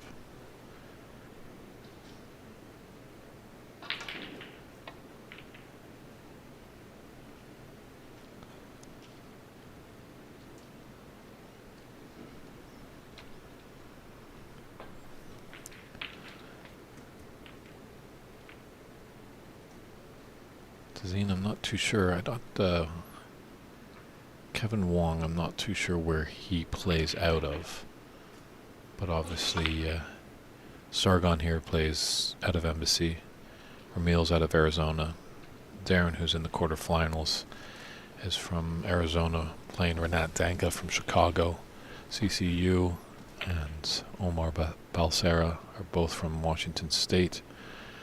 And we know Stephen Wong runs and owns and operates this great embassy club here in Southern California. So Kevin Wong is the only question mark, shall we say, if he's from New York.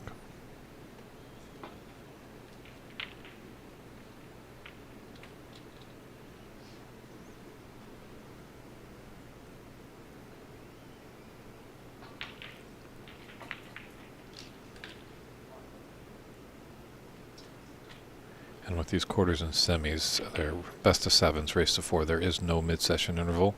However, there will be a mid-session interval in the final tomorrow. It's a best of 9 match, and that is slated to go down at 2 p.m. tomorrow. So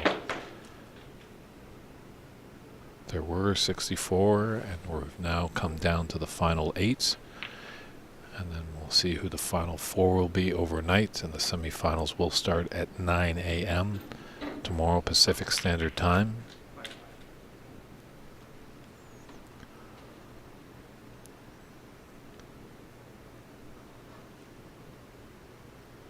We've got 2 former champions, Sargon Isaac and Stephen Wong, playing on their home turf, but lots of great players.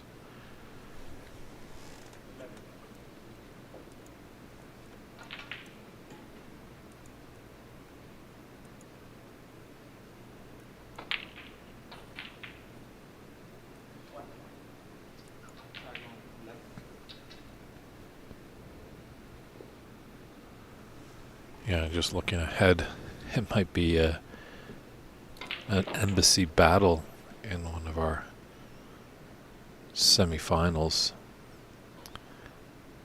As Stephen Wong is going against Kevin Wong, and Sargon Isaac is going against Ramil Azmet, and they're on the top half of the draw. But I'm pretty sure Kevin and Ramil will have their say about it. They don't want to see a embassy semifinal. And at least Washington will be well represented in the semifinal, whether it's CCU or Omar Balsera.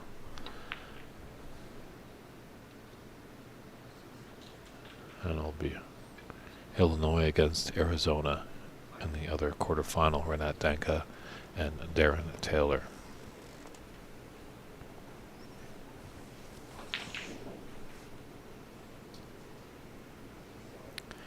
Tazine, I believe the entry fee was $125 American, and as far as I know, I've heard $5,000 for the winner, but I don't know if there must be some prize money, obviously, for the runner-up.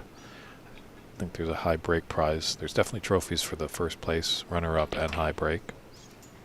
So you would think there would be a financial reward for that. Right now, Renat Danka stands firm with a 105. Great double there by Ramil.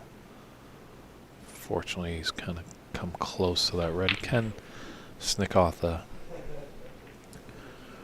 red on the side cushion, kind of a cross double, and bring his cue ball at least back down to bulk. So a nice little 13, and he's crawled back into this first frame.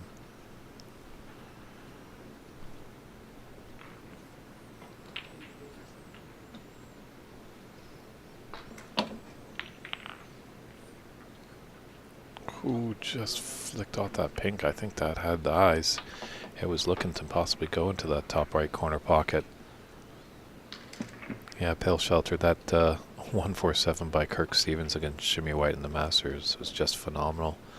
Actually, that whole match I've been trying to find that somewhere, but I hear that whole match was just a sight to see. Really top-notch break building, and Jimmy White and Kirk Stevens, some real flash, great players.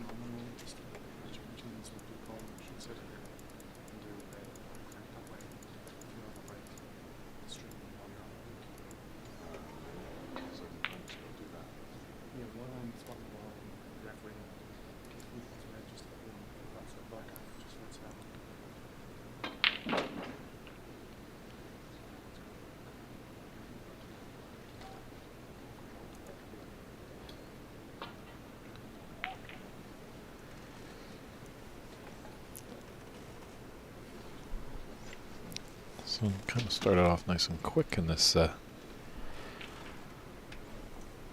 quarterfinal match here between Sargon and Ramil. It's kind of grinded to a little halt here. Pink is kind of tied up, and after that black was potted, the spot was taken, so it had to go up to the yellow spot. As when a colored ball comes back up to re-spotted, it does go on the high. If its spot is taken, it goes on the highest point value available. So in that case, it was the yellow. A few shots to go. This time around, because it's the semi-final on from a streaming perspective, you need the opponent to sit here and then score like as it's happening. So if he puts a red, press 1, if he puts a black, press star. So we do it? The opponent will do it. Okay. Because that way on the screen, it will come up as And right. on our other TV match between Renat and Darren, our good friend Dave Daly will be doing the referee duties. So he's just instructing the players that if a player is not at the table sitting down, if they can just mark the score, so we can keep the running score. Just makes a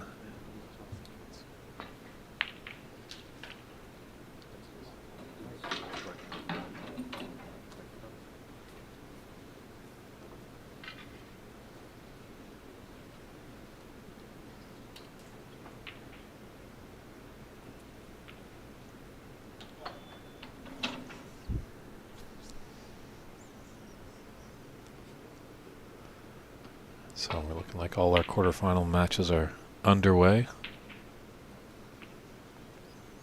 The Battle of the Wongs is the last one just to get going. Kevin versus Stephen. My apologies. Don't want to criticize the host, mispronounce his name. He's a great host here. Stephen, he's really been top-notch. He's had a few hiccups that have happened off the table, actually in the room, but has handled it quite professionally, and his team is there to help him out as well. So it's really nice to see the support that he's getting here.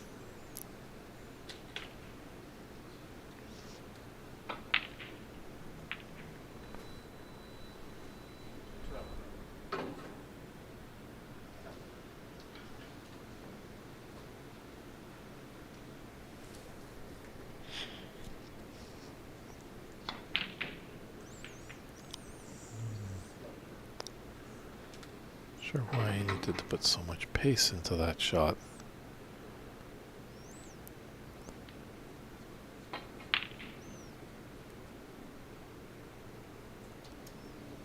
Yeah, another great Bob Chaperone winning the 1990 British Open. Actually a scratch golfer as well. to meet Bob for the first time last year in Sheffield. He was over there for the World Seniors Championship. That as well as up for grabs at the PAPSA Open Championship. Well, the Open Championship is for a spot on the tour, and the seniors event will be running in conjunction with that event, and the winner of that gets a spot at the Crucible Theater for the World Seniors Championship. And that happens just under 2 months away down in Rio de Janeiro.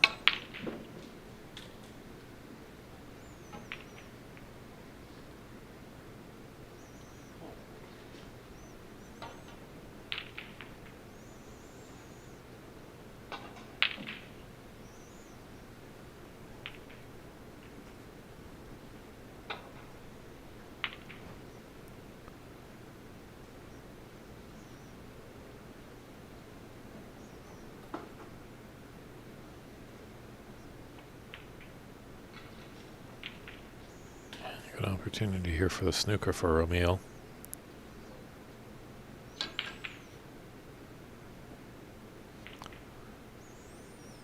Just overrun it a bit. It's a nice wall there with the green, yellow, and brown.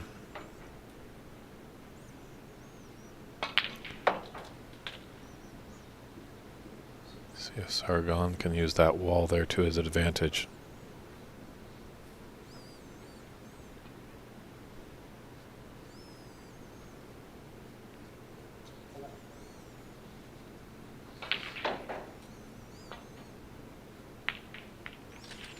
Wow, what a long pot.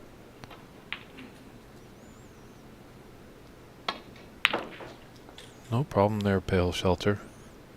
We're all snooker fans. Some are new, some are been around the game for a while, so popping in some great tidbits of information is always welcome.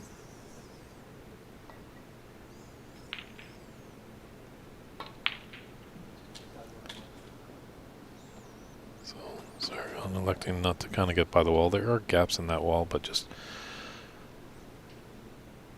pushing that black safe and getting a nice cue ball. Would have done better with getting it tight to the cushion, but still well played.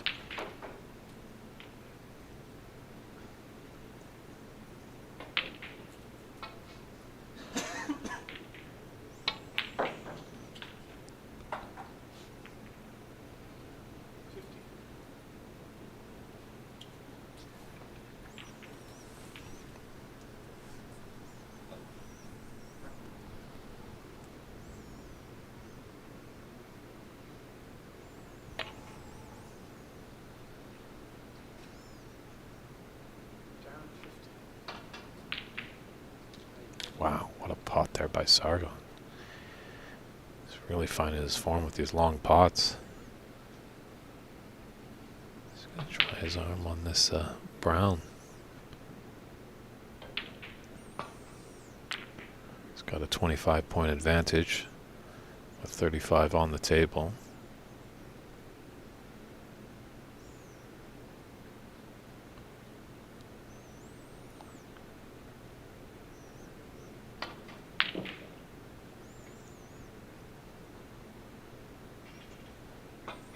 I totally agree with you there, Mark Pell. You've been arguing that point a lot today, that snooker needs, in North America, the sports networks to cover it, and the sport will take off. I totally agree. Maybe we should form a letter, maybe somewhat in the form of a petition-ish sort of kind of thing. I think this is a shot that Ramil would like to have back, but maybe we can get some kind of digital petition. I know those are kind of the happening things there. Not many people are doing the signatures on written petitions.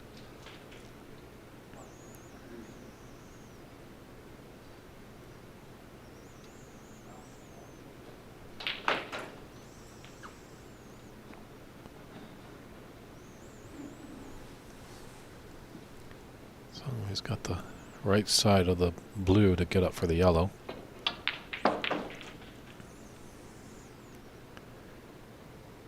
Just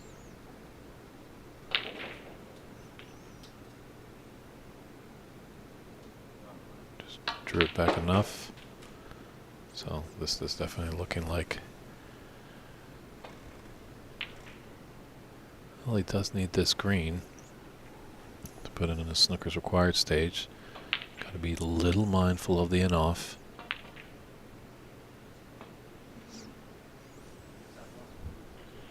So Ramil has a sliver of hope to take this opening frame.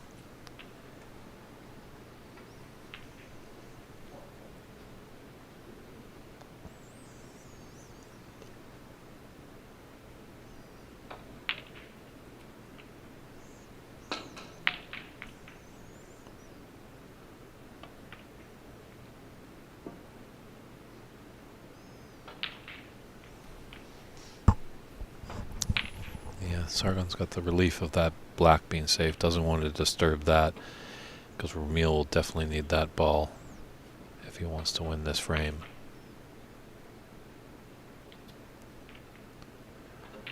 So Sargon potentially try some spots, but don't let that cue ball get anywhere near that black.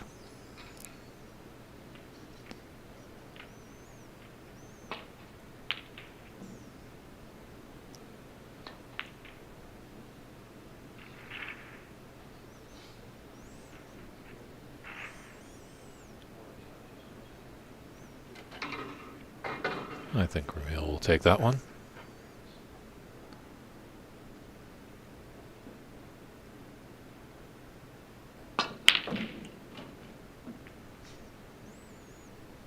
I agree, Mike. There's a lot of people in this country, the USA.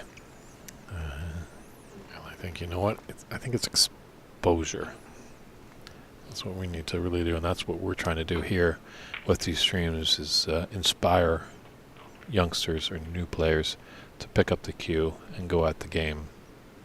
And maybe they don't need to walk in and just start off with 8 ball or 9 ball. Start with the small table. Just start by getting their hand on the table, getting the feel of what the game has evolved, and then hopefully sooner or later they can evolve and get into this great game of snooker. So I think I heard once that Cliff Thorburn was interviewed, and he was asked if there will be another Canadian that wins the World Championship.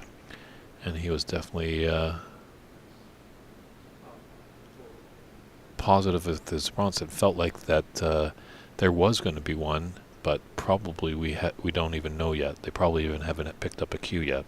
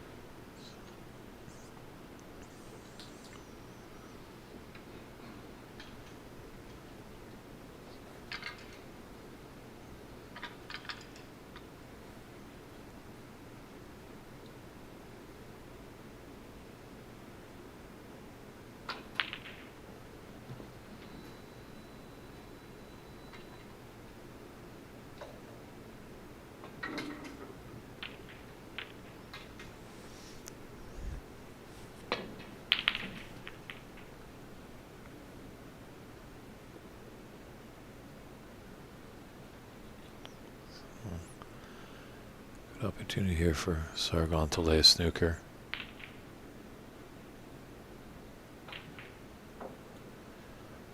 At least he is, well, a little tap on the table of my Ramil. There's a lot of distance there, definitely. Looks like Ramil can get past the blue to the green. Can he get to the potting angle?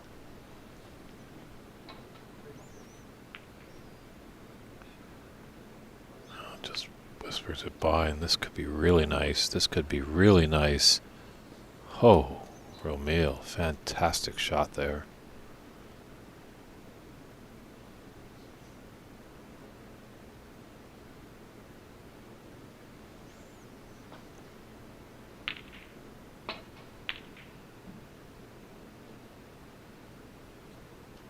Not too sure there. I actually kind of was looking, not off and at another table. And I'm wondering actually.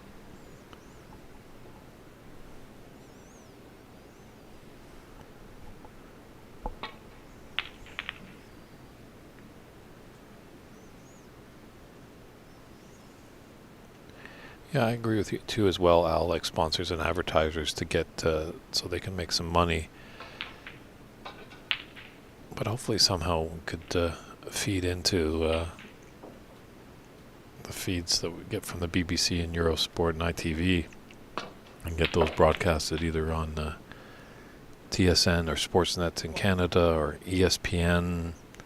I guess ESPN is the only premier sports network in America. Obviously, me coming from Canada, I'm not positive on that. Someone can correct me if I'm wrong.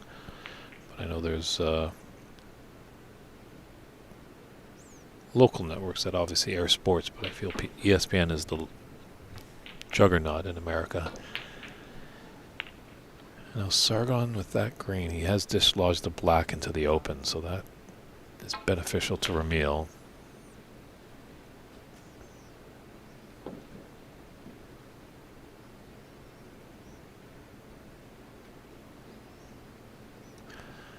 I think why I didn't go back is because there are snookers required. But the point differential is 29, and there's 25 on the table.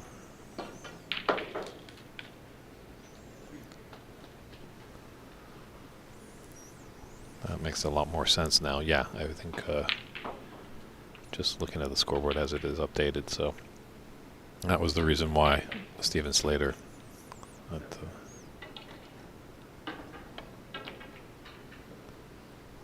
ball cannot go back when snookers are required.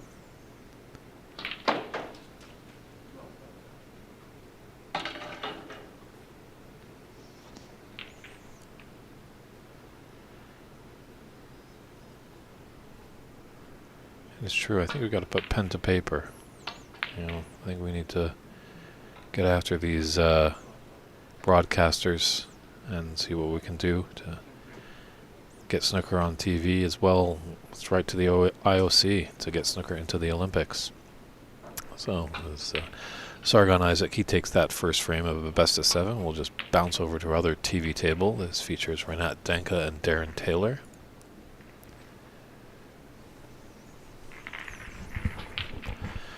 They're in their first frame here.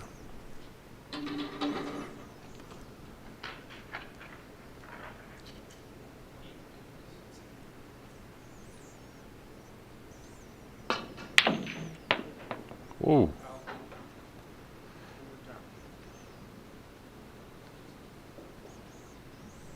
Bizarre there.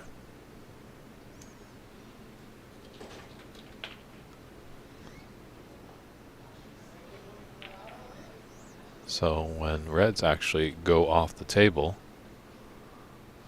they do not come back up. Now, if that was a colored ball, obviously it would come back up and go back on its spot.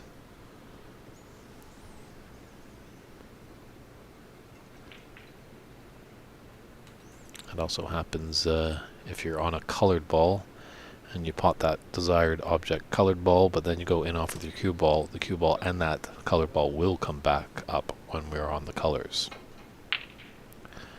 So many little rules here, it's always good to know all of them.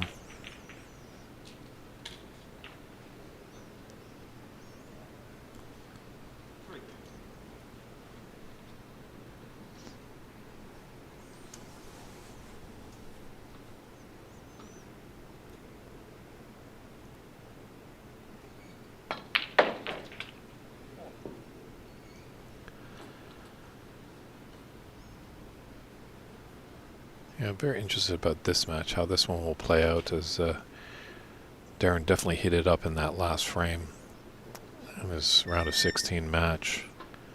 Put in a break of 81 in that decisive frame, so he might still be warmed up, and Renat might be a little bit cool, but with playing that long grinding match, Renat has had time to just kind of relax. We'll see if fatigue might sit in with Darren.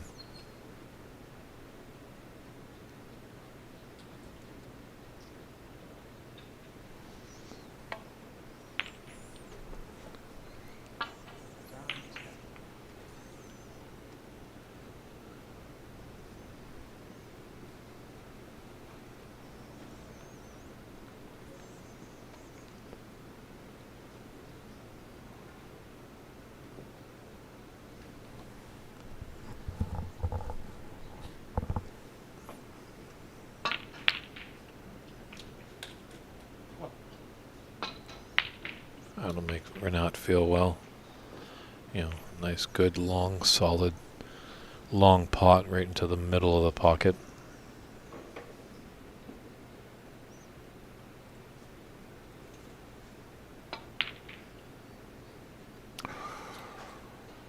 Same pocket doesn't help him out.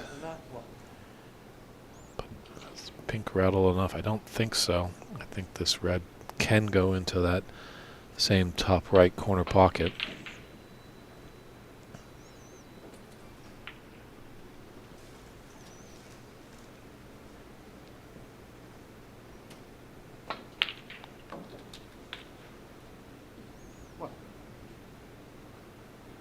Yeah, black's a little safe there, but with this pink, he'll go back on the spots, and not a bad situation that Darren is in here, already up.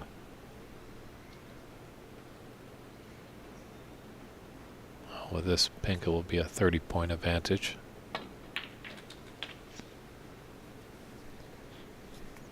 And there's referee Dave Daly. Coming all the way down from the Seattle, Washington area. Dave did play in the tournament. Unfortunately, he was unsuccessful in getting out of the group stage.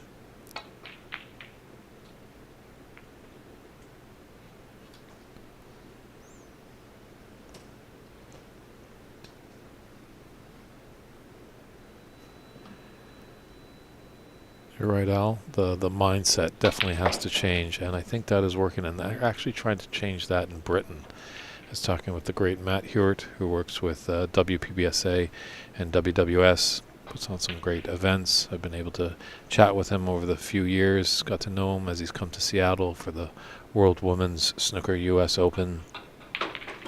That there is that stigma behind these places, that they're full of smoke, shady characters, dark kind of rooms, not really conducive to dropping off the youngsters. But I think if we can change the culture a little bit, make it a bit more family oriented, it'd be great to see there.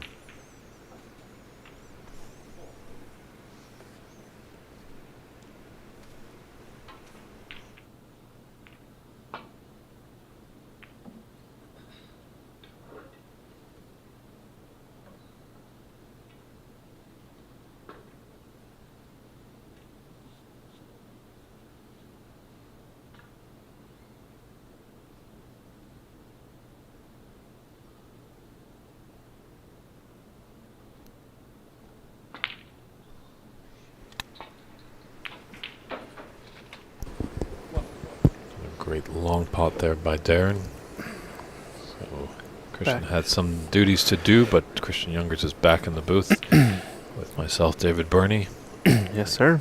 It's the 2023 United States National Snooker Championship, live at Embassy Billiards in San Gabriel. Yeah, San Gabriel. Yep. Tongue twister. A lot of words have been coming out of this mouth all weekend long, so sometimes get a little tied up. So we got I didn't see the results. It looks like Darren ended up taking out, was it Niall, I believe? Correct, yeah. And then, so Kevin defeated Li Wat Chen, huh? Okay. Very cool. No, these guys are playing on Riley tables. I think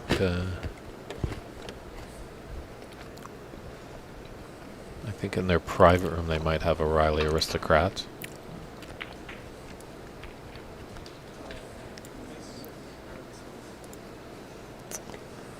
That's a shot over that would like to have back. Wow, so far this tournament seems like Renat hasn't had too much of a challenge we were talking about earlier, right? But Darren Taylor, really bringing the heat in this one. 45 up. Yeah, he had an 81 break in his winning frame in his last match. So I'm just wondering if that machine is going to continue to purr. It's funny that he had yesterday he had an 82 break. That was the high run for the tournament for all of 3 minutes, it seemed like, because very quickly Renat Danka came back and made a 105 to lead the high break. There's Renat right there. Just pondering his next move. Hopefully he can get to the table. But I think there's probably going to be a concession pretty soon here. No need to dilly-dally around.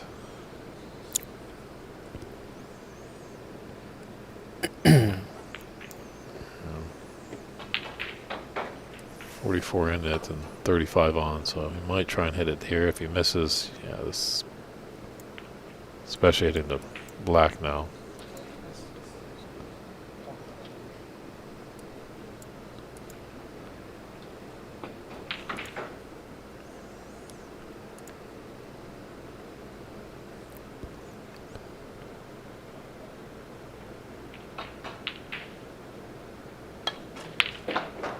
Wow. What a pot. So yeah, I don't envision Renat coming back to the table.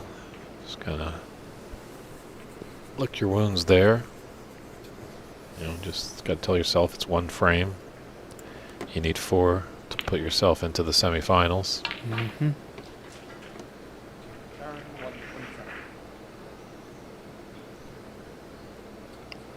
So I've been checking the score. Looks like Omar took the first one over CCU. It's a big win. So with that concession over there, we'll just jump back over to Sargon and Romeo. Sargon got the first one. Not too bad.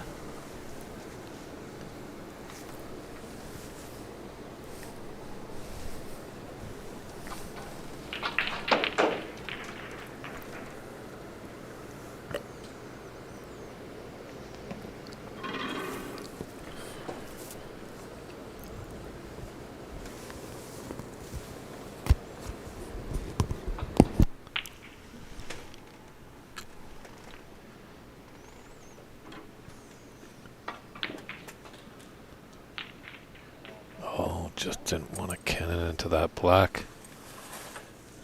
It had the pace definitely to open up some of those reds in the bunch there.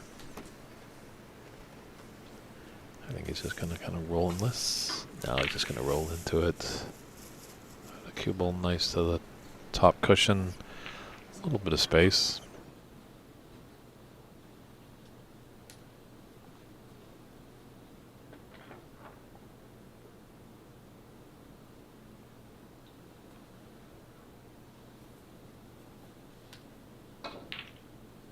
Second frame and that's break.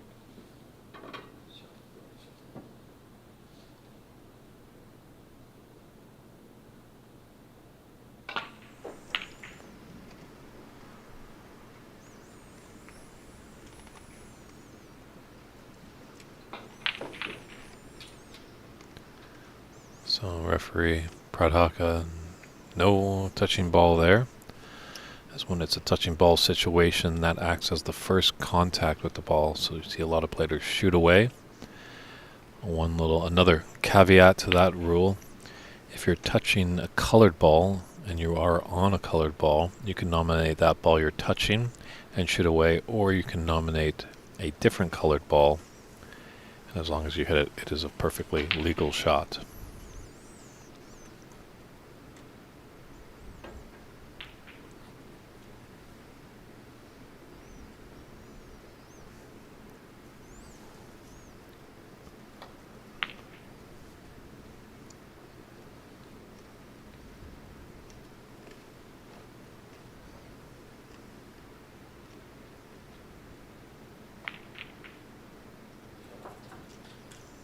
Very nice red there. You might just have to take a look to see if there's any plants in this cluster of 6 reds.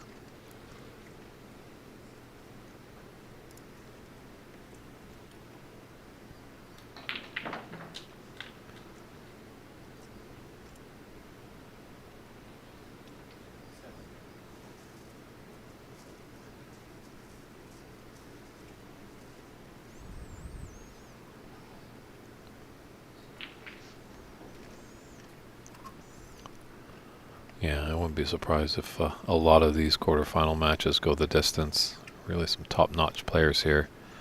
We had 64, and we've whittled it down to 8.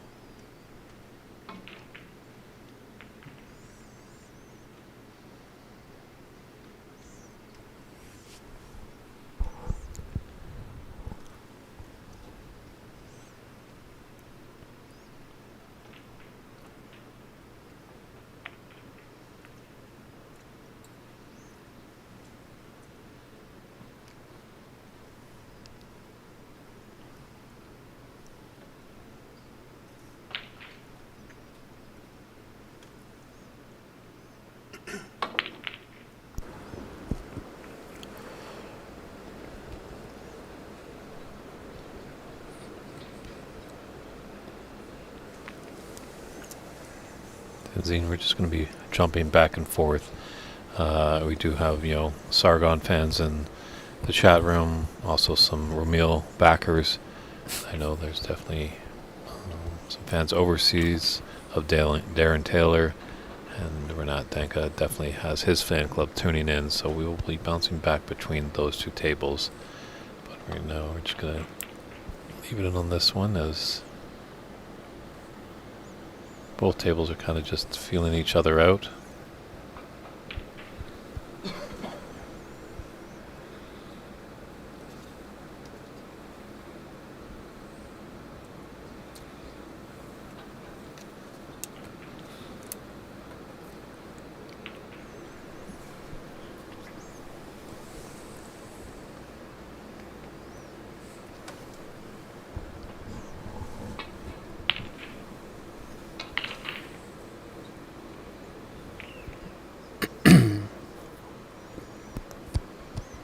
Ramil's open up these reds now. It's like both players playing pretty risk-adverse type snooker, very conservative on some of their shots. But I think that's part of the reason why they got to this stage. Knowing when to play the smart shot.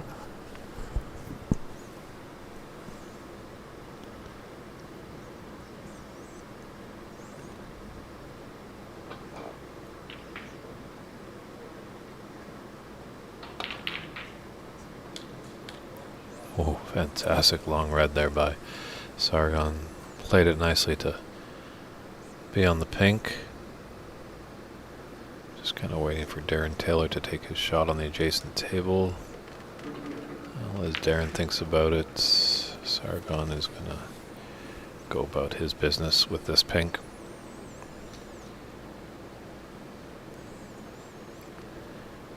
It is correct that Sargon does play out of Embassy here, correct, Christian? I believe he lives in San Jose area. Okay. So I don't think he's a regular here at Embassy. He does come down. Obviously, he's really good friends with Stephen Wong, the club owner. But I believe It's just interesting. I've seen him have a Embassy patch on his waistcoat, but now he's got a Arizona patch on his waistcoat. Yeah, I think he's just repping his buddies' places basically, because Ramil owns the Arizona Snooker Academy, so he's rocking the Arizona patch today. But he was, like you said, wearing the Embassy one yesterday, so just supporting the cause, Believe he does play a lot of pool now. It sounded like when I was talking to him. He plays a lot at Hard Times Billiards, Oscar Dominguez pool hall. Any relation to Mike? No, not relation there. Oscar is a professional pool player, previous Moscone Cup player for Team USA, and current pro.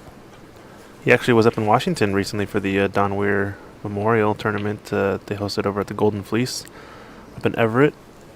I think our Ox sponsored player Daniel Sardancilio actually took him out of the tournament on the B side. So yeah, fun tournament to watch. That one was. I think they were playing it on the bar boxes. Anyway, pool stuff aside, yeah, Sargon's up in Northern California, San Jose area.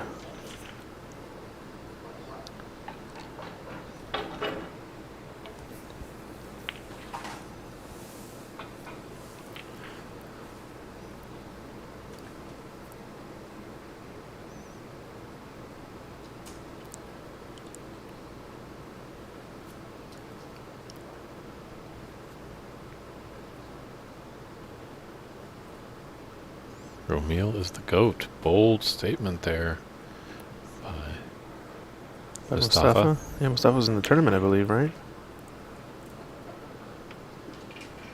Ooh, nice little back cut there on the pink. He's playing pretty good snooker here.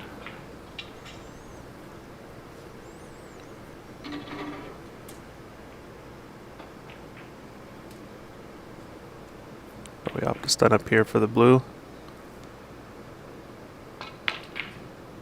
Ooh, just a bit of a mishit there.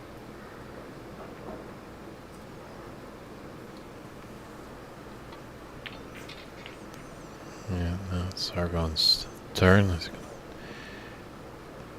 take this red that has been occupying the pink spot for quite a while.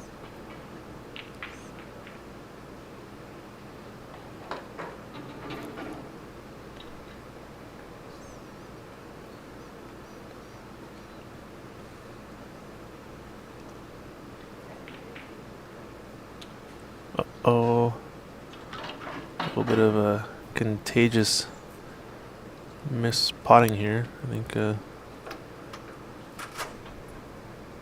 these two, kind of these mid-range pots. So difficult to be very consistent at that distance.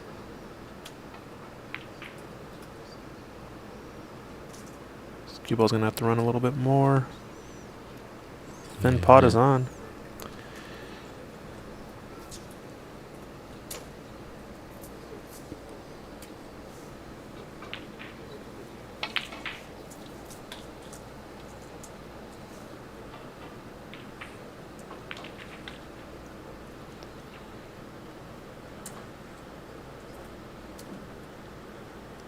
He's got the blue to the side. What red do you play for next here, though?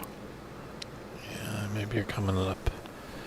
Up and down? Yeah, to play for that red on top of the D.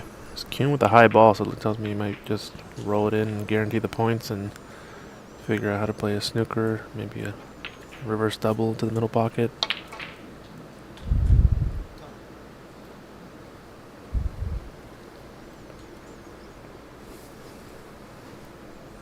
The double here. It's the pool player in him, I think, now. Snooker players don't shy away from a double sometimes, but I definitely have to say they prefer the cut in for if they had to. But sometimes you got to know all the shots to be a successful snooker player. Mm-hmm.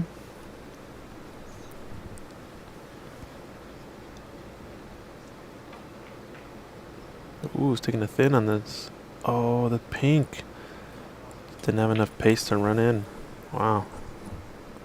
Yeah, just a few more rotations and he would have been in. Another double opportunity for Ramil this time. Let's see. That looks nice pot there. I know it's getting late in the day. I feel like I'm almost seeing double.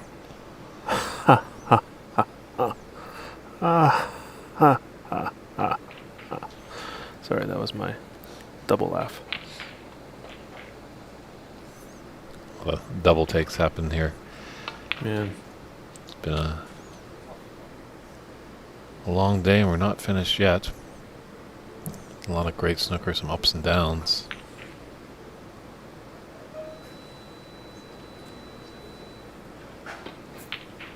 Well,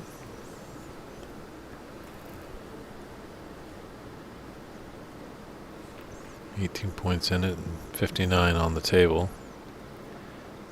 Reds are up in the bulk area.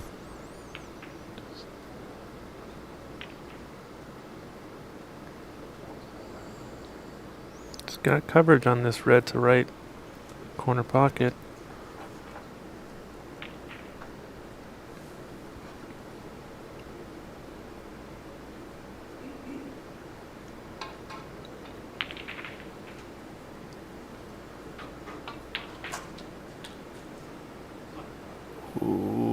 gonna get away with that.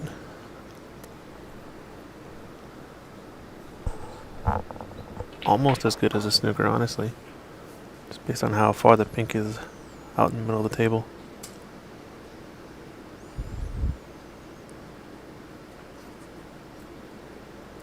Yeah, they sometimes refer to that as a Chinese snooker.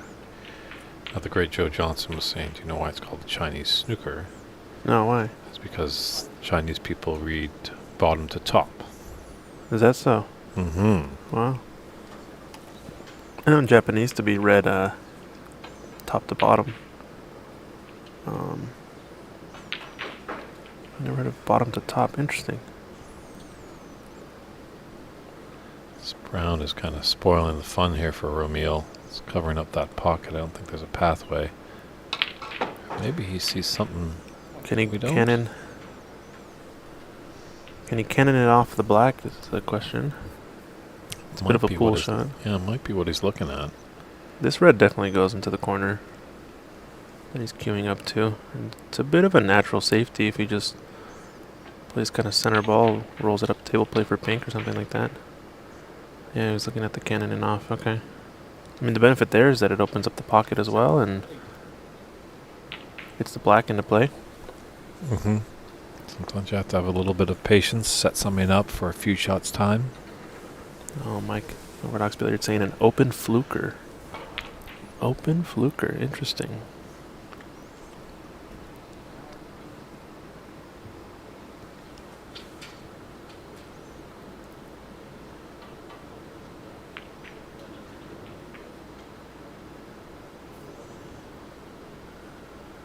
It's looking all right for Sargon.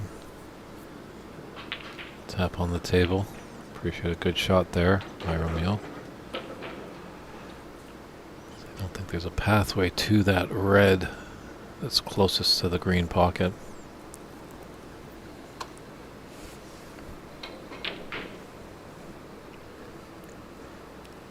Does this red go past the brown along the right long rail? No, he just opted to roll at it. Does leave a pot on this in this case though. Don't know if I like that shot from Ramil. And it is a little tricky with the brown so close to the pocket.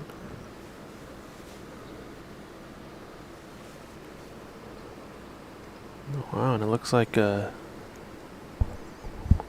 and Cece over in the back table I think are in a black ball game, it seems. Do I have that right? Scoreboard's not up to date.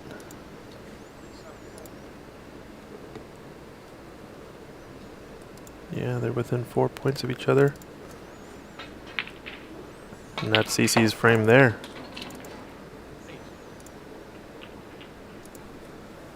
And we get the score update. Yeah, CC takes the second one, so 1-1 in that match. Wow, well done, CC. I think just caught out of the corner of my eye. Omar missing the pot on the black, and it being the only ball at the table. A little bit of drama. There's always drama on the bays. I have to tune into the Darren Taylor match a little bit too. I think this one's taking a turn to slow down a bit. Let's check over here. Darren once again with a hefty lead in this frame. He's on a break of 14 it looks like.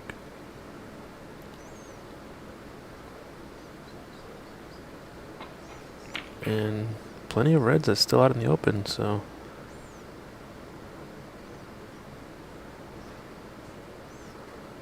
doesn't have a ton of angle, but can definitely play for a bulk color. Maybe for the pink if he really wants to put some pace into it.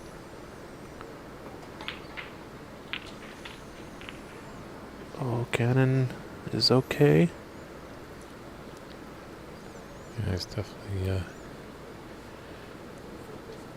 got the pink into the left middle, and if he just dead weight, pocket weight puts it in, he'll have another red into the opposite middle. I almost like dead weight shooting or coming up and down and playing one of the two reds next to the black. It's also an option. The pink's going to get in the way of the one to right middle. Does have a red up into the green pocket as well, so plenty of options still.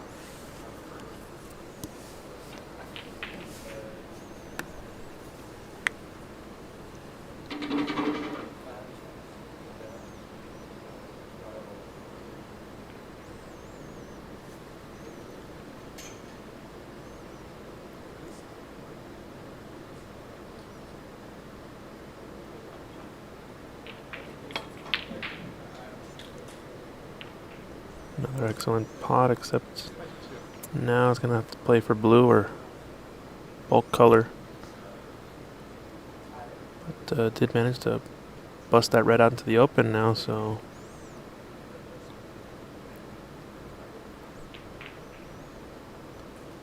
And he's got 2 reds into the 2 middle pockets.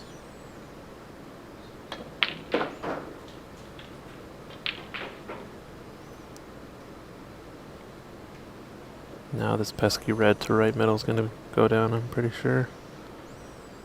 Can easily play for black here. I think I would like to get low on the black, just so you can float up for one of these 2 reds. Or for the one to left middle next.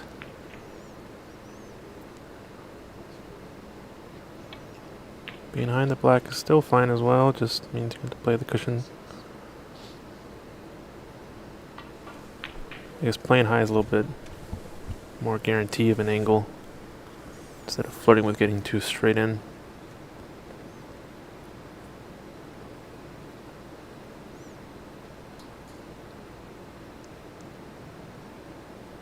Looks like I can play right half of the table.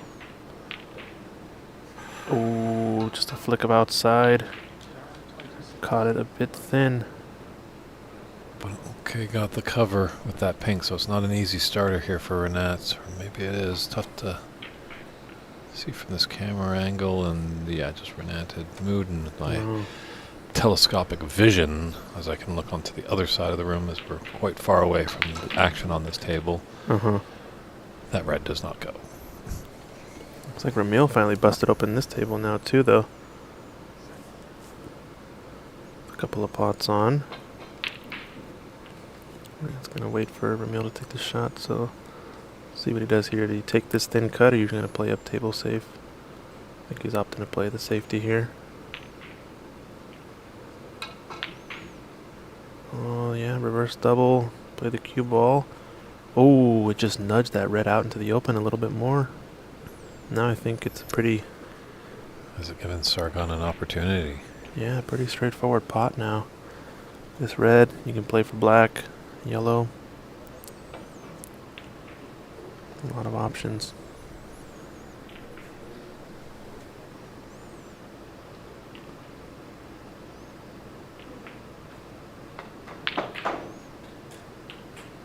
Yeah, wants to get off the cushion. He's got the right angle on this black to come one rail across. Play to the top left corner of the table on our screen.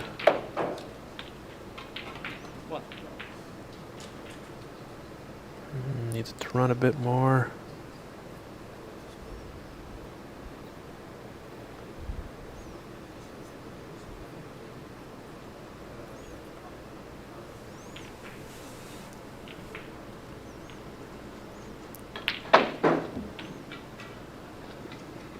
I'm just getting a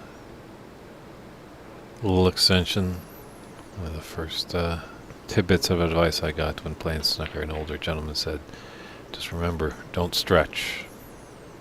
There are tools that can aid you so you don't stretch. Left that out, but he's got a good cue ball. It's close, not tight to the ball cushion, but close to make this a little bit nervy for Ramil, who has a 53-36 advantage in this second frame. Best of 7 quarterfinal matches.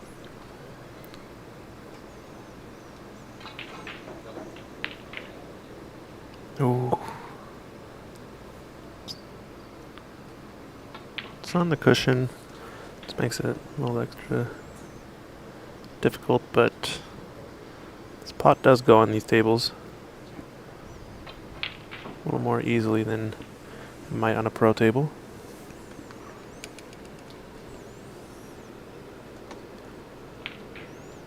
So I think he has a path for a 3-cushion middle attempt. Safety behind the black with the pink.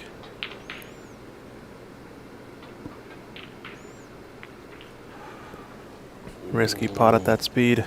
True.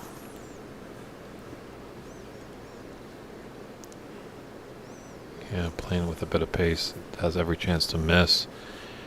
Playing it not hard enough that it just rattled in the jaws and is just a sitter there for Ramil. So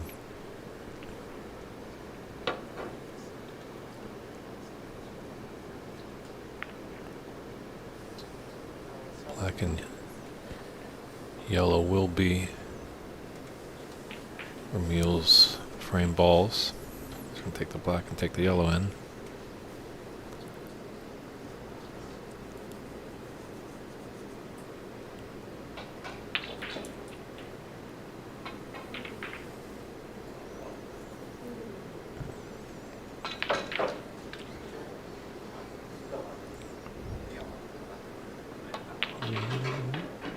It's okay.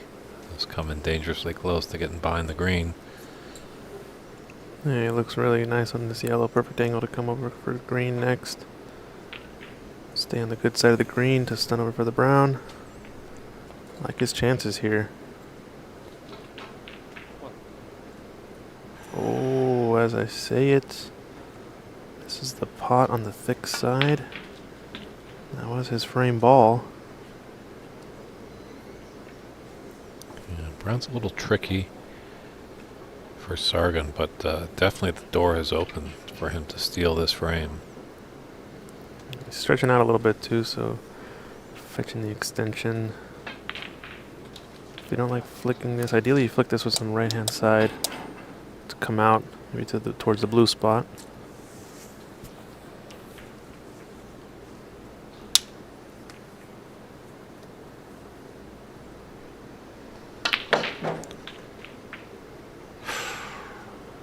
There's the risk though, catching it on the thick side.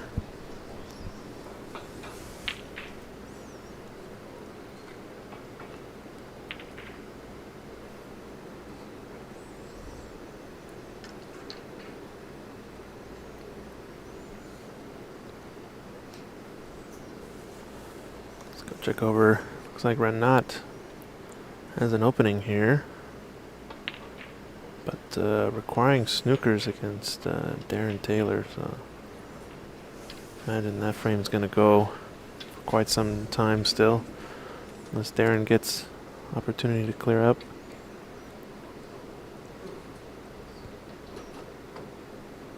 It's been a long day for these players. A lot of them here at 9 a.m., most of them I think. Yes, I think Stephen Wong was in the first batch. Ramil was... CC. So kind of a half and half, I guess, kind of thing. Yeah. Sargon as well. Don't know about Omar or...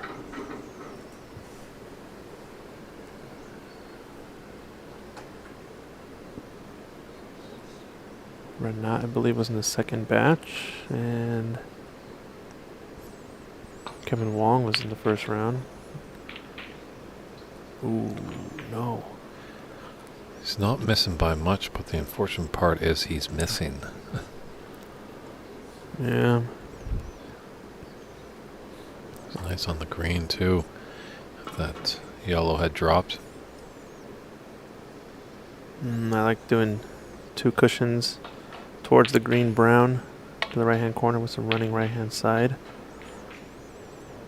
A little bit of a problem with that safety is you leave the yellow towards the pocket, but Uh-oh. the speed is good. It's going to be in the drink. Wow. The twists and turns of a frame snooker. Still like that shot in terms of decision. Would have liked to end up hitting the ball cushion, though, before coming up underneath the brown or green. So just hooked it a little bit too much, maybe. Oh, there's a nice landing area over there. Lots of space, Yeah. lots of potential to lay a snooker, or at least make your opponent think too much.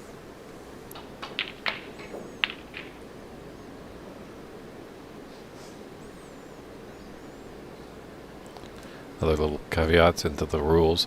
when you do have ball in hand in the D, there are times when you can put their cue ball very close to the yellow spot or the green spot.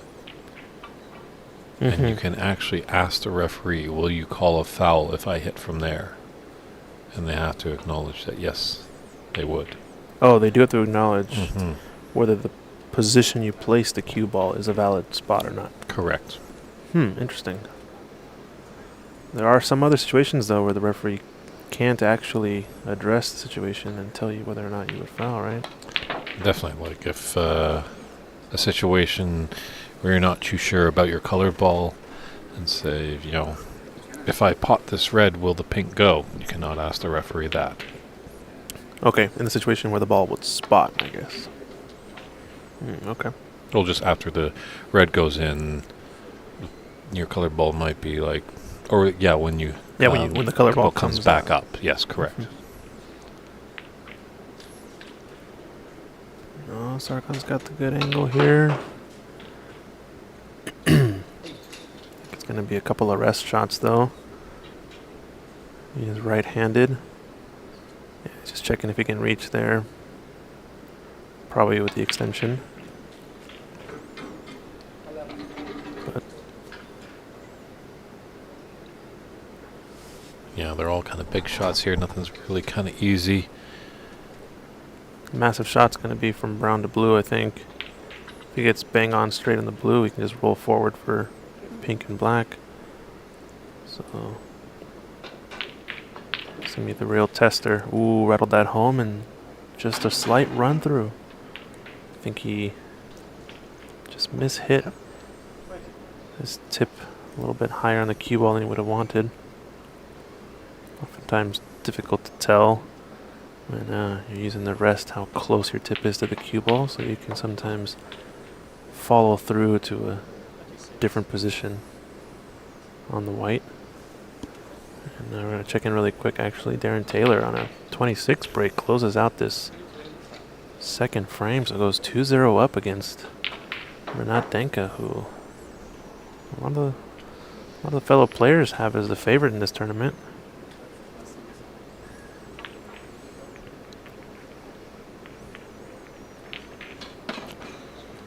One cannon into that blue, Sargon did, but lots of distance here.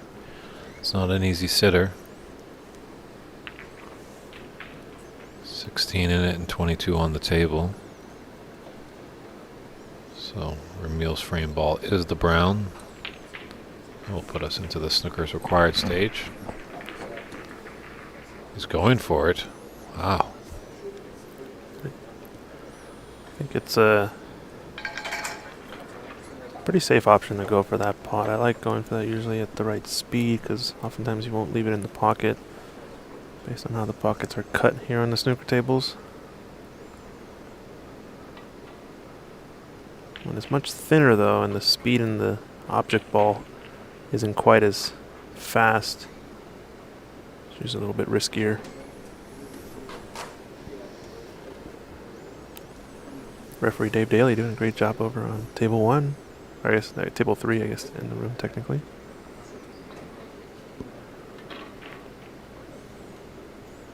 Yeah, looks like a Jaya is doing the refereeing for this match.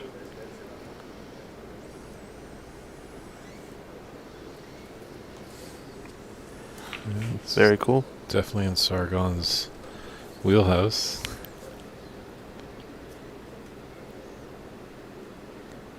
Big pot that this would be. Wow, great stroke. This could be a great steal here. The Kiss of Love. Well, a couple weeks ago we did have the World Women's Snooker US Open at Ox Billiards. So some friends from overseas came over. I think Naturat was victorious in that tournament. But there was a local, about 8 local players in the Seattle area. There was one Canadian that came down. Frances Cho was in this event. Unfortunately, she got knocked out in the group stage. So there are some women that are getting involved. I think our friends at Ox are doing a great job by putting on that U.S. Open, and that's really giving great exposure. There's a very inspiring story of late that Rhiannon Evans heard that a young girl was watching and was amazed by Rhiannon playing, as she thought only women were referees. So, with patience, it will come. Oh, there's a massive pot on this black. To steal the frame for Sargon Isaac. Oh no, the pressure. I think it was a bit of the stretch as well. You can see him. Just collapsed into his arms. However, this is no easy one for Ramil here. Yeah, I think it's one that he might go for though. Angle on the cue ball is going to send it up table. Probably play it fairly safe. Just needs to hit good speed. Nope, opting to take two-railer safety. Great speed control there. Always going to play the smart shot, Ramil does.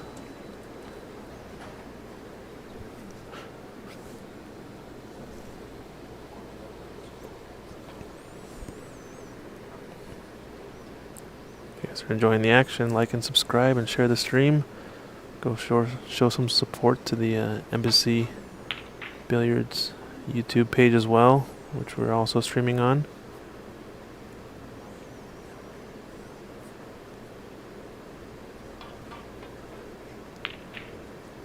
Gonna play the up and down safety along the long rail. Well struck. They have different rates here because of love at Embassy Billiards. I think the best bet probably is to go onto their website. I would think that they probably have put their rates up there for snooker, pool, and Chinese 8-ball. Yeah, I think it's somewhere on 20 an hour to 30 an hour, depending on what time and table you're on. I think they do have a couple of different tables. These are the championship tables I think they're live streaming on. Slightly tighter pockets.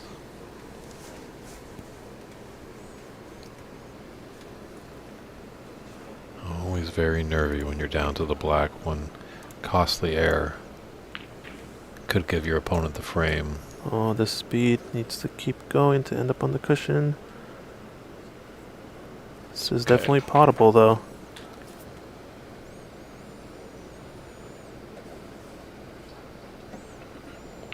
Looks like CC in the third frame over the corner is 53-0 up. I don't know if that was a 53 break.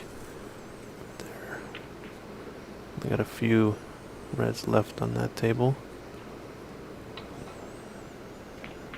Oh, and he pots it. Great long pot there by Ramil. Gutsy. He did say it was on Christian, so with that frame win, ties this match 1 frame apiece.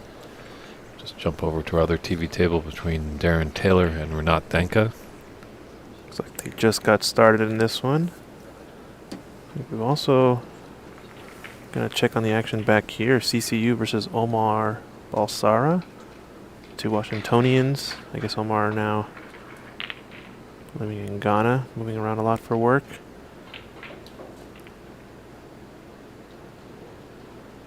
Looking like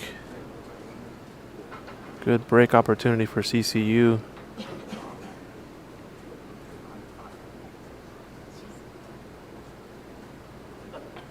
A little difficult to see there with some of the angles we have, but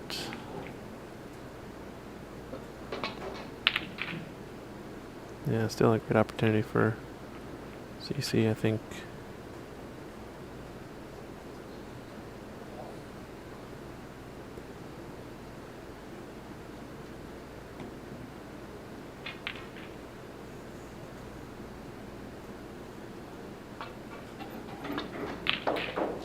Need another red in color to really lock down this frame.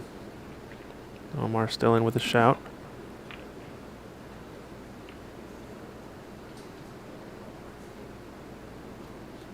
Doesn't need snookers yet. Or may not at all, depending on how the rest of this frame goes. Ooh. It's a tough miss because it means you lose out on those possible color points. So now there's only 51 points in it.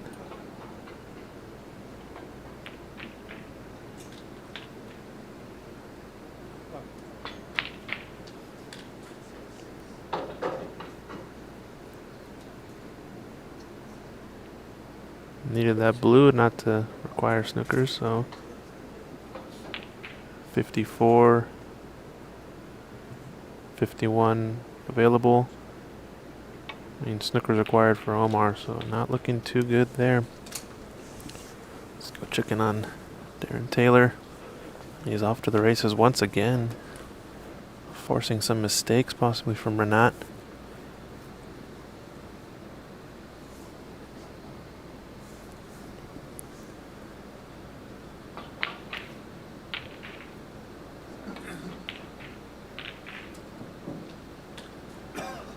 Nice pot there.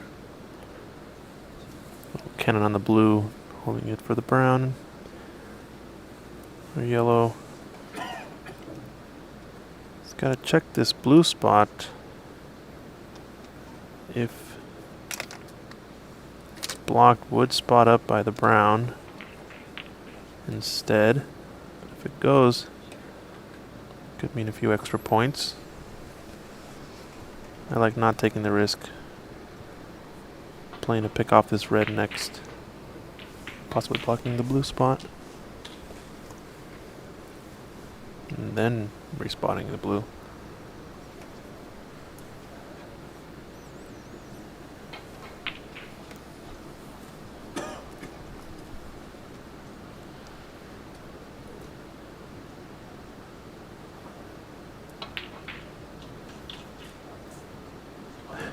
It's come down nicely for the pink.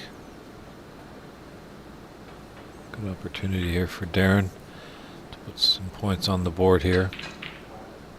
Already leading 2-0.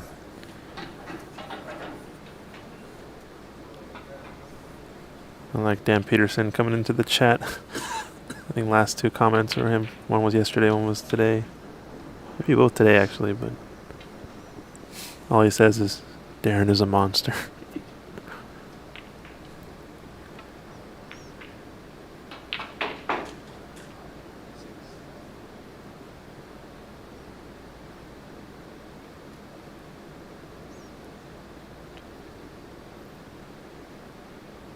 Yeah, it was a tricky match in Darren's previous match, but then he had a phenomenal break of 81, and he just hasn't looked back.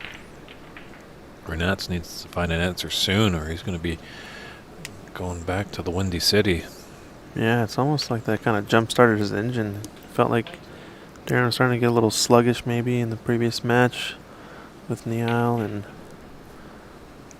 had a tough grinder of a match this morning with Ajaya.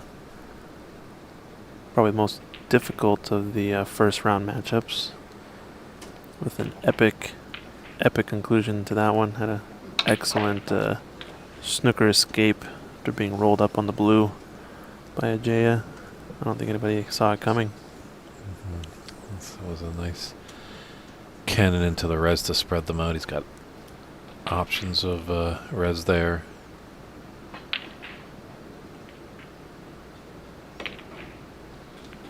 We've got Raymond Fung over on the Facebook chat. How's it going, Raymond? Still missing you here at Embassy, but glad to see you tuning in.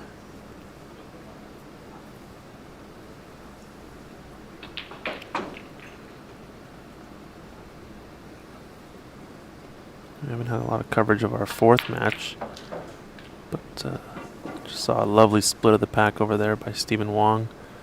Table 8. The fourth semi-final match. Looks like he might be up 2 frames to none. Yeah, I think so. So definitely wanting to hold on to that Tom Collins trophy and keep it here for another year at Embassy. Stephen does.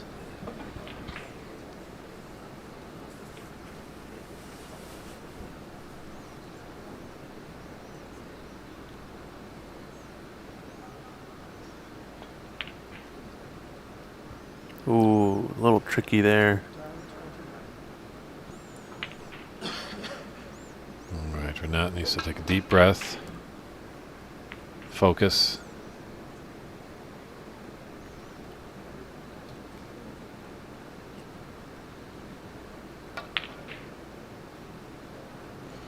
Yeah, you felt like that was a pressure pot. Yeah, if he got that, that really would have built up his confidence. He would have been on the black. Reds are kind of getting spread open, so unfortunately doesn't go. He leaves a thin cut into the middle pockets.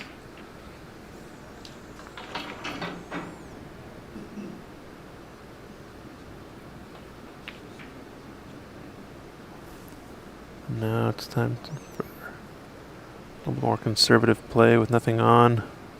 Put the pressure on Renat. Sometimes just making your opponent take on tough pots or miss shots over and over again can help the momentum shift in the match slightly.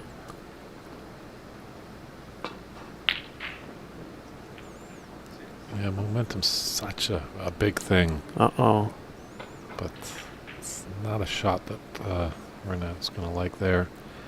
Yeah, My good friend back up in Canada, in Alberta, Brian Sutherlands. Hello, Brian. Hope you and Rona are watching the... Or Rona, I should say. Rona did a great job a couple years ago at the Alberta Open. First time tournament directing. So it's good to see there's a good scene for snooker in Alberta. wow, lovely flick off of that pink actually. Gives him a nice angle to come either stun one cushion up for one of these reds or come around a few of them. There's plenty of options here.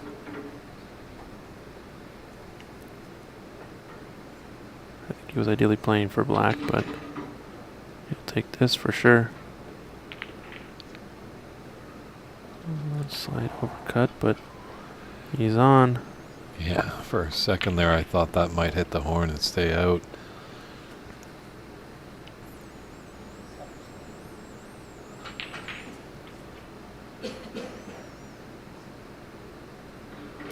He's got this, he's got the pink, then he can come up for that red that's just below the red that's on the pink spots. I think he's just getting referee daily just to make sure that is spotted correctly. Yeah, I don't think this red passes. He's going to have to play the one to the right middle. Trickier position with these. A little bit hampered on the queuing as well, so he might need to play for a bulk color just to be a little bit more careful. Oh, he's taking the rightmost one. Leads to the black or pink a little bit easier, but a bit more of a blind pocket, this one. Just doesn't like it. That's a great example right there for all your youngsters and new players right there. Darren got down, didn't like it, got himself back up, refocused, then got down and got comfortable and executed a shot. Wanted that to go in, but when you're down, you can get up. Someone asking, did Corey Duell take part in that snooker tournament here? No, he did not.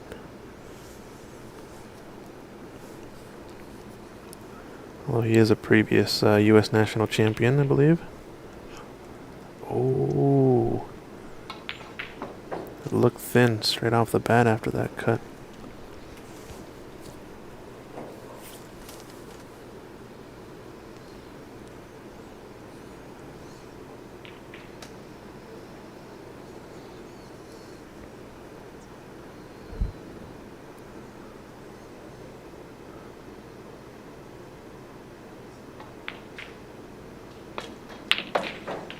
Wow. He is finding something, that's for sure. Mm-hmm. It's also the first time we've seen any sort of chink in the Renat armor as well.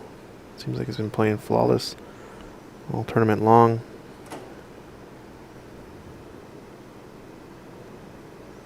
Brian, we had 64 great competitors, and we've come to whittle it down to 8 right now with the quarterfinals going, but at the end of tonight there will be 4 players left.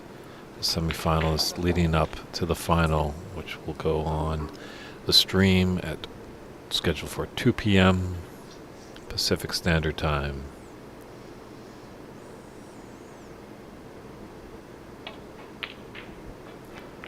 Yeah, I think as we were kind of looking at the group sometimes, you know, when you tune into the World Cup, when it's playing all those countries, sometimes you see groups of death in there that are really tough groups. I think that also translates into the game of snooker. There was 16 groups of 4 players each, and so there definitely was some groups that were challenged. Oh yeah. Some might not have had a stronger player, as strong of players. So maybe that might have been the case, not knocking the players in Renat's group, but maybe they just didn't challenge him enough, because he was definitely flying out of the gate and looked very impressive, but Darren has just kind of put a stop to that. Oh, looks like Corey won the 2013 national final over Sargon Isaac. It was on our second TV table, so a little bit of history there. Thank you, Raymond Fung, for letting us know.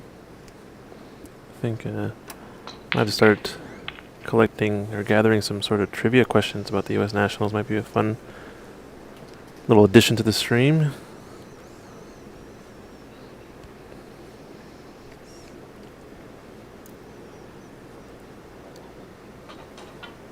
Looks like this red is available. And it's Going to combine beyond the pink. still bad news for Renat. Doesn't seem like he's able to get started anywhere. Yeah. Stranger things can happen, but being down 3-0 in the best of 7 is tough.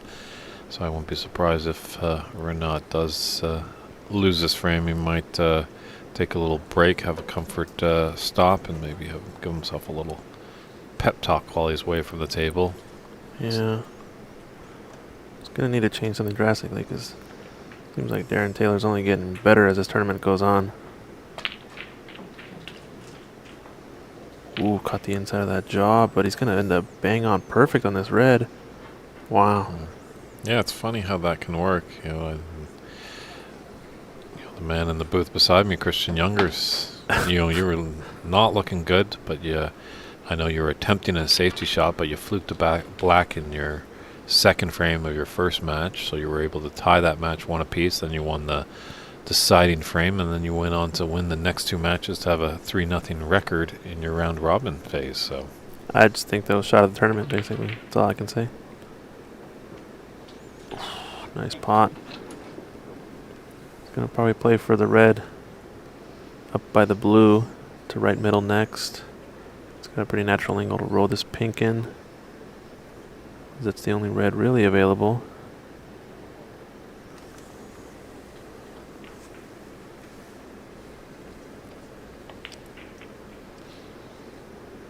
Just caught it thin. It's a little bit of a blind pocket, that one, so maybe an opening for Renat. He needs something to start his engine, I think. yeah, doesn't need all blacks, as there's 59 on the table and 56 in it. I'd like to get the pink spotted for sure. Has a nice angle to come into these reds, but depends. Yeah, can in there, but I wanted to catch it a little bit more full, so to push both reds maybe down towards the pocket. Now he's got a lot of work to do, I think. Maybe just try to play the safety behind the black here. Maybe the cross double.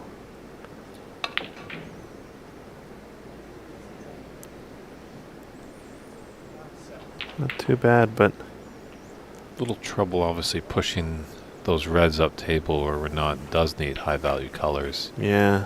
It's a little bit of a problem, so Darren's going to have not a problem pushing this red up there. It's a little, obviously, awkward bridging going over the black, but doesn't really need to do anything special. Yeah, just push it past the side pocket, and like you said, the more reds that stay up in the bulk end, the better it is for Darren. Keeping Renat out of the high value colors.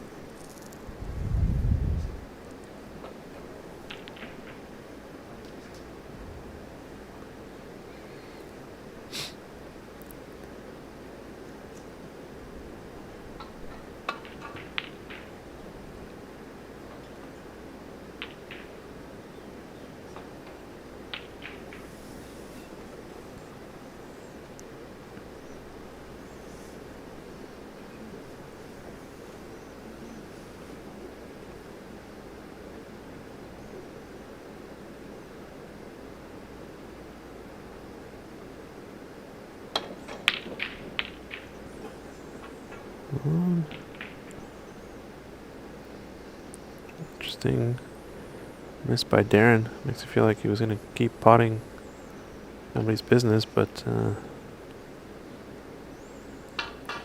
everyone is human. Ooh, a little bit of flick aside, just almost got to the blue there. Yeah, a few more rotations and Renaud would have happily walked back to his seat knowing that he's put Darren in a snooker, but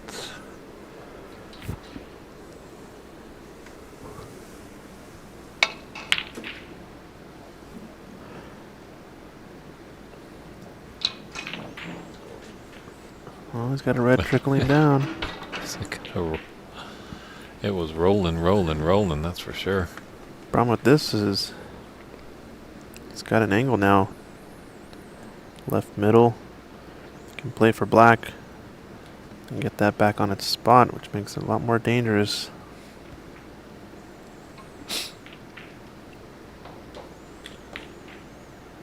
Uh-oh. Oof, that Yeah, missed for a just second. Had to worry about the push shot there. He is on the cushion. Doesn't need black yet. No, can afford the blue. Uh-oh. Oh, Yikes. It's disaster for Renaud there. yeah, that just unlucky there. I think we just have to have a little watch on Renaud after this match. If he's not victorious, you know, he might be calling the suicide hotline here in San Gabriel. None of that. It's just sometimes you just feel like you can't get a break. You know, the tournament's going so well for him. You know, had a nice blue there.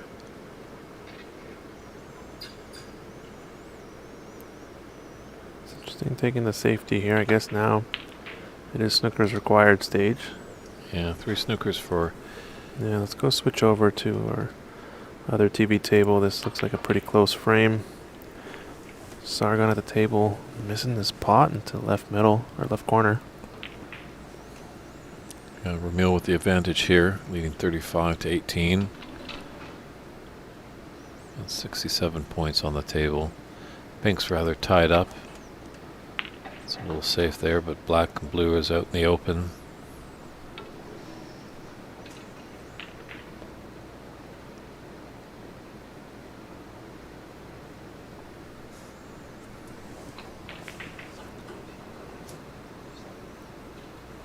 Gonna get behind brown here, maybe yellow. Oh wow, almost checked off that last cushion a little bit, but excellent safety there. Yes. Very nice snooker. Sometimes, you know, when you're playing safe, you just want to put it in a general area. You're not, you know, pinpointing it for a snooker. So he was obviously playing that shot with the safety in mind and looking at a more kind of like almost a small bucket size area to get his cue ball in. Then sometimes you can be fortunate enough to get right nice and tight behind obstructing ball. And another update. Darren Taylor with a long pot on one of the reds and a safety.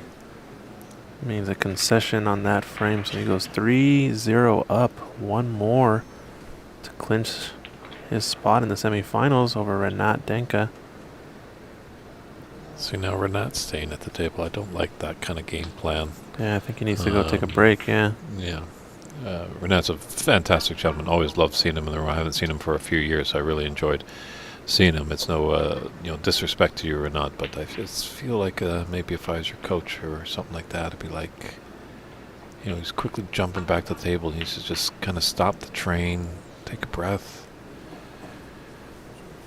But we'll see. His back's against it. If there's a man to come back from 3-0, Renaud Denka is a man that can do it. Yep.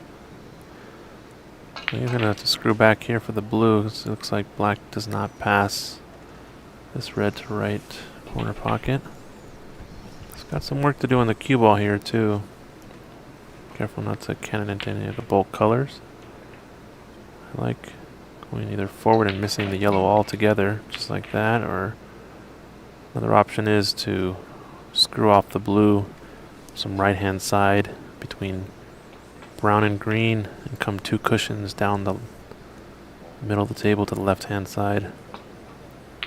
Second shot gives you a little bit more, gets you a little closer to the next ball, but then again does make the pot more difficult. Ooh, a little bit of shoulder in that stroke. Didn't really like that. Yeah, a little twitchy. Looks like he mishit it. Hopefully that's not the turn in the match there, as we saw in the World Championship, that little twitchy green for Sai against Luca Vassell when he was up 14-5. Luca was able to come back on that match. An enormous and phenomenal comeback for the Belgian in that World Championship. So, but it doesn't look like it's too bad, because Vermeil's back at the table with a easy starter. Electing for the tougher of the 2 reds. Obviously that red will guarantee him position on a color. Yeah, just a safer pot in general. Play it 2 ways always. He's got a good angle on the yellow to come back down table. He wants to be low probably on that red in the open, just so he can have a natural angle to come up for another colored ball, because all the colored balls have been finding their way up into the bulk area. And with a 30-point lead and growing, doesn't want to really do anything with that pink. So that could be a safe ball for him. Ooh. Just cannon into that red, holding the cue ball down table.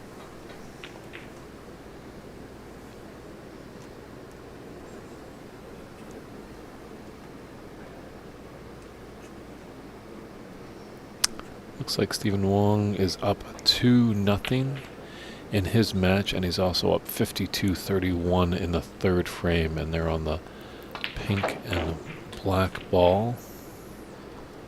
Someone in the chat asking, pool table speed cloths are very fast. Why don't they use them on a snooker table? I imagine it has a little bit to do with tradition as well as style of play. These cloths are napped on the snooker table, so it does affect the performance slightly based on reaction as well as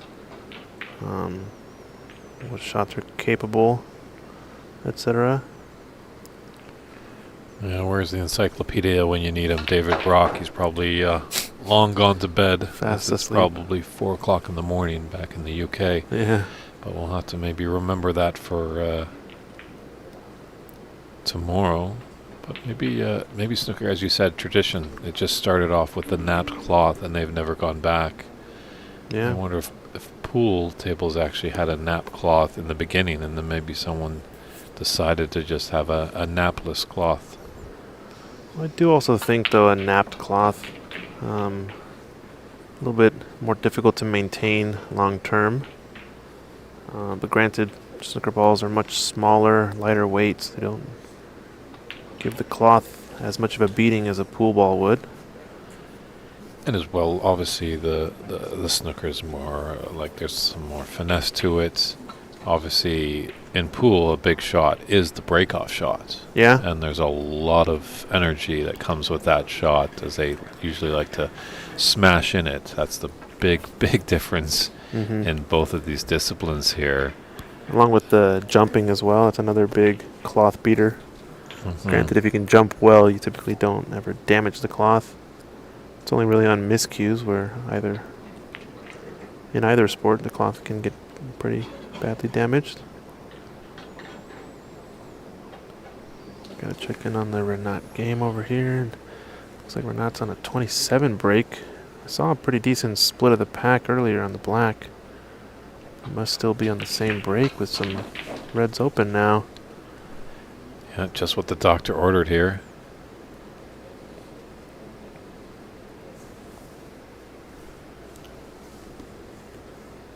Afsoon, I'm already way ahead of you. I Yes. don't think he's on a high break yet. good break of 27, that's for sure. Is still amongst them. So it's also an opportunity. But we need to see that ticker at 106 before we consider it a high break. just if he can win this frame with this visit, that's just really going to boost his confidence. Yeah, settle him. Finally got that first frame. Obviously, they always say you're never in the match until you get your first frame on the board. It's on the wrong side of the blue here, though. Gonna need to screw back and take out this red up at the bulk end. Depending on this next shot, could be tricky.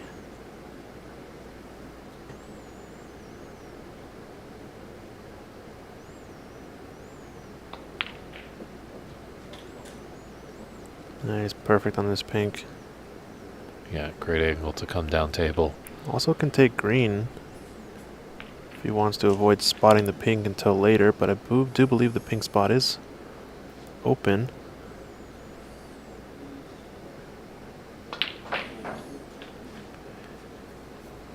This is the Renat Danko we're used to. Yeah. Perfect on this red. Oh, looking. I just want to make sure the spot is there. Can sometimes wobble. Yeah.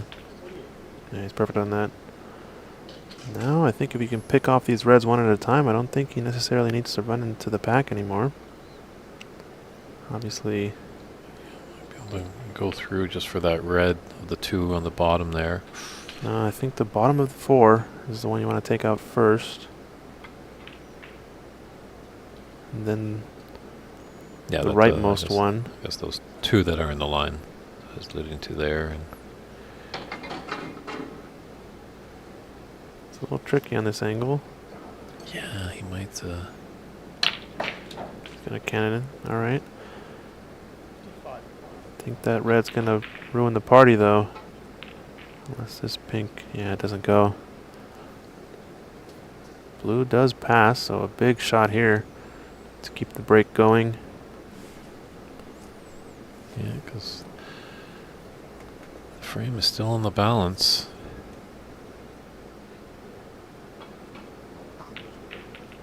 So 75 on the table. He's only ahead by 55. Wow, great pot. Cannon the yellow slightly. Perfect. Snook G71. You're looking at the man that has the high break of the tournament so far, Renat Danka at 105. He's gonna play the brown. Don't imagine he's gonna stun into the cushion. I think he's gonna have to screw this up table. I like playing for the rightmost red. Maybe getting on the red. Oh, he did avoid the cannon. Nicely done. Ideally you play for this rightmost red, but if you get on the red in the middle of the table, you're good to go.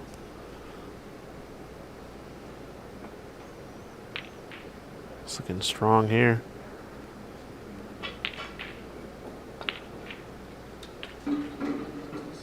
Stuns over for the black. A little bit short though. Yeah, it's going to have to use the rest. Wanted a few more rotations. It was frame ball, I believe, though. So one visit snooker, it looks like to me.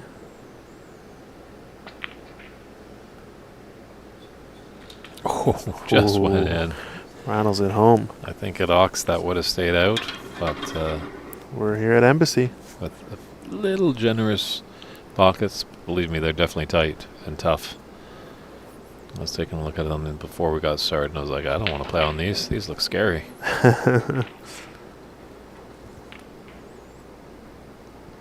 Yeah, I don't think Darren will be coming back to the table.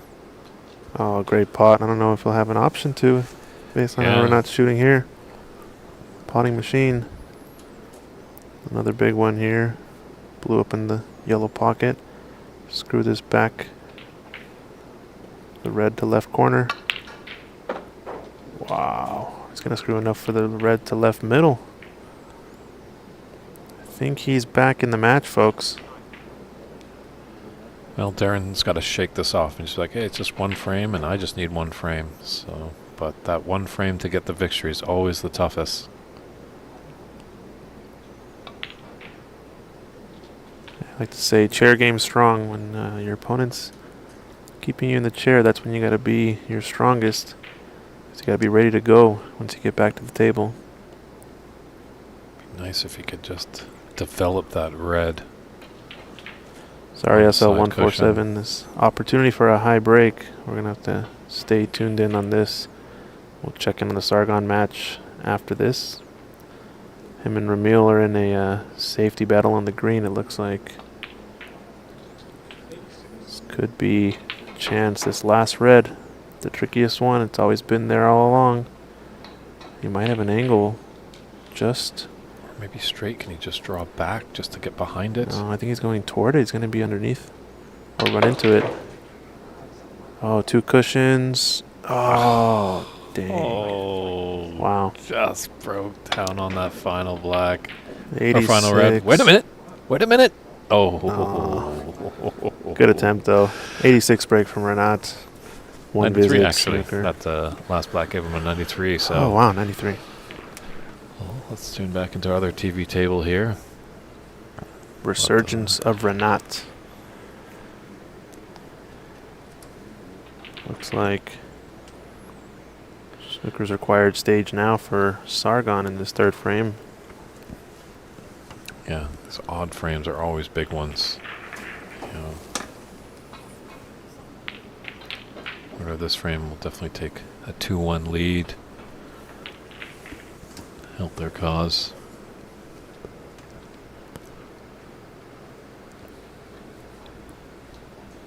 That definitely was some great snooker there, SC Manhattan, I agree. So, Who says the U.S. standard is subpar, huh? exactly.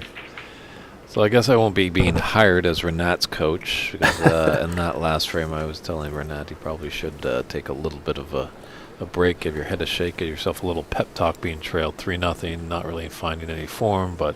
That was his pep talk, huh? Lovely, we know. Came back and rattled in a 93 break, so hopefully you can keep that momentum going, but Darren Taylor definitely wants to stop the bleeding. Has Darren done enough to be able to close out this match? He's almost there with 3-1 up. But now I think Renat's engine has started.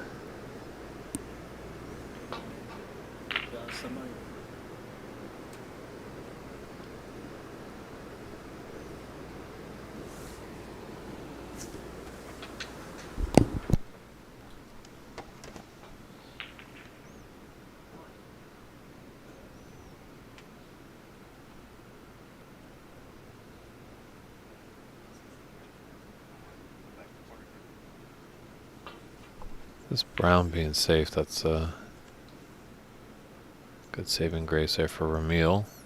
But it definitely looks like he's got the snooker here.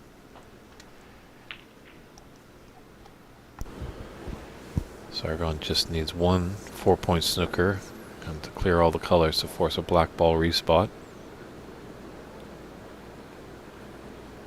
Oh no, my apologies, he'll win by 1.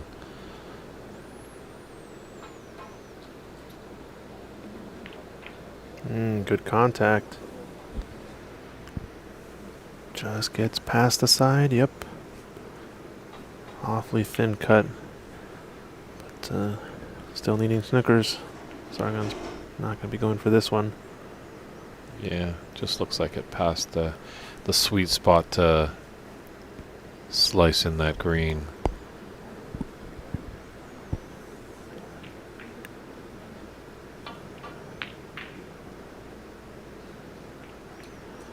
Ooh, didn't want the cannon in the blue, because it's definitely going to leave more of a containing safety. Or do you roll this green into its own pocket, Christian? You just... Oh, sorry. Yeah, for a meal? Yeah, for sure you do, I think.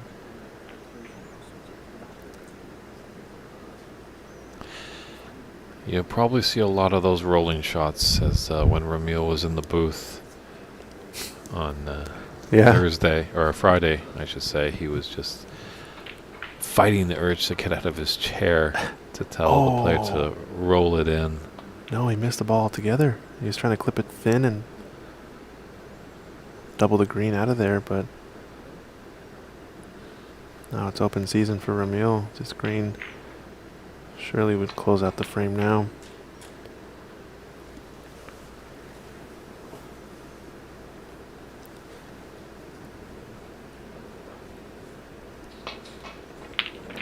Yeah. 4 snookers required. Yeah. And a that frame. is a concession. So Ramil takes that third frame, puts him ahead 2 frames to 1. And we're back at our other TV table here. Just as they're kind of get things organized, we'll just take a look at what's going on in the room. Looks like CCU is up 2 frames to 1 and also leading the 4th frame to 26 to 4 over Omar Balsera. And on our other table, the Battle of the Wongs. It looks like, I believe that Stephen Wong is up.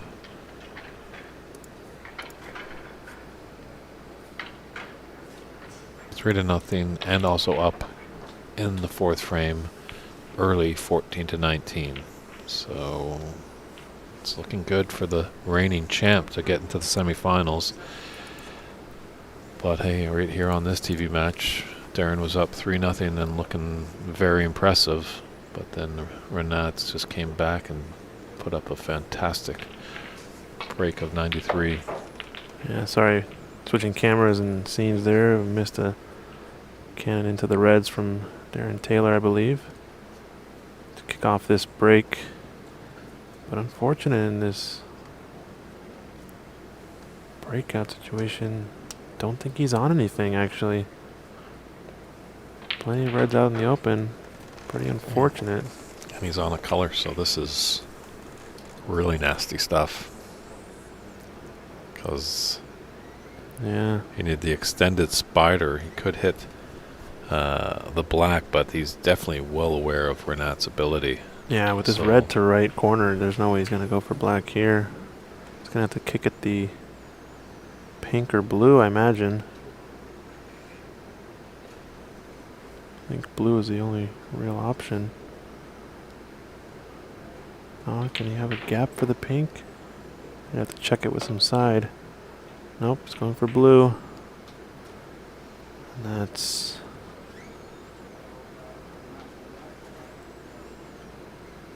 quite unlucky. Yeah, unfortunately, we're kind of far away. Didn't know which was nominated there. He did nominate the blue. So that's that miss there.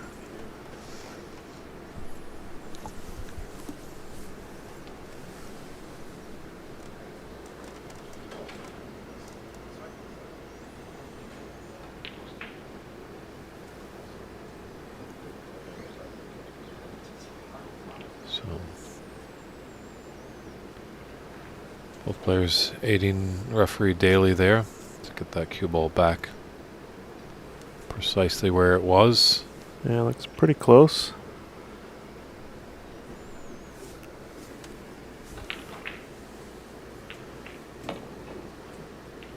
There's the contact with the blue. So no more foul and a miss. No in off there. Minimal damage. Yeah, he was able to put the cue ball safe.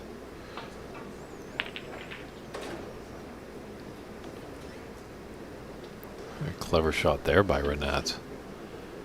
Acknowledged by a tap on the table there by Darren. Funny situation on our second TV table. Ramil getting ready to break off, and referee Ajaya coming over and saying, "Hold on a second, you broke off on the other break. It's actually Sargon's break." Sargon's like, "Get out of the way, get out of the bulk end. It's my shot." These two guys, good friends. Put on the table, sworn enemies.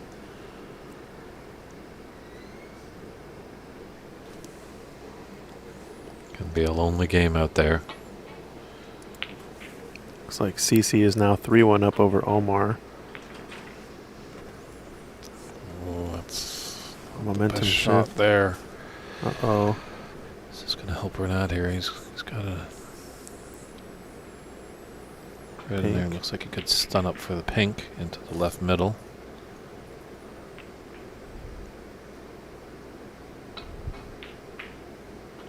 And if Renat can get going, these reds are open nicely. Yeah, he's got a good angle too now. I think pink will definitely spot on the blue. Spot in the middle of the table. Almost looks like a drill. These 3 or 4 reds scattered, all potable to left corner. Just looking at what kind of angle he wants to get. I'd like to clear this red to right corner, closest to the right corner. I think the pink spot is covered, so this pink's probably going to go up on the blue. Yeah, that's what, yeah. So everything's available to left corner after that. He's going to have to play a series of screw shots until he can dislodge this red closest to right corner, so the black will be available. Or maybe get the pink on its spot as well.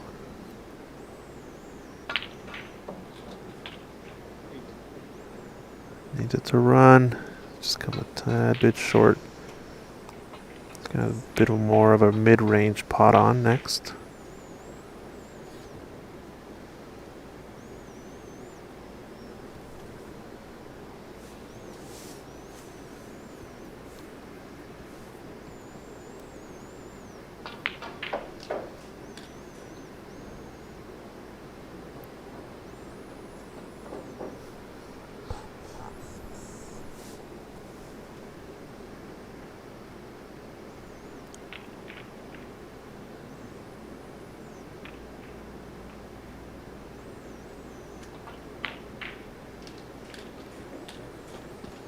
Often a take.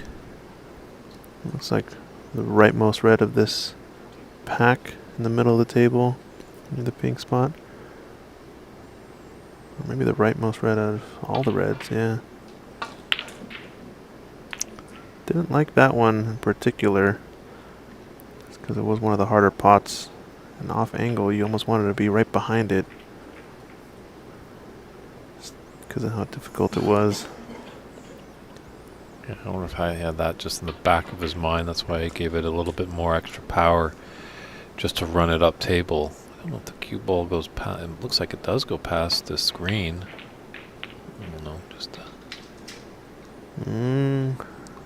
another little mistake here from Darren, I think.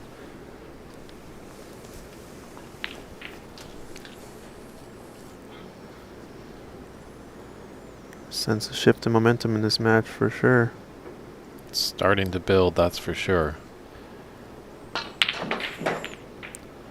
Yeah, if Renat is able to take this one, definitely Darren will be reeling. If Renat's able to force a decider, then all bets are off. There's a big opportunity there. Missed, though. I think Darren just needs one big snooker or one big pot just to get him over the finish line here.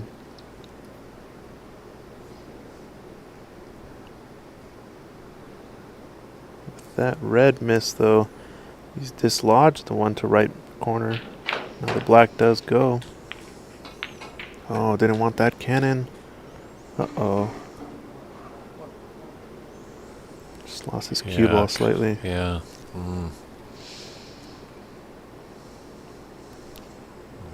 Getting out of this. He's going to hit this with some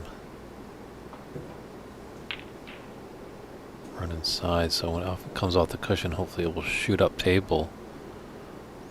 Comes off this black.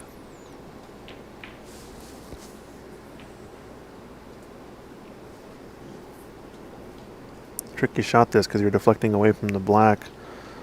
Always a risk of either catching it too thin because you are afraid of deflecting too much or just missing the ball altogether. If you misgauge how much deflection your cue has, just like that, Doesn't make contact with the black, so it's going to be a 7-point foul, I believe. At least I didn't see it move. Yeah, it looks like. Ever so slightly. Looks like it did move. All right. I think everyone at the table's having a little wry smile there, as it was like, it was close, that's for sure. Enough to confuse Christian here in the booth. But in Christian's defense, we are quite far away from the table, and sometimes these camera angles can play tricks on us. I was leaning back a bit. It's too. I couldn't see the monitor from quite where I was. I have the excuses. Don't worry.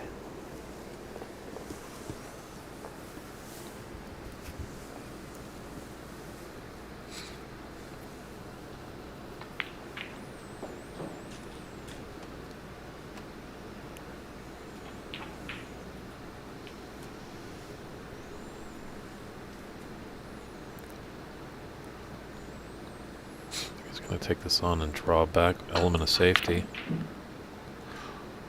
And those folks on YouTube, I'm not exactly sure, but we might be needing to just refresh the stream around the 12-hour mark, just in about 25 minutes. I'm not exactly sure if it'll happen, but I believe all you'll need to do is refresh the page for Ox Billiards. We'll still be here as long as we've got internet and everything's working correctly.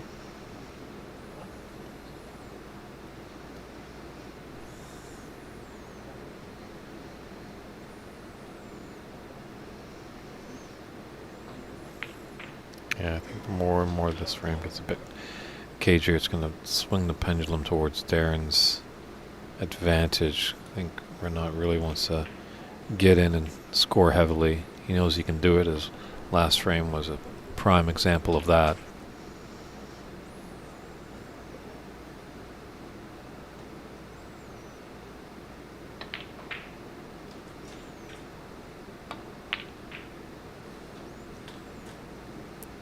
Ooh, good pot there. Just afraid of the in off. That tells you. He's got a couple of reds in bulk, but he could just roll this in and be on the red of those three, kind of around the pink spot, the rightmost one. Yeah, that's tight against the cushion. Can't really do much with the cue ball, but doesn't want to put any unwanted side, which can happen when your cue ball is tight to the cushion. Good stroke there on the rail. This red into the yellow pocket might not be too bad. If he's a left-hander, it might be a bit more of a pain.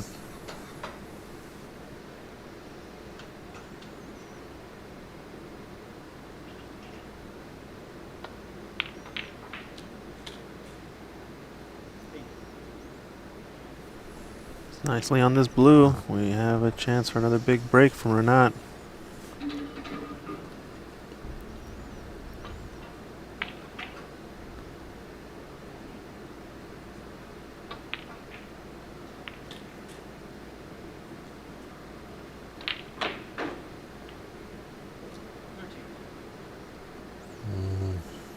Gonna play the far Mid-range right. shot. Yeah. Missed this similar red to this earlier, but nails that one. And the cannon. A little funny though, still.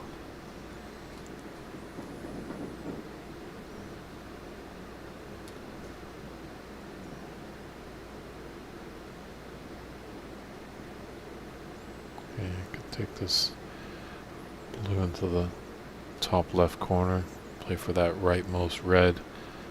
Those three reds by the pink. Just slightly overcut. Put some action on it.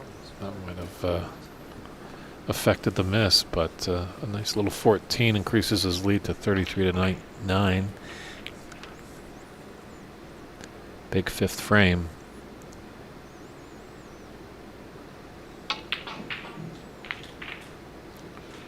See if Darren can respond. Yeah, just came short. I think, still used to that slicker cloth. Yeah, just right in the middle there.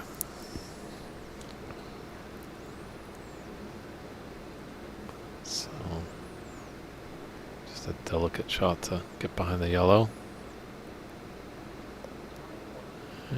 Pretty important, those shots, actually, because the difference between the snooker and wide open look at the rightmost red is pretty massive. Yeah, that red is on.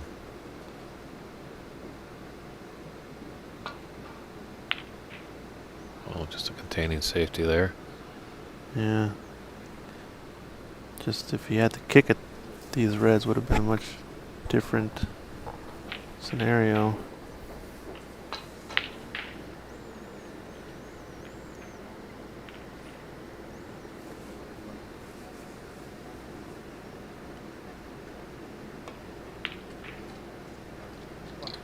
Nice pot. Yep, big opportunity here for Darren. Is this Got is this some what he open needs? reds. Unfortunately, the black and blue and red, all those, that little cluster, they're tied up.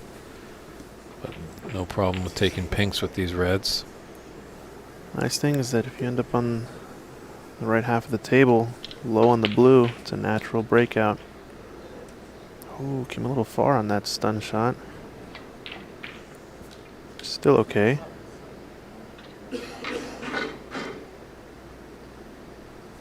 Just now has to use the rest instead of... I guess he's right-handed. He would have used the rest either way. Thinking about it as a left-hander.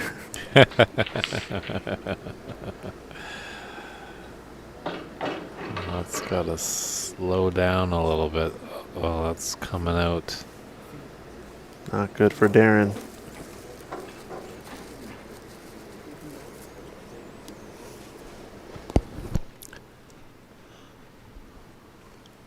Yeah, it looks like Stephen Wong is up 60-33. Stuff. I'm just looking at the scoreboard on the other side of the room. And he's up 3-0, and there's 35 points on the table. Renaud made a nice long red there.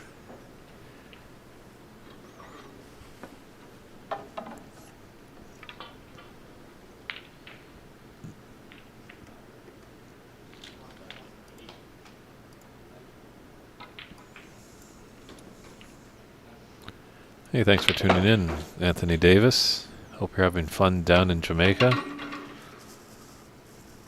I have a little connection to Jamaica, as that's where my parents thought about making myself. So, Anthony, let me know if you're down in Discovery Bay. Someday I'd like to take a visit there.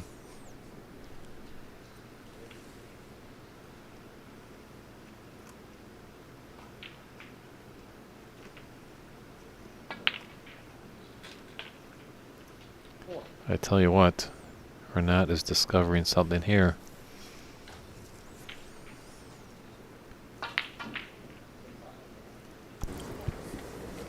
Pretty important this shot, I think, because it wants to be a little bit high on this red. You can play for blue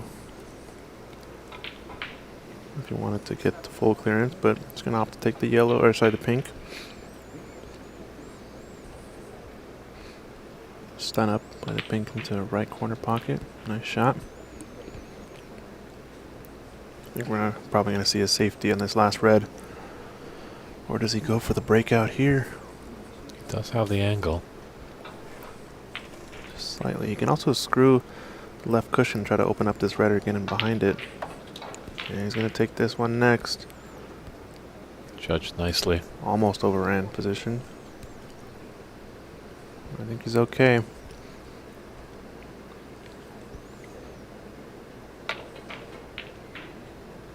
Yeah, maybe just a little too close. Red is on, I think. I think it goes through that gap there, yeah.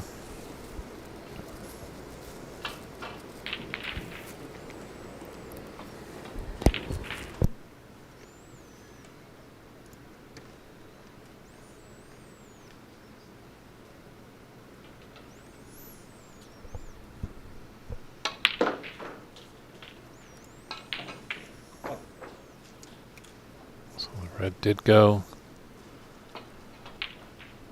Definitely Renat's in command of this frame.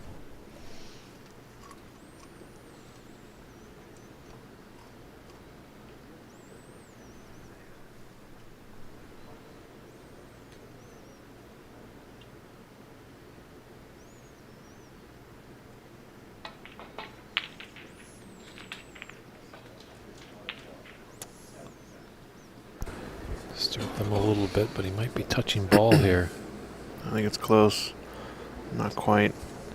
Yeah, I don't think referee Daly has awarded a touching ball, but just Darren asking the referee just to have a look. It is touching ball. Not also coming to take a look. Renat just double checking. Got to respect the referee's opinion. They are the law officer on the table.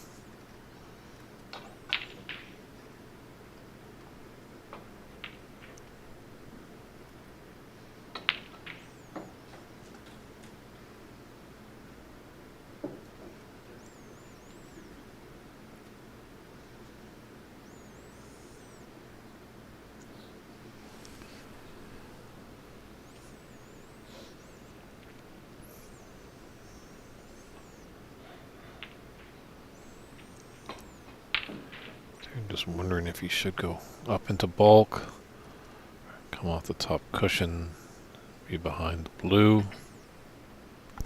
Yeah, it's almost worse that he can't move this red since it is a touching ball. And he had some separation. He could have really hooked Renat behind the blue or the black based on how close these balls are. Now I think he's going to have to use pink. Try to play behind the green or brown. He's thinking about either the 2 cushion or the 3 cushion, possibly a 4th, and settle on that bulkhead. Yeah, he's going to go 3 cushions and try to just land on the bulk cushion tight. Let's get behind green. There's the line.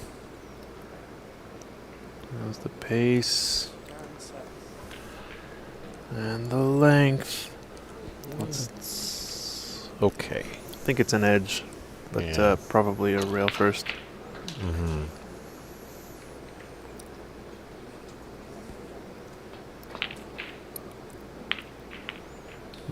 Nice kick shot there.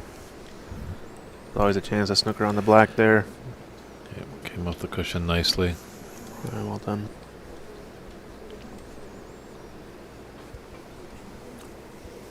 Gonna check the meal really quick. Looks like he's on a break. Trying to clear up some of these loose reds. We'll tune back in a little bit as this match is starting to get a little spicy. Yeah, both of our TV tables down to the final red. This one might have just a bit more importance, as if Darren's able to crawl back and take this frame, he'll win the match, whereas Sargon's and Romeo's match is just at 2-1. Referee Daly and the players have to be careful here too, because I believe 35 in it means Darren Taylor's only going to get, I guess it won't matter because they're only doing 3. Yeah, they're only doing 3 attempts still, so no chance to accidentally put back.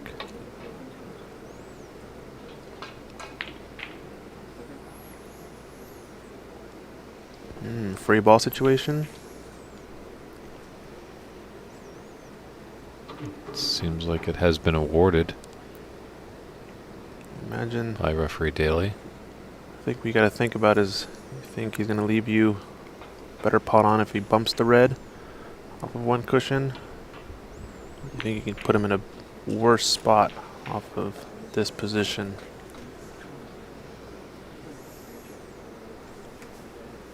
It's only 1 more attempt regardless of where it lands, so I think Renat's probably going to take the free ball, it looks like.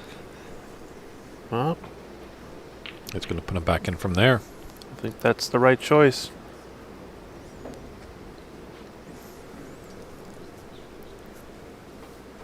This is a new 3 attempts as well, so this does not count as the 3rd attempt or as a foul and a miss. So he could restart the putbacks from here. Tricky little rule.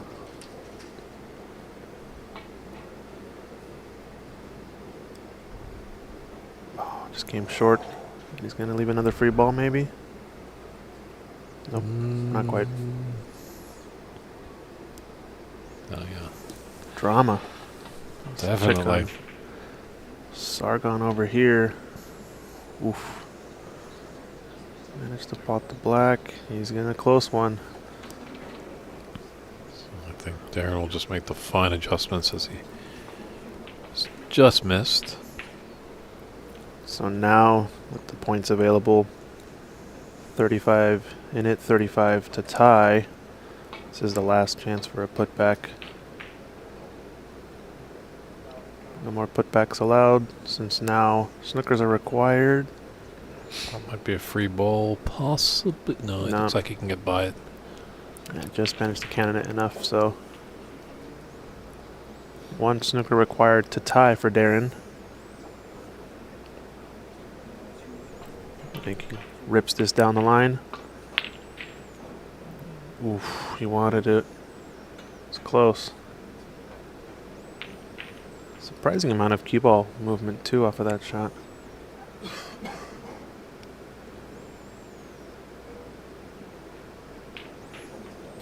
Darren had a chance to get a little tricky behind this blue or black.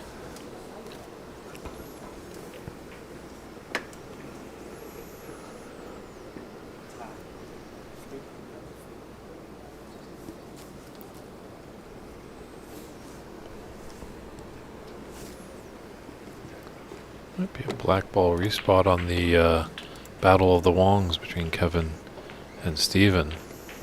Both have stepped away. I just noticed they put the black ball on the spot. The cue ball still on the table. But both gentlemen have excused themselves. Yeah, based on the points available, it looks like pink and black would have put it at a tie, so. And those were on the table, so. But that's the first time I've ever seen that. When there's a black ball respot, that both players leave the table. Usually they stick around until the conclusion of the frame. I guess if both agree, there's nothing stopping them.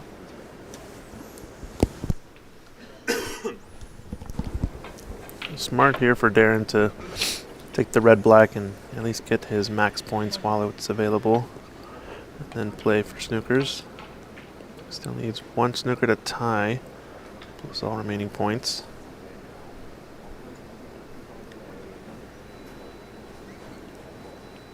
Based on where the blue sits, do you try to clear up from here and play safety behind the black? He's going to make the yellow first, though. Ouch. I think that's going to be painful.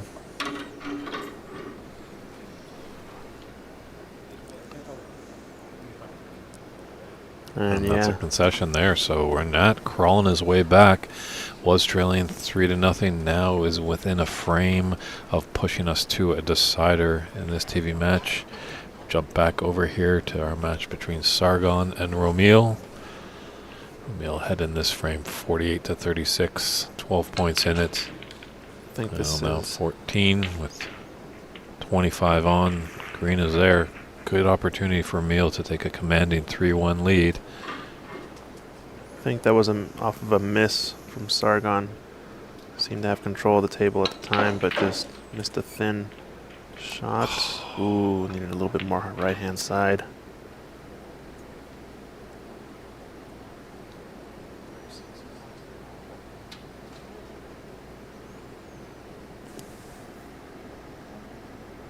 Friends at Ox Billiards are putting out some late night trivia.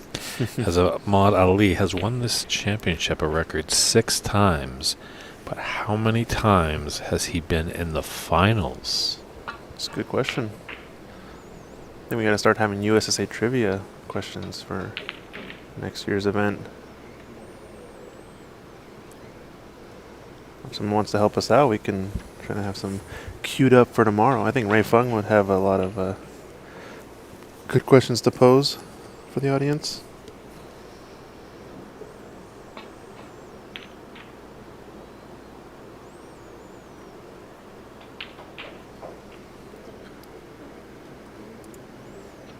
Just a little bit of a stutter on the stream. I think we're good to go. Folks over on YouTube, we might need to restart the YouTube streams. We're approaching the 12-hour mark. I think this has happened in the past. Just be aware.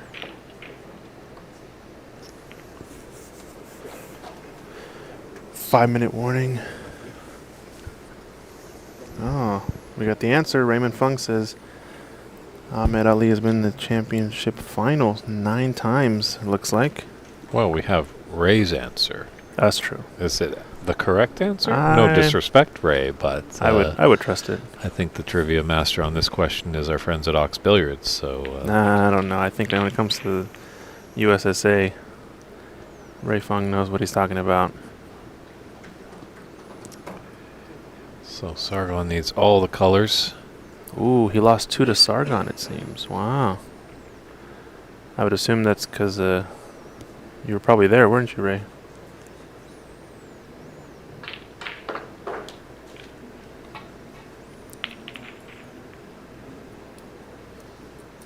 Gonna need both here.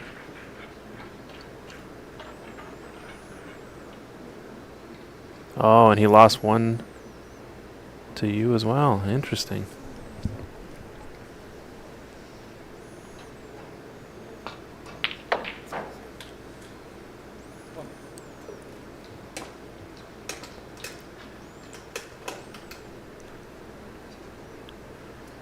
He's gonna have to play the double on this black, so he wants to get either low or high, and it doesn't want to be too straight. Yeah, I needed to screw back a bit, so just makes the pot that much more difficult. Big bounce on this pink.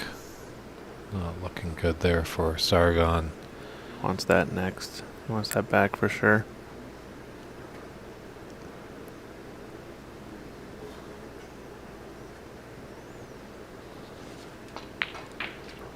Just have to concentrate on that pink, so Ramil takes that frame to Wow. lead that match 3-1. He's on the footsteps of punching his card into the semifinals and knocking out 2-time champion Sargon Isaac.